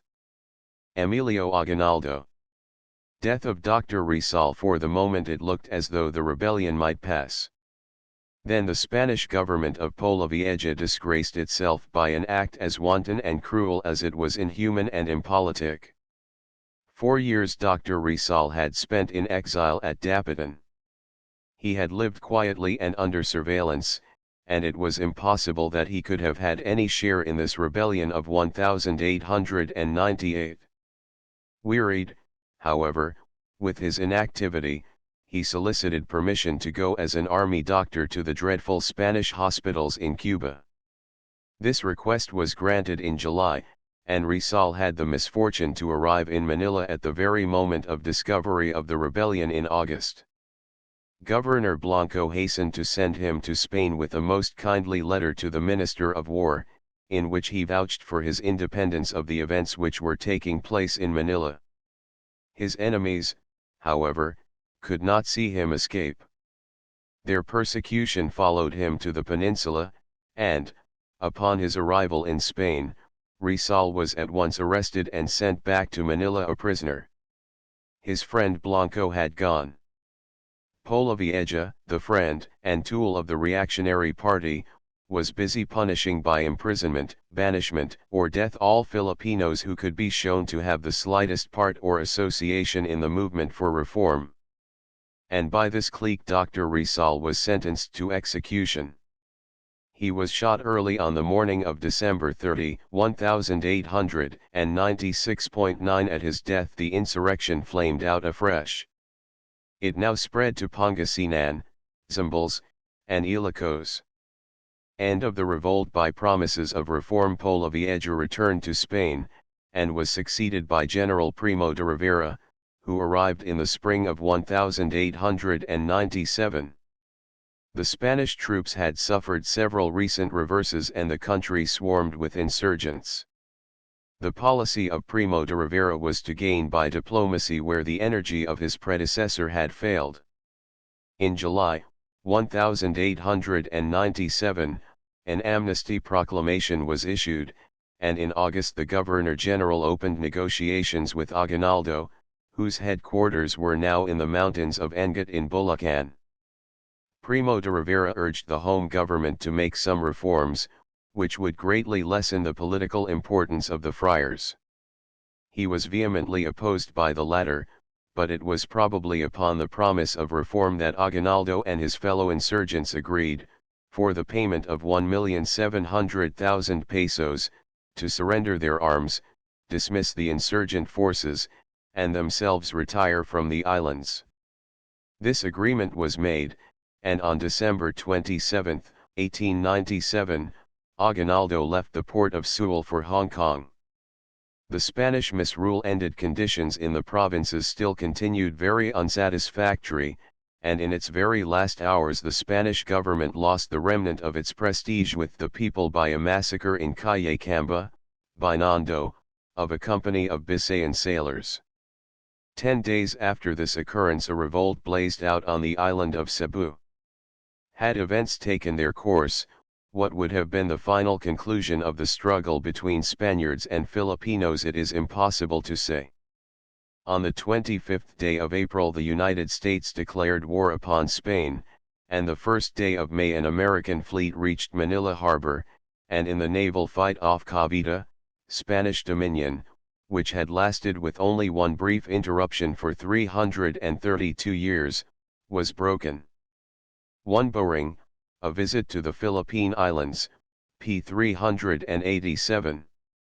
2 The reports of the Dominican missionaries of Nueva Vizcaya and Isabela show the extent and persistence of these raids. See the files of the missionary publication, El Correo Sino Animita, and also the work by Padre Buenaventura Campa, Los Mabiyaos y la Raza Ifugeo, Madrid, 1895. 3 Montero y Vidal, Historia de Filipinas, Volume 3, p. 99. 4 Montero y Vidal, Historia de Filipinas, Volume 3, p. 209. The document is given in Appendix 4 of the same volume. 5 C. Raja Brooke, by Sir Spencer St. John, London, 1899.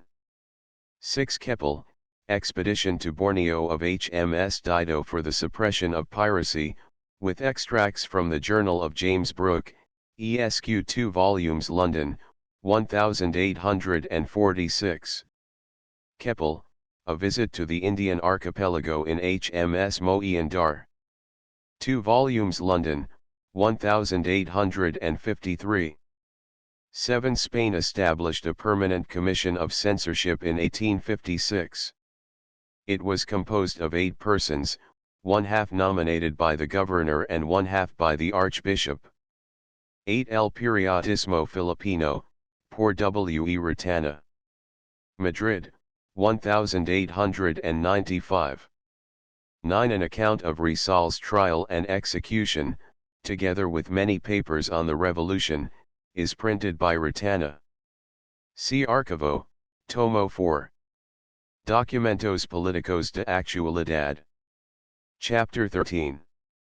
America and the Philippines. Beginning of a new era. With the passing of the Spanish sovereignty to the Americans, a new era began in the Philippines. Already the old Spanish rule seems so far removed that we can begin to think of it without feeling and study it without prejudice. Development of the United States of America. The American nation is the type of the New World. Beginning in a group of colonies, planted half a century later than the settlement of the Philippines, it has had a development unparalleled in the history of states.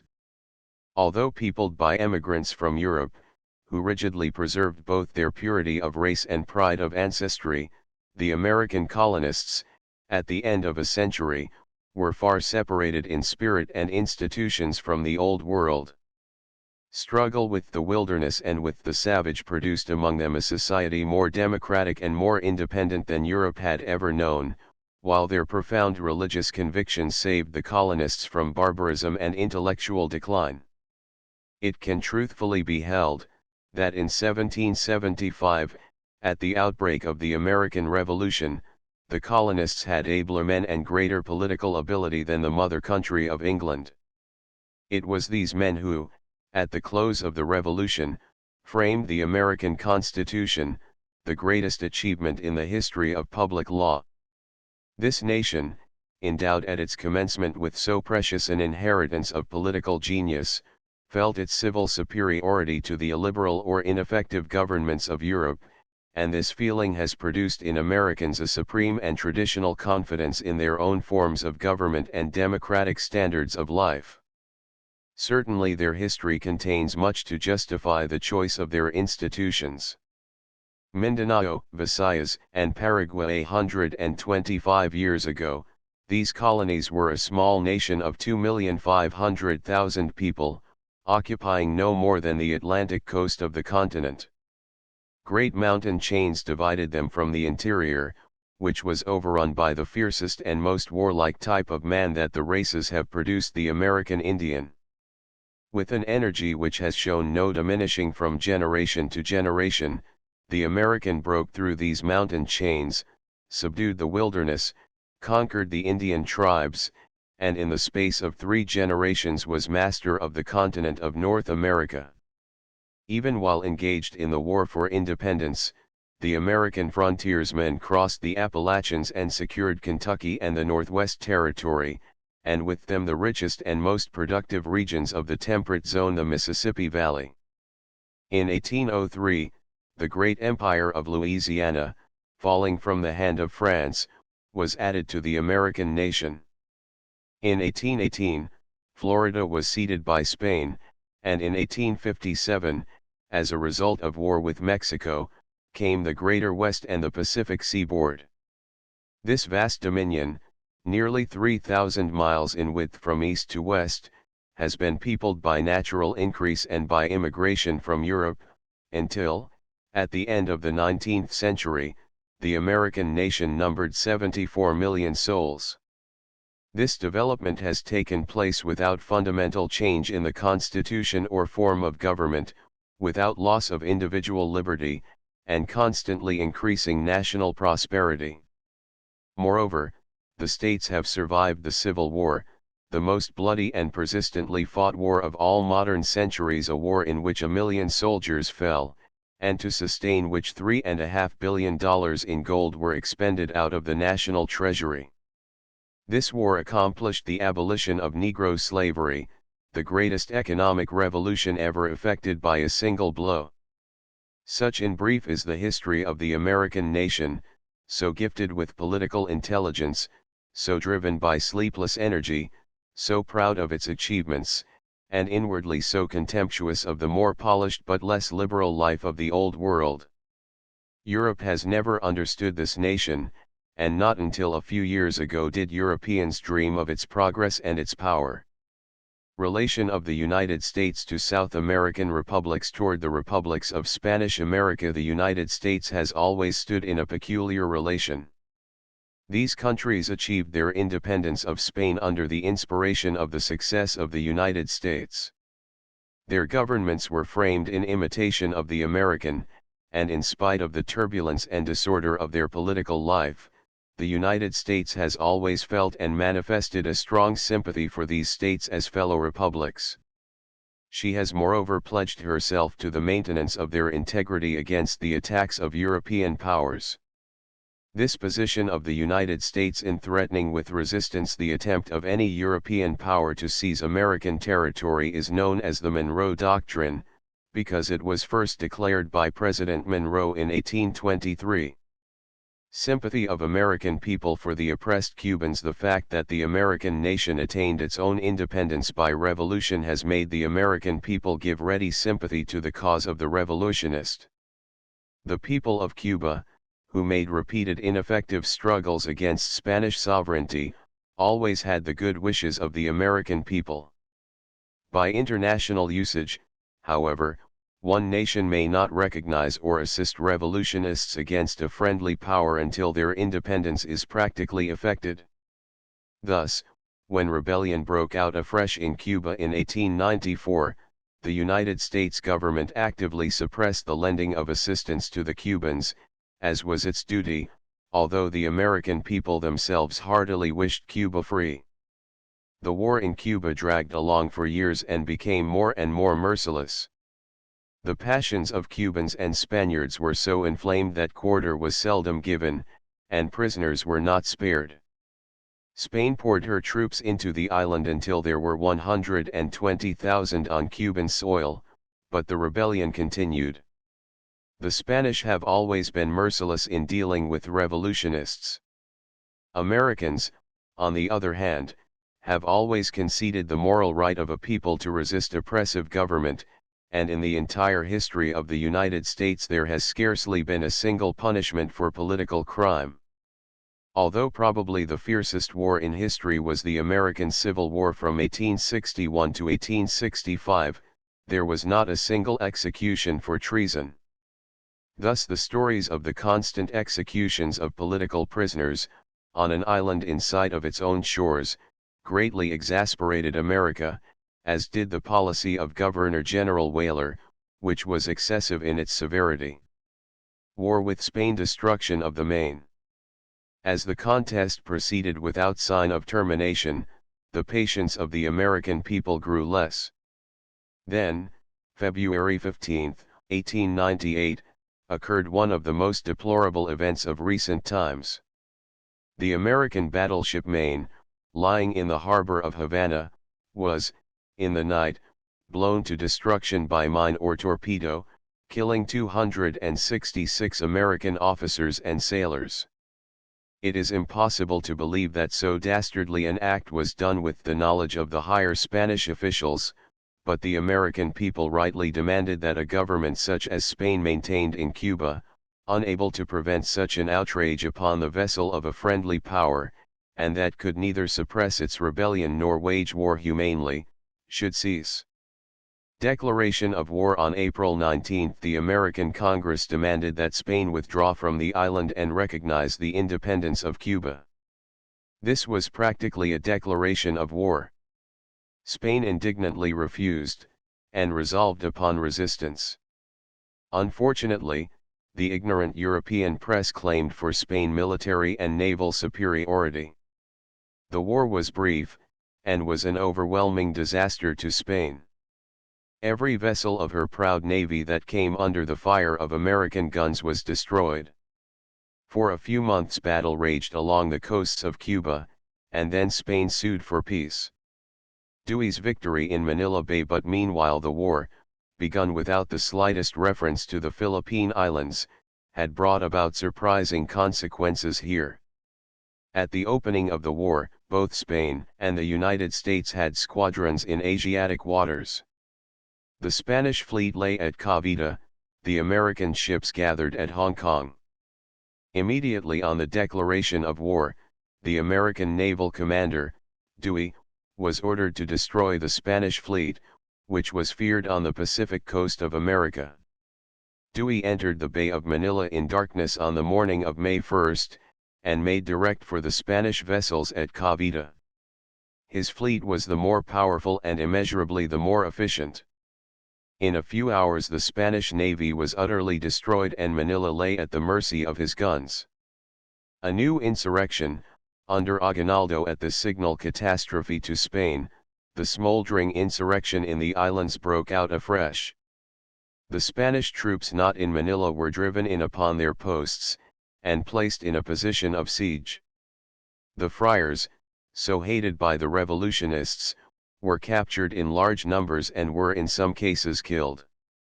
With the permission and assistance of the American authorities, Aguinaldo returned from Singapore, and landed at Cavite. Here he immediately headed anew the Philippine insurrection. Capture of Manila troops were dispatched from San Francisco for the capture of Manila. By the end of July, 8,500 men lay in the transports off Cavite. They were landed at the little estuary of Paranaque, and advanced northwards upon Fort San Antonio and the defenses of Malate. The Spaniards behind the city's defenses, although outnumbering the Americans, were sick and dispirited. One attempt was made to drive back the invading army, but on the following day the Americans swept through the defenses and line of blockhouses, and Manila capitulated, August 13, 1898. The Filipinos had scarcely participated in the attack on the city, and they were excluded from occupying it after its surrender. This act was justified, because the Filipino forces had been very recently raised, the soldiers were undisciplined, and had they entered the city, with passions as they were inflamed, it was feared by the Americans that their officers might not be able to keep them from looting and crime. Misunderstanding between Americans and Filipinos. Up to this point, the relations between the American and Filipino armies had been friendly. But here began that misunderstanding and distrust which for so many months were to alienate these two peoples and embitter their intercourse. Provisional government of the Filipinos. In the interval between the destruction of the Spanish fleet and the capture of Manila, the Filipinos in Cavite had organized a provisional government and proclaimed the independence of the archipelago. American ideas in regard to the Philippines. The idea of returning these islands to the Spanish power was exceedingly repugnant to American sentiment. Spain's attitude toward revolutionists was well understood in America, and the Filipinos had acted as America's friends and allies. On the other hand, the American government was unwilling to turn over to the newly organized Filipino Republic the government of the archipelago. It was felt in America, and with reason, that this Filipino government was not truly representative of all the people in the Philippines, that the Filipino leaders were untried men, and that the people themselves had not had political training and experience. The United States, having overthrown the Spanish government here, was under obligation to see that the government established in its place would represent all and do injustice to none. The Filipinos were very slightly known to Americans, but their educated class was believed to be small and their political ability unproven. Thus, no assurances were given to the Filipino leaders that their government would be recognized, or that their wishes would be consulted in the future of the islands. In fact, these matters could be settled only by action of the American Congress, which was late in assembling and slow to act. The terms of peace. Spain and America were now negotiating terms of peace. These negotiations were conducted at Paris, and dragged on during many critical weeks. The Filipinos were naturally very much concerned over the outcome. Finally, the American government demanded of Spain that she cede the islands to the United States and accept the sum of $20 million gold, for public works and improvements which she had made. General Luna. Suspicions of the Filipino leaders. These terms became known in December 1898. They served to awaken the worst suspicions of the Filipino leaders. Many believed that they were about to exchange the oppressive domination of Spain for the selfish and equally oppressive domination of America. There is reason to believe that some leaders counseled patience, and during the succeeding months made a constant effort to maintain the peace, but the radical party among the Filipinos was led by a man of real gifts and fiery disposition, Antonio Luna. He had received an education in Europe, had had some instruction in military affairs, and when in September the Filipino government was transferred to Malolos, Luna became the general-in-chief of the military forces. He was also editor of the most radical Filipino newspaper, La Independencia. Apolinario Mabini. New Filipino government. On January 4, 1899, President McKinley issued a special message to General Otis, commanding the armies of the United States in the Philippines, declaring that American sovereignty must be recognized without conditions. It was thought in the United States that a firm declaration of this kind would be accepted by the Filipinos and that they would not dare to make resistance. The intentions of the American president and nation, as subsequent events have proven, were to deal with the Filipinos with great liberality, but the president's professions were not trusted by the Filipinos, and the result of Mr. McKinley's message was to move them at once to frame an independent government and to decide on war. This new government was framed at Malolos, Bulacan, by a congress with representatives from most of the provinces of central Luzon. The Malolos Constitution was proclaimed January 23, 1899, and Don Emilio Aguinaldo was elected president. The cabinet, or ministry, included Don Apolinario Mabini, Secretary of State, Don Teodoro Sandico, Secretary of Interior, General Baldomero Aguinaldo, Secretary of War, General Mariano Trias, Secretary of Treasury, Don Ingracio Gonzaga, Secretary of Public Instruction and Agriculture. War with the Americans. Battle of Manila. The Filipino forces were impatient for fighting, and attack on the American lines surrounding Manila began on the night of February 4. It is certain that battle had been decided upon and in preparation for some time, and that fighting would have been begun in any case, before the arrival of reinforcements from America, but the attack was precipitated a little early by the killing at San Juan Bridge of a Filipino officer who refused to halt when challenged by an American sentry.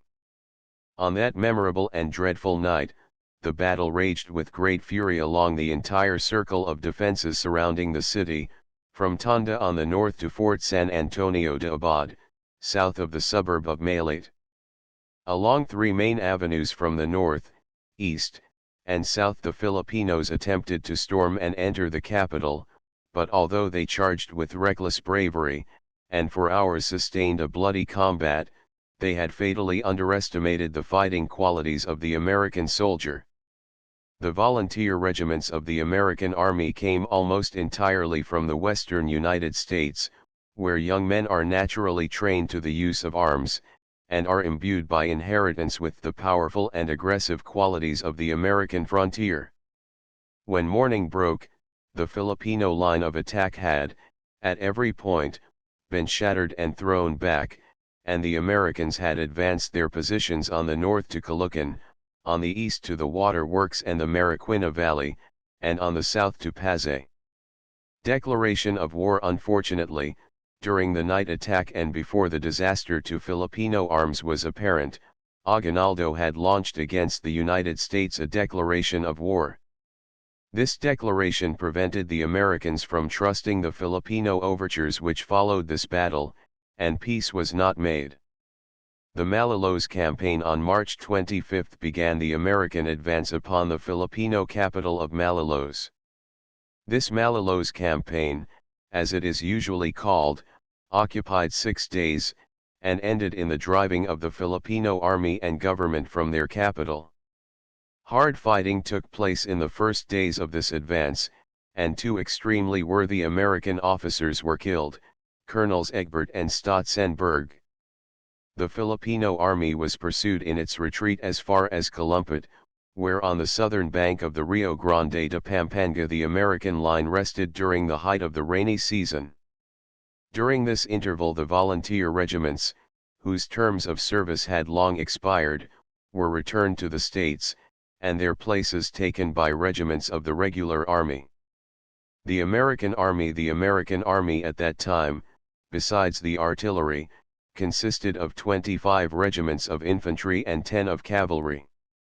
Congress now authorized the organization of 24 new regiments of infantry, to be known as the 26th to the 49th Regiments of U.S. Volunteers, and 1 volunteer regiment of cavalry, the 11th, for a service of 2 years.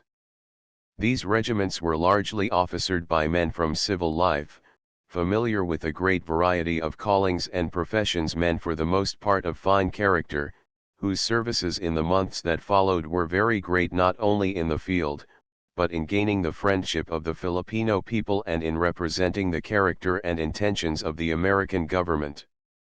Anti-war agitators in America. Through the summer of 1899 the war was not pressed by the American general, nor were the negotiations with the Filipino leaders conducted with success. The Filipinos were by no means dismayed. In spite of their reverses, they believed the conquest of the islands impossible to foreign troops.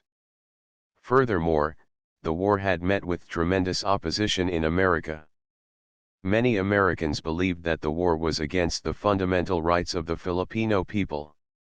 They attacked the administration with unspeakable bitterness. They openly expressed sympathy for the Filipino revolutionary cause, and for the space of 2 years their encouragement was an important factor in sustaining the rebellion. Spread of the insurrection. In these same summer months the revolutionary leaders spread their cause among the surrounding provinces and islands. The spirit of resistance was prominent at first only among the Tagalog, but gradually nearly all the Christianized population was united in resistance to the American occupation. Occupation of Negroes. The Americans had meanwhile occupied Iloilo and the Visayas, and shortly afterwards the Presidios in Mindanao surrendered by the Spaniards. In Negroes, also, exceptional circumstances had transpired. The people in this island invited American sovereignty, and General James Smith, sent to the island in March as governor, assisted the people in forming a liberal government, through which insurrection and disorder in that island were largely avoided. Death of General Luna. With the cessation of heavy rains, the fighting was begun again in northern Luzon. The Filipino army had its headquarters in Tarlac, and its lines occupied the towns of the provinces of Pangasinan and Nueva Ecija, stretching in a long line of posts from the Zambales Mountains almost to the upper waters of the Rio Pampanga. It was still well armed, provisioned, and resolute, but the brilliant, though wayward, organizer of this army was dead. The nationalist junta, which had directed the Philippine government and army, had not been able to reconcile its differences. It is reported that Luna aspired to a dictatorship. He was killed by soldiers of Aguinaldo at Cabanatuan. American campaigns in northern Luzon. The campaign in northern Luzon. The American generals now determined upon a strategic campaign. General MacArthur was to command an advance up the railroad from Calumpit upon Tarlac. General Lawton, with a flying column of swift infantry and cavalry, was to make a flanking movement eastward through Nueva Ecija and hem the Filipino forces in upon the east. Meanwhile, General Wheaton was to convey a force by transport to the Gulf of Lingan, to throw a cordon across the Ilocano coast that should cut off the retreat of the Filipino army northward. As a strategic movement, this campaign was only partially successful.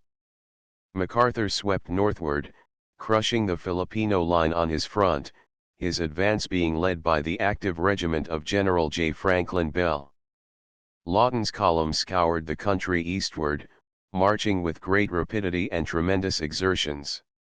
Swollen rivers were crossed with great loss of life, and the column, cutting loose from its supplies, was frequently in need of food.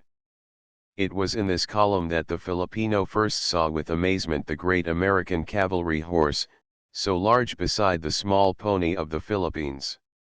Lawton's descent was so swift that the Philippine government and staff narrowly escaped capture. On the night of November 11, the Filipino generals held their last council of war at Bayambang on the Rio Agno, and resolved upon dispersal. Meanwhile, Wheaton had landed at San Fabian, upon the southern Ilocano coast, but his force was insufficient to establish an effective cordon, and on the night of November 15 Aguinaldo, with a small party of ministers and officers, closely pursued by the cavalry of Lawton under the command of General Young, slipped past, through the mountains of Pozo Rubio and Rosario, and escaped up the Ilocano coast. Then began one of the most exciting pursuits in recent wars. The chase never slackened, except in those repeated instances when for the moment the trail of the Filipino general was lost. From Candon, Aguinaldo turned eastward through the comandancias of Lepanto and Bontoc, into the wild Igor road country of the Cordillera Central. The trail into Lepanto leads over the lofty mountains through the precipitous Tila Pass. On the summit, in what was regarded as an impregnable position, Gregorio del Pilar, little more than a boy, but a brigadier general, with a small force of soldiers, the remnant of his command, attempted to cover the retreat of his president.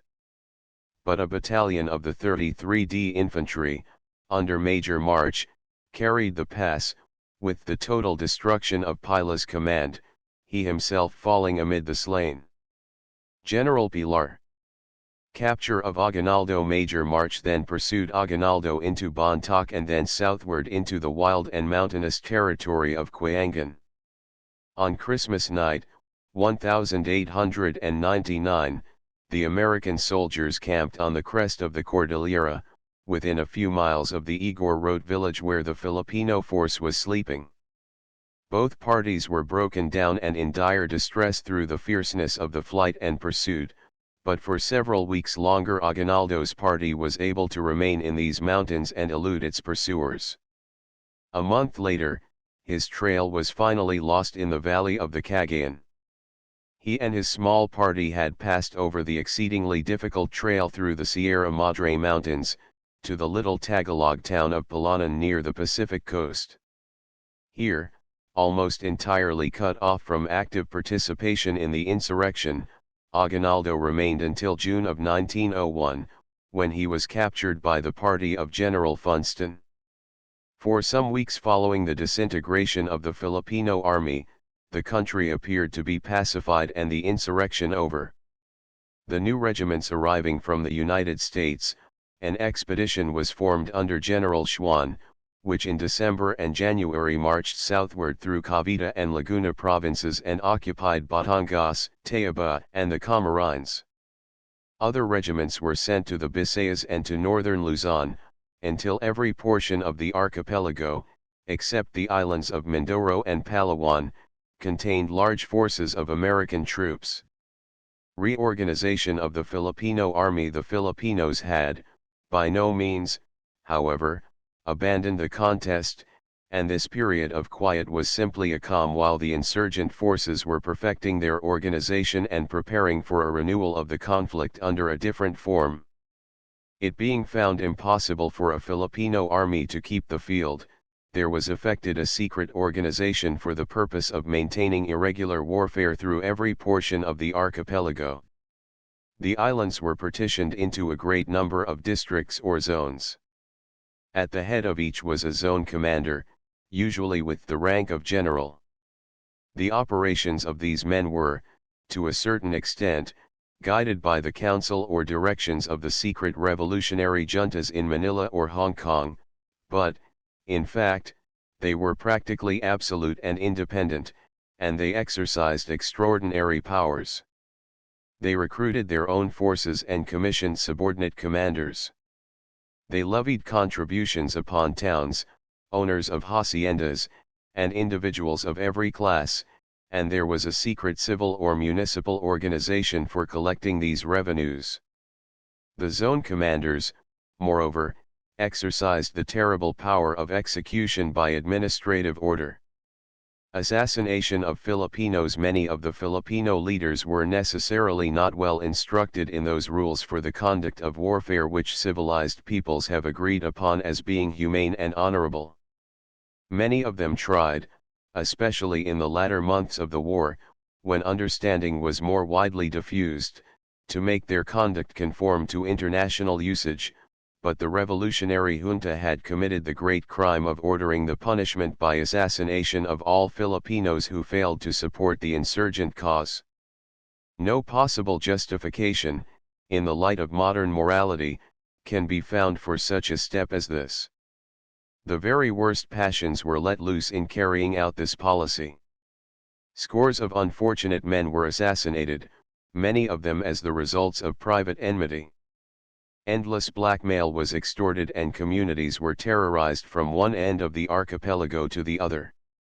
Irregular warfare of the Filipinos through the surrender of Spanish forces, the capture of the arsenals of Cavite and Olongapo, and by purchase through Hong Kong, the revolutionary government possessed between 30,000 and 40,000 rifles. These arms were distributed to the different military zones, and the secret organization which existed in each municipality received its proportion. These guns were secreted by the different members of the command, except when occasion arose for effecting a surprise or making an attack. There were no general engagements, but in some towns there was almost nightly shooting. Pickets and small detachments were cut off, and roads became so unsafe throughout most of the archipelago that there was no travel by Americans except under heavy escort. For a long time, also, the orders of the commanding general were so lenient that it was impossible to punish properly this conduct when it was discovered.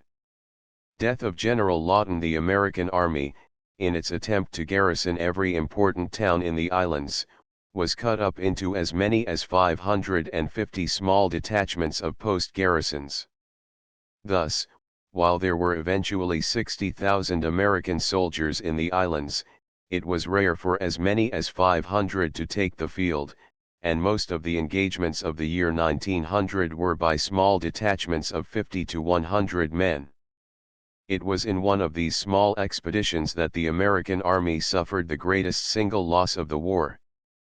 A few miles east of Manila is the beautiful Mariquina Valley, from which is derived the city's supply of water, and the headwaters of this pretty stream lie in the wild and picturesque fastness of San Mateo and Montalban. Although scarce a dozen miles from the capital and the headquarters of a Filipino brigade, San Mateo was not permanently occupied by the Americans until after the 18th of December, 1899, when a force under General Lawton was led around through the hills to surprise the town. Early in the morning the American force came pouring down over the hills that lie across the river from the village. They were met by a brisk fire from the insurgent command scattered along the banks of the river and in a sugar hacienda close to the stream. Here Lawton, conspicuous in white uniform and helmet, accompanying, as was his custom, the front line of skirmishers, was struck by a bullet and instantly killed. Filipino leaders sent to Guam in November, 1900, after the re-election in the United States of President McKinley, a much more vigorous policy of war was inaugurated. In this month General MacArthur, commanding the division, issued a notable general order, defining and explaining the laws of war which were being violated, and threatening punishment by imprisonment of those guilty of such conduct.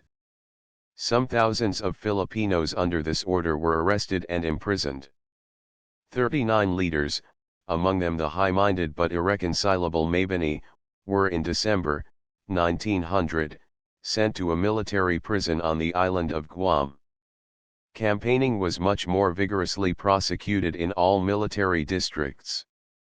By this time all the American officers had become familiar with the insurgent leaders, and these were now obliged to leave the towns and establish cuartels in remote barrios and in the mountains. These measures, pursued through the winter of 1900-01, broke the power of the revolution. The Philippine Civil Commission, another very influential factor in producing peace, resulted from the presence and labors of the Civil Philippine Commission. These gentlemen, Judge William H. Taft, Judge Luke E. Wright, Judge Henry C. Ide, Professor Dean C. Worcester, and Professor Bernard Moses, were appointed by the President in the spring of 1900 to legislate for the islands and to prepare the way for the establishment of civil government. President McKinley's letter of instructions to this commission will probably be ranked as one of the ablest and most notable public papers in American history. The commission reached the islands in June and began their legislative work on September 1. This body of men, remarkable for their high character, was able at last to bring about an understanding with the Filipino leaders and to assure them of the unselfish and honorable purposes of the American government. Thus, by the early winter of 1900, many Filipino gentlemen became convinced that the best interests of the islands lay in accepting American sovereignty, and that they could honorably advocate the surrender of the insurgent forces. These men represented the highest attainments and most influential positions in the islands. In December they formed an association known as the Federal Party, for the purpose of inducing the surrender of military leaders, obedience to the American government, and the acceptance of peace. And of the insurrection under these influences, the insurrection, in the spring of 1901, went rapidly to pieces. Leader after leader surrendered his forces and arms, and took the oath of allegiance and quietly returned home. By the end of June there were but two zone commanders who had not surrendered: General Malvar in Batangas, and General Lucban in Samar. Governor Taft. The first civil governor. Peaceful conditions and security almost immediately followed these surrenders and determined the President to establish at once civil government. On July 4, 1901, this important step was taken, Judge Taft, the President of the Philippine Commission, taking office on that date as the first American civil governor of the Philippines. On September 1, the Philippine Commission was increased by the appointment of 3 Filipino members: the Honorable T. H. Pardo de Tavera, M.D., the Honorable Benito Legarda, and the Honorable Jose Luzuriaga of Negros. The Philippine Commission has achieved a remarkable amount of legislation of a very high order. From September, 1900, to the end of December, 1902, the Commission passed no less than 571 acts of legislation. Some of these were of very great importance and involved long preparation and labor. Few administrative bodies have ever worked harder and with greater results than the Philippine Commission during the first 2 years of its activity. The frame of government in all its branches had to be organized and set in motion, the civil and criminal law liberalized, revenue provided, and public instruction remodeled on a very extensive scale. The new government is a very liberal one, and one which gives an increasing opportunity for participation to the Filipinos. It includes what is called local self-government. There are in the islands about 1,132 municipalities. In these the residents practically manage their own affairs. There are 38 organized provinces in the archipelago, in which the administration rests with the provincial board composed of the governor, treasurer, and supervisor or engineer. The governor is elected for the term of 1 year by the councillors of all the towns united in assembly. The treasurer and supervisor are appointed by the governor of the Philippine archipelago under the rules of the Civil Service Board. The civil service is a subject which has commanded the special consideration of the Commission. It gives equal opportunity to the Filipino and to the American to enter the public service and to gain public promotion, and the Filipino is by law even given the preference where possessed of the requisite ability. The Palace, Manila. Headquarters of the government. The insular government for the purposes of administration, the insular, or central government of the islands is divided into 4 branches, called departments, each directed by a secretary who is also a member of the Philippine Commission. These departments are, Interior, Secretary Worcester, Finance and Justice, Secretary IDE, Commerce and Police, Secretary Right and Public Instruction, Secretary Moses, until January 1, 1903, and since that date Secretary Smith. Under each of these departments are a large number of bureaus, by which the many important activities of the government are performed. We have only to examine a list of these bureaus to see how many-sided is the work which the government is performing. It is a veritable commonwealth, complete in all the branches which demand the attention of modern governments. Thus, under the Department of the Interior, there is the Bureau of Public Health, with its extremely important duties of combating epidemic diseases and improving public sanitation, with its public hospitals, sanitariums, and charities, the Bureau of Government Laboratories for making bacteriological and chemical investigations, a Bureau of Forestry, a Bureau of Mining, the Philippine Weather Bureau, a Bureau of Agriculture, a Bureau of Non-Christian Tribes for conducting the government work in ethnology and for framing legislation for pagan and Mohammedan tribes, and a Bureau of Public Lands. Under the Department of Commerce and Police are the Bureau of Posts, Signal Service, the Philippines Constabulary, really an insular army, with its force of some 6,500 officers and men, prisons, the Coast Guard and Transportation Service, with a fleet of about 20 beautiful little steamers, nearly all of them newly built for this service and named for islands of the archipelago, the Coast and Geodetic Survey, doing the much-needed work of charting the dangerous coasts and treacherous waters of the archipelago, and the Bureau of Engineering, which has under its charge great public works, many of which are already underway. Under the Department of Finance and Justice are the Insular Treasurer, the Insular Auditor, the Bureau of Customs and Immigration, the Bureau of Internal Revenue, the Insular Cold Storage and Ice Plant, and the Great Bureau of Justice. Under the Department of Public Instruction there is the Bureau of Education in charge of the system of public schools, a Bureau of Printing and Engraving, with a new and fully equipped plant, a Bureau of Architecture, a Bureau of Archives, a Bureau of Statistics, and the Philippine Museum. Revenues and expenditures. The maintenance of these numerous activities calls for an expenditure of large sums of money, but the insular government and the Filipino people are fortunate in having had their finances managed with exceptional ability. The revenues of the islands for the past fiscal year have amounted to about $10,638,000, gold. Public expenditures, including the purchase of equipment such as the Coast Guard fleet and the forwarding of great public works such as the improving of the harbor of Manila, amounted during fiscal year of 1903 to about $9,150,000, gold. The government has at all times preserved a good balance in its treasury, but the past year has seen some diminution in the amount of revenues, owing to the great depreciation of silver money, the falling off of imports, the wide prevalence of cholera, and the poverty of many parts of the country as a result of war and the loss of livestock through pest. To assist the government of the Philippines, the Congress of the United States in February, 1903, with great and characteristic generosity appropriated the sum of $3 million, gold, as a free gift to the people and government of the Philippines. The judicial system, especially fortunate, also, have been the labors of the Commission in establishing a judicial system and revising the Spanish law. The legal ability of the Commission is unusually high.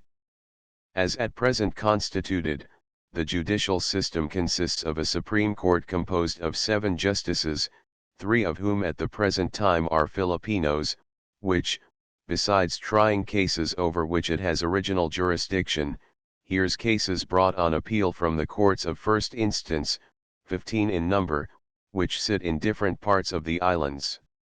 Each town, moreover, has its justices of the peace for the trial of small cases and for holding preliminary examinations in cases of crimes. By the new Code of Civil Procedure, the administration of justice has been so simplified that there are probably no courts in the world where justice can be more quickly secured than here. System of public schools. Probably no feature of the American government in the islands has attracted more attention than the system of public schools. Popular education, while by no means wholly neglected under the Spanish government, was inadequate, and was continually opposed by the clerical and conservative Spanish forces, who feared that the liberalizing of the Filipino people would be the loosening of the control of both Spanish state and church. On the contrary, the success of the American government, as of any government in which the people participate, depends upon the intelligence and education of the people. Thus, the American government is as anxious to destroy ignorance and poverty as the Spanish government and the Spanish Church were desirous of preserving these deeply unfortunate conditions. Americans believe that if knowledge is generally spread among the Filipino people, if there can be a real understanding of the genius and purpose of our American institutions, there will come increasing content and satisfaction to dwell under American law. Thus, education was early encouraged by the American Army, and it received the first attention of the Commission. The widespread system of public schools which now exists in these islands was organized by the first General Superintendent of Public Instruction, Dr. Fred W. Atkinson, and by Professor Bernard Moses of the Philippine Commission. Instruction in the English language. The basis of this public instruction is the English language. This was early decided upon in view of the great number of Filipino dialects, the absence of a common native language or literature, and the very moderate acquaintance with Spanish by any except the educated class. It is fortunate for the Filipino people that English has been introduced here and that its knowledge is rapidly spreading. Knowledge of language is power, and the more widely spoken the tongue, the greater the possession of the individual who acquires it. Of all the languages of the world, English is today the most widely spoken and is most rapidly spreading. Moreover, English is preeminently the language of the Far East. From Yokohama to Australia, and from Manila to the Isthmus of Suez, English is the common medium of communication. It is the language alike of business and of diplomacy. The Filipino people, so eager to participate in all the busy life of Eastern Asia, so ambitious to make their influence felt and their counsels regarded, will be debarred from all this unless they master this mighty English tongue. The Filipino Assembly thus, after 4.5 years of American occupation, the sovereignty of the United States has been established in the archipelago, and a form of government, unique in the history of colonial administration, inaugurated. One other step in the contemplation of Congress, which will still further make the government a government of the Filipino people, remains to be taken. This is the formation of a Filipino Assembly of Delegates or Representatives, chosen by popular vote from all the Christianized provinces of the archipelago. The recent census of the Philippines will form the basis for the apportionment of this representation. This assembly will share the legislative power on all matters pertaining to the Christian people of the Philippines and those parts of the islands inhabited by them. When this step shall have been taken, the government of the Philippine Islands will be like the typical and peculiarly American form of government known as territorial. Territorial form of government in the United States. The American Union is composed of a number of states or commonwealths which, while differing vastly in wealth and population, are on absolutely equal footing in the Union. The inhabitants of these states form politically the American sovereignty. They elect the President and Congress, and through their state legislatures may change or amend the form of the American state itself. Besides these states, there have always been large possessions of the nation called territories. These territories are extensive countries, too sparsely inhabited or too undeveloped politically to be admitted, in the judgment of the American Congress, to statehood in the Union. Their inhabitants do not have the right to vote for the president, neither have they representation in the American Congress. These territories are governed by Congress, through territorial governments, and over them Congress has full sovereign powers. That is, as the Supreme Court of the United States has decided and explained, while Congress when legislating for the states in the Union has only those powers of legislation which have been specifically granted by the Constitution, in legislating for the territories it has all the powers which the Constitution has not specifically denied. The only limitations on Congress are those which, under the American system of public law, guarantee the liberty of the individual, his freedom of religious belief and worship, his right to just, open, and speedy trial, his right to the possession of his property, and other precious privileges, the result of centuries of development in the English-speaking race, which make up civil liberty. These priceless securities, which no power of the government can take away, abridge, or infringe, are as much the possession of the inhabitants of a territory as of a state. 1. The government of these territories has varied greatly in form and may be changed at any time by Congress, but it usually consists of a governor and Supreme Court, appointed by the President of the United States, and a legislature elected by the people. Since 1783 there has always been territory so held and governed by the United States, and if we may judge from the remarkable history of these regions, this form of government of dependent possessions is the most successful and most advantageous to the territory itself that has ever been devised. At the present time, the territories of the United States are Oklahoma, the Indian Territory, New Mexico, Arizona, Alaska, the Hawaiian Islands, Puerto Rico, the Philippines, and Guam. The territorial form of government has frequently been regarded by American statesmen as a temporary condition to be followed at a comparatively early date by statehood. But after more than a century of development, territorial government, as shaped by Congress and as defined by the Supreme Court, shows itself so flexible and advantageous that there is no reason why it should not be regarded as a permanent and final form. Whether it will long prevail in the Philippines, depends very largely upon the political development and ultimate desires of the Filipino people themselves. For the present, it is the only suitable form of government and the only form which it is statesmanlike to contemplate. Filipino independence. The events of the last few years seem to indicate that the American nation will not entrust the Philippines with independence until they have immeasurably gained in political experience and social self-control.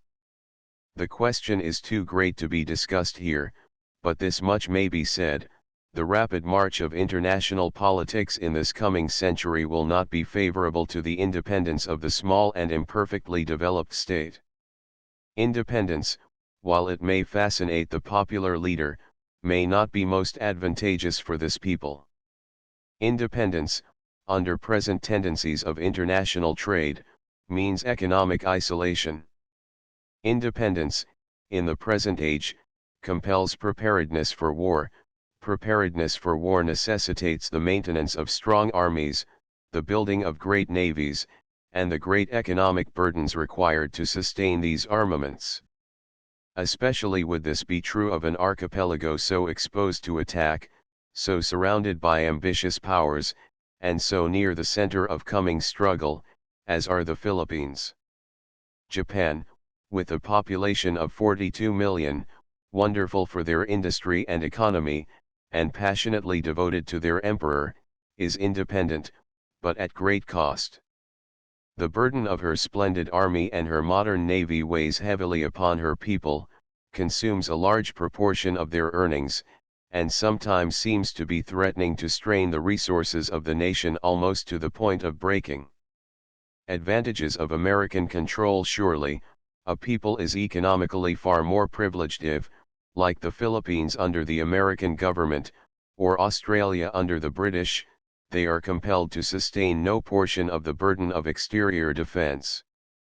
The navies of the United States today protect the integrity of the Philippine archipelago. The power of a nation so strong and so terrible, when once aroused, that no country on the globe would think for a minute of wantonly molesting its territory, shields the Filipino from all outside interference and permits him to expend all his energy in the development of those abilities to which his temperament and endowment inspire him. American government means freedom of opportunity. There is no honorable pursuit, calling, or walk of life under heaven in which the Filipino may not now engage and in which he will not find his endeavors encouraged and his success met with generous appreciation. In politics, his progress may be slow, because progress here is not the development of the individual nor of the few, but of the whole. But in the no less noble pursuits of science, literature, and art, we may in this very generation see Filipinos achieving more than notable success and distinction, not only for themselves but for their land. Patriotic duty, as regards the Philippines, means for the American a wholesome belief in the uprightness of the national purposes, a loyal appreciation of the men who have here worked wisely and without selfishness, and have borne the brunt of the toil, a loyalty to the government of the Philippines and of the United States, so long as these governments live honestly, rule justly, and increase liberty, and a frank and hearty recognition of every advance made by the Filipino people themselves. And for the Filipinos, patriotic duty means a full acceptance of government as it has now been established, as better than what has preceded, and perhaps superior to what he himself would have chosen and could have devised, a loyalty to his own people and to their interests and to the public interests, that shall overcome the personal selfishness that has set its cruel mark on every native institution in this land, and a resolution to obey the laws, preserve the peace, and use faithfully every opportunity for the development of his own character and the betterment of the race. 1. See the decisions of the Supreme Court in the cases of American Insurance Co. v. Cantor, 1 Peters, 511, decided in 1828, National Bank v. County of Yankton, 101 U.S. Reports, 129, decided in 1879, the Mormon Church v. United States, 136 U.S. Reports, 1, decided May, 1890.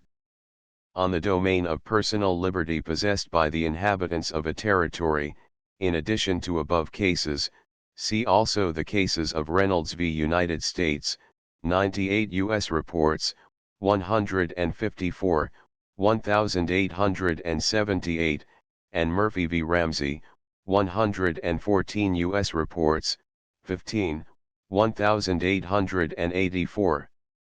Appendix. Spanish Governors of the Philippines. 1571, 1898. 1571 to 1572 Don Miguel López de Legazpi.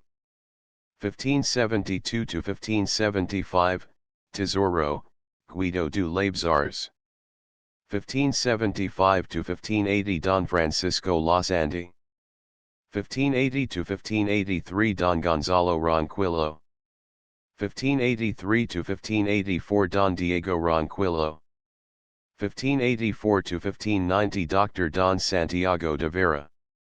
1590 to 1593 Don Gómez Pérez de Dasmariñas. 1593 to 1595 Luis Pérez Dasmariñas. 1595 to 1596 Don Antonio de Morga. 1596 to 1602 Don Francisco Tello de Guzman. 1602 to 1606 Don Pedro Bravo de Acuna. 1606 to 1608 Royal Audiencia. 1608 to 1609 Don Rodrigo Vivero. 1609 to 1616 Don Juan de Silva. 1616 to 1618 Don Andres Alcazar. 1618 to 1624 Don Alonso Faxado Whitenza. 1624 to 1625 Royal Audiencia. 1625 to 1626 Don Fernando da Silva. 1626 to 1632 Don Juan Nino de Tabara.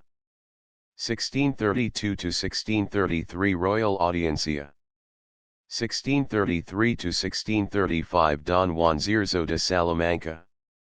1635 to 1644 Don Sebastian Hurtado de Corcuera.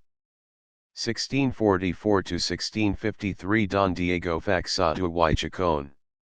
1653 to 1663 Sabiano Manrique de Lara. 1663 to 1668 Don Diego Salcedo. 1668 to 1669 Señor Pina Bonifaz. 1669 to 1677 Don Manuel de Leon. 1677 to 1678 Royal Audiencia. 1678 to 1684 Don Juan de Vargas. 1684 to 1689 Don Gabriel de Curuzalaquai. 1689 to 1690 Don Alonso de Avila Fuertes. 1690 to 1701 Don Fausto Cruzat y Góngora. 1701 to 1709 Don Domingo Zabal Barrows. 1709 to 1715 Conde de Lizarraga. 1715 to 1717 Royal Audiencia. 1717 to 1719 Don Fernando Manuel de Bustamante. 1719 to 1721 Archbishop Cuesta. 1721 to 1729 Don Toribio José de Cosio y Campo, Marcos de Torre Campo. 1729 to 1739 Don Fernando Valdez y Timon. 1739 to 1745 Don Gaspar de la Torre. 1745 to 1750 Bishop Father Juan de Arichedra. 1750 to 1754 Don Francisco José de Obando y Solis. 1754 to 1759 Don Pedro Manuel de Arandia y Santisteban. 1759 to 1761 Don Miguel Lino de Espilita, Bishop of Zebu. 1761 to 1764 Archbishop Don Manuel Antonio Rojo del Rio y Vieira. 1764 to 1764 Dr. Don Simon de Anda y Salazar. 1764 to 1765 Don Francisco de la Torre. 1765 to 1770 Don José Rowan. 1770 to 1778 Dr. Don Simon de Anda y Salazar. 1778 to 1787 Don José Bosco y Vargas. 1787 to 1788 Don Pedro Sarayo. 1788 to 1793 Don Felix Berenguer de Marquina. 1793 to 1806 Don Rafael Maria de Aguilar y Ponce de Leon. 1806 to 1810 Don Mariano Fernandez de Falgueras. 1810 to 1813 Don Manuel González Aguilar. 1813 to 1816 Don José de Gardo y Jaravicia. 1816 to 1822 Don Mariano Fernandez de Falgueras. 1822 to 1825 Don Juan Antonio Martinez. 1825 to 1830 Don Mariano Ricafort Palacio y Abarca. 1830 to 1835 Don Pascual Enrile y Alcedo. 1835 to 1836 Don Gabriel de Torres. 1836 to 1838 Don Andres Garcia Camba. 1838 to 1841 Don Luis Lardizabal y Montojo. 1841 to 1843 Don Marcelino de Oralecumberry. 1843 to 1844 Don Francisco de Paula Alcala de la Torre. 1844 to 1850 Don Narciso Claveria y Zaldua. 1850 to 1850 Don Antonio Maria Blanco. 1850 to 1853 D. Antonio de Urbistando, Marcos de la Solana y Teniente General. 1853 to 1854 El Mariscal de Campo de Ramón Montero, General Segundo Cabo, acting. 1854 to 1854 El Teniente General Marcos de Novaliches. 1854 to 1854 El Mariscal de Campo de Ramón Montero, acting. 1854 to 1856 El Teniente General de Manuel Crespo. 1856 to 1857 El Mariscal de Campo de Ramón Montero, acting. 1857 to 1860 El Teniente General de Fernando de Norzagaray. 1860 to 1860 El Mariscal de Campo de Ramón Solano y Landral, acting. 1860 to 1861 El Brigadier de Artillería de Juan Herrera de Vila, acting. 1861 to 1862 El Teniente General de José Lemery. 1862 to 1865 El Teniente General de Rafael Eshag. 1865 to 1865 El Mariscal de Campo de Joaquín Solano, acting. 1865 to 1866 El Teniente General de Juan de Lara y Irigoyen. 1866 to 1866 El Mariscal de Campo de Juan Laureano Sanz, acting. 1866 to 1866 El Comandante General de Marina de Antonio Osorio, acting. 1866 to 1866 El Mariscal de Campo de Joaquín Solano, acting. 1866 to 1866 El Teniente General de José de la Gandara. 1866 to 1869 El Mariscal de Campo de Manuel Maldonado, acting. 1869 to 1871 El Teniente General de Carlos de la Torre. 1871 to 1873 El Teniente General de Rafael Izquierdo. 1873 to 1873 El Comandante General de Marina de Manuel Macrohan, acting. 1873 to 1874 El Teniente General de Juan Alaminos y Vivar. 1874 to 1874 El Mariscal de Campo de Manuel Blanco Valderrama, acting. 1874 to 1877 El Contra Almirante de la Armada de José Malcampo y Monge. 1877 to 1880 El Teniente General de Domingo Moriunes y Murillo. 1880 to 1880 El Comandante General de Marina de Rafael Rodriguez Arias, acting. 1880 to 1883 El Teniente General de Fernando Primo de Rivera, Marcos de Estella. 1883 to 1883 El Mariscal de Campo de Emilio de Molins, General Segundo Cabo, acting. 1883 to 1885 El Capitán General del Ejército de Joaquín Juveler y Soler. 1885 to 1885 El Mariscal de Campo de Emilio de Molins, acting. 1885 to 1888 El Teniente General de Emilio Terrero. 1888 to 1888 El Mariscal de Campo de Antonio Molto, acting. 1888 to 1888 El Contra Almirante de la Armada de Federico Lobaton, acting. 1888 to 1891 El Teniente General de Valeriano Weyler. 1891 to 1893 El Teniente General de Eulogio Despajal, Conde de Caspe. 1893 to 1893 El General de División de Federico Oquendo, General Segundo Cabo, acting. 1893 to 1896 El Teniente General de Ramón Blanco y Arenaz, Marcos de Pina Plata.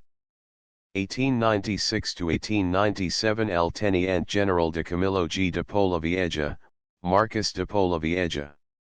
1897 to 1897 de José de Lachambre y Dominguez, Teniente General, acting.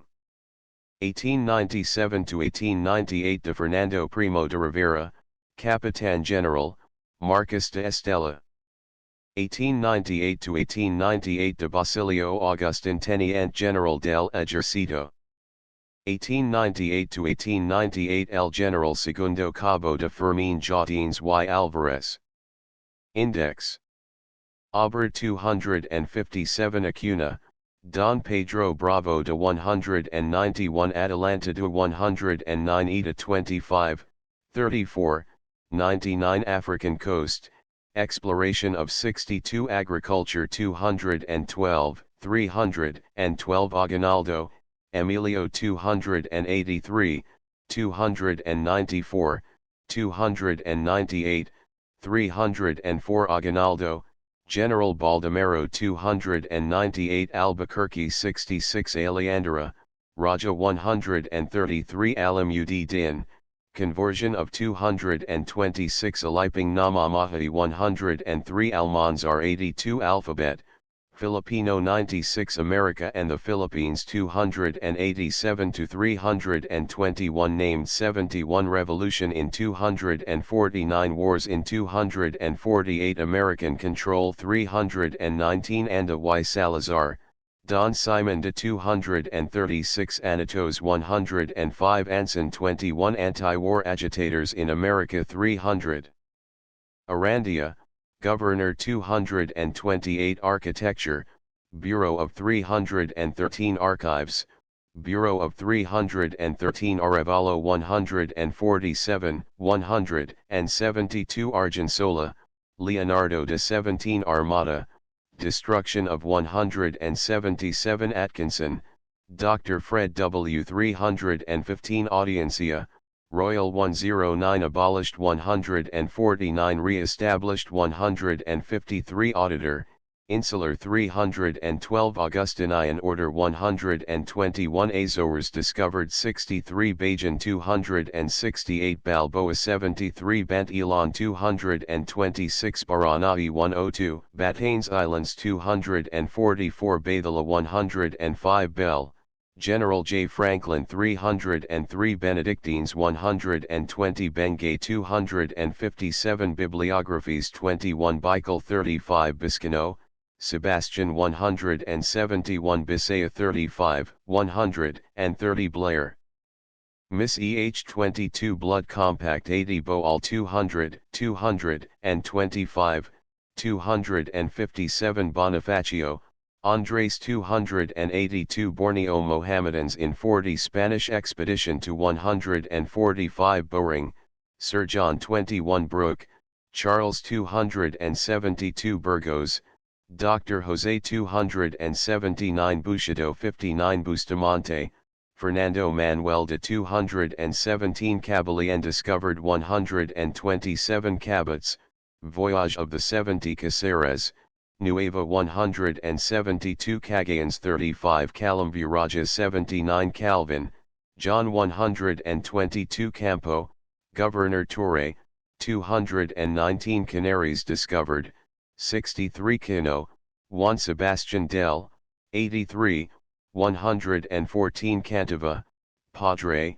225 Curry, 21 Caribs, 72 Carrillo, Don Pedro, 280.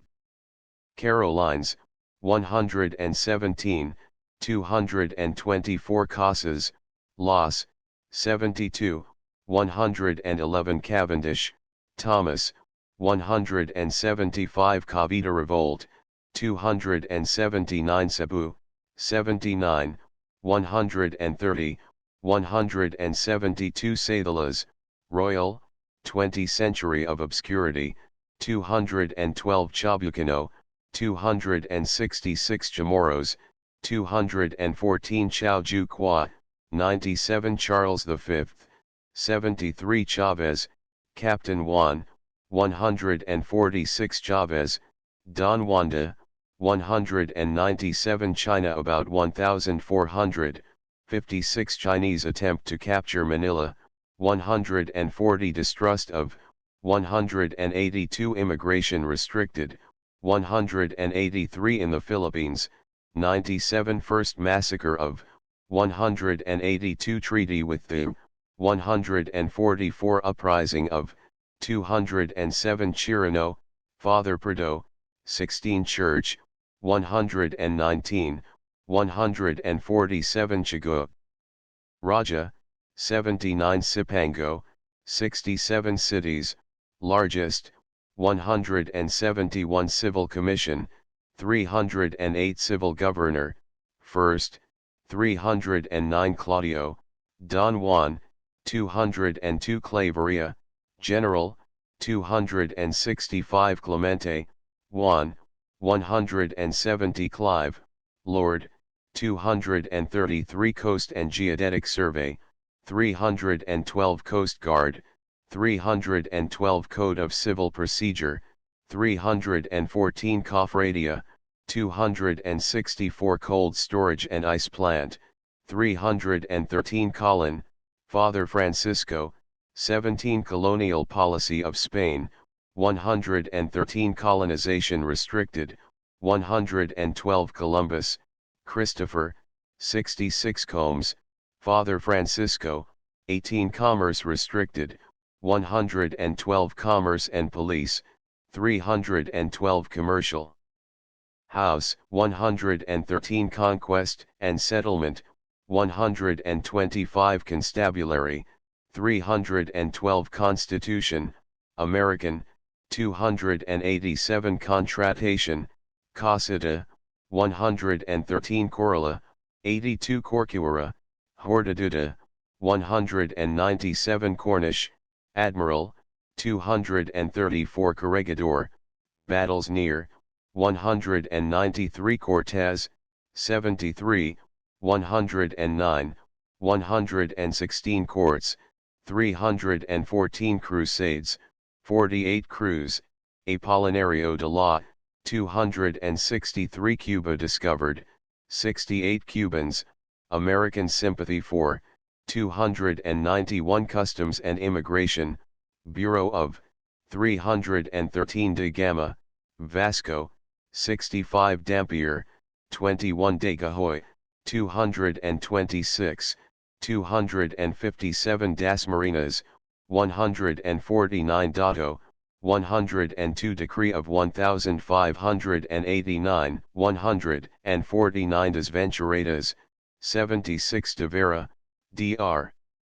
Santiago, 148 Dewey's Victory, 293 Diaz, Bartholomew, 65 Dominic, Saint, 120 Dominicans, 120, 148 Drake, Sir Francis, 144 Draper, General, 234 Ducos, Father, 229 Dutch admirals, 154 capture Chinese junks, 193 conflicts with 208 expedition against 191 expeditions to Indies, 189 in Formosa, 194 trading methods of 190 Dutch and Moro wars, 187 to 211 Dyax, 33 East, Far 51, 56 Earth, 53, 66 Education,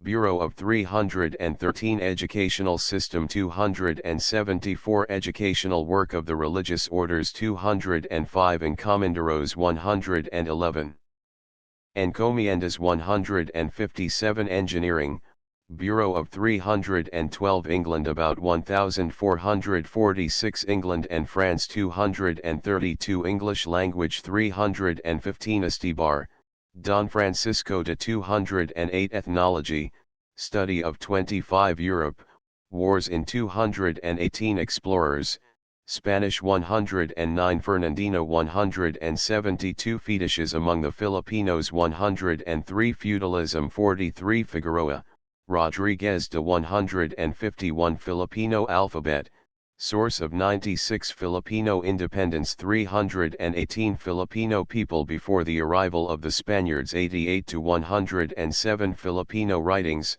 early 96 Filipinos, assassination of 306 classes of 103 converted to Christianity 168 Distribution of 88 in 18th century 225 in Movement for Reform 279 Increase in Educated 277 Liberal Ideas among 273 Life and Progress of 206 Material Progress of 106 Misunderstanding between Americans and 295 Reorganize Army 305 Religion of 105 Under the Encomiendas 161 Finance and Justice, Department of 312 Florida discovered 73 Food, Scarcity of 165 Forestry, Bureau of 312 Formosa 194, 202 France about 1446 War between England and 232 Francis of Assisi, Saint 121. Franciscans 121, 152, 205 French Revolution 249 Friars Attitude toward Education 277 Coming of 168 Missionary, Efforts of 149 Oppose 279 Organization of 120 Repress the People 263 Resist English 236 Funston, General 305 Galleons, Capture of 175 Gallinado 153 Gama, Vasco da 65 Geographical Discoveries 61 to 87 Germany about 1446 Gibbon, Edward 42 Gill, Padre 283 Goiti, Merdinda 133 Gomez, Father 280 Gonzaga, Don Ugratio 298 Goiti 127 Guam 214, 308 Guzman, Don Francisco Teloda 152 High. 1099 Haiti discovered 68 Hamalbar 80 Hari 102 Health, Bureau of Public 312 Henry, Prince 61 Herata, Friar Martin 130 Hindus in the Philippines 92 Malays and 36 Hispaniola discovered 68 Historical materials, recent 19 History 12, 15 Holy Child of Cebu 129 Hamanhan 78 Hospitals 205 Horses 107 Ibanag Dialect 35 Ibalao 34 IDE, Henry C. 308 Idols among the Filipinos 105 Igor Road Provinces 214 Igor Roads 34 Ilocano 35 Iloilo 172 262 Ilonggots 34 India 36, 56, 61, 66 Indies, Dutch expedition to 189. Indies, West 70 Instruction, Department of 313 Interior, Department of 312 Instruction in English 315 Insular Government 311 Internal Revenue, Bureau of 313 Inquisition 122 212 Islands, Naming of 118 at Cohen 209 Ida 25 Italy about 1446 Ieyasu 59 Jagar 21 Japan about 1457 Development of 9 Japanese colony 185 Jesuits activity of 226 Arrival of 151 A source of historical information 17 Expulsion of 238 Increase in wealth 237 Organized 123 Return of 274 John I of Portugal 61 Holo. Conquest of 102 Forts destroyed at 270 Treaty with Sultan of 220, 271 Yomanjal 78 Judicial System 313 Justice, Bureau of 313 Khan, The Great 54 Kabunchuan 40 Kabunian 105 Katipunan 282 Koksinga 209 Kusing 209 Laboratories, Government 312 Lakandola, Raja 133 Ladrone Islands colonized 213 Depopulation of 215 Discovered 76 Visited by Dampier 21 Lands, Bureau of Public 312 Language, Development of 49 Languages of the Malayans 90 Lon 105 Lara, Don Sabiano Moraquita 210 Los Andes, Dr. Francisco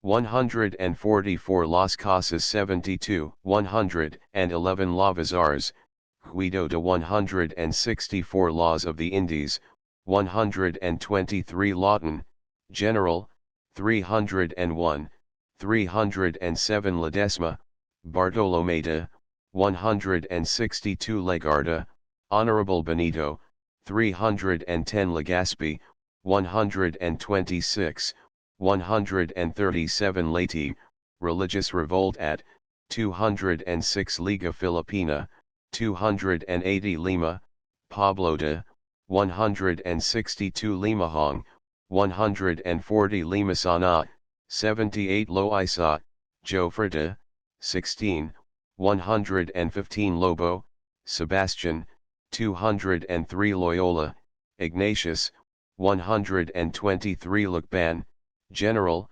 309 Luna, Antonio de, 296 Luis, Don, 151 Luther, Martin, 74, 122 Luzon, Conquest of, 136 Lazuriaga, Honorable Jose, 310 Mabini, Don Apolinario, 298.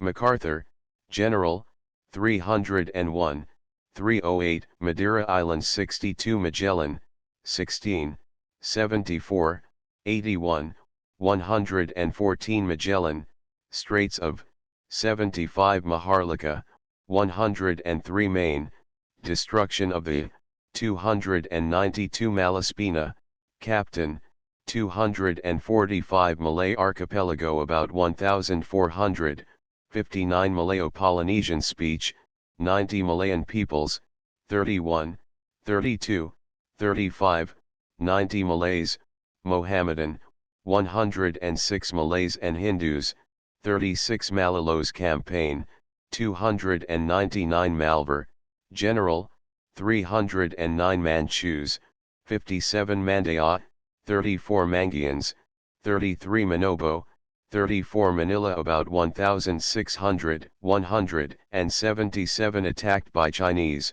140 Battle of, 298 capture of, 294 Chinese in, 180. Decline of, 185 earthquake at, 155 founded, 135 importance of, 173 improvements in, 218 open to trade, 259 taken by the English, 235 taken by the Spanish, 133 Manila Normal School, 276 March, Major, 304 Mariveles, Dutch fleet captured at, 192 Masonry, 280 Maximilian, 73 Manila, 133 Medieval period, 42 Mendoza, Viceroy of Mexico, 109 Mexico, 73, 253 Minco Pies, 31 Mindoro, Pirates of, 132 Mindanao Early history of, 18 People of, 34 Spanish settlements on, 266 Ming Dynasty, 57 Mining, Bureau of, 312 Missionary, the Spanish, 123 Mughal, Great, 56 Mohammed, 37 Mohammedans, 47 Moluccas abandoned, 208 Monasticism, rise of, 119 Mongols, Tartar, 54 Morga, Antonio de, 17, 20 Moro forts destroyed, 270 Moro Malays, trade with, 99 Moro pirates activity of, 207 first expedition against, 132 in 1771, 240 increase of, 228 of Ta'ai Ta'ai, 220 rise of, 153 Moros of Holo, attacked, 146 Moros Corcucras expedition against, 198 Origin of name, 41 Morones, Wanda, 162 Moses, Professor Bernard, 308, 315. Mota, Captain Lorenzo de la, 163 Municipal Governments, 265 Museum, Philippine, 313 Napoleon I, 251 Natives under Spanish rule, 110 Navarrete, Father Fernandez, 18 Navigator, the 61 Navy established, 245 Negritos, 25, 98 Negroes, occupation of, 301 Netherlands independent, 188 newspapers, 273 non-Christian tribes, Bureau of, 312 Normal School, Manila, 276 Northern Route discovered, 131 Nueva Caceres, founded, 146 Nueva Segovia, 147,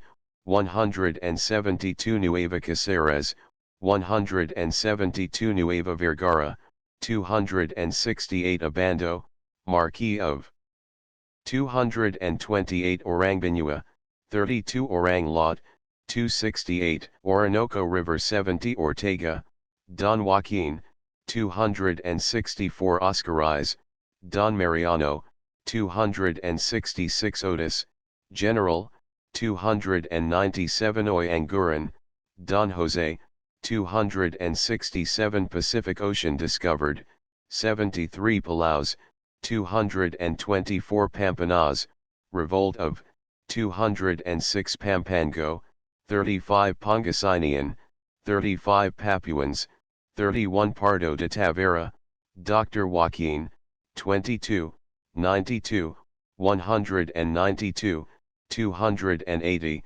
310 Palus, 224, 253 Palu Islands 117 Peru, conquest of, 73 Philip the Handsome, 73 Philippine Civil Commission, 308 Philippine Islands discovered, 78 Philippines America and, 287 to 320a.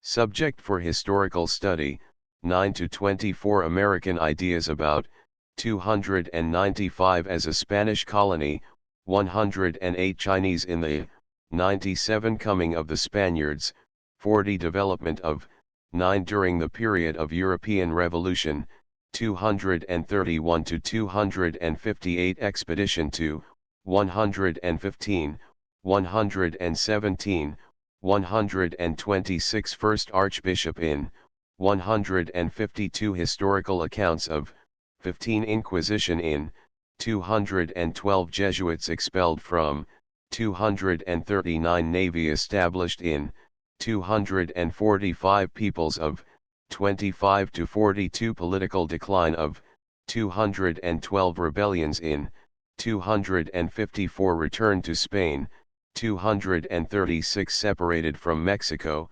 253 Spanish occupation of, 16 Threatened by Chinese, 210 under the English, 234 Visited by Dampier, 21 Philosophy of the 18th century, New, 231 Pigafetta, Antonio, 16 Pilar, Gregorio del, 303 Pineda, Don Antonio, 245 Pintados, Islas de los, 131 Piracy, 196, 228, 246, 271 Pirates, 132, 153, 220, 240, 268 Pizarro, 73 Polistas, 168 Polo,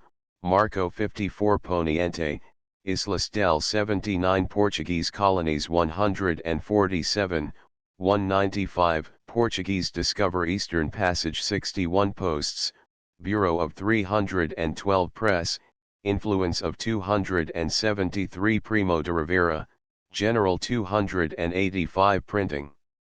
Bureau of 313 Prisons 312 Progress and Revolution 259 Pueblo 262 Raja 102 Rebellion of 1896 283 Recollects 169 Reformation 121 Regidor, Don Antonio 280 Religion of the Filipinos 105 Renaissance 45 Repartamentos 111 Residencia 201 Ritana, WE20 Revenues and Expenditures 313 Revolt of 1811 263 Revolution 249 Rizal y Mercado, Dr. Jose, 17, 280, 281 Rojo, Don Manuel 229 Ronquillo, Don Gonzalo de, 146, 164 Robertson, JA 22 Saavedra, Don Alvaro de 16, 116 Salazar, Domingo de 168 Salamanca, 1. Cirizo de 196 Salcedo, Don Diego de 212 Salcedo, Juan de 132 Samal Pirates 268, Samal Ports destroyed 269 Samar discovered 78 San Andres, Orphanage of 170 San Agustin, Father Gaspar de 17 Sanchez, Alonso 149 San Agustin, Padre 100 Sanchez, Padre Alonso 168 Sandico, Don Teodoro 298 Sangleyes 184 San Juan de Dios Hospital 120 Sarangani 118 Santa Potenciana 170 Santa Bene Ignacio 152 Santo Nino 129 San Vitores Padre Diego Luista 213 Setino, Padre Antonio 168 Segovia, Nueva 172 Seljuks 47 Schwan. General 305 School, Manila Normal 276 Schools 169, 274, 314 Siam, Treaty with 218 Sierra, Don Juan 218 Signal Service 312 Silonga 151 Silva, Wanda 192 Siaco 141 Slavery 63, 103 Smith, General James 301 Solomon, Raja 133 Son Arat, M21 South America, Rebellion in 253 Spaniards 171, 256 Spain Colonial Policy of 113 Decline of 252 Economic Policy of 220 War with United States 292 Spanish found a post at Zamboanga 196 Increase in population 276 Settle Mindanao 266 Take Moro City of Manila 133. Spanish and Portuguese 177 Spanish attitude toward education 277 Spanish expedition to Borneo 145 Spanish government 163 Spanish occupation, 140 Spanish misrule ended, 286 Spanish rule established, 156, 165 Spanish soldier and the Spanish missionary, 108 Spielbergen, Admiral, 193 Statistics, Bureau of, 313 Sewell open to trade, 261 Subanen, 34 Sulu, 268 Swingley, 122 Taft, William H., 308 Tagalog language, 90 Tagalog people, 35 Tagal, Moro pirate, 197 Tagbanua, 34 Tamerlane, 56 Tartar Mongols, 54. Tattooing, 131 Ta'i Ta'i, Pirates of, 220 Takasima, 152 Ternate, taken by Spanish, 17 Tierra del Fuego, 76 Timor, 56 Tobacco Industry, 242 Tanda, District of, 185 Torre, Don Carlos de la, 278 Torre, Don Francisco de la, 236 Torre, Hernando de la, 116 Toscanelli, 67 Totanes, Padre, 96 Trade Restricted, 174 Roots of, 51 Venetian Monopoly of, 52 With the East, 51 Treasurer, Insular, 312 Trias, General Mariano, 298 Turks, 47 United States Development of, 287 War with Spain, 292 Urbistando. Governor, 268 Urdaneta, Andrasta, 100, 115, 125 Van Noord, 154 Vargas, Don Jose Bosco de, 242 Vilarde, Father Murillo, 17 Venice, 49 Vespucci, Amerigo, 71 Vera, Dr. Santiago de, 148, 162 Vidal, Montero y, 20 Vigan, 172 Villalobos, Lopez de, 16, 117 Volcanic Eruptions, 254 Weather Bureau, 312 Wellington, 252 Whaler, Governor General, 292 Wheaton, General, 301 Wittard, Admiral, 192 Wolfe, General, 233 Worcester, Dean C., 308 Worms, Diet at, 74 Wright, Luke E., 308 Writing, Systems of, 93 Writings.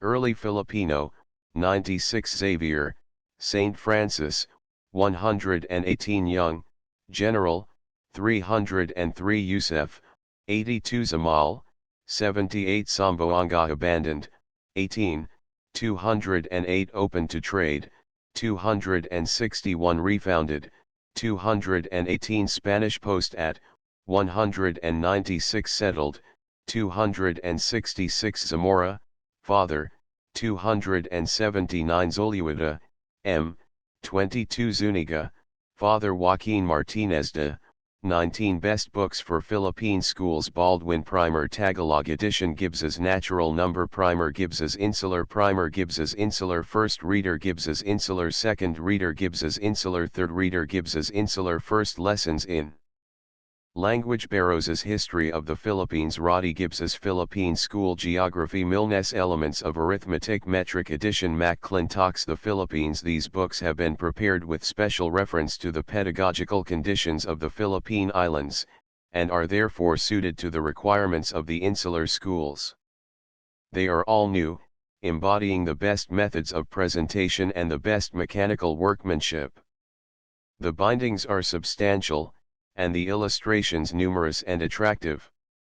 For detailed descriptions, terms for introduction, etc., address American Book Company 100, Washington Square, New York City. A unique book, The Natural Number Primer by David Gibbs, S.B., Harvard, formerly Superintendent of Schools, Hudson and Groton, Massachusetts, and Division Superintendent of Schools, Philippine Islands. Price, 25 cents. Unlike all other books, this primer teaches the most elementary ideas and forms of number and of language, at the same time. It may be used either with or independently of the regular reading primer. As a language primer, it develops a practical vocabulary and the power of reading and expression. As a number primer, it teaches in a very simple, logical way, the first steps in number. It is easy, and appeals to the natural interest of the child in counting, besides being adapted to his various capacities. There are abundant illustrations and very simple drawings which serve as models for the child. Each new term is illustrated and introduced in script. In the footnotes are helpful suggestions for teachers, outlining the oral work and blackboard drill. The book will overcome many difficulties now commonly found in teaching this subject, and will supplement thoroughly and satisfactorily the work of the teacher. Right for Descriptive Circular American Book Company, New York, Cincinnati, Chicago. Milnes Arithmetics by William J. Milne, Ph.D. Doctor of Laws, President of the New York State Normal College, Albany, NY. 2 book series. Elements of Arithmetic, 30 cents. Standard Arithmetic, .65. 3 book series. Primary Arithmetic, 25 cents. Intermediate Arithmetic, .30. Standard Arithmetic, .65. It is not enough for pupils to understand arithmetical processes, they must be able to use them accurately and rapidly. It is evident, therefore, that the best textbooks in arithmetic are those which give the pupil a thorough and practical knowledge of the study, and, following this, readiness in applying this knowledge to the common affairs of everyday life. Milnes arithmetics meet all these conditions and requirements in a natural, logical, and practical manner. In either a 2-book or a 3-book series. To meet the varying needs of teachers, these arithmetics are now issued in 2 editions, a 2-book series and a 3-book series. Other books of a similar nature have been published from time to time, but none have ever attained the extraordinary popularity of Milnes arithmetics. Their success has been entirely without precedent. The method employed is inductive for the most part, yet it is neither tedious nor redundant. The large number and practical character of the problems included, and the application of business methods of computation in their solution, form noteworthy and valuable features of the books. Other important characteristics are their admirable arrangement, their use of sound pedagogical principles, the absence of all useless matter, their comprehensive character, and their exact statements. No other arithmetics are more modern in every respect. American Book Company, New York, Cincinnati, Chicago. Webster's School Dictionaries, Revised Editions. Webster's School Dictionaries in their revised form constitute a progressive series, carefully graded and especially adapted for primary schools, common schools, high schools, academies, and private students. These dictionaries have all been thoroughly revised, entirely reset, and made to conform in all essential respects to that great standard authority in English, Webster's International Dictionary. Webster's Primary School Dictionary, 48 cents, containing over 20,000 words and meanings, with over 400 illustrations. Webster's Common School Dictionary, 72 cents, containing over 25,000 words and meanings, with over 500 illustrations. Webster's High School Dictionary, 98 cents, containing about 37,000 words and definitions, and an appendix giving a pronouncing vocabulary of biblical, classical, mythological, historical, and geographical proper names, with over 800 illustrations. Webster's Academic Dictionary Cloth, $1.50, indexed, $1.80, half calf, 2.75, indexed, 3.00, abridged directly from the International Dictionary, and giving the orthography, pronunciations, definitions, and synonyms of the large vocabulary of words in common use, with an appendix containing various useful tables, with over 800 illustrations.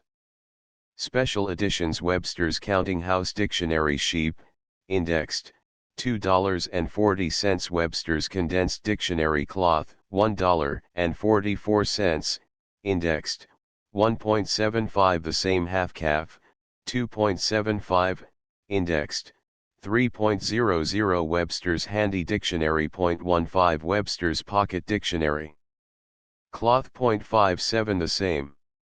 Roan Flexible, .69. the same. Roan Tux, .78. the same. Morocco, indexed, .90. Webster's Practical Dictionary, .80. Copies of any of Webster's dictionaries will be sent, prepaid. To any address on receipt of the price by the publishers, American Book Company, New York, Cincinnati, Chicago. Call off on availability. This ebook is for the use of anyone anywhere at no cost and with almost no restrictions whatsoever. You may copy it, give it away or reuse it under the terms of the Project Gutenberg license included with this ebook or online at www.gutenberg.org. This ebook is produced by Jeroen Hellingman and the online distributed proofreading team at www.pgdp.net. Another version of this book is available at the Internet Archive.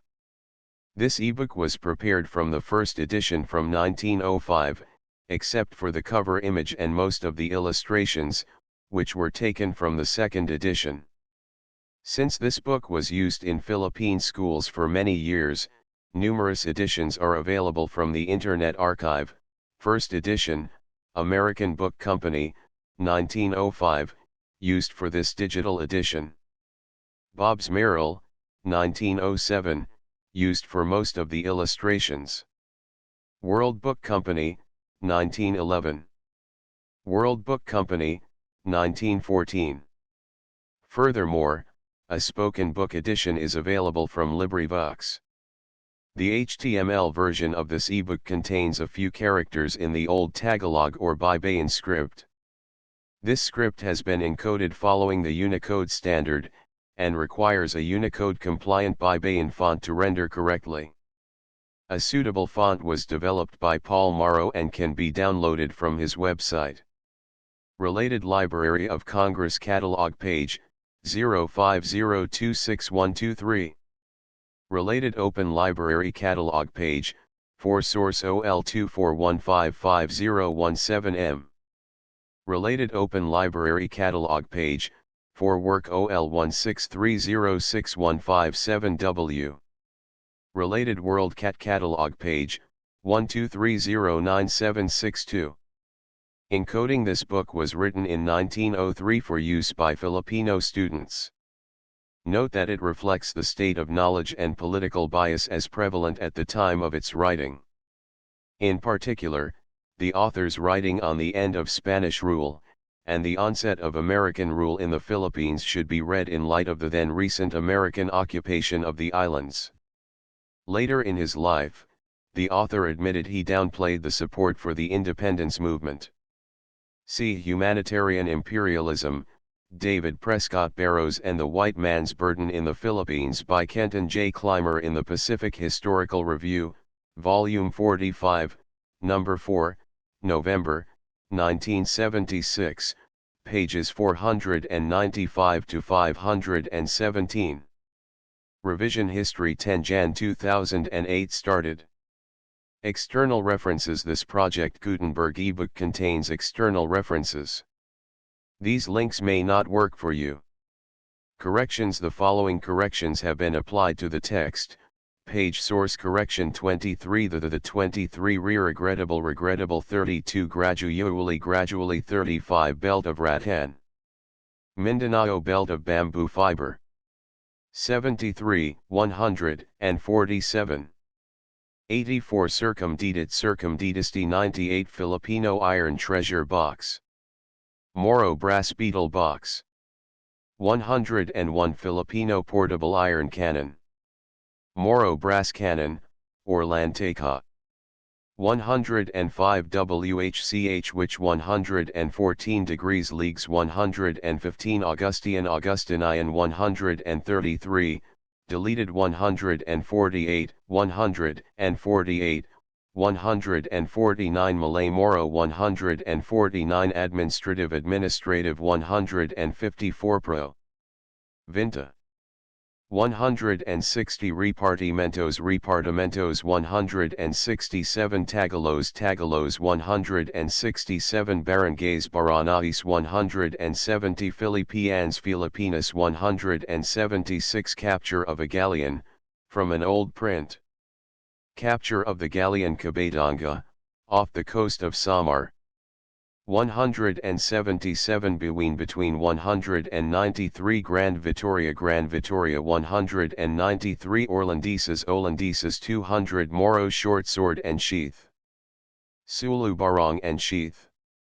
201 Pirate Sailing 209 Turbulence 226 257 326 Dagahoy 240 Anda Monument.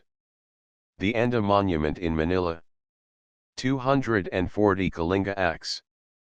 Igorot Axe. 242 Brass Vessel Gong 243 Igor Road Igorot 246 Filipino Crees Moro Cris 246 Moro Creases. Moro Beheading Knives. 247 Fish Hunting 248 Musical Instrument. Kolantangan or Xylophone. 258 Culls Ters Clusters 272 During Daring 272 322 1164 1764. End of the Project Gutenberg ebook. A History of the Philippines. Updated editions will replace the previous one. The old editions will be renamed. Creating the works from print editions not protected by U.S. copyright law means that no one owns a United States copyright in these works, so the Foundation, and you, can copy and distribute it in the United States without permission and without paying copyright royalties. Special rules, set forth in the General Terms of Use part of this license, apply to copying and distributing Project Gutenberg trademark electronic works to protect the Project Gutenberg trademark concept and trademark. Project Gutenberg is a registered trademark, and may not be used if you charge for an ebook, except by following the terms of the trademark license, including paying royalties for use of the Project Gutenberg trademark. If you do not charge anything for copies of this ebook, complying with the trademark license is very easy. You may use this ebook for nearly any purpose, such as creation of derivative works, reports, performances, and research. Project Gutenberg ebooks may be modified and printed and given away. You may do practically anything in the United States with ebooks not protected by U.S. copyright law. Redistribution is subject to the trademark license, especially commercial redistribution. Start, full license. The full Project Gutenberg license. Please read this before you distribute or use this work to protect the Project Gutenberg trademark mission of promoting the free distribution of electronic works, by using or distributing this work, or any other work associated in any way with the phrase Project Gutenberg. You agree to comply with all the terms of the full Project Gutenberg trademark license available with this file or online at www.gutenberg.org/license. Section 1. General Terms of Use and Redistributing Project Gutenberg Trademark Electronic Works 1.a. By reading or using any part of this Project Gutenberg trademark electronic work, you indicate that you have read, understand, agree to and accept all the terms of this license and intellectual property, trademark/copyright, agreement. If you do not agree to abide by all the terms of this agreement, you must cease using and return or destroy all copies of Project Gutenberg trademark electronic works in your possession. If you paid a fee for obtaining a copy of or access to a Project Gutenberg trademark electronic work and you do not agree to be bound by the terms of this agreement, you may obtain a refund from the person or entity to whom you paid the fee as set forth in paragraph 1.e.8. 1.b. Project Gutenberg is a registered trademark. It may only be used on or associated in any way with an electronic work by people who agree to be bound by the terms of this agreement. There are a few things that you can do with most Project Gutenberg trademark electronic works even without complying with the full terms of this agreement. See paragraph 1.c below. There are a lot of things you can do with Project Gutenberg trademark electronic works if you follow the terms of this agreement and help preserve free future access to Project Gutenberg trademark electronic works.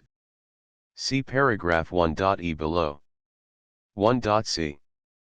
The Project Gutenberg Literary Archive Foundation, the Foundation or PGLOF, owns a compilation copyright in the collection of Project Gutenberg trademark electronic works. Nearly all the individual works in the collection are in the public domain in the United States. If an individual work is unprotected by copyright law in the United States and you are located in the United States, we do not claim a right to prevent you from copying, distributing, performing, displaying, or creating derivative works based on the work as long as all references to Project Gutenberg are removed. Of course, we hope that you will support the Project Gutenberg trademark mission of promoting free access to electronic works by freely sharing Project Gutenberg trademark works in compliance with the terms of this agreement for keeping the Project Gutenberg trademark name associated with the work. You can easily comply with the terms of this agreement by keeping this work in the same format with its attached full Project Gutenberg trademark license when you share it without charge with others. 1.d. The copyright laws of the place where you are located also govern what you can do with this work. Copyright laws in most countries are in a constant state of change. If you are outside the United States, check the laws of your country in addition to the terms of this agreement before downloading, copying, displaying, performing, distributing or creating derivative works based on this work or any other Project Gutenberg trademark work. The Foundation makes no representations concerning the copyright status of any work in any country other than the United States.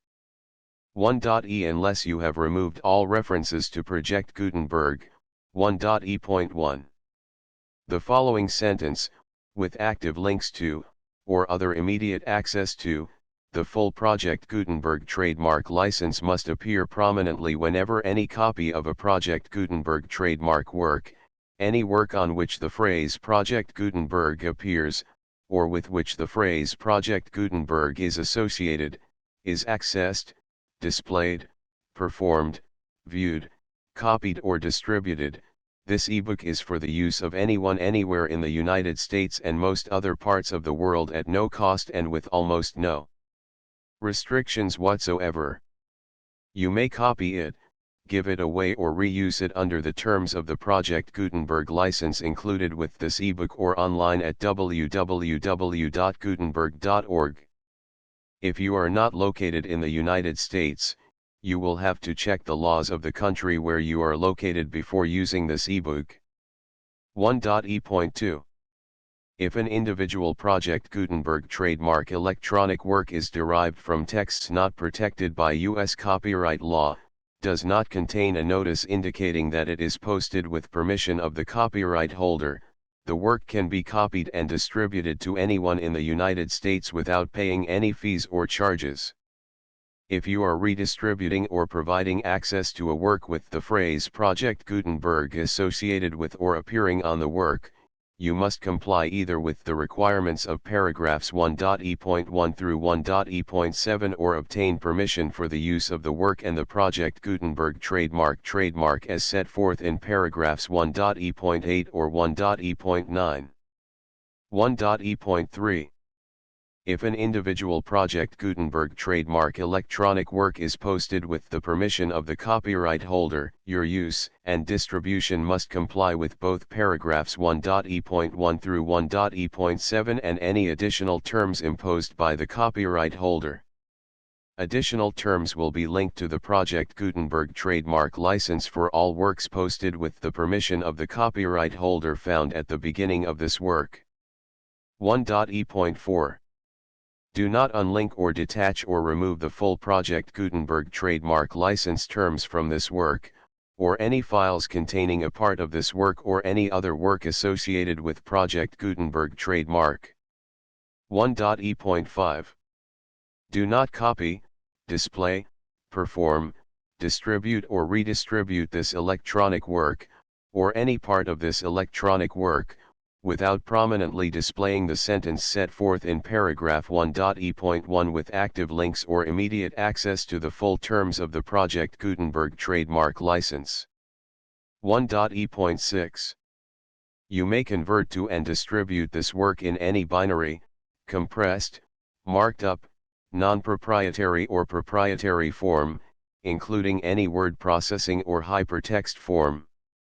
However, if you provide access to or distribute copies of a Project Gutenberg trademark work in a format other than plain vanilla ASCII or other format used in the official version posted on the official Project Gutenberg trademark website, www.gutenberg.org, you must, at no additional cost, fee, or expense to the user, provide a copy, a means of exporting a copy, or a means of obtaining a copy upon request, of the work in its original plain vanilla ASCII or other form.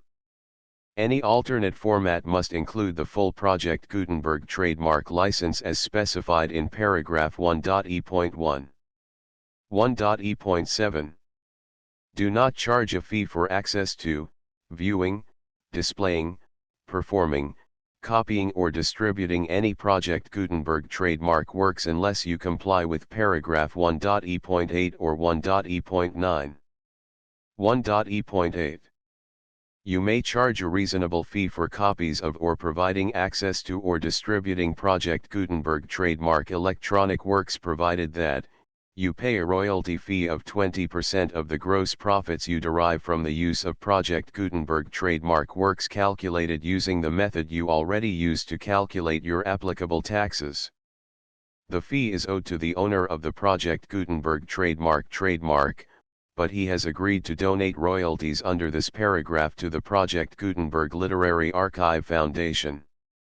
Royalty payments must be paid within 60 days following each date on which you prepare, or are legally required to prepare, your periodic tax returns. Royalty payments should be clearly marked as such and sent to the Project Gutenberg Literary Archive Foundation at the address specified in Section 4, Information about donations to the Project Gutenberg Literary Archive Foundation. You provide a full refund of any money paid by a user who notifies you in writing, or by email, within 30 days of receipt that he does not agree to the terms of the full Project Gutenberg trademark license. You must require such a user to return or destroy all copies of the works possessed in a physical medium and discontinue all use of and all access to other copies of Project Gutenberg trademark works. You provide, in accordance with paragraph 1.f.3, a full refund of any money paid for a work or a replacement copy, if a defect in the electronic work is discovered and reported to you within 90 days of receipt of the work. You comply with all other terms of this agreement for free distribution of Project Gutenberg trademark works. 1.e.9. If you wish to charge a fee or distribute a Project Gutenberg trademark electronic work or group of works on different terms than are set forth in this agreement, you must obtain permission in writing from the Project Gutenberg Literary Archive Foundation, the manager of the Project Gutenberg trademark. Contact the Foundation as set forth in Section 3 below. 1.f.1.f.1. Project Gutenberg volunteers and employees expend considerable effort to identify, do copyright research on, transcribe and proofread works not protected by U.S. copyright law in creating the Project Gutenberg trademark collection. Despite these efforts, Project Gutenberg trademark electronic works, and the medium on which they may be stored, may contain defects, such as, but not limited to, incomplete, inaccurate or corrupt data, transcription errors, a copyright or other intellectual property infringement, a defective or damaged disk or other medium, a computer virus, or computer codes that damage or cannot be read by your equipment. 1.f.2.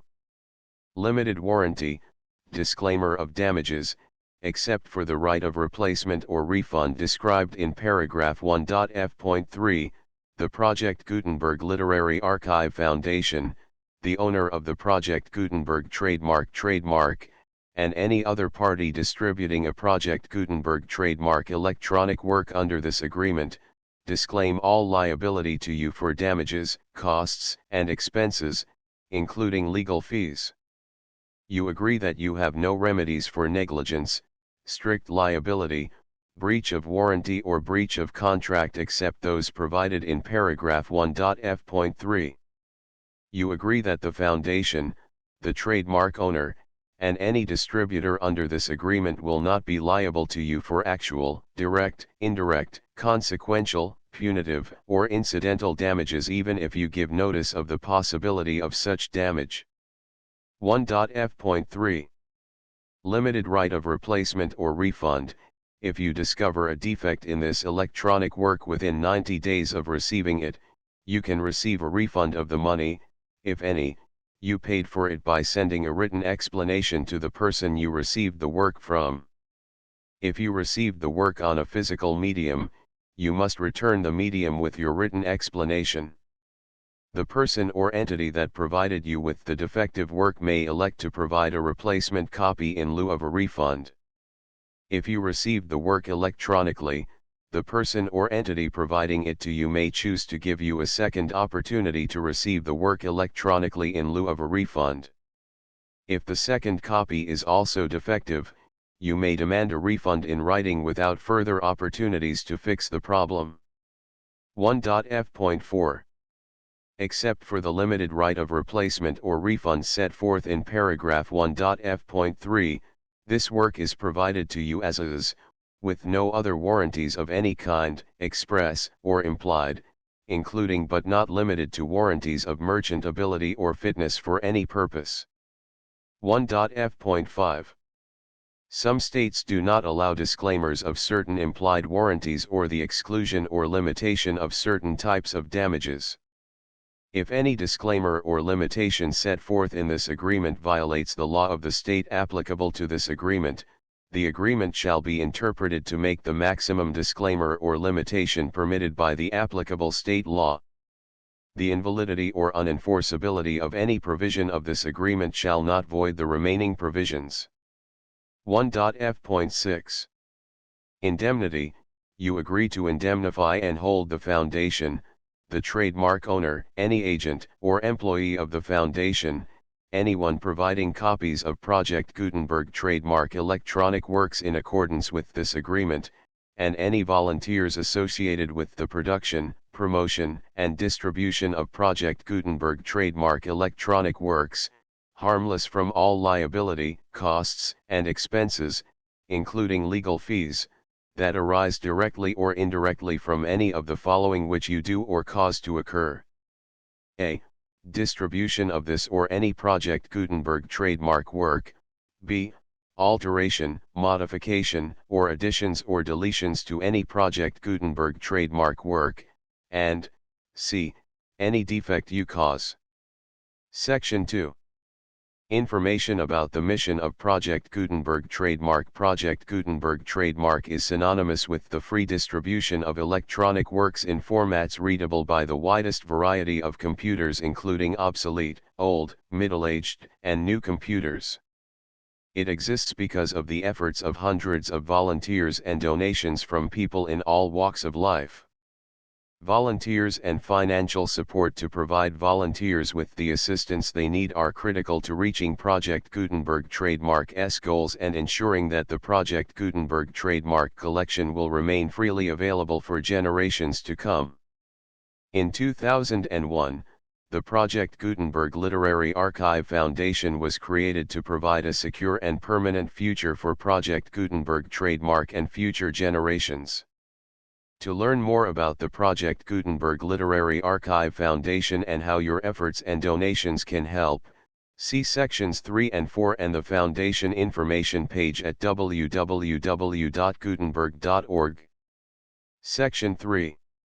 Information about the Project Gutenberg Literary Archive Foundation. The Project Gutenberg Literary Archive Foundation is a non-profit 501(c)(3) educational corporation organized under the laws of the state of Mississippi and granted tax-exempt status by the Internal Revenue Service. The Foundation's IN or federal tax identification number is 64-6221541. Contributions to the Project Gutenberg Literary Archive Foundation are tax-deductible to the full extent permitted by U.S. federal laws and your state's laws. The Foundation's business office is located at 809 North 1500 West, Salt Lake City, Utah 84116801596-1887. Email contact links and up-to-date contact information can be found at the Foundation's website and official page at www.gutenberg.org/contact section 4. Information about donations to the Project Gutenberg Literary Archive Foundation. Project Gutenberg trademark depends upon and cannot survive without widespread public support and donations to carry out its mission of increasing the number of public domain and licensed works that can be freely distributed in machine-readable form accessible by the widest array of equipment including outdated equipment. Many small donations, $1 to $5,000, are particularly important to maintaining tax-exempt status with the IRS. The Foundation is committed to complying with the laws regulating charities and charitable donations in all 50 states of the United States. Compliance requirements are not uniform and it takes a considerable effort, much paperwork, and many fees to meet and keep up with these requirements. We do not solicit donations in locations where we have not received written confirmation of compliance. To send donations or determine the status of compliance for any particular state, visit www.gutenberg.org/donate. While we cannot and do not solicit contributions from states where we have not met the solicitation requirements, we know of no prohibition against accepting unsolicited donations from donors in such states who approach us with offers to donate. International donations are gratefully accepted, but we cannot make any statements concerning tax treatment of donations received from outside the United States. U.S. laws alone swamp our small staff. Please check the Project Gutenberg web pages for current donation methods and addresses. Donations are accepted in a number of other ways including checks, online payments, and credit card donations. To donate, please visit www.gutenberg.org/donate. Section 5. General information about Project Gutenberg trademark electronic works. Professor Michael S. Hart was the originator of the Project Gutenberg trademark concept of a library of electronic works that could be freely shared with anyone. For 40 years, he produced and distributed Project Gutenberg trademark ebooks with only a loose network of volunteer support. Project Gutenberg trademark ebooks are often created from several printed editions, all of which are confirmed as not protected by copyright in the U.S. unless a copyright notice is included. Thus, we do not necessarily keep ebooks in compliance with any particular paper edition. Most people start at our website, which has the main PG search facility, www.gutenberg.org. This website includes information about Project Gutenberg trademark, including how to make donations to the Project Gutenberg Literary Archive Foundation, how to help produce our new ebooks, and how to subscribe to our email newsletter to hear about new ebooks. Back. Back. Back. Back. Back. Back. Back. Back. Back. Back. Back. Back. Back. Back. Back. Preface. Contents. List of maps. History of the Philippines. Chapter I. The Philippines as a subject for historical study. Chapter 2. The peoples of the Philippines. Chapter 3. Europe and the Far East about 1400 AD. Chapter 4. The Great Geographical Discoveries. Chapter V. The Filipino people before the arrival of the Spaniards. Chapter 6. The Spanish soldier and the Spanish missionary. Chapter 7. Period of conquest and settlement, 1565 to 1600. Chapter 8. The Philippines 300 years ago. Chapter 9. The Dutch and Moro Wars. 1600 to 1663. Chapter X. A Century of Obscurity and Decline. 1663 to 1762. Chapter 11. The Philippines during the period of European Revolution. 1762 to 1837. Chapter 12. Progress and Revolution. 1837 to 1897. Chapter 13. America and the Philippines. Appendix. Spanish Governors of the Philippines. 1571, 1898. Index. Best books for Philippine schools. Call off on availability. Encoding revision history. External references. Corrections. The full Project Gutenberg license.